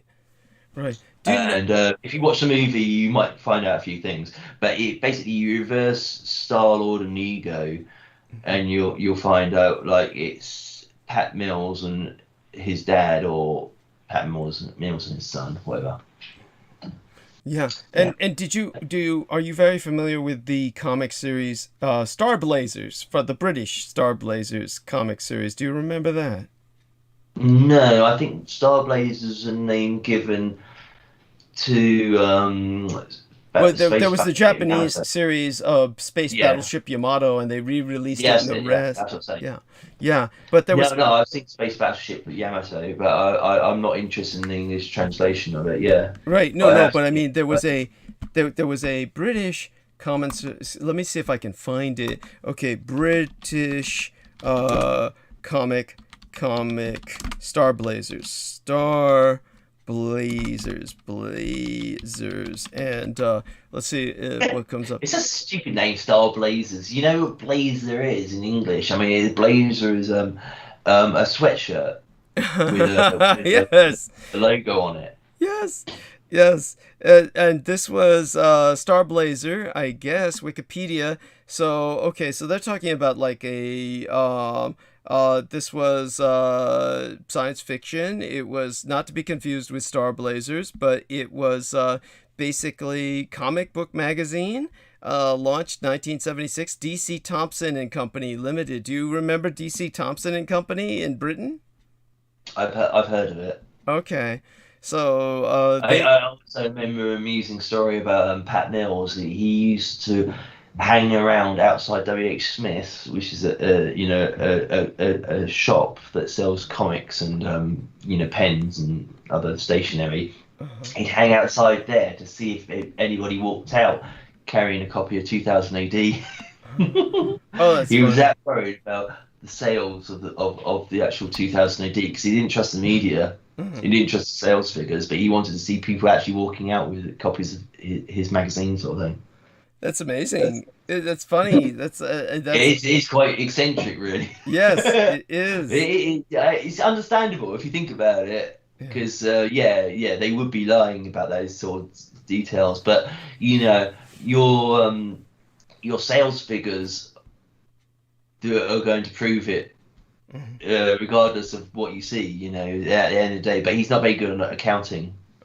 He wanted to get one of the mills involved in accounting, and then I really gave up on accounting. It was just so boring and stupid. Of course. I don't blame you. No, that's not no point in your wasting your time. You wanted to get somebody involved in that to work with him. He's not very good at numbers, apparently. Is Pat Mills. Oh, another thing with Pat Mills, Pat, he calls himself Pat, but if the long form of his name is Patrick, which means father of lies. Interesting. Well, there's this character called Jesus Christ. He talked about the father of lies. Yes. And if you associate that with Star-Lord, then it's quite interesting. Yeah. Yes, that's right. Well, in terms of well, I guess the British comic that was Star Blazers, when they had one of their characters was what did they call him? That was similar to Star-Lord. I guess their version of it was Starhawk. They had Starhawk. Oh, Starhawk. Okay. Yeah, if that rings any bells with you. I got called Star Dog recently. Yeah, I was like, that's an attempt and an insult, but it's like, you give a shit. It's got Star in front of it, so. And dog is a universal god as well. I mean, dogs are the representative of God, so. And dog is also a name given to a priest, so. Yes. Because of the dog collar. Well, there we are. Well, I love you dearly. I need to get started with a monologue, and you have a blessed morning. Take care of yourself. Get some rest, okay? Yeah. I'm just like... Yeah. Sleep it off. Yes, sleep that off. We'll try to. It won't work, but yeah. Yes, you're out of vodka anyway. You'll have to wait till tomorrow to get some. Did you drink it all? I think you did. I'll take the credit. I went away for 5 minutes and the whole bottle was gone. Yes, I inhaled it. And well, you get some rest, and I'm glad the door is fixed, so you're secure in that at least. Sort of. It's literally wedged in place with a sock. Mm-hmm. Oh my God. If I get out the house, then I got padlocks. There's padlocks all over the door, but it's only securing it from the outside. From the inside, the only thing I've got to stop it like falling open is a sock. Yes. Oh my God. Advanced security system. Yes. Well, stay safe. The sock will help. Yeah. It's very secure, really. Okay. Wonderful. And all right. Take care. Hugs. And that was that's John. Yeah, it was interesting. I called you. So it was drunken randomness. No worries. No, it wasn't drunken. It was. Yeah. I'm glad I spoke to you, and obviously I needed to talk to people about this. Sarah Shields, I was talking to earlier, and she was so weird. So didn't seem to. Yeah, Sarah Shields, my contact on Facebook. I mean, she's okay in a way. Yes. Sort of like alternative mum. I mean, that sounds different now. Yes. That does sound different in this day and age when alternative is, fused with lifestyle choices. Yes. Well, after the death of my actual mum, that might sound more serious than I intended it to sound. Oh, she's nice. She's nice to me. She says nice things. Yes. But yeah, I mean, she was getting a bit weird about. She didn't seem to understand that my actual mum and my stepdad died. I think it's really got through to her. So some things don't. So well, that's a very, very hard concept for people to grasp. I mean, to hear that news, that's pretty. Exactly. I mean, I to like put words in her mouth, sort of thing. You're joking, right? Yeah, pretty much. I think honestly, she went into denial about that. She just didn't. It just didn't compute. No, it hasn't sunk in. And I haven't been posting on Facebook. I haven't been posting anything about William Greville Warrington since July. Because if I did, I'd be doing that like every day, because every day was a new horror sort of thing. Right. Yes. New facet of madness. Yeah. That's how these people are. Some people, their only purpose in life is to drive us mad, and he succeeded in doing that with your mum. I'm so sorry about that. Yeah, I think so. I think he drove her over the edge. Well, didn't really drive her over the edge, but he reduced her to the point of madness. Yeah. I mean, she was like, the stuff she was saying was just, totally occultic and silly. That's the nicest way I can say it, but yeah. Understood. Well, you take care. We'll speak again soon enough, and we'll try and bring you on more often with the show just to check in. It's all right. I'll recover. I'm in the process of recovering. I've got police interviews. I got a video interview with the police. Yeah. to look forward to. My brother has as well. And what I said to him is that is actually cathartic. Yes. Because you can vent your emotions, like all the times, sort of like all the times that nobody listened or seemed to understand. You can talk about all that sort of stuff, and because the thing is, it's been like me shouting into a deaf person's ear or something, you know. Yeah. I've been saying it, and I've got email records from 2015 of his madness, William's madness, and nobody's listening, and they're all like, "Oh, he's all right." No, he isn't. Oh God, that's awful. And he never was. Yeah, that's so frustrating. I know how you feel, and he's facing justice. Yeah. Yeah. Oh, yeah, you carry on. Okay. So, Thanks blessed morning. for having me on the call. Yeah. And, I'm sure I made a good show.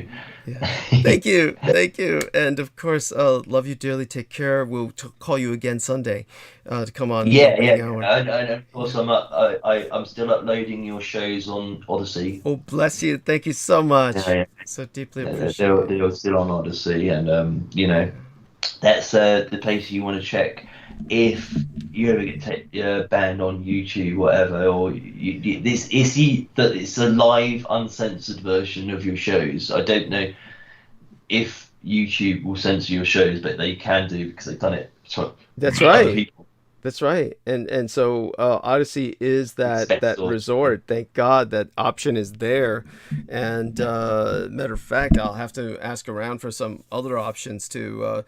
We'll talk about that later, some other private things. And in the meantime, okay, you have a blessed day. We'll speak again soon, and bring you on again in the opening hour on Sunday for a bit. And okay, hugs.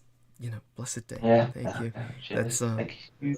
Yes, John Warrington. Thanks to you and everybody else on your show. So. Of course, thank you. And that's John Warrington. He suffered tremendously. Of course, he's been through a lot in life, and the latest is just horrible. It's beyond conception. So do understand that we want to give him our thoughts and prayers and moral support because he's earned it. Just a wonderful human being. And with that, I want everyone to know that when it comes to our world, in the general sense, the geopolitics that I'm so passionate about, and haven't got yet to the opportunity to speak about geomorphology, which is kind of like the root cause or the root source of my passion. We are, of course, we're interrupted in that aspect by how would I say it? By the way, some of the noises you hear is that's John in the background. He hasn't muted.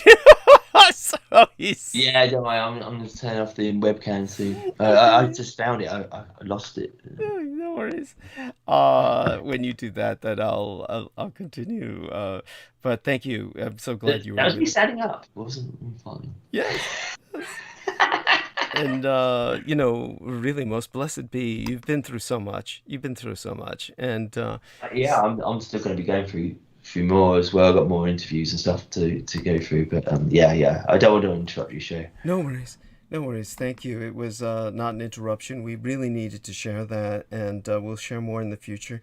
So in our world, the geopolitical world that we're trapped in with Vladimir Putin, basically, how many hours do we have left? About 9 to 10 to we got 3 hours. We'll see how much I can crank out there in 3 hours. But the impossible has suddenly become possible. That's the most important point to start out with. In other words, Vladimir Putin has upended the world order almost overnight, just not as he may have expected. This was Putin's gamble. More than 600,000 Ukrainians have fled the country as Russia bombs civilian areas and prepares for a possible, at this point, they're into the siege of Kiev. Vladimir Putin's war on Ukraine has also challenged world order at a precarious moment for humanity, but his provocation so far seems to have rallied rather than divided the West. Die Verhin Deutschland, the new united Germany, has closed a major Russian oil pipeline and increased its defensive spending for Das Vaterland, the fatherland. And Turkey has, by the way, their name is no longer Turkey. They've rebranded. So understand, you to pronounce it, you don't use the name of the animal anymore or the bird. You use the Turkey with a umlaut over the U. Has, in and of themselves, invoked an old international pact to block warships from its straits to the Black Sea. And this is important. It's astonishing. And even Switzerland has joined the European Union to enforce sanctions, which is, until this happened, was inconceivable. Meanwhile, Ukrainians on the ground, including President Volodymyr Zelensky and the everyday citizens, are taking up arms against the Russian military, having reminded the world by doing so what heroism looks like. And around 70 Japanese have volunteered to fight for Ukraine. Ukrainian President Volodymyr Zelensky called on Sunday for the formation of an international legion, prompting dozens from the United States and Canada to volunteer that I know of. And according to a media report released yesterday by now, several dozen Japanese men have answered the Ukrainian call for foreign volunteers to fight Russia's invasion, as nations worldwide rush to support Ukrainians fleeing their war-torn country. Prime Minister of the Empire of Japan, Kishida, announced yesterday by now, that the Empire of Japan is planning to accept Ukrainian refugees shortly, starting with those who have friends or family in the Empire of Japan. And of course, I've sourced this report from Kanako Takahara.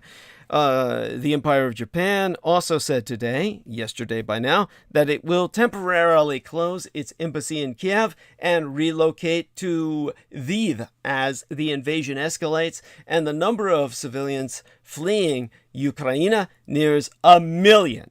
Meanwhile, dozens of men in the Empire of Japan, mostly with self-defense forces experience, have offered to join an international legion to fight the Russians after Ukrainian President Volodymyr Zelensky called for volunteers. And financial support is rolling in. Ukraine's ambassador said the day before yesterday, by now, that more than 60,000 residents in Japan have contributed around 2 billion yen, that's 17 million United States dollars, to a relief fund for Ukraine set up following the invasion. From Kyoto to Yokohama, cities in the Empire of Japan with sister city partnerships in Ukraine have also been voicing their concerns over the safety of local citizens following the Russian invasion. Tokyo-based Ukrainian opera singer Oksana Stepyanyuk tells Kyoto she's praying for the safety of her family back home as they face the Russian onslaught. She says, "I sing for love and peace, so people's lives are saved. I want everyone to pray for peace." Now, quoting a Tokyo company handling the volunteers, the Mainichi Shinbun Daily said as of the day before yesterday, 70 Japanese men, including 100 former members of the Empire of Japan Self-Defense Forces and 2 veterans of the French Foreign Legion, have applied to be volunteers. A Ukrainian embassy spokesperson acknowledged receiving calls from people wanting to fight for Ukraine, but said they knew nothing further about volunteers. A February 28th social media post from the embassy said it thanked Japanese for their many inquiries about volunteering, but added a proviso.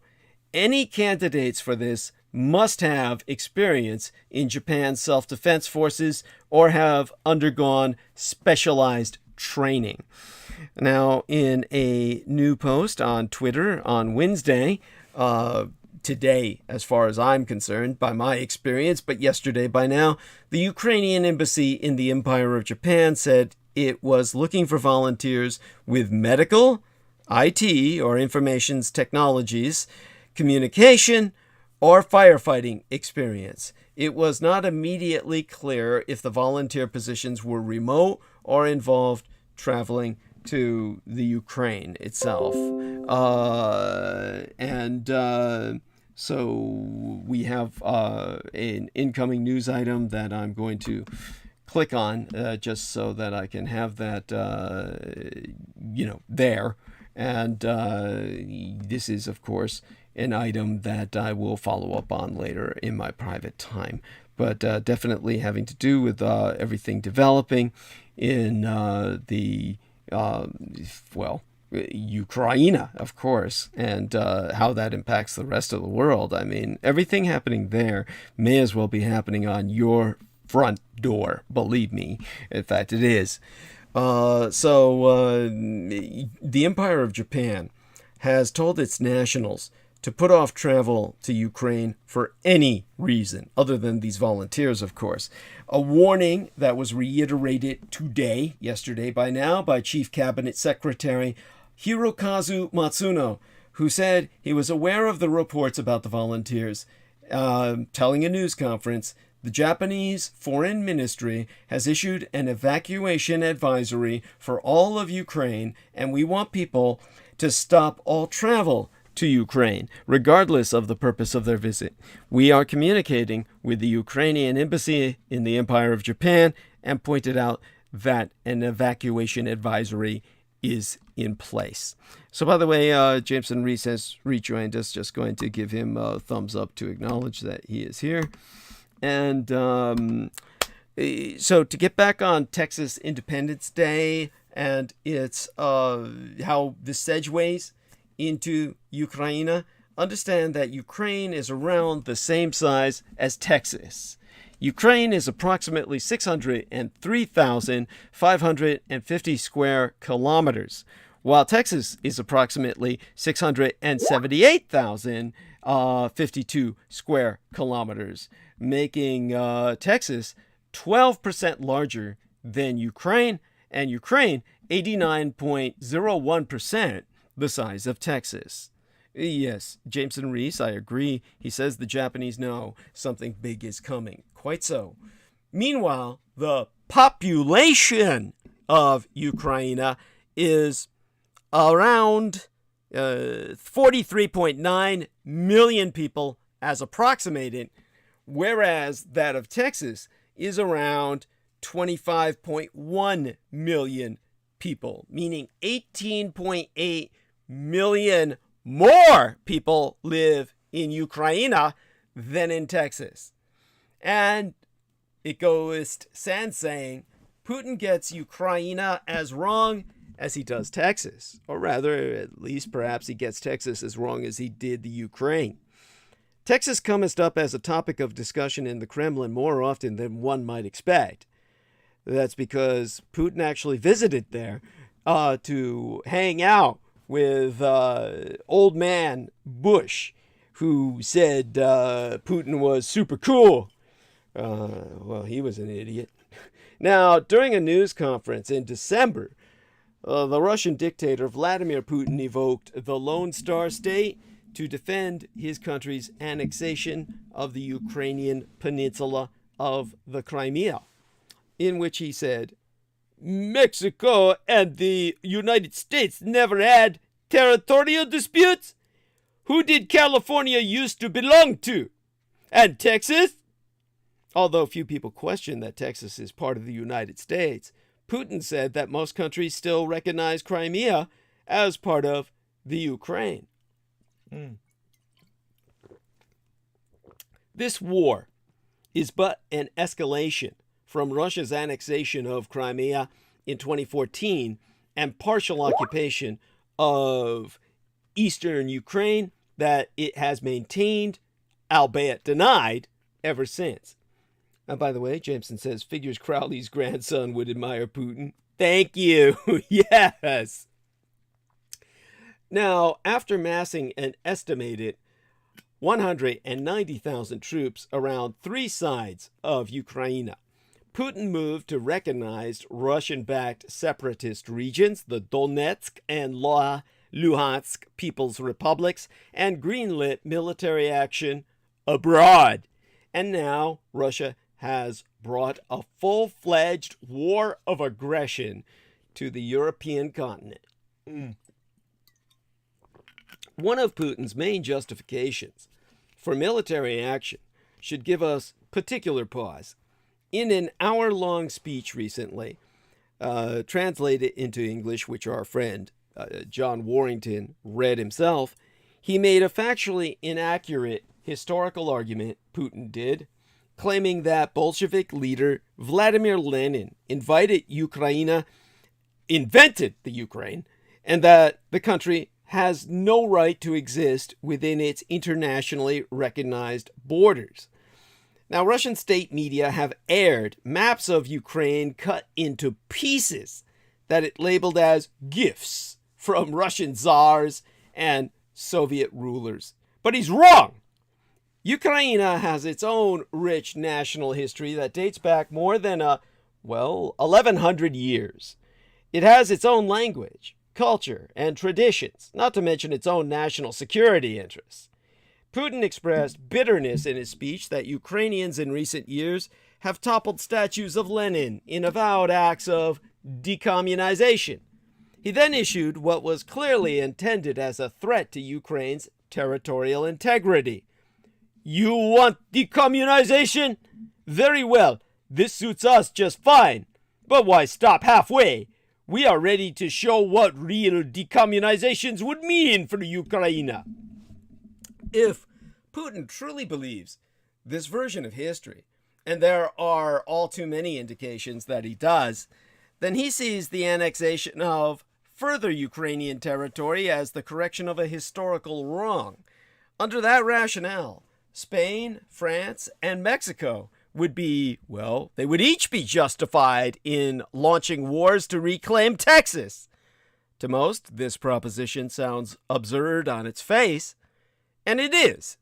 But as residents of a state nation, whose iconography commemorates a history of sovereignty under Six Flags, hence the Six Flags theme park represents just that very fact, Texans are in a unique position to appreciate the grim implications of its logic. Ukrainians are facing this distorted logic backed by the full force of the Russian military. Texans, of all people, should be appalled that a world leader is weaponizing false historical grievances to deny self-determination to the people of an independent nation-state. Putin is trying to abuse this narrative to sell his war, mostly to his own people, but also to the international community. We must reject that it has any basis in reality. There is much for us to read and learn from to help us in that endeavor. It is too soon to say how or when this war will end. There is a significant bipartisan consensus behind strong sanctions against the Russian Empire, although they are unlikely to change the situation on the ground. In reality, there is not much that most of us can practically do, but we can and must educate ourselves so that no one can ever use the abuse of history as justification for bloodshed. Now, it's just like myself, where I can use certain terms that are considered ethnic slurs, but you should never do that.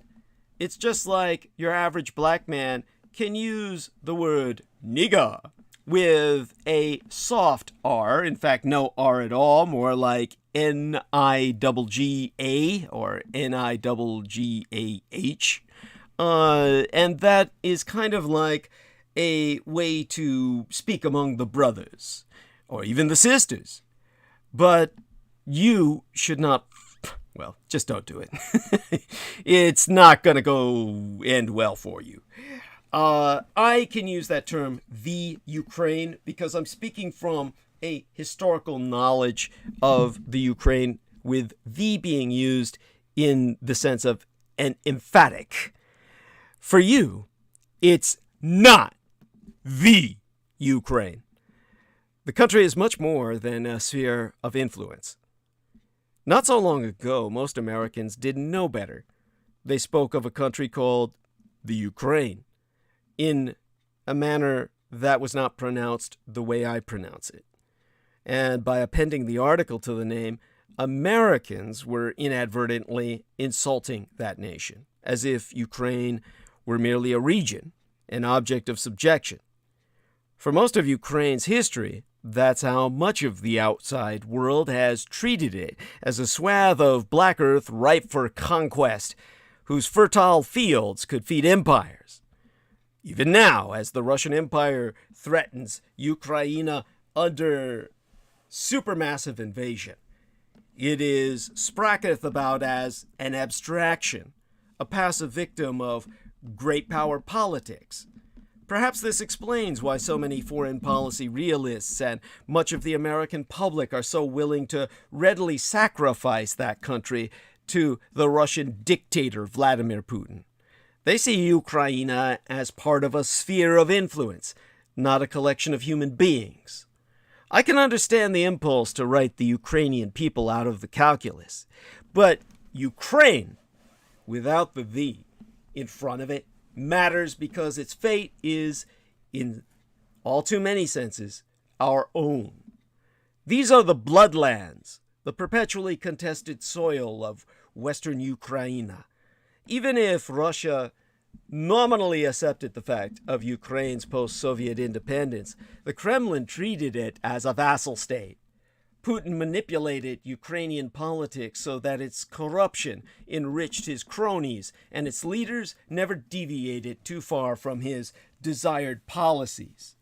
The pipeline traversing Ukraine, which sends Russian gas to Western Europe, provided a massive pot of money that the Kremlin dispersed to serve its own murky purposes. Meanwhile, the Ukrainian state was deprived of cash that could have been spent on schools and roads. What did Putin do? He clung to Ukraine. But why? In 2014, his fear wasn't Ukraine's drift toward NATO. It was its drift toward the European Union, with its insistence on rule of law. To preserve his hold on Ukraine, the borderlands, Putin tried to instigate a counter-revolution in cities with large Russian-speaking populations. He invaded Crimea and the Donbass, threatening to carve the country in twain into two separate nation-states, into Ukraine, the borderland, and what he called Novaya Russia, or New Russia. What he feared most was Ukrainian democracy, which would deprive him of influence over the colonial possession that he felt was his personal birthright.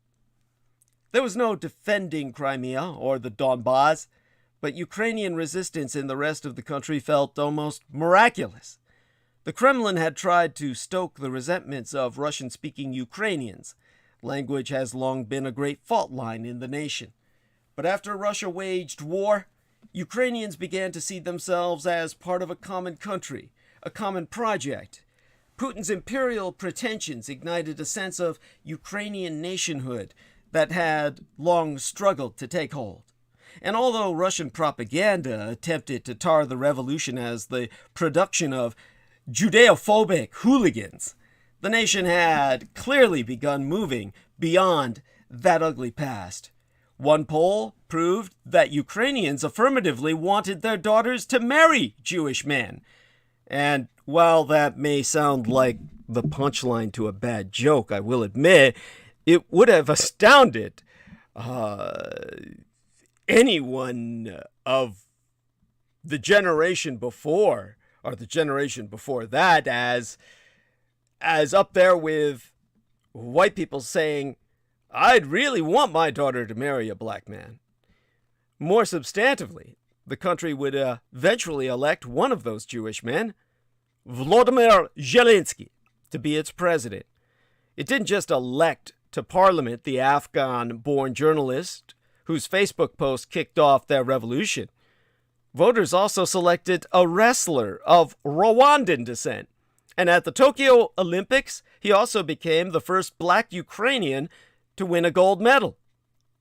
The United States also has intimate reasons for using every diplomatic and economic measure to defend Ukraine.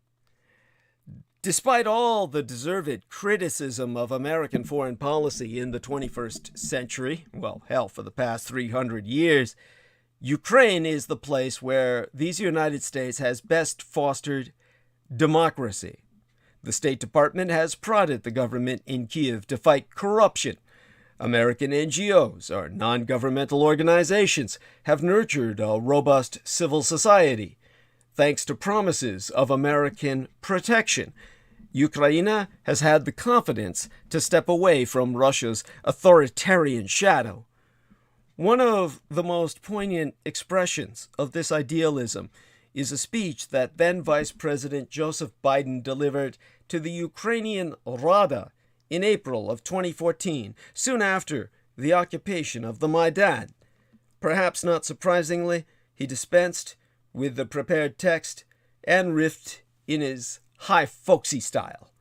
With all the requisite self-effacing caveats about not wanting to impose American values, he pleaded with the parliament to combat corruption, especially in the energy sector, and to embrace democratic practice. But what's most striking about his speech is its familiar tone, "We stand with you." And it is not just a foreign policy judgment, it is a personal, it's an emotional commitment. His words. In a way, that line helps capture the core rationale behind the Biden administration's Ukraine policy. From their very arrival in office, Biden and his advisors hoped to avoid a confrontation with Vladimir Putin because they didn't consider him an important strategic competitor. Every phone call and meeting with Putin was taken in the spirit of prevention. Biden hoped to make Putin feel big so that he wouldn't act out and distract the president from focusing his attention on the communist Chinese empire, the overriding priority of this administration. From a cold, realist perspective, there's perhaps an argument for abandoning Ukraine, but the bond that the president and State Department have with Ukraine isn't cold. The object of Putin's desire isn't an abstraction to them. At core, they understand that it's Ukraine, not the Ukraine. And so should you. Now, in talking to your children about Russia invading Ukraine, I say this on behalf of Jojo and Amanda and so many mothers like our lovely Sarah out there, who Madame Lyons, Madame Ute, Madame Mikolajczyk. Russia's military invaded Ukraine, causing civilians all over the country to leave their homes and retreat to bomb shelters and subway stations. On Thursday, February 24th, Russian dictator Vladimir Putin announced a special military action against the Ukraine. Now, that country is contending with a full-blown invasion involving missile attacks and aerostrikes. Civilians all over the country have been forced to leave their homes and take refuge in bomb shelters and subway stations. And USA Today reports that Ukrainian parents are aiming to protect their children by sending them into school wearing stickers that note their blood types in case of bombings. As this crisis unfolds, it's likely yourselves and your children are wondering what's going on and how they can make a difference for Ukrainian families. Well, in terms of making a difference for those families, maybe I can bring up something another time. I really need to look out for myself so I can continue bringing you information that is pertinent, so as an information consumer you can make the right decisions. So I'll say this is what you need to know in terms of tips for talking to kids about it. And as for several ways to help, maybe we can go into that another time. I'm still going to concentrate on asking you for help towards myself. Now, what to know about Russia's invasion of Ukraine? What is now being called Europe's first major war in decades is the result of, well, according to the Wall Street Journal, Putin's, their words, most direct attempt yet to redraw the global security map and restore Russia's sphere of influence to the days of the Soviet Union and Warsaw Pact more than 30 years ago.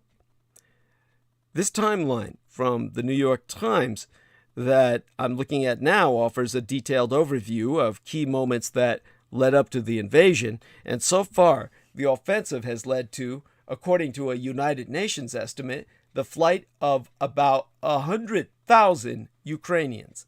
Ukrainian President Volodymyr Zelensky estimates at least 137 Ukrainians have died as a result of the conflict already, and that was on the first day that it started because they haven't been able to count since. Even before the attacks broke out, the United Nations noted that in 2021, the crisis in Ukraine affected 1.5 million people, 500,000 of whom are children and minors. The toll of the offensive on Ukrainian families is something Agnes Callamard, Amnesty International's Secretary Generaless, feared ahead of the invasion, noting previously in a statement, "It is frightening to imagine what scale the refugee crisis could reach in the event of escalating hostilities in Ukraine. It will be a continent-wide humanitarian disaster." So, if your child is asking about what they're seeing in the news, consider my advice. For children under 7 years of age, well, I'll turn to Janine Domingue, a clinical psychologist at the nonprofit Child Mind Institute in New York, who has said it might just be acknowledging that something is happening between Ukraine and Russia and ask, have you heard anything? Take the child's lead. Starting with what kids know and how they're feeling is imperative. And according to Nero Feliciano, whose professional acronym is LCSW, she's a psychotherapist. I know that much. I have no idea what her acronym means, but she's an anxiety specialist in Wilton, Connecticut. Someone Sarah Thomas Lyons should get in contact with, perhaps. She says, make sure that you are in a calm place so that you can hear and focus on what your child is expressing as well. Now, I'm going to look that acronym up because I can't stand not knowing what it means. Now, California requires some stuff to work with kids, but apparently it does not require a license to be employed as a social worker in my own golden state nation. There is only one social work license in California, and that's an LCSW, which allows individuals to perform clinical social work and psychotherapy. So LCSW is an acronym for Licensed Clinical Social Worker. And in California, we'd put a C in front of that. Now, for kids of all ages, the aforecited Janine Dominguez has suggested that no matter how old your child is, you'll want to provide reassurance that this is what we know right now. Let them know you don't know all the answers. You'll have to turn to Douglas Dietrich for that. You don't tell them that because we don't want kids listening to Douglas Dietrich. But tell the adults that, because most of them are at the mental and emotional developmental level of children anyway. You could also take a tip from Andrea Barbalek, editor or editorius-in-chieftainess of The Week Junior, a weekly news magazine for kids aged ages 8 to 14, nowhere near 18, with 100,000 subscribers in all half 100 states and union. And she claims, and I have no reason to doubt her, she affirms we're very calm in our tone and we're selective in the facts that we present. Not in a negative sense, she means selective towards what children can handle. To use her words, we avoid very frightening and upsetting information and focus on the helpers wherever we can. Right now, for example, there are thousands of people around the world and many governments working together to stop the conflict and end the fighting. There are people on the ground who are helping people who are injured. There will be humanitarian aid for people who need it. And Dr. Nick Hatzis of the outpatient mental health care facility Compass Health Center in Chicago has said that the most important step for parents is to create a space that allows for listening. We have, of course, a breaking news alert. Today's United Nations General Assembly, today's UN General Assembly vote that took place Wednesday, yesterday by now, sent a message to Russia, the Russian Empire, that could not have been clearer.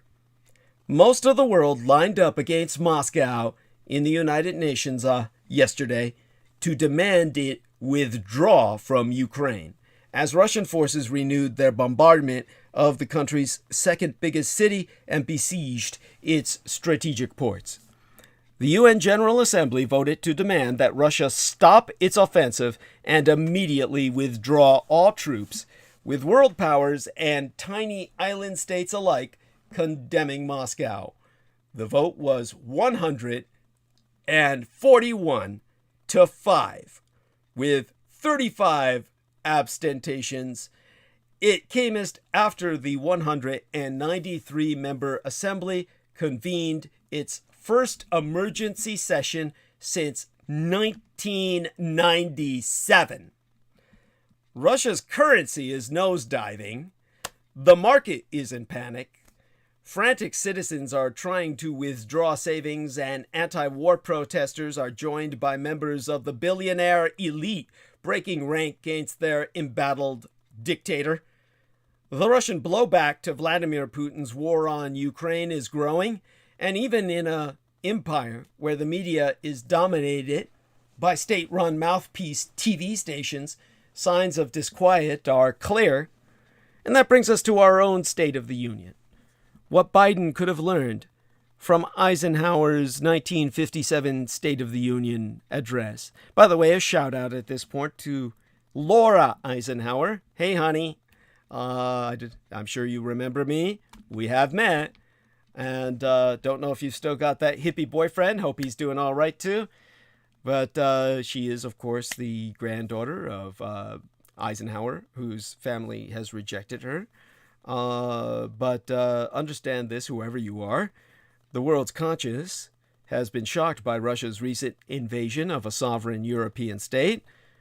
Ike, the late Eisenhower, responded with a sober, long-game commitment of containment in Europe and more reckless escalation in the Middle East. That was needed at the time. When President Joe Biden ambled to the podium at that joint session of Congress the day before yesterday night, he was at an odd place for an American president. His empire sat transfixed by a war more than 4,500 miles to the east, rooting openly in solidarity for the hopelessly outgunned underdogs fighting bravely for their homeland against a ruthless invader from Moscow. Hundreds of thousands of desperate refugees had already poured out to the west, while the young men back home fashioned Molotov cocktails to hurl at Russian tanks. these United States, unusually, was not a central protagonist in that military conflict, to the disappointment of both the ragtag rebels and some enthusiastic hawks back home like myself. U.S. history being long enough, the description I've just provided fits another State of the Union address, Dwight David Eisenhower's somber message to Congress on January 10th of 1957, 2 months after the dramatic and bloody Soviet put-down of the Hungarian Revolution of 1956, an event seared into the memory of the Americans who lived through it. Time had declared the Hungarian freedom fighter its 1956 Man of the Year. Elvis Presley hawked donations for refugees on The Ed Sullivan Show. Even Jean-Paul Sartre broke with his longtime communist comrades, as did many fellow travelers in the West. Ike's rhetorical and policy response in that tumultuous season gave us Biden and the rest of us plenty to ponder about what Washington should have and, well, should and should not do in 2022. It also reminds us that the belly-gnawing anxieties of the present can look almost manageable compared to the globe-rattling challenges of the past. Like many authoritarian tragedies, the Hungarian Revolution began with a liberatory hope. Joseph Stalin's death in 1953 kicked off a comparatively reformist era in Soviet politics, culminating in Nikita Khrushchev's shocking denunciation of Stalin's cult of personality and brutal internal purges at the February 1956 Communist Party Congress. The speech was secret, but obtained by Israeli intelligence and shared with the Eisenhower administration, which in turn leaked it to the New York Times for circulation in June that year. Then Radio Free Europe beamed a reading of it behind what Reichspropaganda Minister Dr. Paul Joseph Goebbels, who was parodied by Winston Churchill, had christened a decade and a half before as the Iron Curtain. Churchill himself had some fingerprints on that continental divide via his participation in the February 1945 Yalta Conference, in the Crimea, as irony would have it, with Stalin and then-President Franklin Delano Roosevelt, at which the three great, soon-to-be victorious opponents of the Thousand Year Reich sketched out post-war plans for small country Europe, while the two Democratic leaders deluded themselves into believing they had meaningfully codified principles of independent self-determination for the long-abused peoples of Central Europe. In fact, Churchill and FDR ceded political veto power over Poland, Romania, and Bulgaria to the Union of Soviet Socialist Republics, which promptly ignored the agreement's promises to allow for free and fair elections, and then cemented military and political control over East Germany, Hungary, Czechoslovakia, Albania, and elsewhere. News of Khrushchev's de-Stalinization speech emboldened Central Europeans to challenge their satellite state governments. First came the June 1956 Poznan strike protests and riots in Poland, which were viciously suppressed by Polish and Red Army soldiers and tanks that literally rolled over, steamrollered more than 100 people. Their own countrymen bloodied their treads with flesh and bone marrow. Now,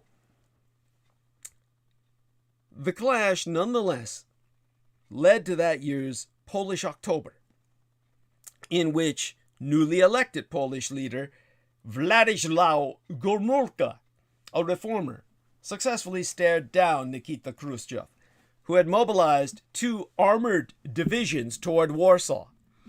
In removing various pro-Soviet toadies from the senior ranks of the Polish government. Radio Free Europe broadcasted news of Gomulka's success into Magyarország, or Hungary, touching off demonstrations of sympathy and student-led demands for their own reforms. On October 23rd, my late and sainted sire's birthday, that of the man who raised and guided me, George Joseph Henry Dietrich, Chief Petty Officer of the United States Navy, back in 1956, not that he was born then, mind you, he was born in 1919. Man, if he were alive to see all that's going down today, he'd be over 100 years old. But on October 23rd of 1956, let's calculate how old my dad was that day.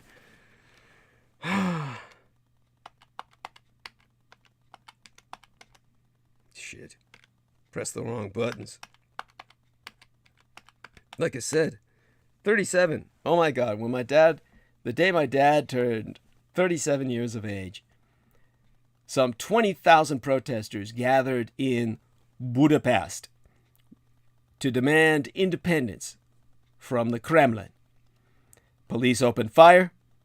Protesters battled back. The Hungarian government called for assistance from the Red Army. Rebels attacked the parliament. Leaders of the puppet government fled from Moscow, or rather fled to Moscow, and for the next 3 weeks, during which Dwight Eisenhower won re-election in a landslide, the world stood riveted at the conflict. A new rebel government headed by Prime Minister Imre Nagy emptied political prisons, executed pro-Soviet political leaders, and declared Hungary's withdrawal from the Soviet-led Warsaw Pact military alliance. Khrushchev then ordered a massive retaliatory attack. When the dust cleared, around 2,500 Hungarians were dead. 200,000 escaped to the west.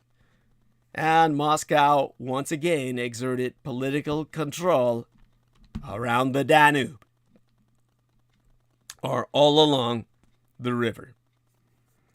Eisenhower's perceived inaction against the Soviet crackdown was a topic of intense controversy at the time, and even decades later. Cold War hawks and Central European anti-communists complained bitterly that Ike reneged on his 1952 campaign promise of engaging in a rollback of Soviet domination rather than mere containment, while falsely getting hopes up via free radio, Radio Free Europe and the CIA. Now, all this, and much more, was the backdrop not just of Eisenhower's January 10th, 1957 State of the Union speech, but also his January 21st second inaugural address, and, most of all, his January 5th, 1957 address to a joint session of Congress, laying out what would come to be known as the Eisenhower Doctrine. In the first paragraph of his SOTU, or State of the Union speech, Eisenhower declared, and I will read that paragraph now, "At no time in the history of the Republic have circumstances more emphatically underscored the need, in all echelons of government, for vision and wisdom and resolution. In the world today, the surging and understandable tide of nationalism is marked by widespread revulsion and revolt against tyranny, injustice, inequality, and poverty. As individuals joined in a common hunger for freedom, men and women, and even children, pit their spirit against guns and tanks. The existence of a strongly armed imperialistic dictatorship poses a continuing threat to the free world's, and thus our own, nations, security, and peace. Now, having foregrounded this season of stress that is testing the fitness of political systems and the validities of political philosophies, Ike then laid out two very different approaches to confronting it. Patient institution building in Europe and a more hegemonic responsibility for security arrangements in the Middle East.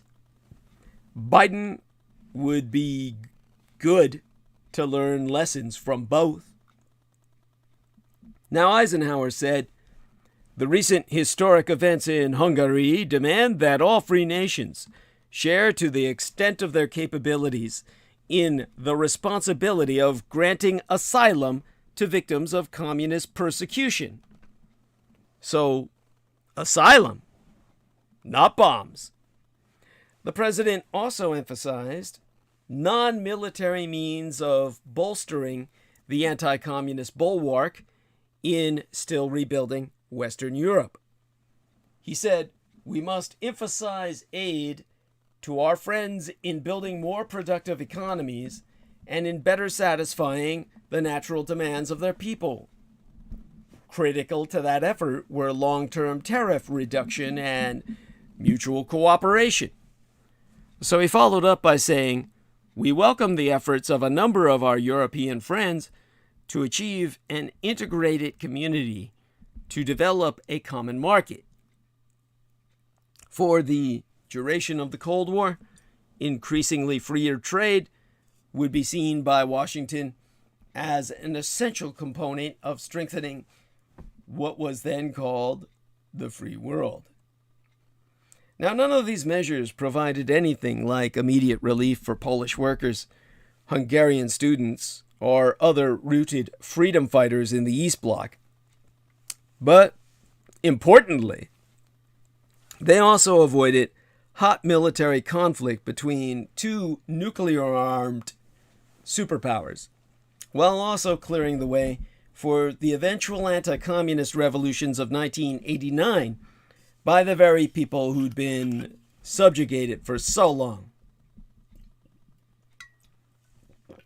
As Christopher Condon wrote in an excellent 2006 LA Times piece, writ while both my parents were still alive, he said, "Moscow's actions exposed the brutality of Soviet imperialism. Domestic communist movements throughout Western Europe, some very popular, were irretrievably fractured. Hungarians, though they paid with their own blood, also benefited from the uprising. After a few years of merciless suppression, they were slowly granted greater personal liberties, as long as they did not question the authority of the party. By the 1970s, Hungarians occupied the happiest barracks in the Soviet bloc, freer and more prosperous than the Poles, Czechs, or Romanians.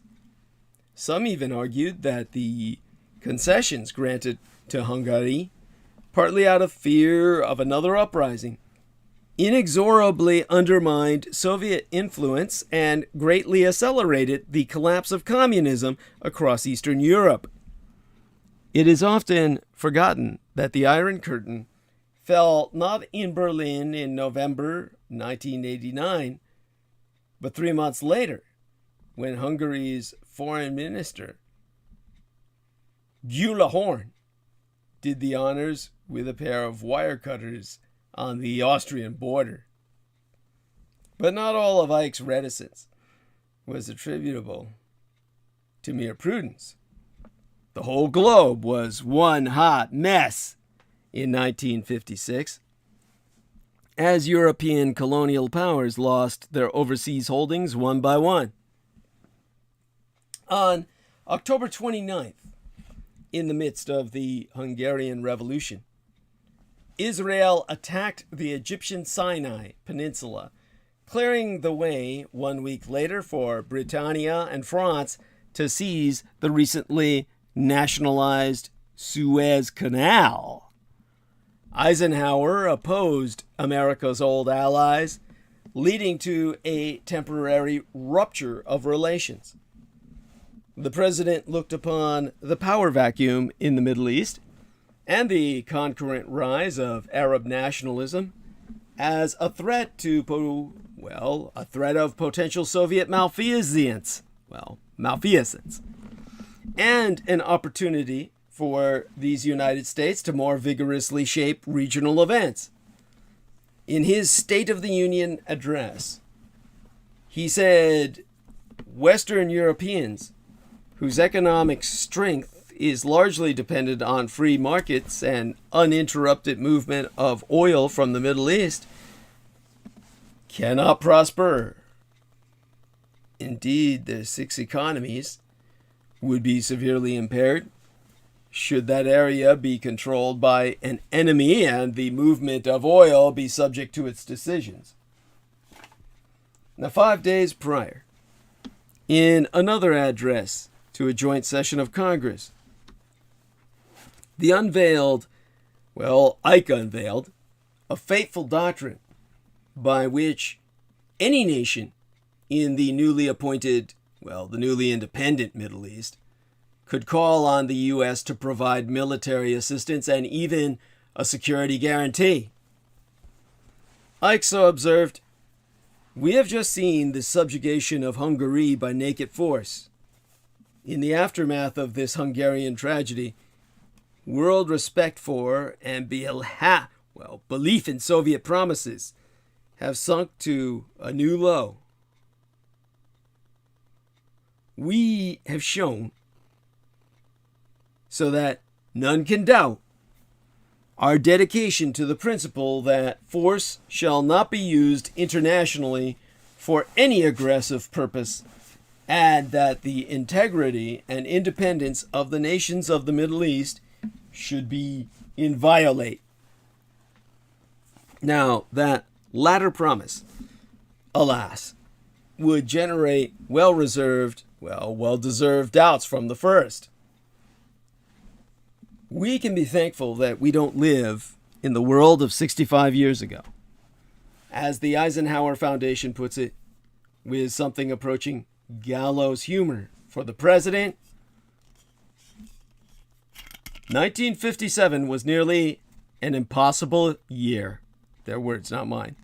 First, the struggle and the political expediency necessary to secure rights and civil rights legislation had disgusted him. Before it was even signed, the school desegregation disaster at Little Rock was upon him. Immediately after, Sputnik threw the nation into a crisis of self-confidence and worry with demands for education reform, fallout shelters, space exploration, and even more unnecessary, in his opinion, weapons. The president had done his best to reassure the American people that the United States was secure and to keep the lid on a defense establishment that threatened to spend our country into oblivion. Then in November, just before Thanksgiving, he suffered a minor stroke. To make things even worse, 1957 was a recession year. Now, Joe Biden should have taken advantage of the more favorable 2022 environment by having the United States shoulder a leadership role. European nations, in ways not seen since World War II, seem eager to take the lead role in the Russia-Ukrainian crisis. The president should not only let them, but actively encourage Paris and a newly invigorated Berlin to dream up secret structures, security structures, not led by Washington. 3 decades late is better than never. Now, Ike's lesson of tariff reductions and mutual, I would say, economic gains from trade as well are salient today, as a second consecutive administration follows the foolishness of Buy Americanism. Such Eisenhower, well, I would call it Eisenhowerian liberalism, should also be afforded to refugees, a category of immigrants that the American empire has shamefully closed off over the past half-decade. Above all, our president should have followed Eisenhower down the road to regime change.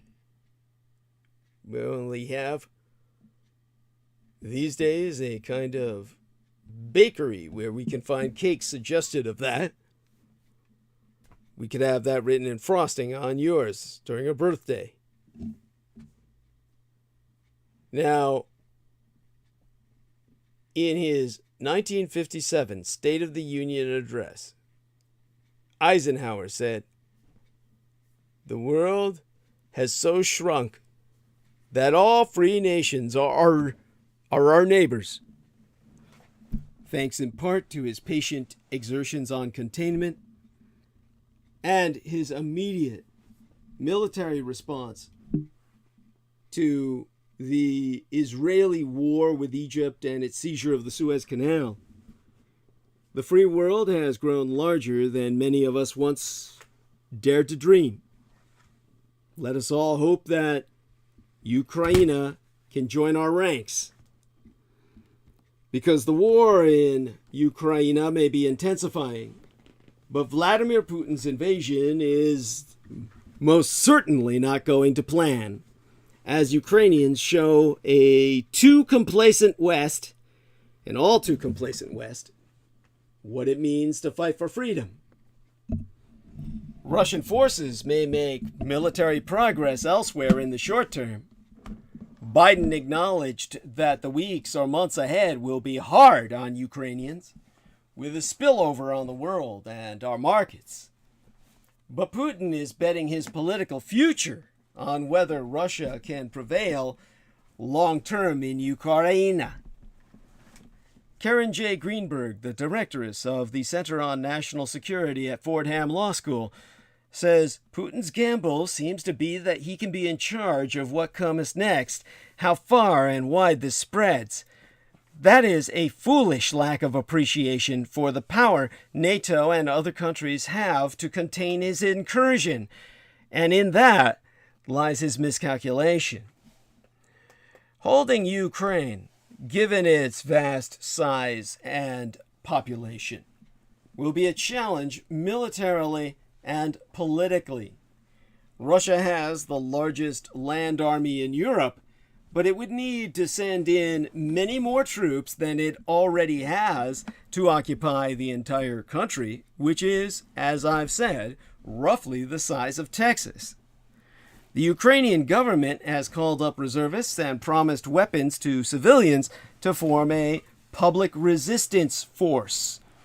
They could create an insurgency challenging Russian control in, well, of part or all of Ukraine. Any expert would concur with that. Per Mary Dumoulin, directress of the Wider Europe program at the European Council on Foreign Relations, it's impossible to hold on the long term. Whether we're in for a long and bloody war, or whether there will be a contest inside Russia against this decision, but I don't see it as a realistic goal to control Ukraine. Biden said Russia cannot prevail. To quote his T, "In the early days of this conflict, Russia propaganda outlets will keep trying to hide the truth and claim success for its military operation against a made-up threat.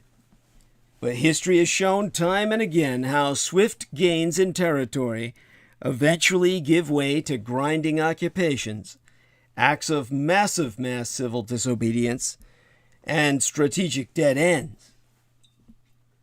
So the first day of the invasion was just that.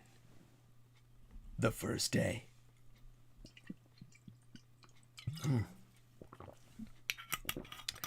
In an address to his people, after fending off Russia's invading hordes, Ukrainian President Volodymyr Zelensky threw some understated shade at Moscow.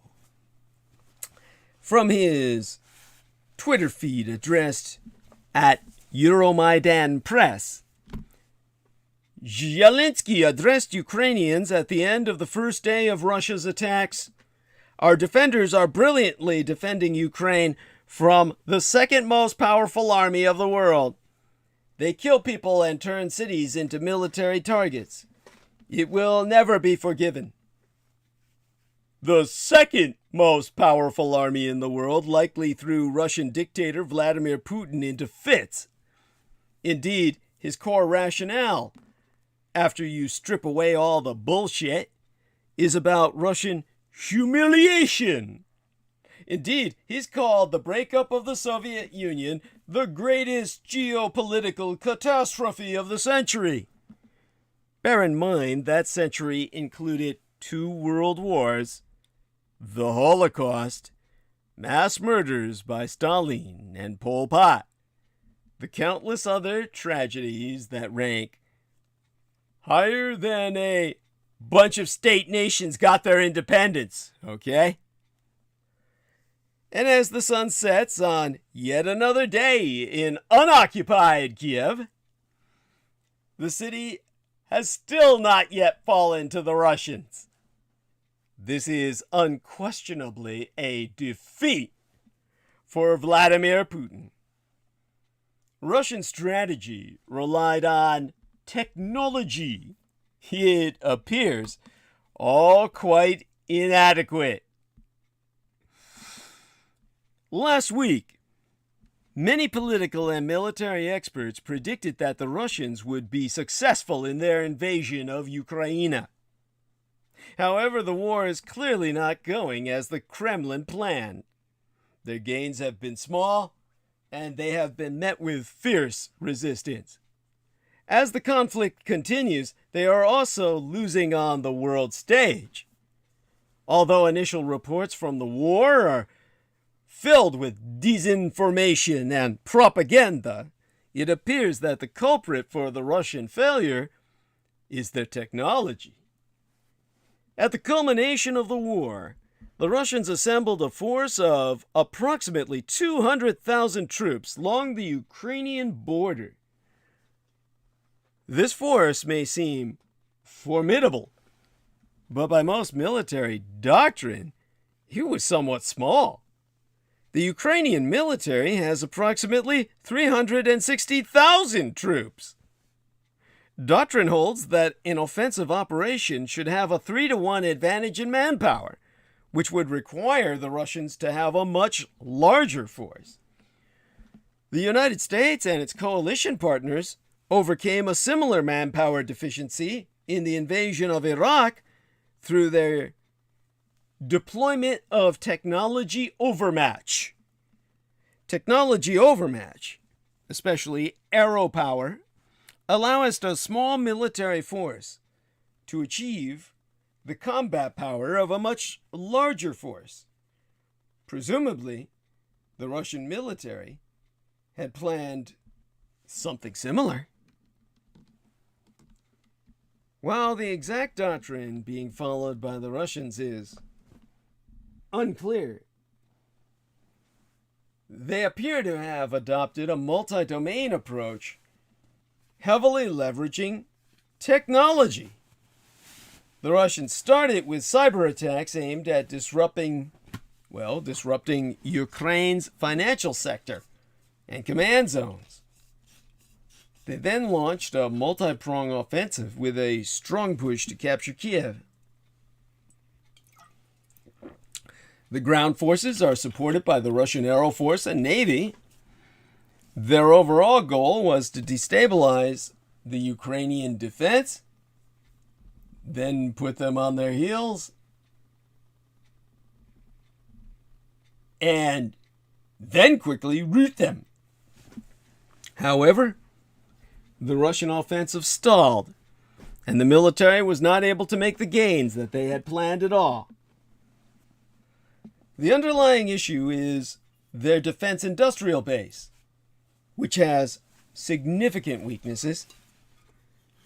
According to a recent RAND Corporation report, Russia can develop sophisticated weapon systems, but it lacks the manufacturing capability, funding, and political will to produce them in large numbers, the report so states. As such, the defense industry has focused primarily on foreign arms sales and the retrofitting legacy Soviet equipment. Note that the Soviet Union itself collapsed 3 years ago. In this conflict, the struggling defense industrial base is reflected in the Russians' inability so far to achieve aero superiority. The Russian strategy for aero superiority likely followed what worked for them in their 2014 incursion into Ukraine. Heavy use of drones to identify and destroy Ukrainian assets. However, this time Russia's drones appear to have not been as effective, largely because they have not kept up with advances in counter-drone technology. Without aero superiority, the Russian strategy starts to rapidly unravel. The Russians had also planned to deploy cyber weaponry to destabilize the country, as evidenced through the cyber attacks on Ukrainian financial and military websites on the day prior to the attack. However, systems have become more resilient to cyber attacks in recent years. The impact of the cyber attack were not as destabilizing as expected. Meanwhile, there be reports of independent hackers having performed similar cyber attacks on the Kremlin, Russian media, and a Belarusian defense company. Additionally, Russian armor is somewhat outdated. Many of the tanks seen in the fighting are the older T-72 models as opposed to the cutting-edge T-14 tanks that were prominently displayed in recent Moscow military parades. Indeed, much of the Russian equipment caught on social media appear to be relics from the Cold War, with some minor modifications. Moreover, much of the equipment appears to have been poorly maintained, and there be reports of broken down Russian equipment on the side of the road. The strategy itself is also fundamentally flawed, since technology becomes a moot point when fighting in an urban environment, as evident in the global war on terror. Military technology is made to maximize standoff between a fighter and their adversary. Urban environments shrink this standoff and limit the effectiveness of military technology. Additionally, tanks and armored vehicles do not have freedom to maneuver and are easy targets. Although the efficacy of the technology has already been lacking, it will become even more evident if the fighting enters the major cities. It is no longer any foregone conclusion that Russia will win this war. If they lose, the primary culprit will be that their strategy over-leveraged technology, and that technology simply was not good enough. Without technology overmatch, the Russian invasion force does not have the combat power necessary for a decisive win.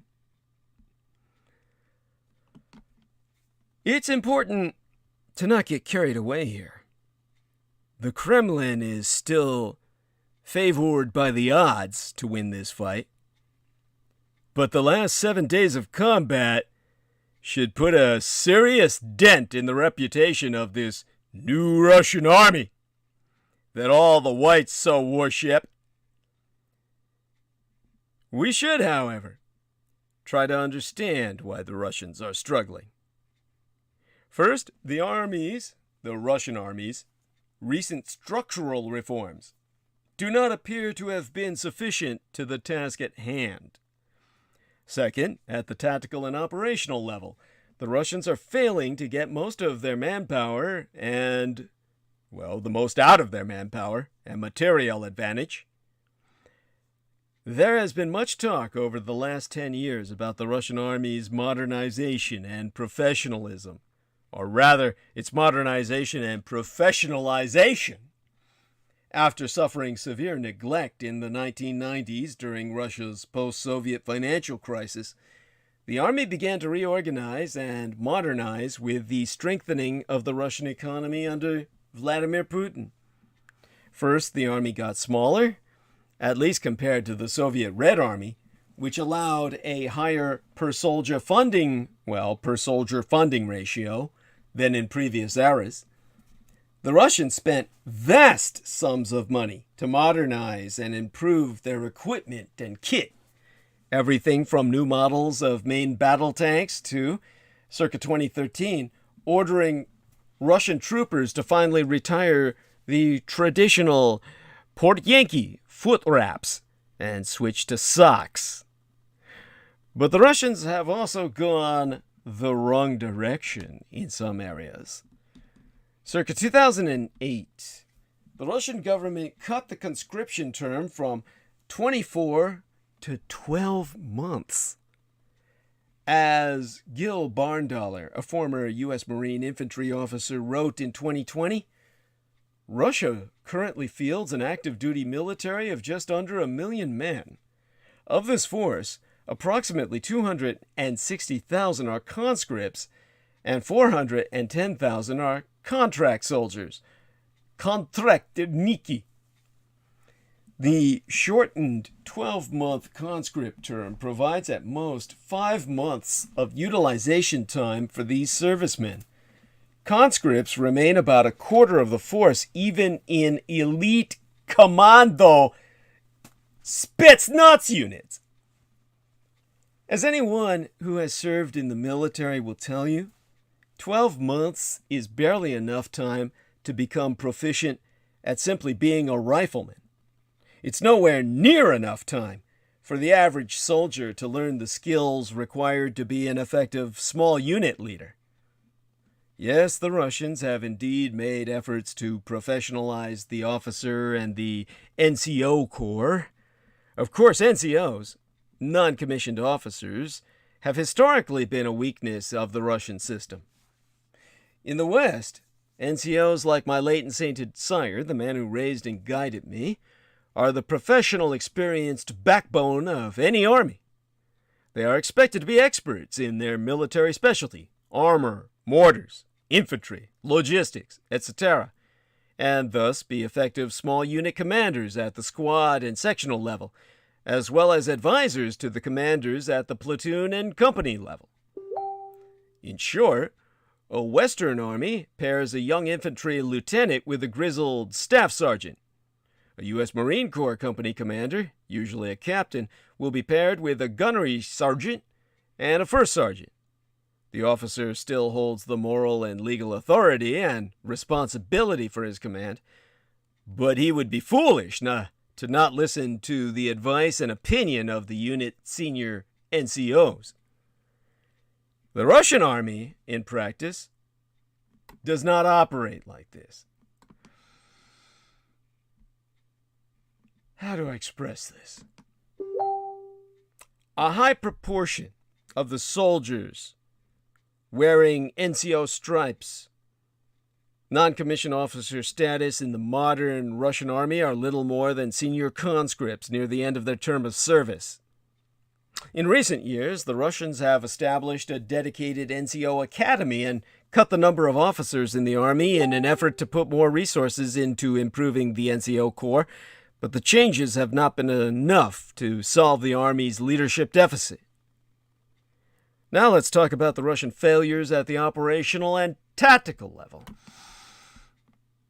And getting some input here from our dear friend John Warrington. It seems to. So, let me tell him you were magnificent.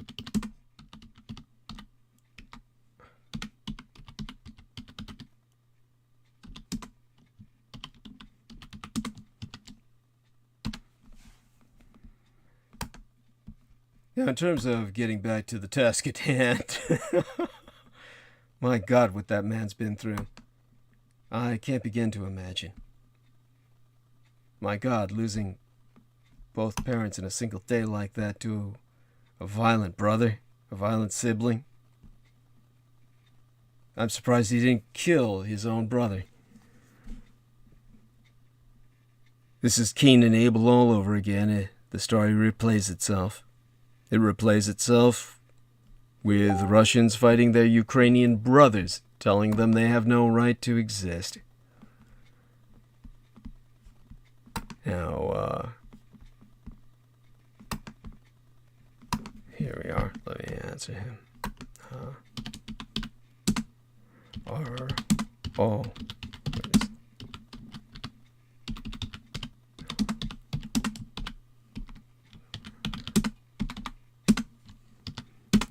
Give him a hug here. Hugs. There we go with that. Now, it should be emphasized again that the Russian army, through sheer weight of men and materiel, is still supposed to be likely, presumed to be likely to win this war. But it's becoming more and more apparent that the Russians' operational and tactical choices have not made that task easy on themselves. First, to many observers, it's simply shocking that the Russians have not been able to establish complete air superiority over Ukrainian aerospace. After nigh a work week of hostilities, at this point, a full week's worth, Ukrainian pilots are still taken to the skies, and Ukrainian anti-aero batteries are still exacting a toll on Russian aerocraft. The fact that the Russians have not been able to mount a dominant SEAD, S-E-A-D, SEAD, Suppression of Enemy Aerial Defenses campaign, and yet are insistent on attempting contested aero assault operations is, simply put, astounding. It's also been extremely costly for the Russians. I can't resist here. Our man needs some support. I already replied to work that I don't know when I'll be back, if ever. Giving him the thumbs up there. I think that'll come out in the brainwash, as I call it. Good man. All right. Give him that. To compound the problem, that problem I've already articulated, the Russians have undertaken operations on multiple avenues of advance, which, at least in the early stages of this campaign, are not able to mutually support each other. Until they get much closer to the capital, the Russian units moving north out of Crimea are not able to help the Russian armored columns advancing on Kiev. The troops pushing towards Kiev from Belarus aren't able to affect the Ukrainians defending the Donbas in the east. As the Russians move deeper into Ukraine, this can and will change, but it unquestionably made the opening stages of their operations more difficult. Third, the Russians, possibly out of hubris, do not appear to have prepared the logistical train necessary to keep some of their units in action for any extended period of time. Multiple videos have emerged of Russian columns out of gas and stuck on Ukrainian roads. You have probably seen this footage, but I'm going to put it inside of the chat box here. Anybody can access that video of Ukrainian civilians trolling Russian soldiers. Can we tow you back? Back to Russia? And So, by the way, our man, our man John Warrington is pointing out something that is just making me laugh. Something like what J. Maurice was talking about. Now, in the Russians' defense, everything is hard in war. It's extremely difficult to keep an army supplied in the field while on the move. What Karl von Clausewitz called friction envelops the battlefield. Actually, I should use the term envelopes it. Friction, so Clausewitz wrote, is the concept that differentiates actual war from war on paper. In combat, friction is what makes even the simplest thing difficult. So we shouldn't be surprised that some Russian units are running low on supplies. What's surprising is the scale of the Russians' apparent logistical problems. Finally, and in my analysis most glaringly, there is the tactical level. There is a strange, counterintuitive law of modern war that says for men to win in a fight against steel and heavy weapons, you must close with the enemy. A corollary to this law is that if both sides are equipped in a similar manner, in this case, mechanized infantry and tanks, the side that is willing to dismount, get out of its infantry fighting vehicles, and serve as a relatively exposed infantry screen to their armor is going to have a tremendous tactical advantage. Been that way since mechanized warfare began. The men are there to protect the tanks, not the other way around. Tanks and armored vehicles are incredibly vulnerable to modern anti-tank missiles. As the Ukrainians have proved, a 2 or 3 man team armed with a javelin or NLAW, as they call it, anti-tank missile system, can wreak havoc on a mechanized column if it is allowed to get close enough to make kill shots. Now, in terms of the NLAW, that's an acronym for it's a fucking Swedish acronym. I don't know what it stands for. It's a main battle tank and light anti-tank weapon, as they call it.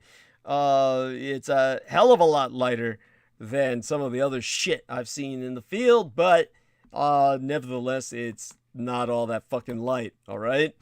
Whoever says it's light never had to carry it into combat, but I'd rather take that than that dragon anti-tank shit we were equipped with in the Marine Corps.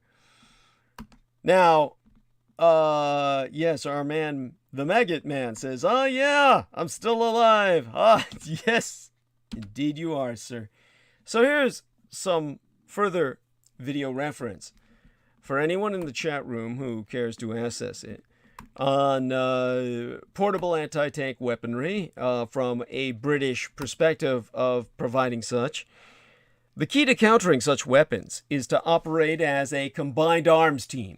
Mechanized infantry must be willing to, on a moment's notice, receive the order to dismount, leave the perceived safety of an infantry fighting vehicle, and serve as a screen using their flesh, blood, and bones for the armor. The infantry can neutralize these anti-tank missile teams. The armor can then provide covering fire, supporting the infantry as they move up, while knocking out any heavy weapons a defender might emplace. The point is that the infantry and the armor must work as a team, and this takes trust and a hell of a lot of training. Because it's counterintuitive to leave the safety of the vehicle to close with the enemy, you must drill and drill and drill what the U.S. military calls immediate actions. Now, Marine Corps Lieutenant Colonel B.P. McCoy described this dynamic in his book entitled The Passion of Command, which documents his battalion's march to Baghdad circa 2003.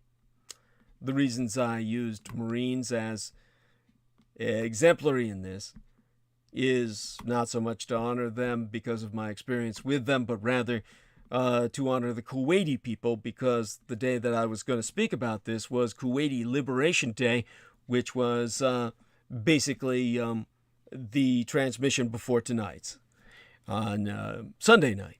So if you assess the transmission preceding tonight's, that's what put me in the mood to actually read this book. And I'm citing it for you now based on my respect for the Kuwaiti people, not the goddamn Marine Corps. Now, when 3rd Battalion, 4th Marines, was ambushed by elements of the Republican Guard on Iraq's Highway 6, this is how McCoy describes the Marines' response. The enemy has initiated contact from as close as 30 meters, peppering the column with small arms fire and rocket-propelled grenades. But Bravo's infantry platoon commenced roaring up in 3 AAVs, armored amphibious vehicles, slamming to a halt at the edge of the kill zone. The colonel continues. Their heavy M2 50 caliber machine guns and Mark 19 40mm automatic grenade launchers opened up to cover the Marine infantry rushing down the back ramps of the 26-ton vehicles as a volley of RPGs, that's rocket-propelled grenades, is unleashed by the enemy, some sailing high, while another ricochets off the hull and spins and hisses on the ground without detonating. Now what happens next is pure violence, yet elegant in its harmony. 35 U.S. Marines of Kilo Company's 3rd Platoon rush out of the gloomy confines of their AAVs and into the teeth of the enemy fire. They know nothing of the enemy's strength or disposition. All they know is that this is a contact right battle drill, and this is what we do in contact right. Private First Class Dusty Ladendorf, one of the platoon's riflemen, is less than a year out of high school. In an after-action review, he makes this comment on the firefight. You come out of the back of the track and just do it like you were trained. Execute your battle drill, take cover and fire, cover your buddy's move, and move yourself when he covers you. Find the enemy, close in on him, and kill him. Keep moving and keep killing until it's over. Allow me to quote a little more from McCoy's description of the fight. The platoon rushes straight into the teeth of the fire and gains a foothold in the palm grove, taking advantage of the protection provided by every subtle fold in the ground and clod of dirt. Any untrained observer may look at this scene and perceive it as no more organized than a street riot. Actually, it is fearful symmetry, a ferocious form of poetry. Every weapon system joins the fight, each supporting the other. Machine guns, rifles, grenade launchers, and rocket launchers systematically suppress and then kill the enemy. We are now gaining fire superiority. Soon it is for the enemy to question the prospect of survival. To survive and win, this is what mechanized infantry must do in a force-on-force fight. But by all accounts, the Russians appear to be noticeably reluctant to dismount and close with the Ukrainian defenders. Now, we should be careful to not paint with too broad of a brush here. There are examples of Russian troops performing well in the fierce combat of the last full week, 7 fucking days. God created a planet in that time. But there is clearly a pattern developing. This is a morale problem, a training problem, a leadership problem, and a will to fight problem. None of these are factors that can be easily or quickly fixed. It takes months of training and trust both across the ranks and up and down the command structure to work effectively. The private must believe that if he gets out of his vehicle and pushes forward, his mates in the tracks will have his back.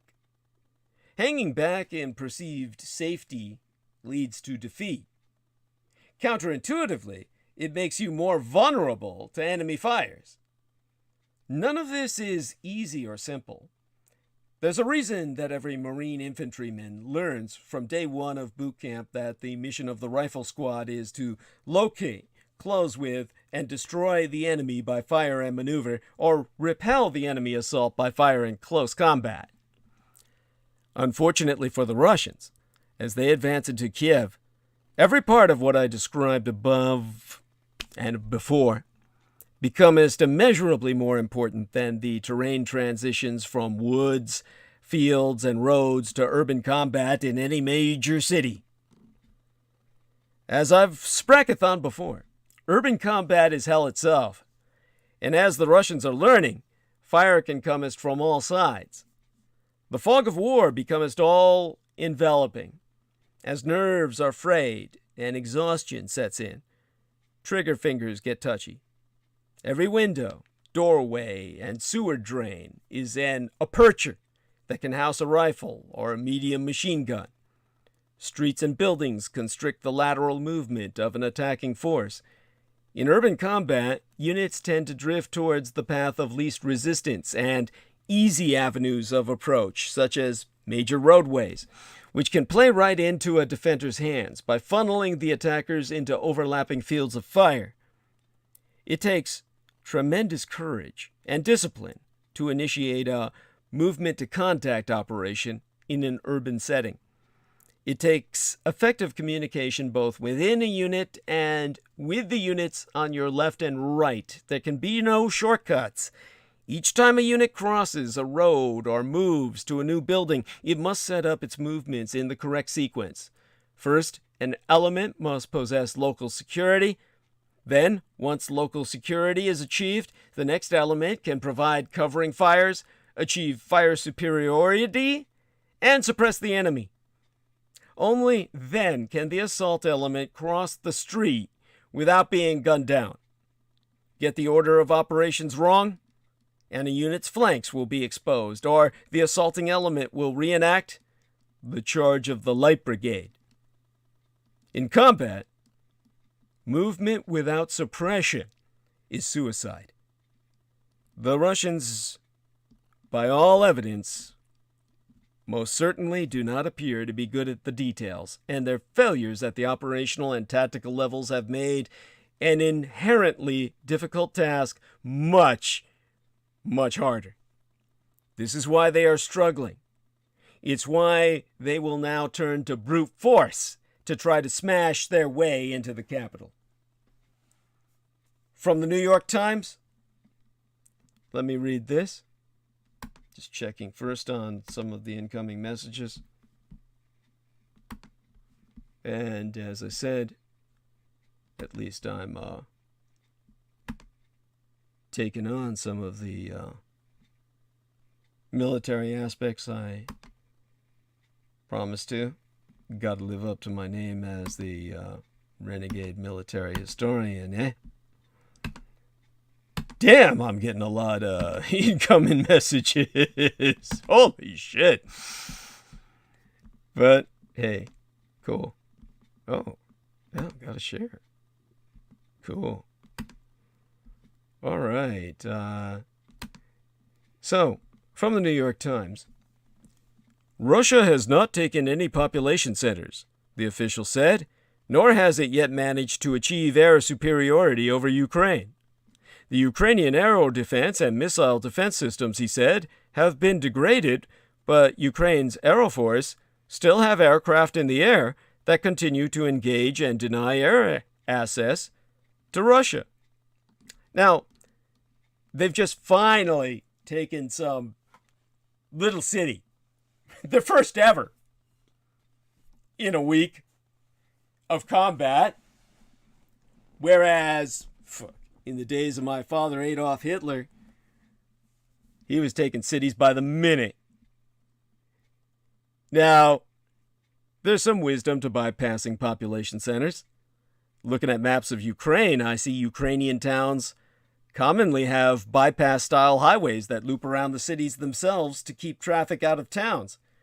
So why get bogged down taking on urban entrenched positions when you can simply cordon off the city and keep going, right? That's what Russia is now doing, failing to bombard and assault many of these towns into submission. But it does present a key problem. Their supply lines are now in danger of sniping. Remember, an army isn't a tank and some infantry carriers. It's fuel trucks. It's food trucks. It's mechanics and trucks full of parts, since that equipment frequently breaks down. An American M1 Abrams tank gets 0.6 miles per gallon. I doubt Russian tanks get better mileage, and I'd strongly suspect likely much worse.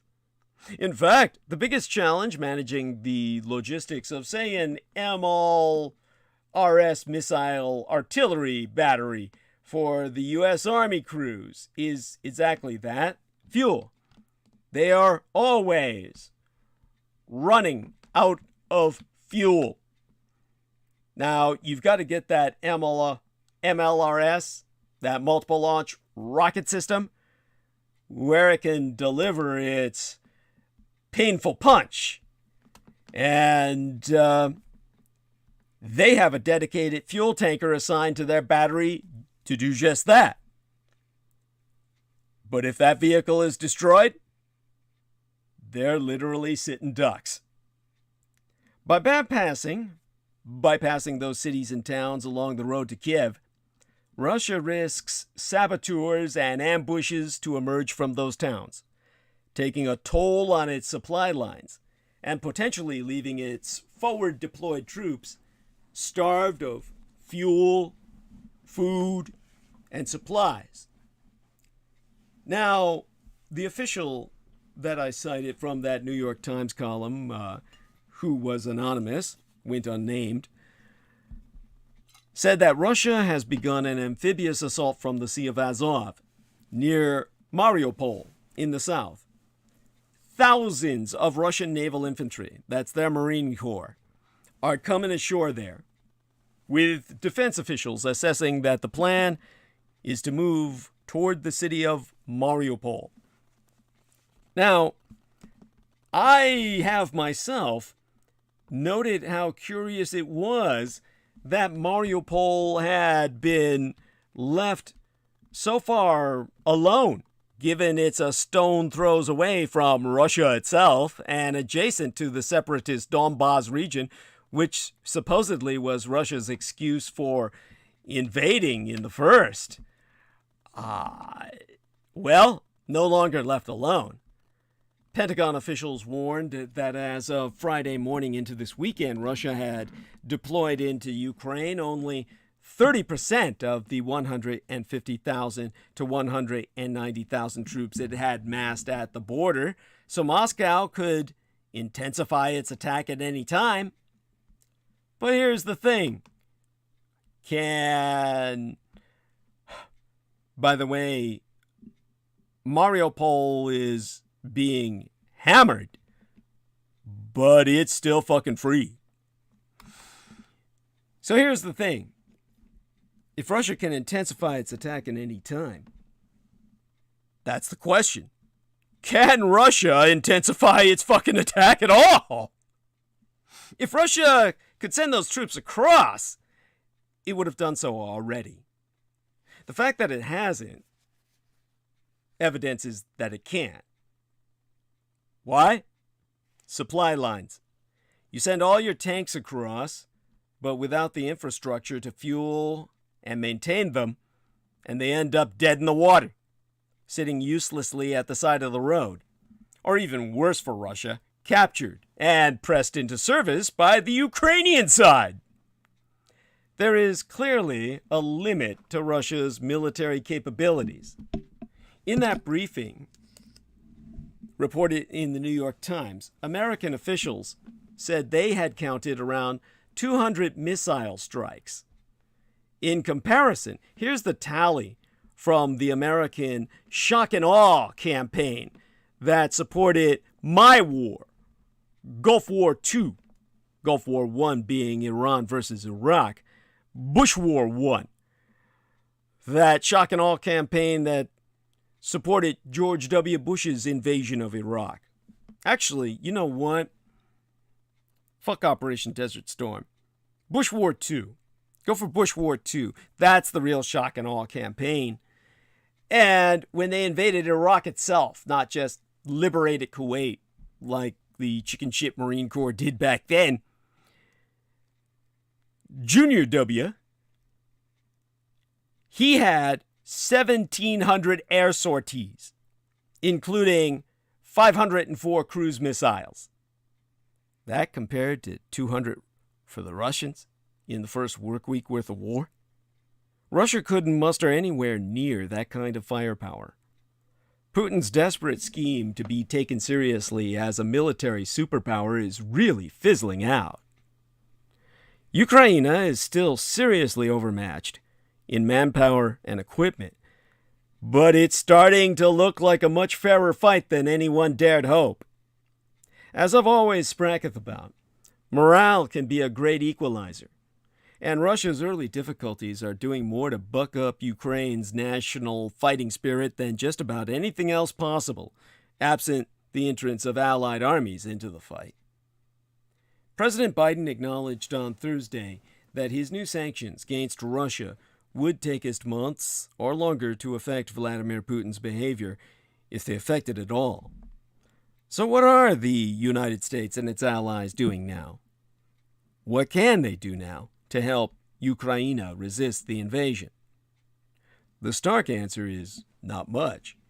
The hundreds of millions of dollars worth of anti-tank and anti-air missiles which Biden and other NATO leaders have sent Ukraine in recent months are probably stiffening its defenses. But even if we sent more now, they might arrive too late to matter, or that was the concern before. Following a declaration of war by Vladimir Putin, Russia launched its invasion by land, air, and sea on Thursday in the largest attack on a European state since World War II. Putin claims Russia is carrying out a special military operation to stop the Ukrainian government from committing genocide against its own people, an accusation the West proved baseless. He also claims Ukraine is an illegitimate state whose lands historically belonged to Mother Russia.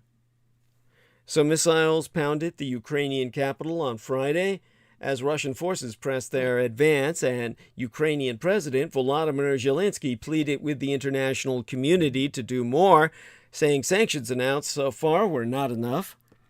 Ukraine has survived, by this point, well over 7 days of intense fighting with Russian forces, including a series of battles with outcomes that prove the situation is definitely not following Vladimir Putin's plans. Generals have been fired. Ukrainian soldiers Russian generals have been fired. Ukrainian soldiers are, by all evidence, putting up fierce fights in the eastern city of Kharkiv and at the main airport outside of Kiev. According to one report of unknown reliability but ready believability, a column of Russian tanks was devastated by a Ukrainian brigade firing U.S.-supplied Javelin anti-tank missiles. This story is probably repeated a dozen times or a score of times by now at least. 24, half a hundred. Reports out of the beleaguered country claim that entire columns of Russian tanks have been smashed near Chernihiv in the north. Yeah. So John McMills Warrington has confirmed for himself that he was here. Yes, indeed. His mind went blank thanks to the precious vodka. And so you see, that can help. I mean, God, if I were in his situation, I'd be slamming it down too. I'd be going for the vodka no matter where it came from. Still, it's doubtful the Ukrainians can keep the invaders from accomplishing their aims for very long, according to the professional experts. Of course, the professional experts have been shown to be complete asses and fools at this point. These were all Russia fuckers. By that I mean they admired the Russian war machine, actually believed it was the cat's ass, They were drooling over it in Popular Mechanics and everywhere else that they spracketh of it. By the way, John Warrington points out his mind actually went blank before he was even drinking vodka at various times yesterday. I can understand that too. He was in post-traumatic stress disordered combat, in a sense. Now, the Russians vastly outmatched the Ukrainians in firepower, missile arsenals, aero superiority, and mobility. But all too many white identitarian Russia lovers had predicted Kiev falling in a matter of days, if not hours. This was always exaggeration.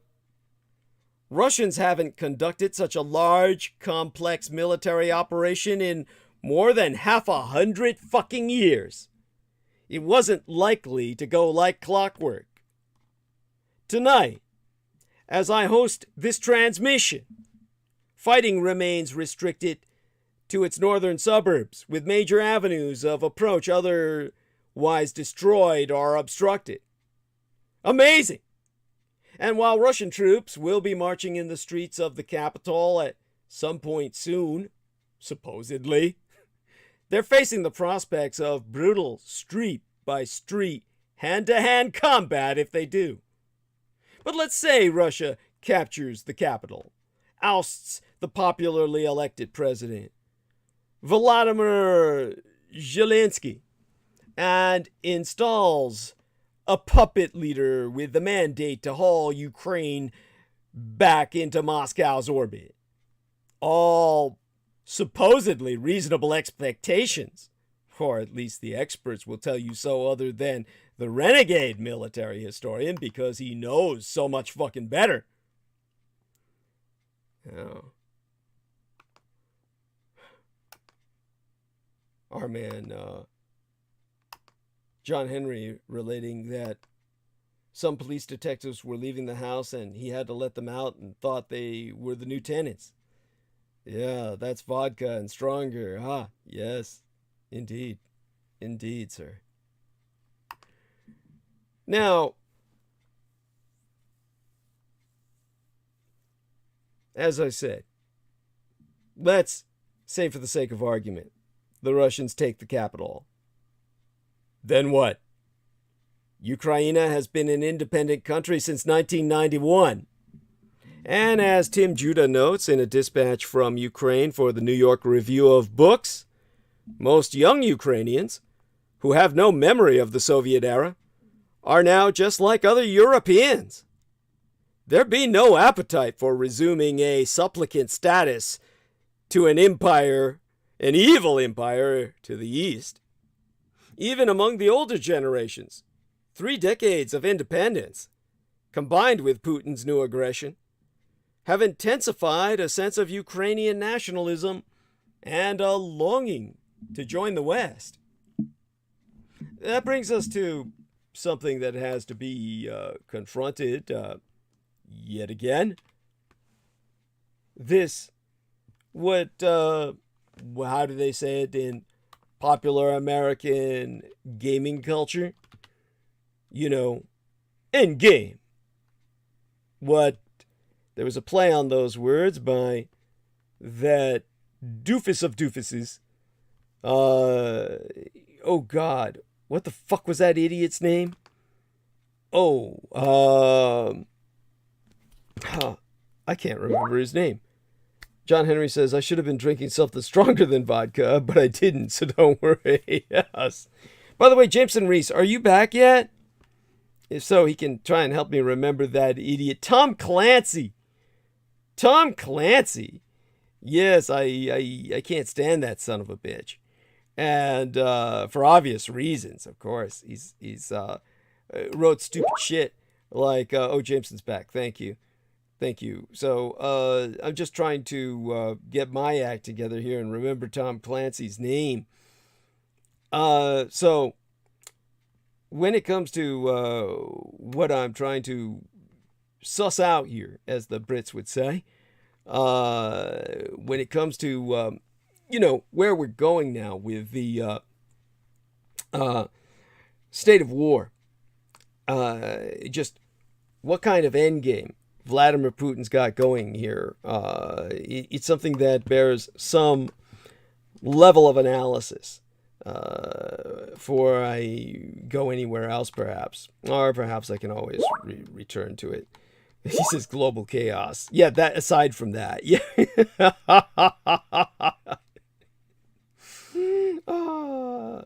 Yes, the great fatso Alex Jones is what John Warrington says. I think that was John said that.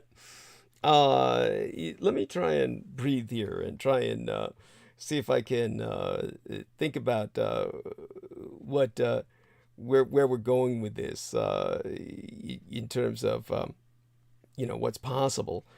Here we are.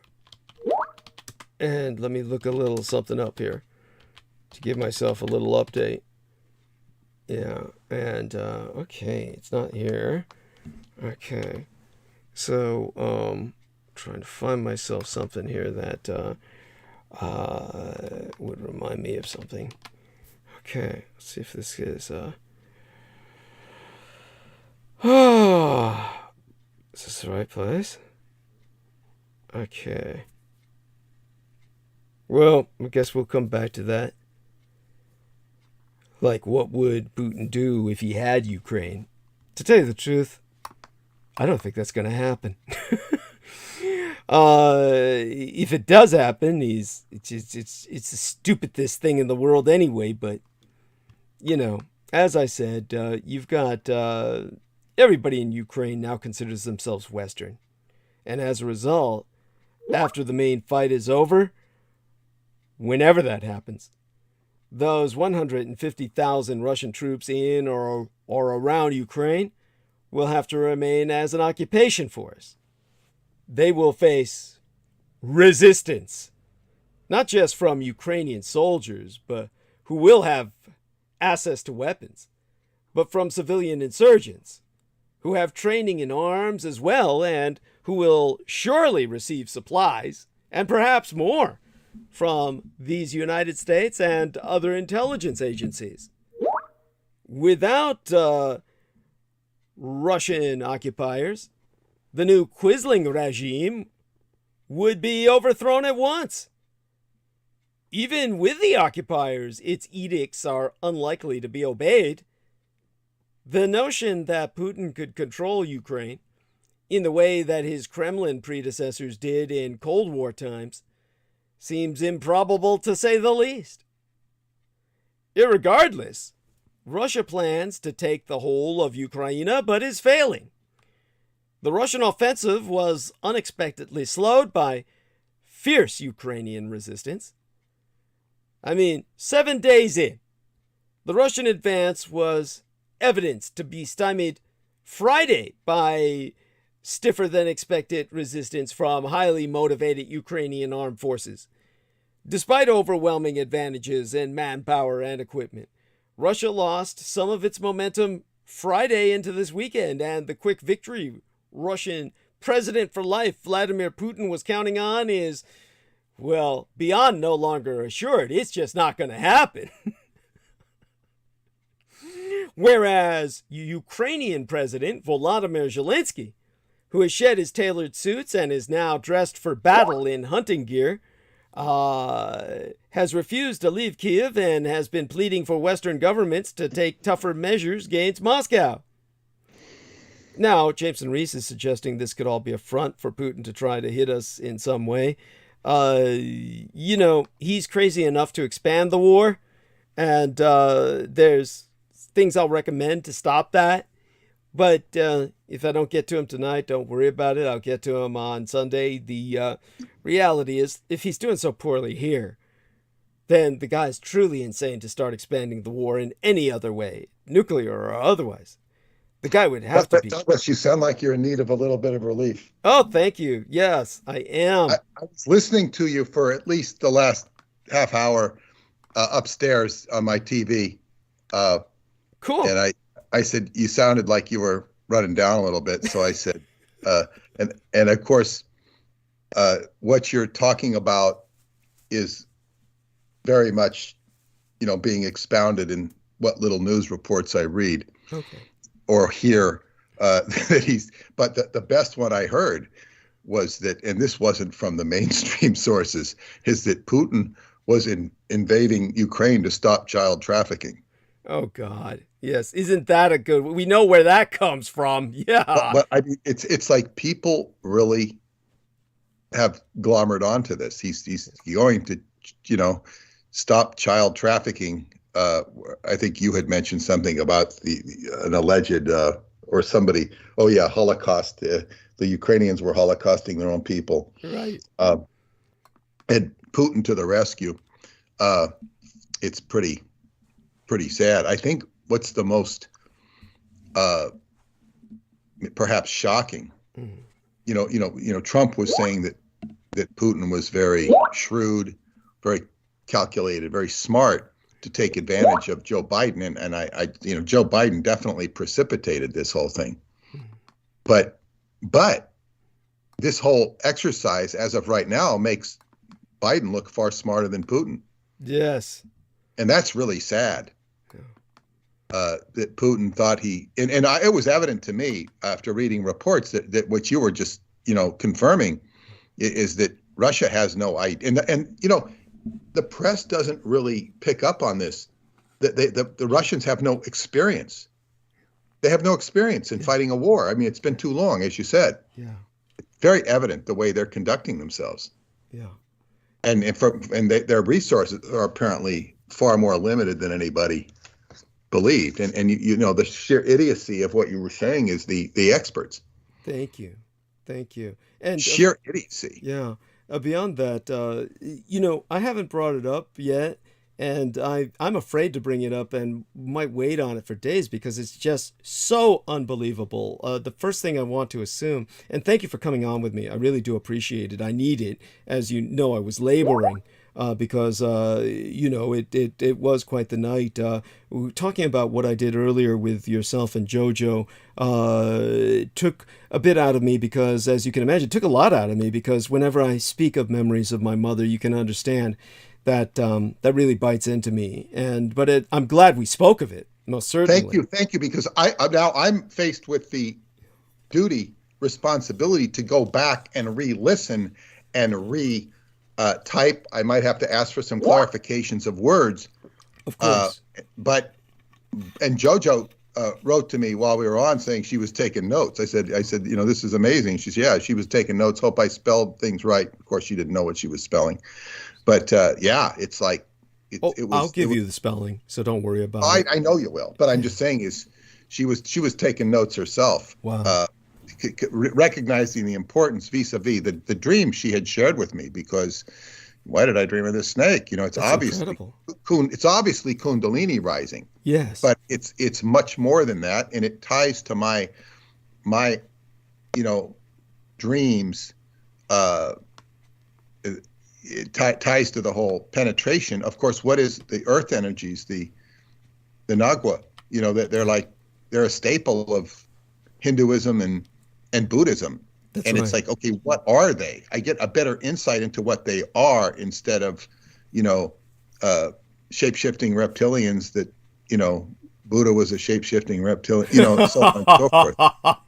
There has always been an uncomfortable association. Like, what is this energy? But yeah. So anyway, so I have to go back and revisit this because I've heard you talk about aspects of this before, but last night was the most coherent, perhaps because it was being applied to my own situation in a way. So yes. It was, I've heard you talk about it before, but I got a much better grasp on it. So thank you. Reiteration is helpful, and it was good. So thank you. Bless you. And so what I had heard that is so unbelievable about the current situation, and the only reason I don't dwell on what we discussed earlier is because what I'm afraid of is then I'll start saying some things that would require taken some more notes on, which which we should wait until you and I are speaking about it in the opening part of the show on Sunday. Then we can return to the subject and, do it better justice. But before then, you and I will probably have spoken to each other once or twice. Basically the things that I saw, which was unbelievable. I'm sure you may have gotten glimpses of this, but it was these captured Russian soldiers. And of course, you've got these rumors or reports. They're probably completely valid, and they're probably not even rumors. These are probably verified reports at this point, where you've got entire units of Russians just surrendering. And the ones that are captured, you can find interrogations of them on YouTube.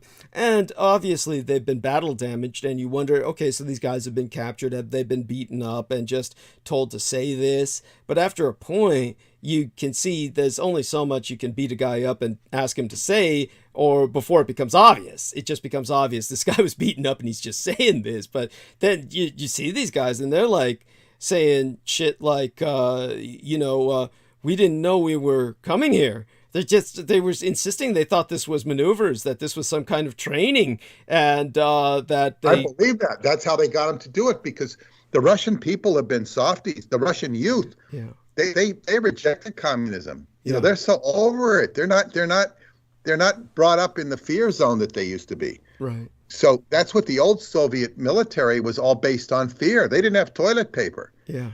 Back in those days. It's true. Things are much more gentle. And the Russian soul is much more gentle than it was. Never a gentle soul, but it's much more gentle than it has been in, hundreds of years. Yeah. And these are just, warm-blooded human beings. Imagine how they feel blowing up cities of innocent people. And they don't want to do this. So Putin is smart enough to compartmentalize. Okay, you're going on a maneuver. Now you got to shoot these people. It's smart in one sense, but you can also see how stupid it is in another. This is completely stupid. Yeah, but I'm saying is in other words, he knows. But I think he thought, the Ukrainians were relatively soft or defenseless. Yeah, This goes back into, he should have read Sun Tzu. Putin is not a military man. He is an intelligent man. Thank you. This is the point that needs to be made that Peter just brought up, is that Putin is at the most a spy master. He's not a general. And the idea of a spy master running a war, well, it should be self-evident what can go wrong with that.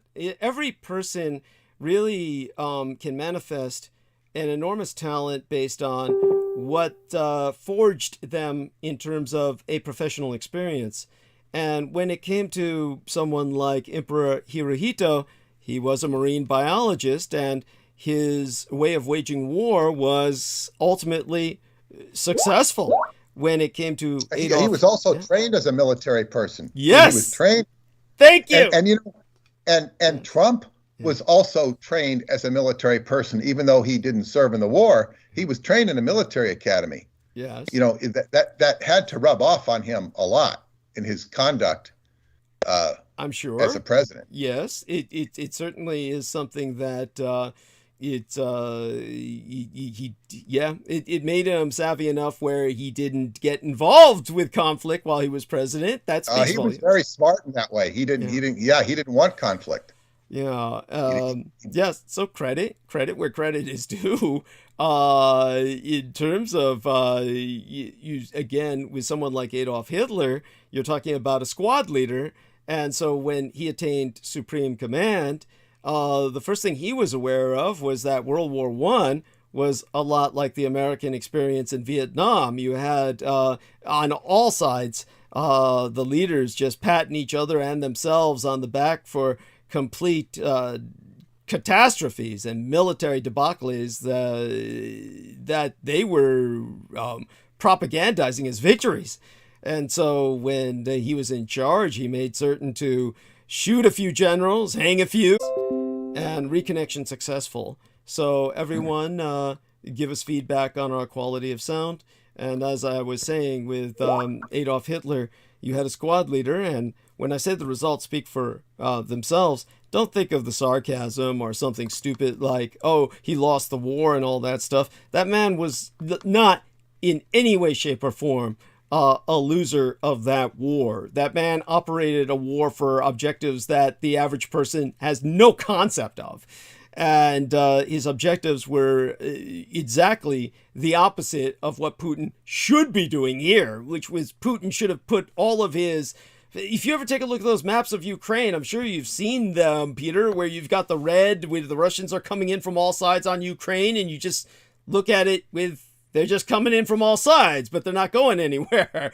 And the whole point is, all he needed to do was one single spear thrust into Kiev, right? I mean, what the fuck? What's he doing with all this all-side shit? What the fuck was that? People would say that about Adolf Hitler should have just struck straight at Moscow, that he shouldn't have spread out on those three fronts that he did, but his objective was completely different. His whole idea was loot, was just to take everything that wasn't nailed down, get it all there so he could finance his exodus into Unterland. That was his ultimate objective. Wasn't maintaining any control on the surface world at all, which would have just been an enormous and endless expenditure of resources. So rather than that, steal everything you can, finance your relocation to an environment where you have total control and total security. That was his idea. And so completely different objectives that people don't understand, and therefore they interpret his objectives as mad. Because they can't understand his ultimate objectives. But in terms of when it comes to, I'm sorry, go on. No, I didn't say anything. Oh, okay. I just went on mute. Paula came in, and I was on mute. So okay. Yeah. So she's gone now. But anyway, so I took myself on mute, and you thought I was saying something, and I wasn't. Oh, okay. So when it comes to the situation with someone like that, and then you compare it to where Vladimir Putin is now, it's just the problem is he's just had it too easy for too long too. The world was just letting him get away with taking, Georgia, bits and pieces out of Georgia. No one has said no, and until the Ukrainians are saying no. But the other aspect of him that there was some woman, I forget what her name was. She was actually, I think you would have liked her. You might have even suggested a relationship with her. Because she was so down your alley, I thought, for a presidential advisor. Wow. I forget what her name was. I was reading an article by her, and I was impressed. She's a presidential advisor, little on the older side of life, but she was a Putin studier. Mm-hmm. And basically, he has gone into all these oligarchs of Russia and said, I will take all of your money, or you can have half of it. I will take over all your assets, but you can have half of them if you, play with me. Yeah. Yeah. So he has all of these Russian oligarchs who have to completely hate him. Yeah.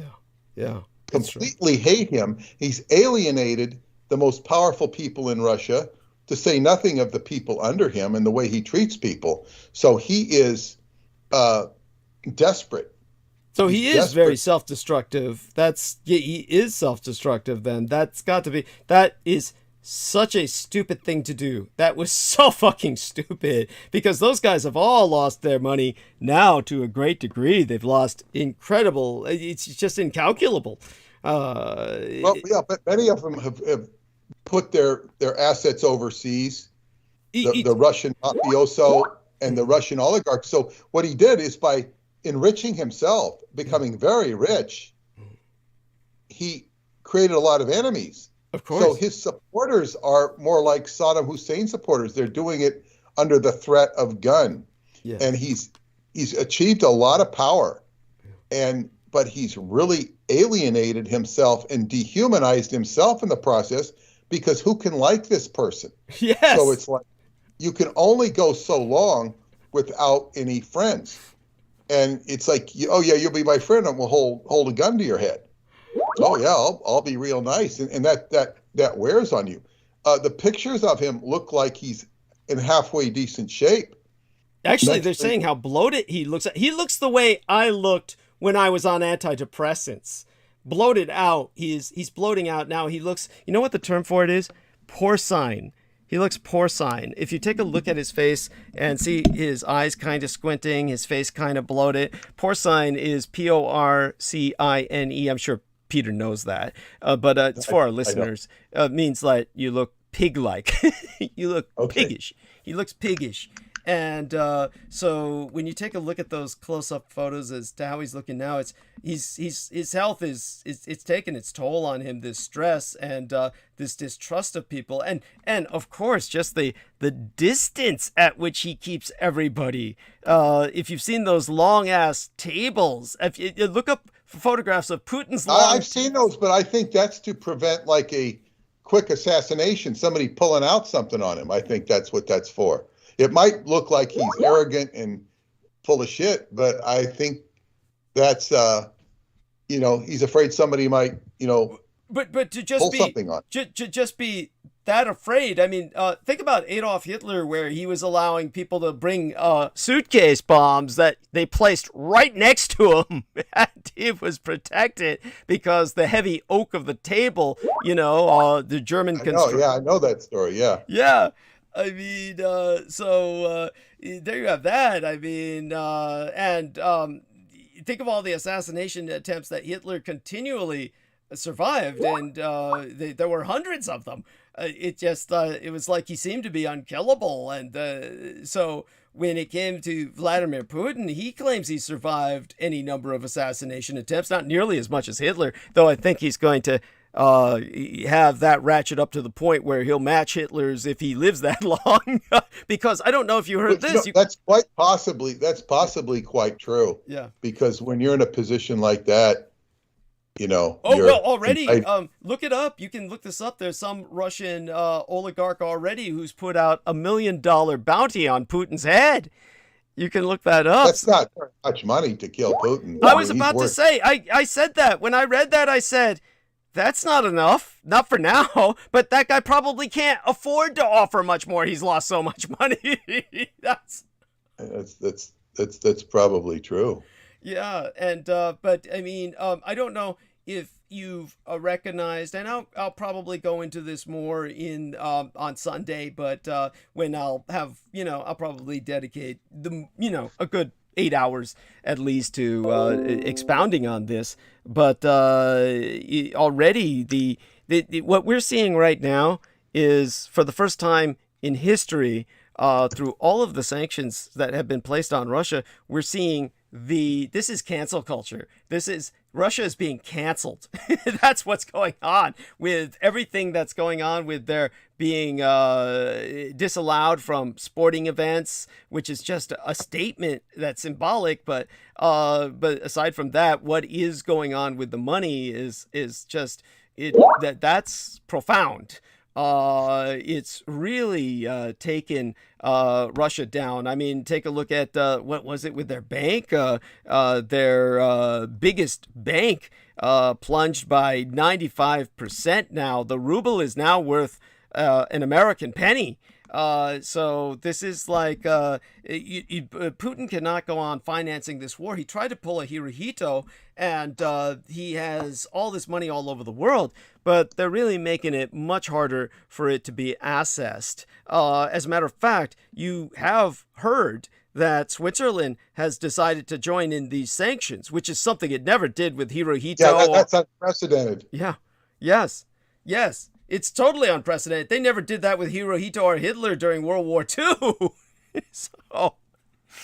But L. Ron Hubbard took his money out of Switzerland in 1975 because he was afraid that they would go after him. Interesting. And they switched it to Liechtenstein. Okay. In other words, they would go after somebody like Hubbard. Yeah. And technically, I think if you were a criminal within the laws of Switzerland, they would go after you if it was considered criminal within the laws of Switzerland. But financial secrecy is not a law in Switzerland. Right. So, but if they thought you were an axe murderer or a child trafficker or something that was illegal in Switzerland, they would go after you. So it was all on technicalities.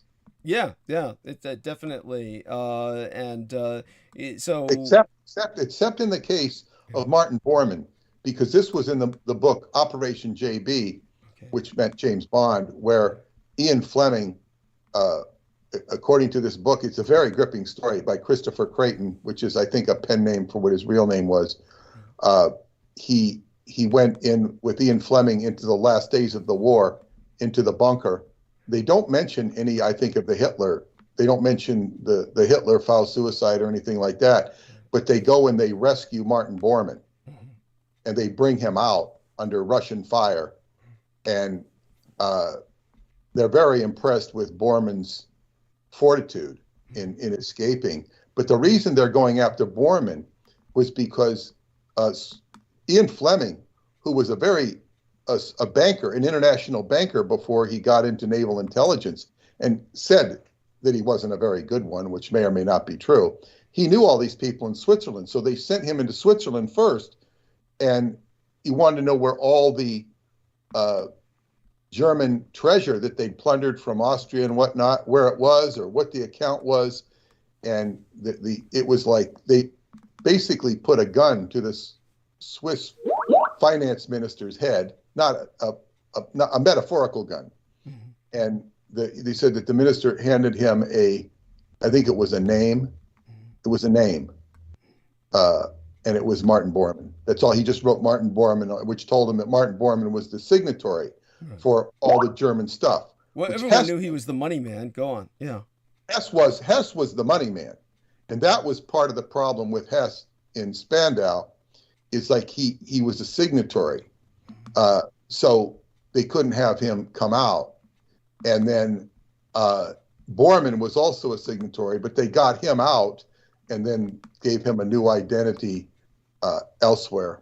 And that's an amazing story. But that's where this Switzerland, sort of fudged it. They weren't supposed to do that. Right. Unless they could have proven that it was whatever, that there were crimes.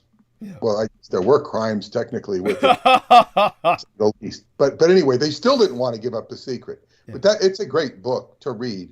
But by the way, the Swiss, crimes are like nothing to them. Don't forget, these are the guys who take the money of drug cartel lords. Just people who commit crimes they put their money in Switzerland because Switzerland doesn't care about what crimes they commit. This is what makes what they're doing with Putin unprecedented. This is literally a historical first.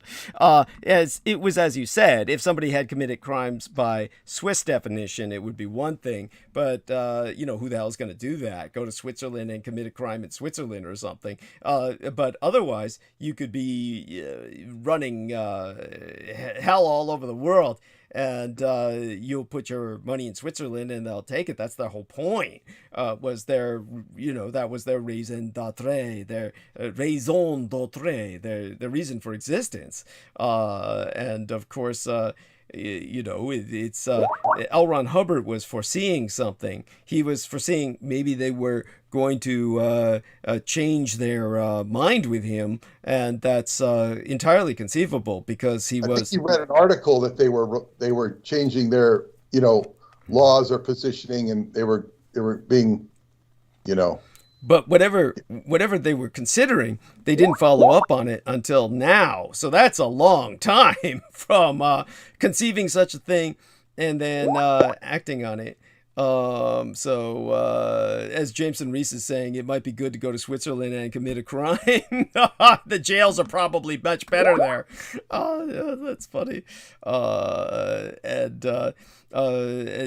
maybe that's our man John. Yes, he was going about be a mountainside sniper and whatnot. So definitely, In terms of what I'm also hearing about these Russian troops, this was just so I couldn't believe what I was seeing. But this kid is on the video. They're recording him, and the Ukrainians are playing this big psyop where they're forcing all these guys to go on camera and say they're committing war crimes and that they're they don't want to be here and for God's sakes go home. This is a meat grinder. And so they're saying all the stuff that you would see guys get tortured for months before they started saying in Korea.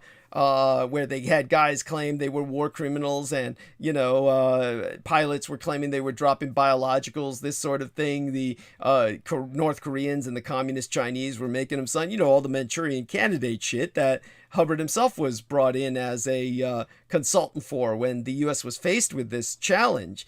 And when it came to these guys, I mean, they're just breaking, within hours, apparently. And so they're just on the camera, and they're like the Ukrainians. They're accessing the Russian internet, and they can find these guys' mothers and their phone number. And they said, here's your mother, call her and tell her where you're at. And so the guy's on the video, and he's talking to his mother. And I couldn't get. I can't understand this at all. His mother answers the phone. This all seems real to me. I don't intuit any of this to be staged. But this kid is telling his mother, Mom, it's me. And his mother says, where are you? And he says, I'm in Ukraine. And she says, what are you doing there? And I'm like thinking, didn't she know he was in the military? And then he says, they sent us here. And she says, why did you go? She says, why did you go? I'm thinking, is she unaware this guy was conscripted? And then he says, we all went. Like it was like some weird drag race. Like all the other kids were doing it, and I did it. It didn't even make any sense. And then, I mean, that was pretty much the exchange. There's nothing more to be said after that. I mean, she knows he's alive and that he's prisoner of war. But it's like, so these kids apparently, I don't get it. How disconnected are they from their families? It's like, it didn't seem like he hadn't talked to her in years. It wasn't like, if a kid hasn't talked to his mother in months, you'd get that kind of response like, oh, what made you call? Right? No, there wasn't that. It was like, where are you? So it's like, obviously there was recent contact, but then it's like, if she knew he was in the military at all or conscripted, she would have to know that I mean, everybody in Russia has been preparing for nuclear war. They've been told that there's tensions. They know all of it centers on Ukraine. They can't hide that. So when she says, where are you? And finds out he's in Ukraine, she was surprised. And that surprised me. It didn't make any sense. So it's like all these kids are claiming they're not being told anything. So they're just being sent down there. But this is beyond insane. I mean, if Putin thought this, just throw them all down there. They want to know what's going to happen. And when their officers give the orders, shoot, they'll just do it. You see, this is what makes it so insane. It's like the whole country of 44 million people hates these invaders. And you're throwing a few thousand guys into a nation full of millions. And at this point, you're just like, this is like a joke. It's like, why even bother? And the fact that he had months to prepare this. It was like with Saddam Hussein, there was no excuse for Saddam Hussein in Operation Desert Shield took 9 months. I mean, the time it takes for a woman to produce a child. He was given 9 months to withdraw, prepare his troops, and he honestly didn't believe the Americans were going to invade. He really didn't. And so when all this went down, he was like wiped out. But Putin, it's just the opposite. He had months and months to prepare. They were bringing blood to the front lines, all this shit. And then when he throws them in there, there's no logistical train behind them. I mean, Jameson is convinced this is all like a distraction so that he can attack elsewhere. But, it's not. It can't be. Let me bring up another point. And what this reminds me of, or I think it reminds me a little bit of the situation when the Soviet Union fell. Yeah. And when the Soviet Union fell, and the Berlin Wall went down, that's what I'm referring to. Yeah. It seemed like there was this great hope for peace in the world. It was like a thing, like I grew up with the Cold War, and it was all of a sudden, and you saw this enthusiasm of the people sitting on the Berlin Wall and all this celebration of relief. And it was, wow, this is a chance for the world to connect and unite. But then all of a sudden, it turned like a worm, and the United States then surfaced as the evil empire. Reagan referred to the Soviet Union as the evil empire, and it certainly filled the role very well. Yes. But then you saw all of a sudden the eye of Sauron focused on the United States, and all of a sudden the conspiracy paradigm presented itself, right? With what I was learning in psychotronics, and you saw what evil. I mean, you always knew the government was doing secret stuff, but and then this was at the time the Aquino stuff was surfacing with Mae Brussell. Yes. And so it was not on the mainstream, but all of a sudden the United States showed itself to be the evil empire that it wasn't perceived as, because the Soviet Union was the foil. Yeah. And now when Putin falls, because it looks like he will. It looks like the world is caving in on him. It's a question of how much time. Yeah. And it's like all of a sudden, all of these politicians, Biden, most prominent, will start sharpening his pencil and say, ha, ha, ha, ha, ha, ha, ha. It's like, okay, we were right all along. You hear these people, the Ukrainians, pleading for help with air support. Why doesn't the United States come in and give a hand?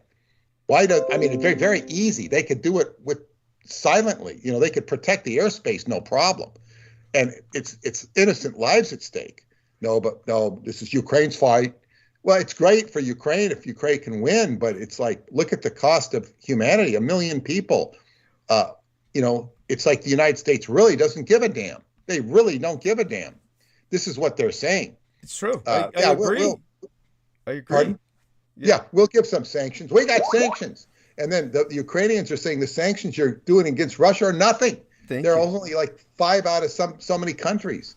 But by the way, for what that's worth, initially it was, but at this point the sanctions, it is incredible the damage that they're doing. I am impressed. This is like, there's never been an economic warfare has never been conducted where you've had this level of coordination globally. So now that this really has come down to the point where there's a lot of global coordination. There's notable exceptions, of course. Communist China is not joining in the sanctions, and that's Russia's lifeline.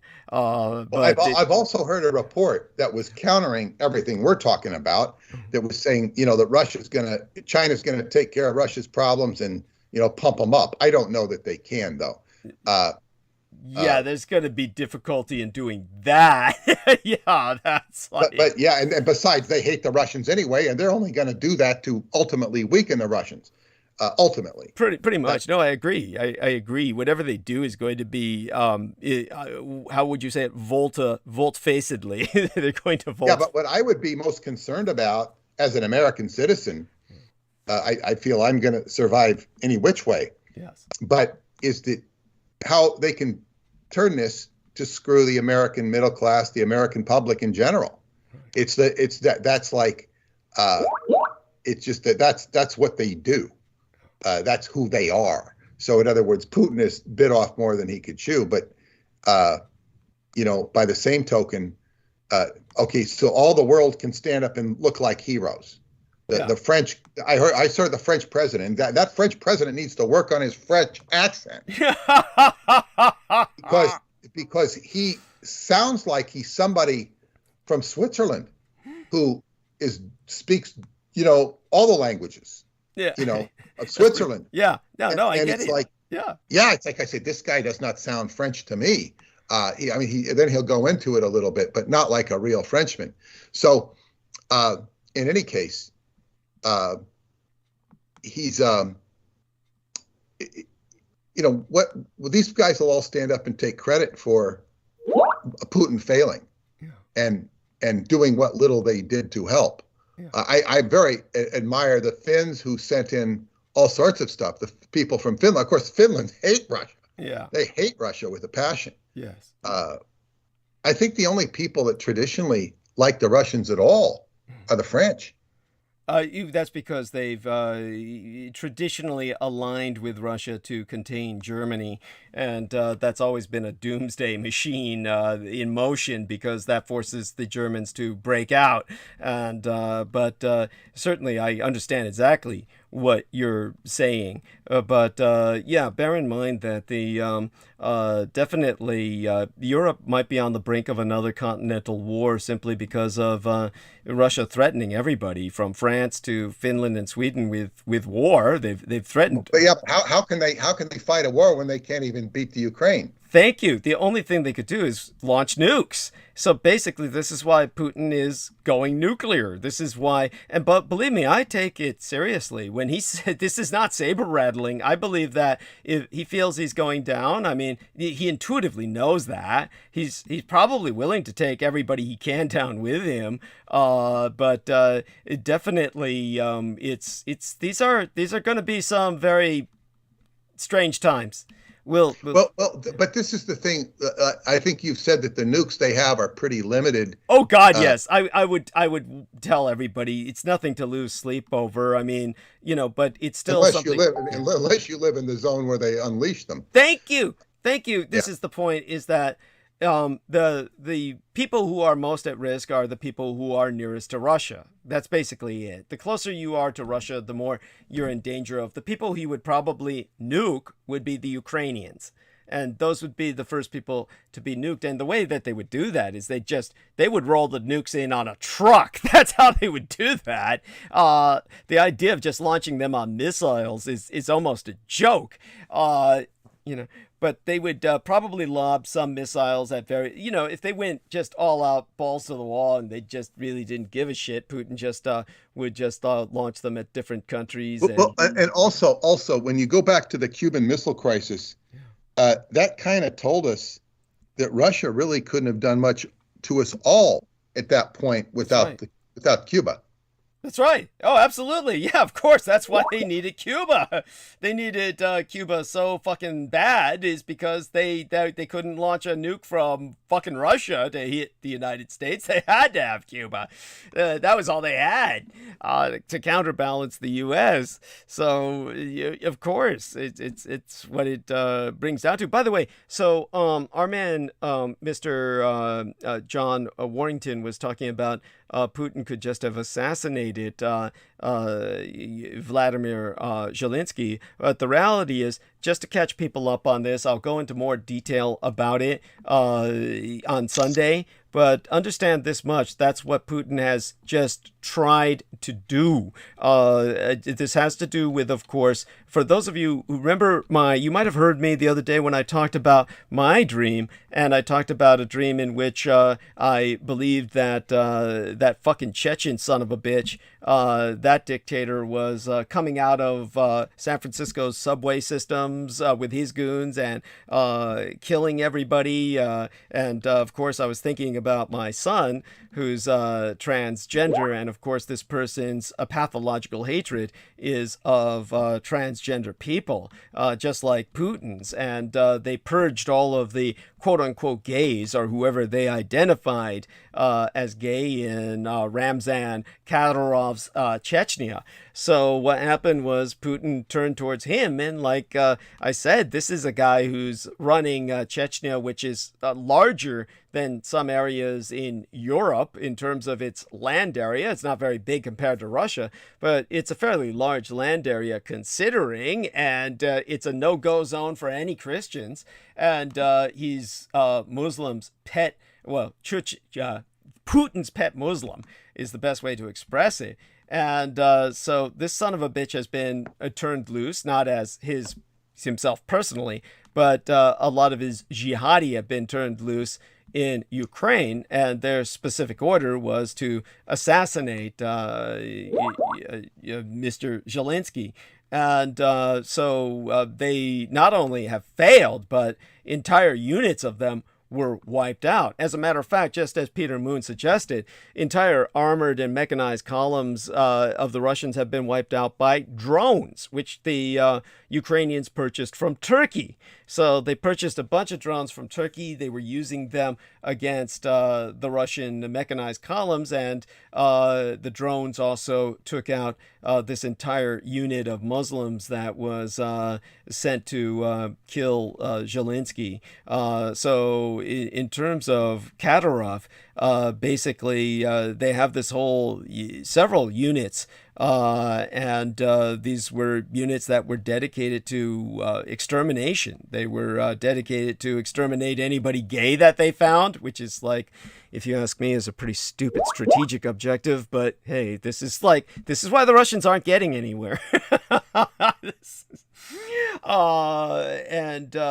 So there you go. So just so people know it, you've got these idiots running loose in Ukraine, and so far an entire unit of them has been incinerated. I mean, literally burned alive by drones dropping petrol. Flaming petroleum jelly on them and shit. So they were, to use a pun, flaming like faggots while they died. And oh yes, and the Ukrainians are greasing all of their bullets with pig fat, so that when the Muslims die, they'll go to hell too. That's there you go with that. All together, this is a ethno-religious war now, and only this is like all the assholes on one side. As for the way that this is going to redivide Europe, what I'll talk about on Sunday as well is you talked about Biden being responsible for this invasion in his own right. So too was the United German Chancellor Scholz.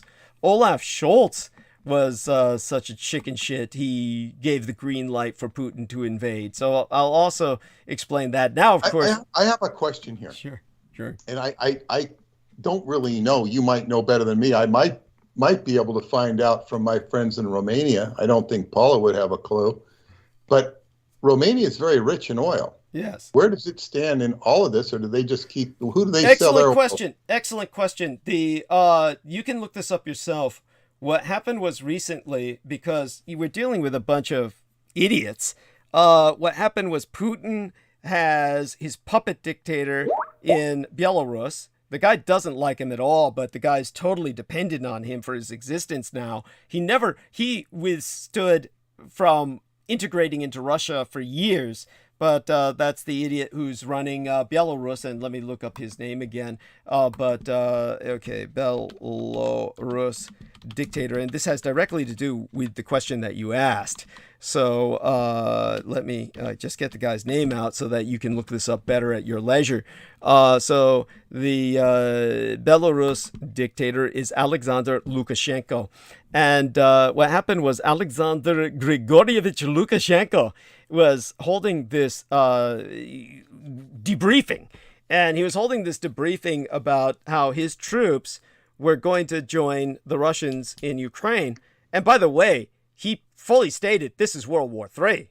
That guy just went out and said this is World War III. And I guess one reason he said that, he just didn't give a shit. Again, we're dealing with idiots. These people just don't care. He had this whole map for his debriefing that showed Russia's intention was to invade Moldavia, so that it was already in Ukraine. Did you say Moldavia? Yes. Yeah, Moldavia. Moldavia is a part of Romania. Yes. So they have. That's where Paula was born, in Moldavia. It's a substantial part of Romania in the north, where it's south of the Ukraine. Okay, yeah, and so we're talking about when we have Romania, then you have going along the coast of the Black Sea, right? When you keep going east, in Romania, you hit Moldova. Republic of Moldova. Yes, well, that's what I meant. Moldavia. It confuses everybody. My apologies. No, you meant Moldova? Yes. Because people get confused. Moldavia and Moldova. Moldova is basically Romanian. Yes. Except that they never took the Cyrillic alphabet away from them. That's right. They use the Cyrillic alphabet, and they are more of a were always more of a puppet state, where so they were going to take over Moldova, is what you're saying. Yes. So it was right there on the map that Moldova was going to be attacked next. This was right on his debriefing map, so you could see it. So either you can say he intended the world to see that, as he was, like maybe he just doesn't give a shit, and maybe that's some passive aggressive thing against Putin to expose his war plans. Anything's conceivable with these guys. But it shows that Russia does not intend to stop with Ukraine. But of course, at this point, it's like you and I say, they can't take Ukraine. What else can they do? Maybe they think, expanding the front is somehow going to improve the situation. Well, yeah, if they do take Ukraine, they're not going to be able to manage it, and they're going to be under constant problems with it. So, and plus they have soldiers who aren't willing to fight. But I want to say something about Bielorussia. Like so much of Mae Brussels' research, I don't know how much of it. In all of the research she did into the JFK assassination and the weird connections with the white Russian Nazis. White supremacy goes into Bielorussia. The white Russians, who are always traditionally opposed to the red Russians. So you have the what you would call the anti-communists, is where all of this, I think Oswald had connections in Bielorussia. Yes. It's so it's like this. Yeah, she would polarize it into the Nazi connections in Bielorussia, the white racial Aryan sort of thing, and the red, and but they were fighting communism passionately. This is like Larry McDonald stuff. Larry McDonald, the congressman who got shot over, I think it was Kamchatka. Yes, that's correct. That's correct. In fact, the Russians took down that plane just to kill him, I'm sure, along with whatever other conservative might have been, on the plane with him, but especially him. Go on. Well, yes. And so, this guy's, definitely has to be a puppet, because Belarusia has a very deep antithesis to Red Russia, which is the Red Russians and the White Russians. And so this is all, and then, so what we're left with is the aftermath of this. It's like, let me put it this way.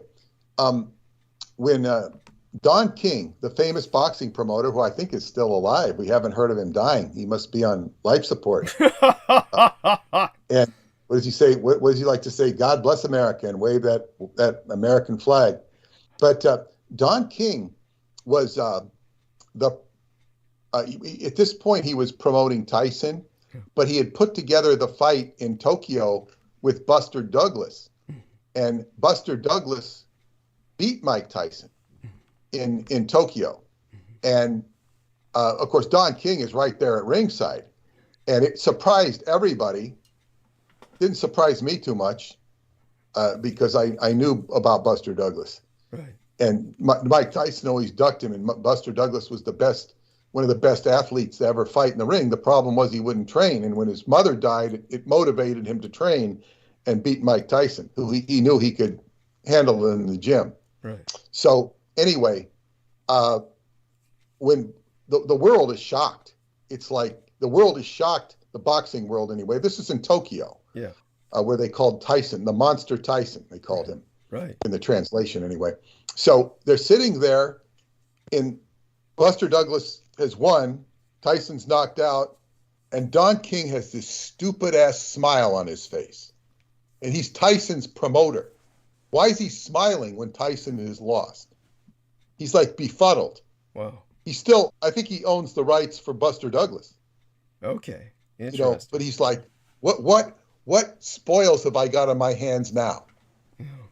I've got a great fighter and another great fighter. It's like he was criticized for having this. Of course, he was befuddled and confused himself. He didn't think this would happen.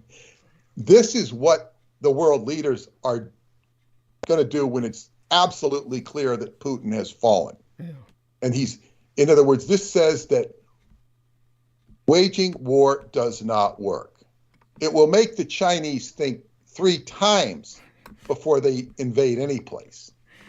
One would hope. Yes. It will make them think It will make them think. They know they can't invade Taiwan, or they would. They know they can't. In the consequences, they would. Tibet was easy pickings, and they still have Tibet. Yeah. That was easy pickings for them, and it wasn't that easy, but it was easy. Yeah. So what do they want? What border countries do Vietnam hates them? Yes.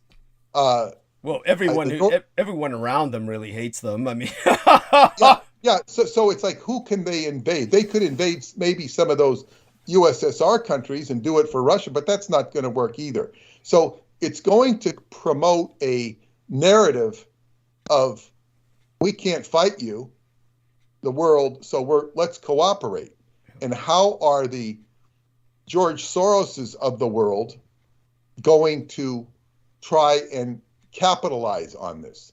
You know, are they going to buy up the Russian ruble and then build up the Russian economy and make them good guys? Oh God, that's possible. Yeah. They'll capitalize on all the cheap Russian assets. Well, they will. This is what they do. Yeah, I know, but that already.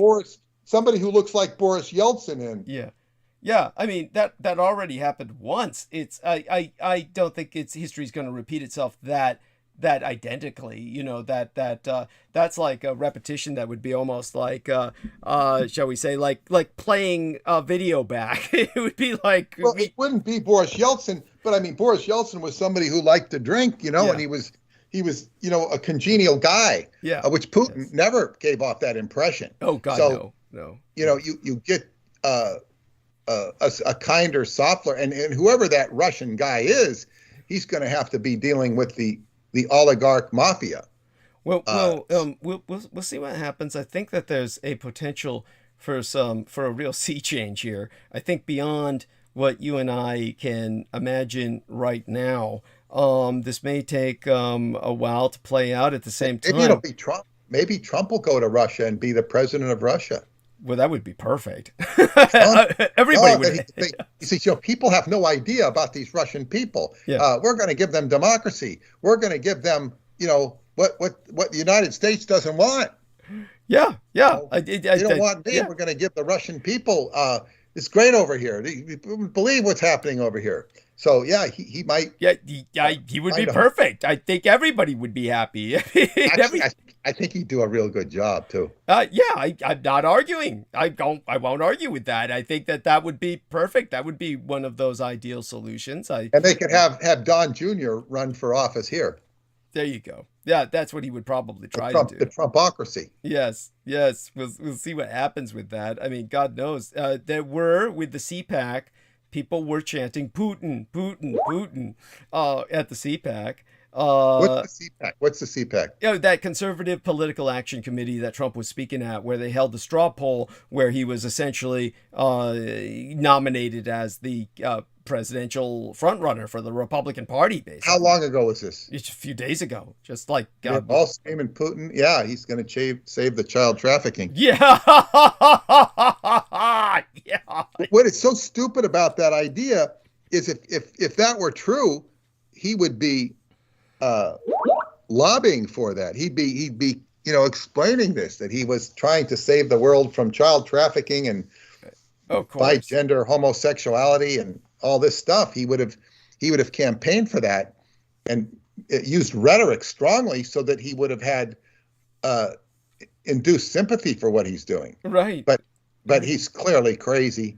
And thank you. Yeah, that's where it's at now. I think he just, at some point, he may have always been crazy as an undercurrent, but it how would you say it when it just manifested? Like it came out, it really just. Well, what Hubbard used to say about, he said people actually withhold themselves from being evil. Yeah. So as much evil as he's doing, he's withholding himself from being even more evil by the way he's acting. In other words, he's being self-destructive. Yeah, and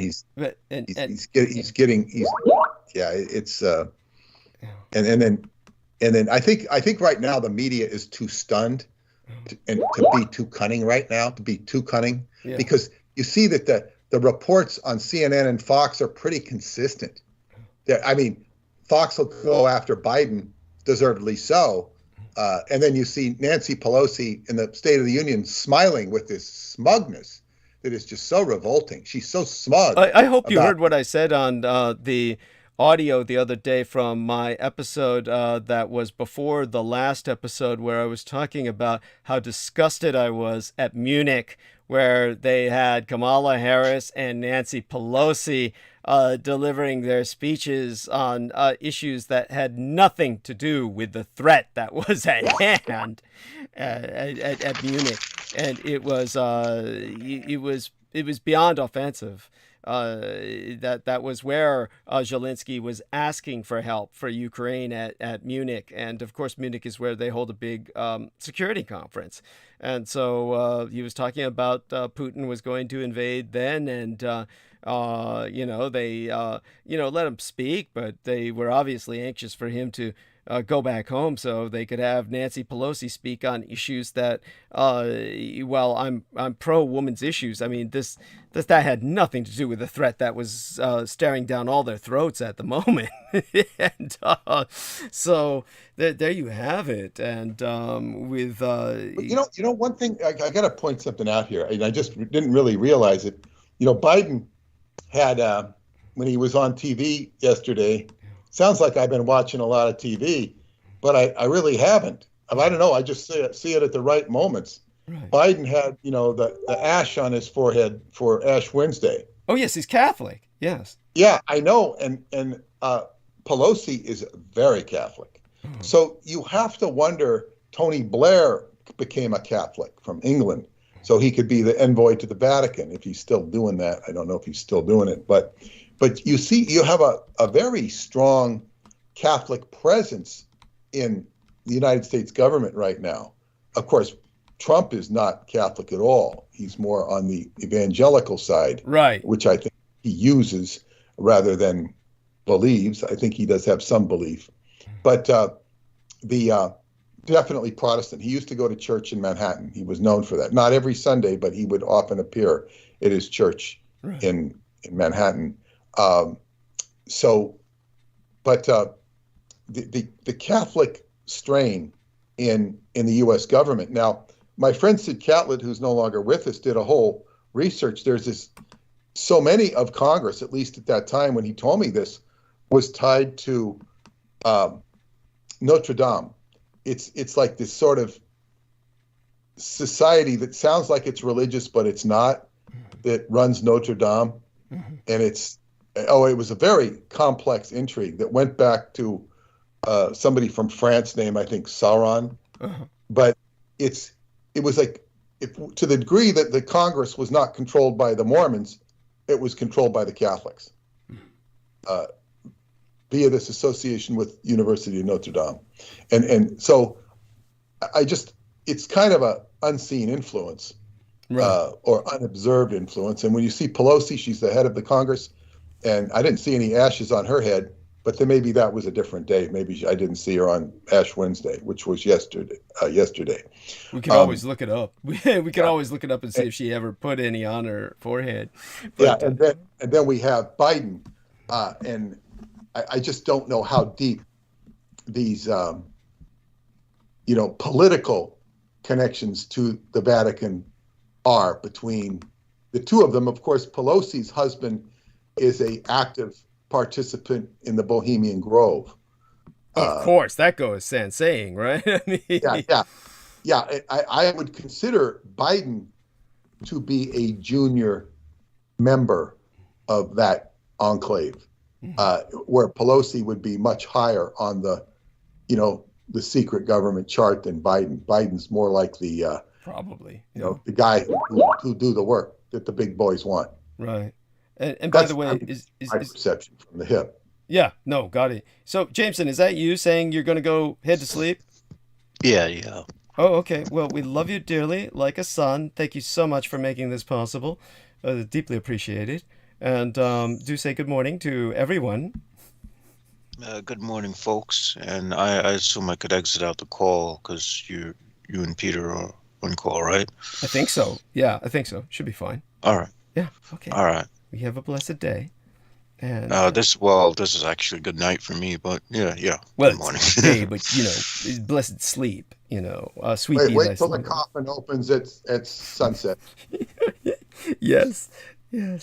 And so that's wonderful. By the way, Survival and Empathy in the chat room says about the Russian army, is it possible they may be reluctant or toying with the Ukrainian army? There's reluctance in the sense that now the United States is saying it's confirmed that you've got Russian troops who are poking holes into their own vehicular gas tanks simply because they don't want to get involved in the meat grinder process. And at what point do they start fighting for the Ukrainians? Because I've heard this, I think you mentioned this too, that there's reports of them switching sides or being forced to switch sides, which is probably not too much coercion. Yeah, my understanding is that the Ukrainians might be offering a few of them that. I don't know if the Ukrainians have that level of trust yet, but they're certainly using their vehicles, is what I know for a fact. They have offered them money. Yeah, They've okay. offered them money. Okay.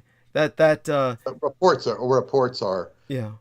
It's this human tragedy has the signs of turning into a human triumph, a triumph for humanity. Yes. And that would be such a wow. I mean, you'd see it in the astrology. I think Rick Levine, astrologer, who's very technical, says that March is a very tough month and you don't really know how things are going to work out. But a triumph for humanity would be very encouraging with all of the crap we've had to go through. And Pluto in Capricorn, it's about 27 degrees. And it's in the next year or so, it's going to move into Aquarius. And it's going to go back. I think it might go back into Capricorn. But when it's in the 29th degree of Capricorn is when it does its grand finale, when it finishes everything it doesn't finish. And Pluto in Capricorn is tyranny, the tyranny that we've suffered from governments with COVID, which now seems to have lost legs. Yeah, COVID seems to be going away. Go on. Well, it seems to be, because it's all about how the narrative treats it, much more than the disease or whatever's going on medically. It's much more about the narrative than it is about the actual disease. And so the narrative is like, okay, so we don't need, COVID's fading out, and now we can scare the whole world with Russia, but now it's not working out because whoever master plotters, in addition to Putin, we blame Putin for everything, but he may not be the only character involved here. So it's not working. It can turn into a human triumph, and then, well, how do we make it an inhuman triumph, and how do we beat the humans down mindset? But it's very, we don't know what's going to happen, but it's very encouraging. Yes. And another point I wanted to bring up with you, because I don't invest too much, really, any time in this stuff, but it was being reported that the amount of pollution, what you call diesel pollution or gas pollution that we have from cars, this big thing to put us on electric cars and stop the production of oil, that the amount of oil used by the automotive industry is a pittance compared to the amount of diesel fuel that is used in freighters that transport all the goods across the world. So in other words, it would be, that's what they tell us. It's that the pollution is humongous compared to what goes on with cars.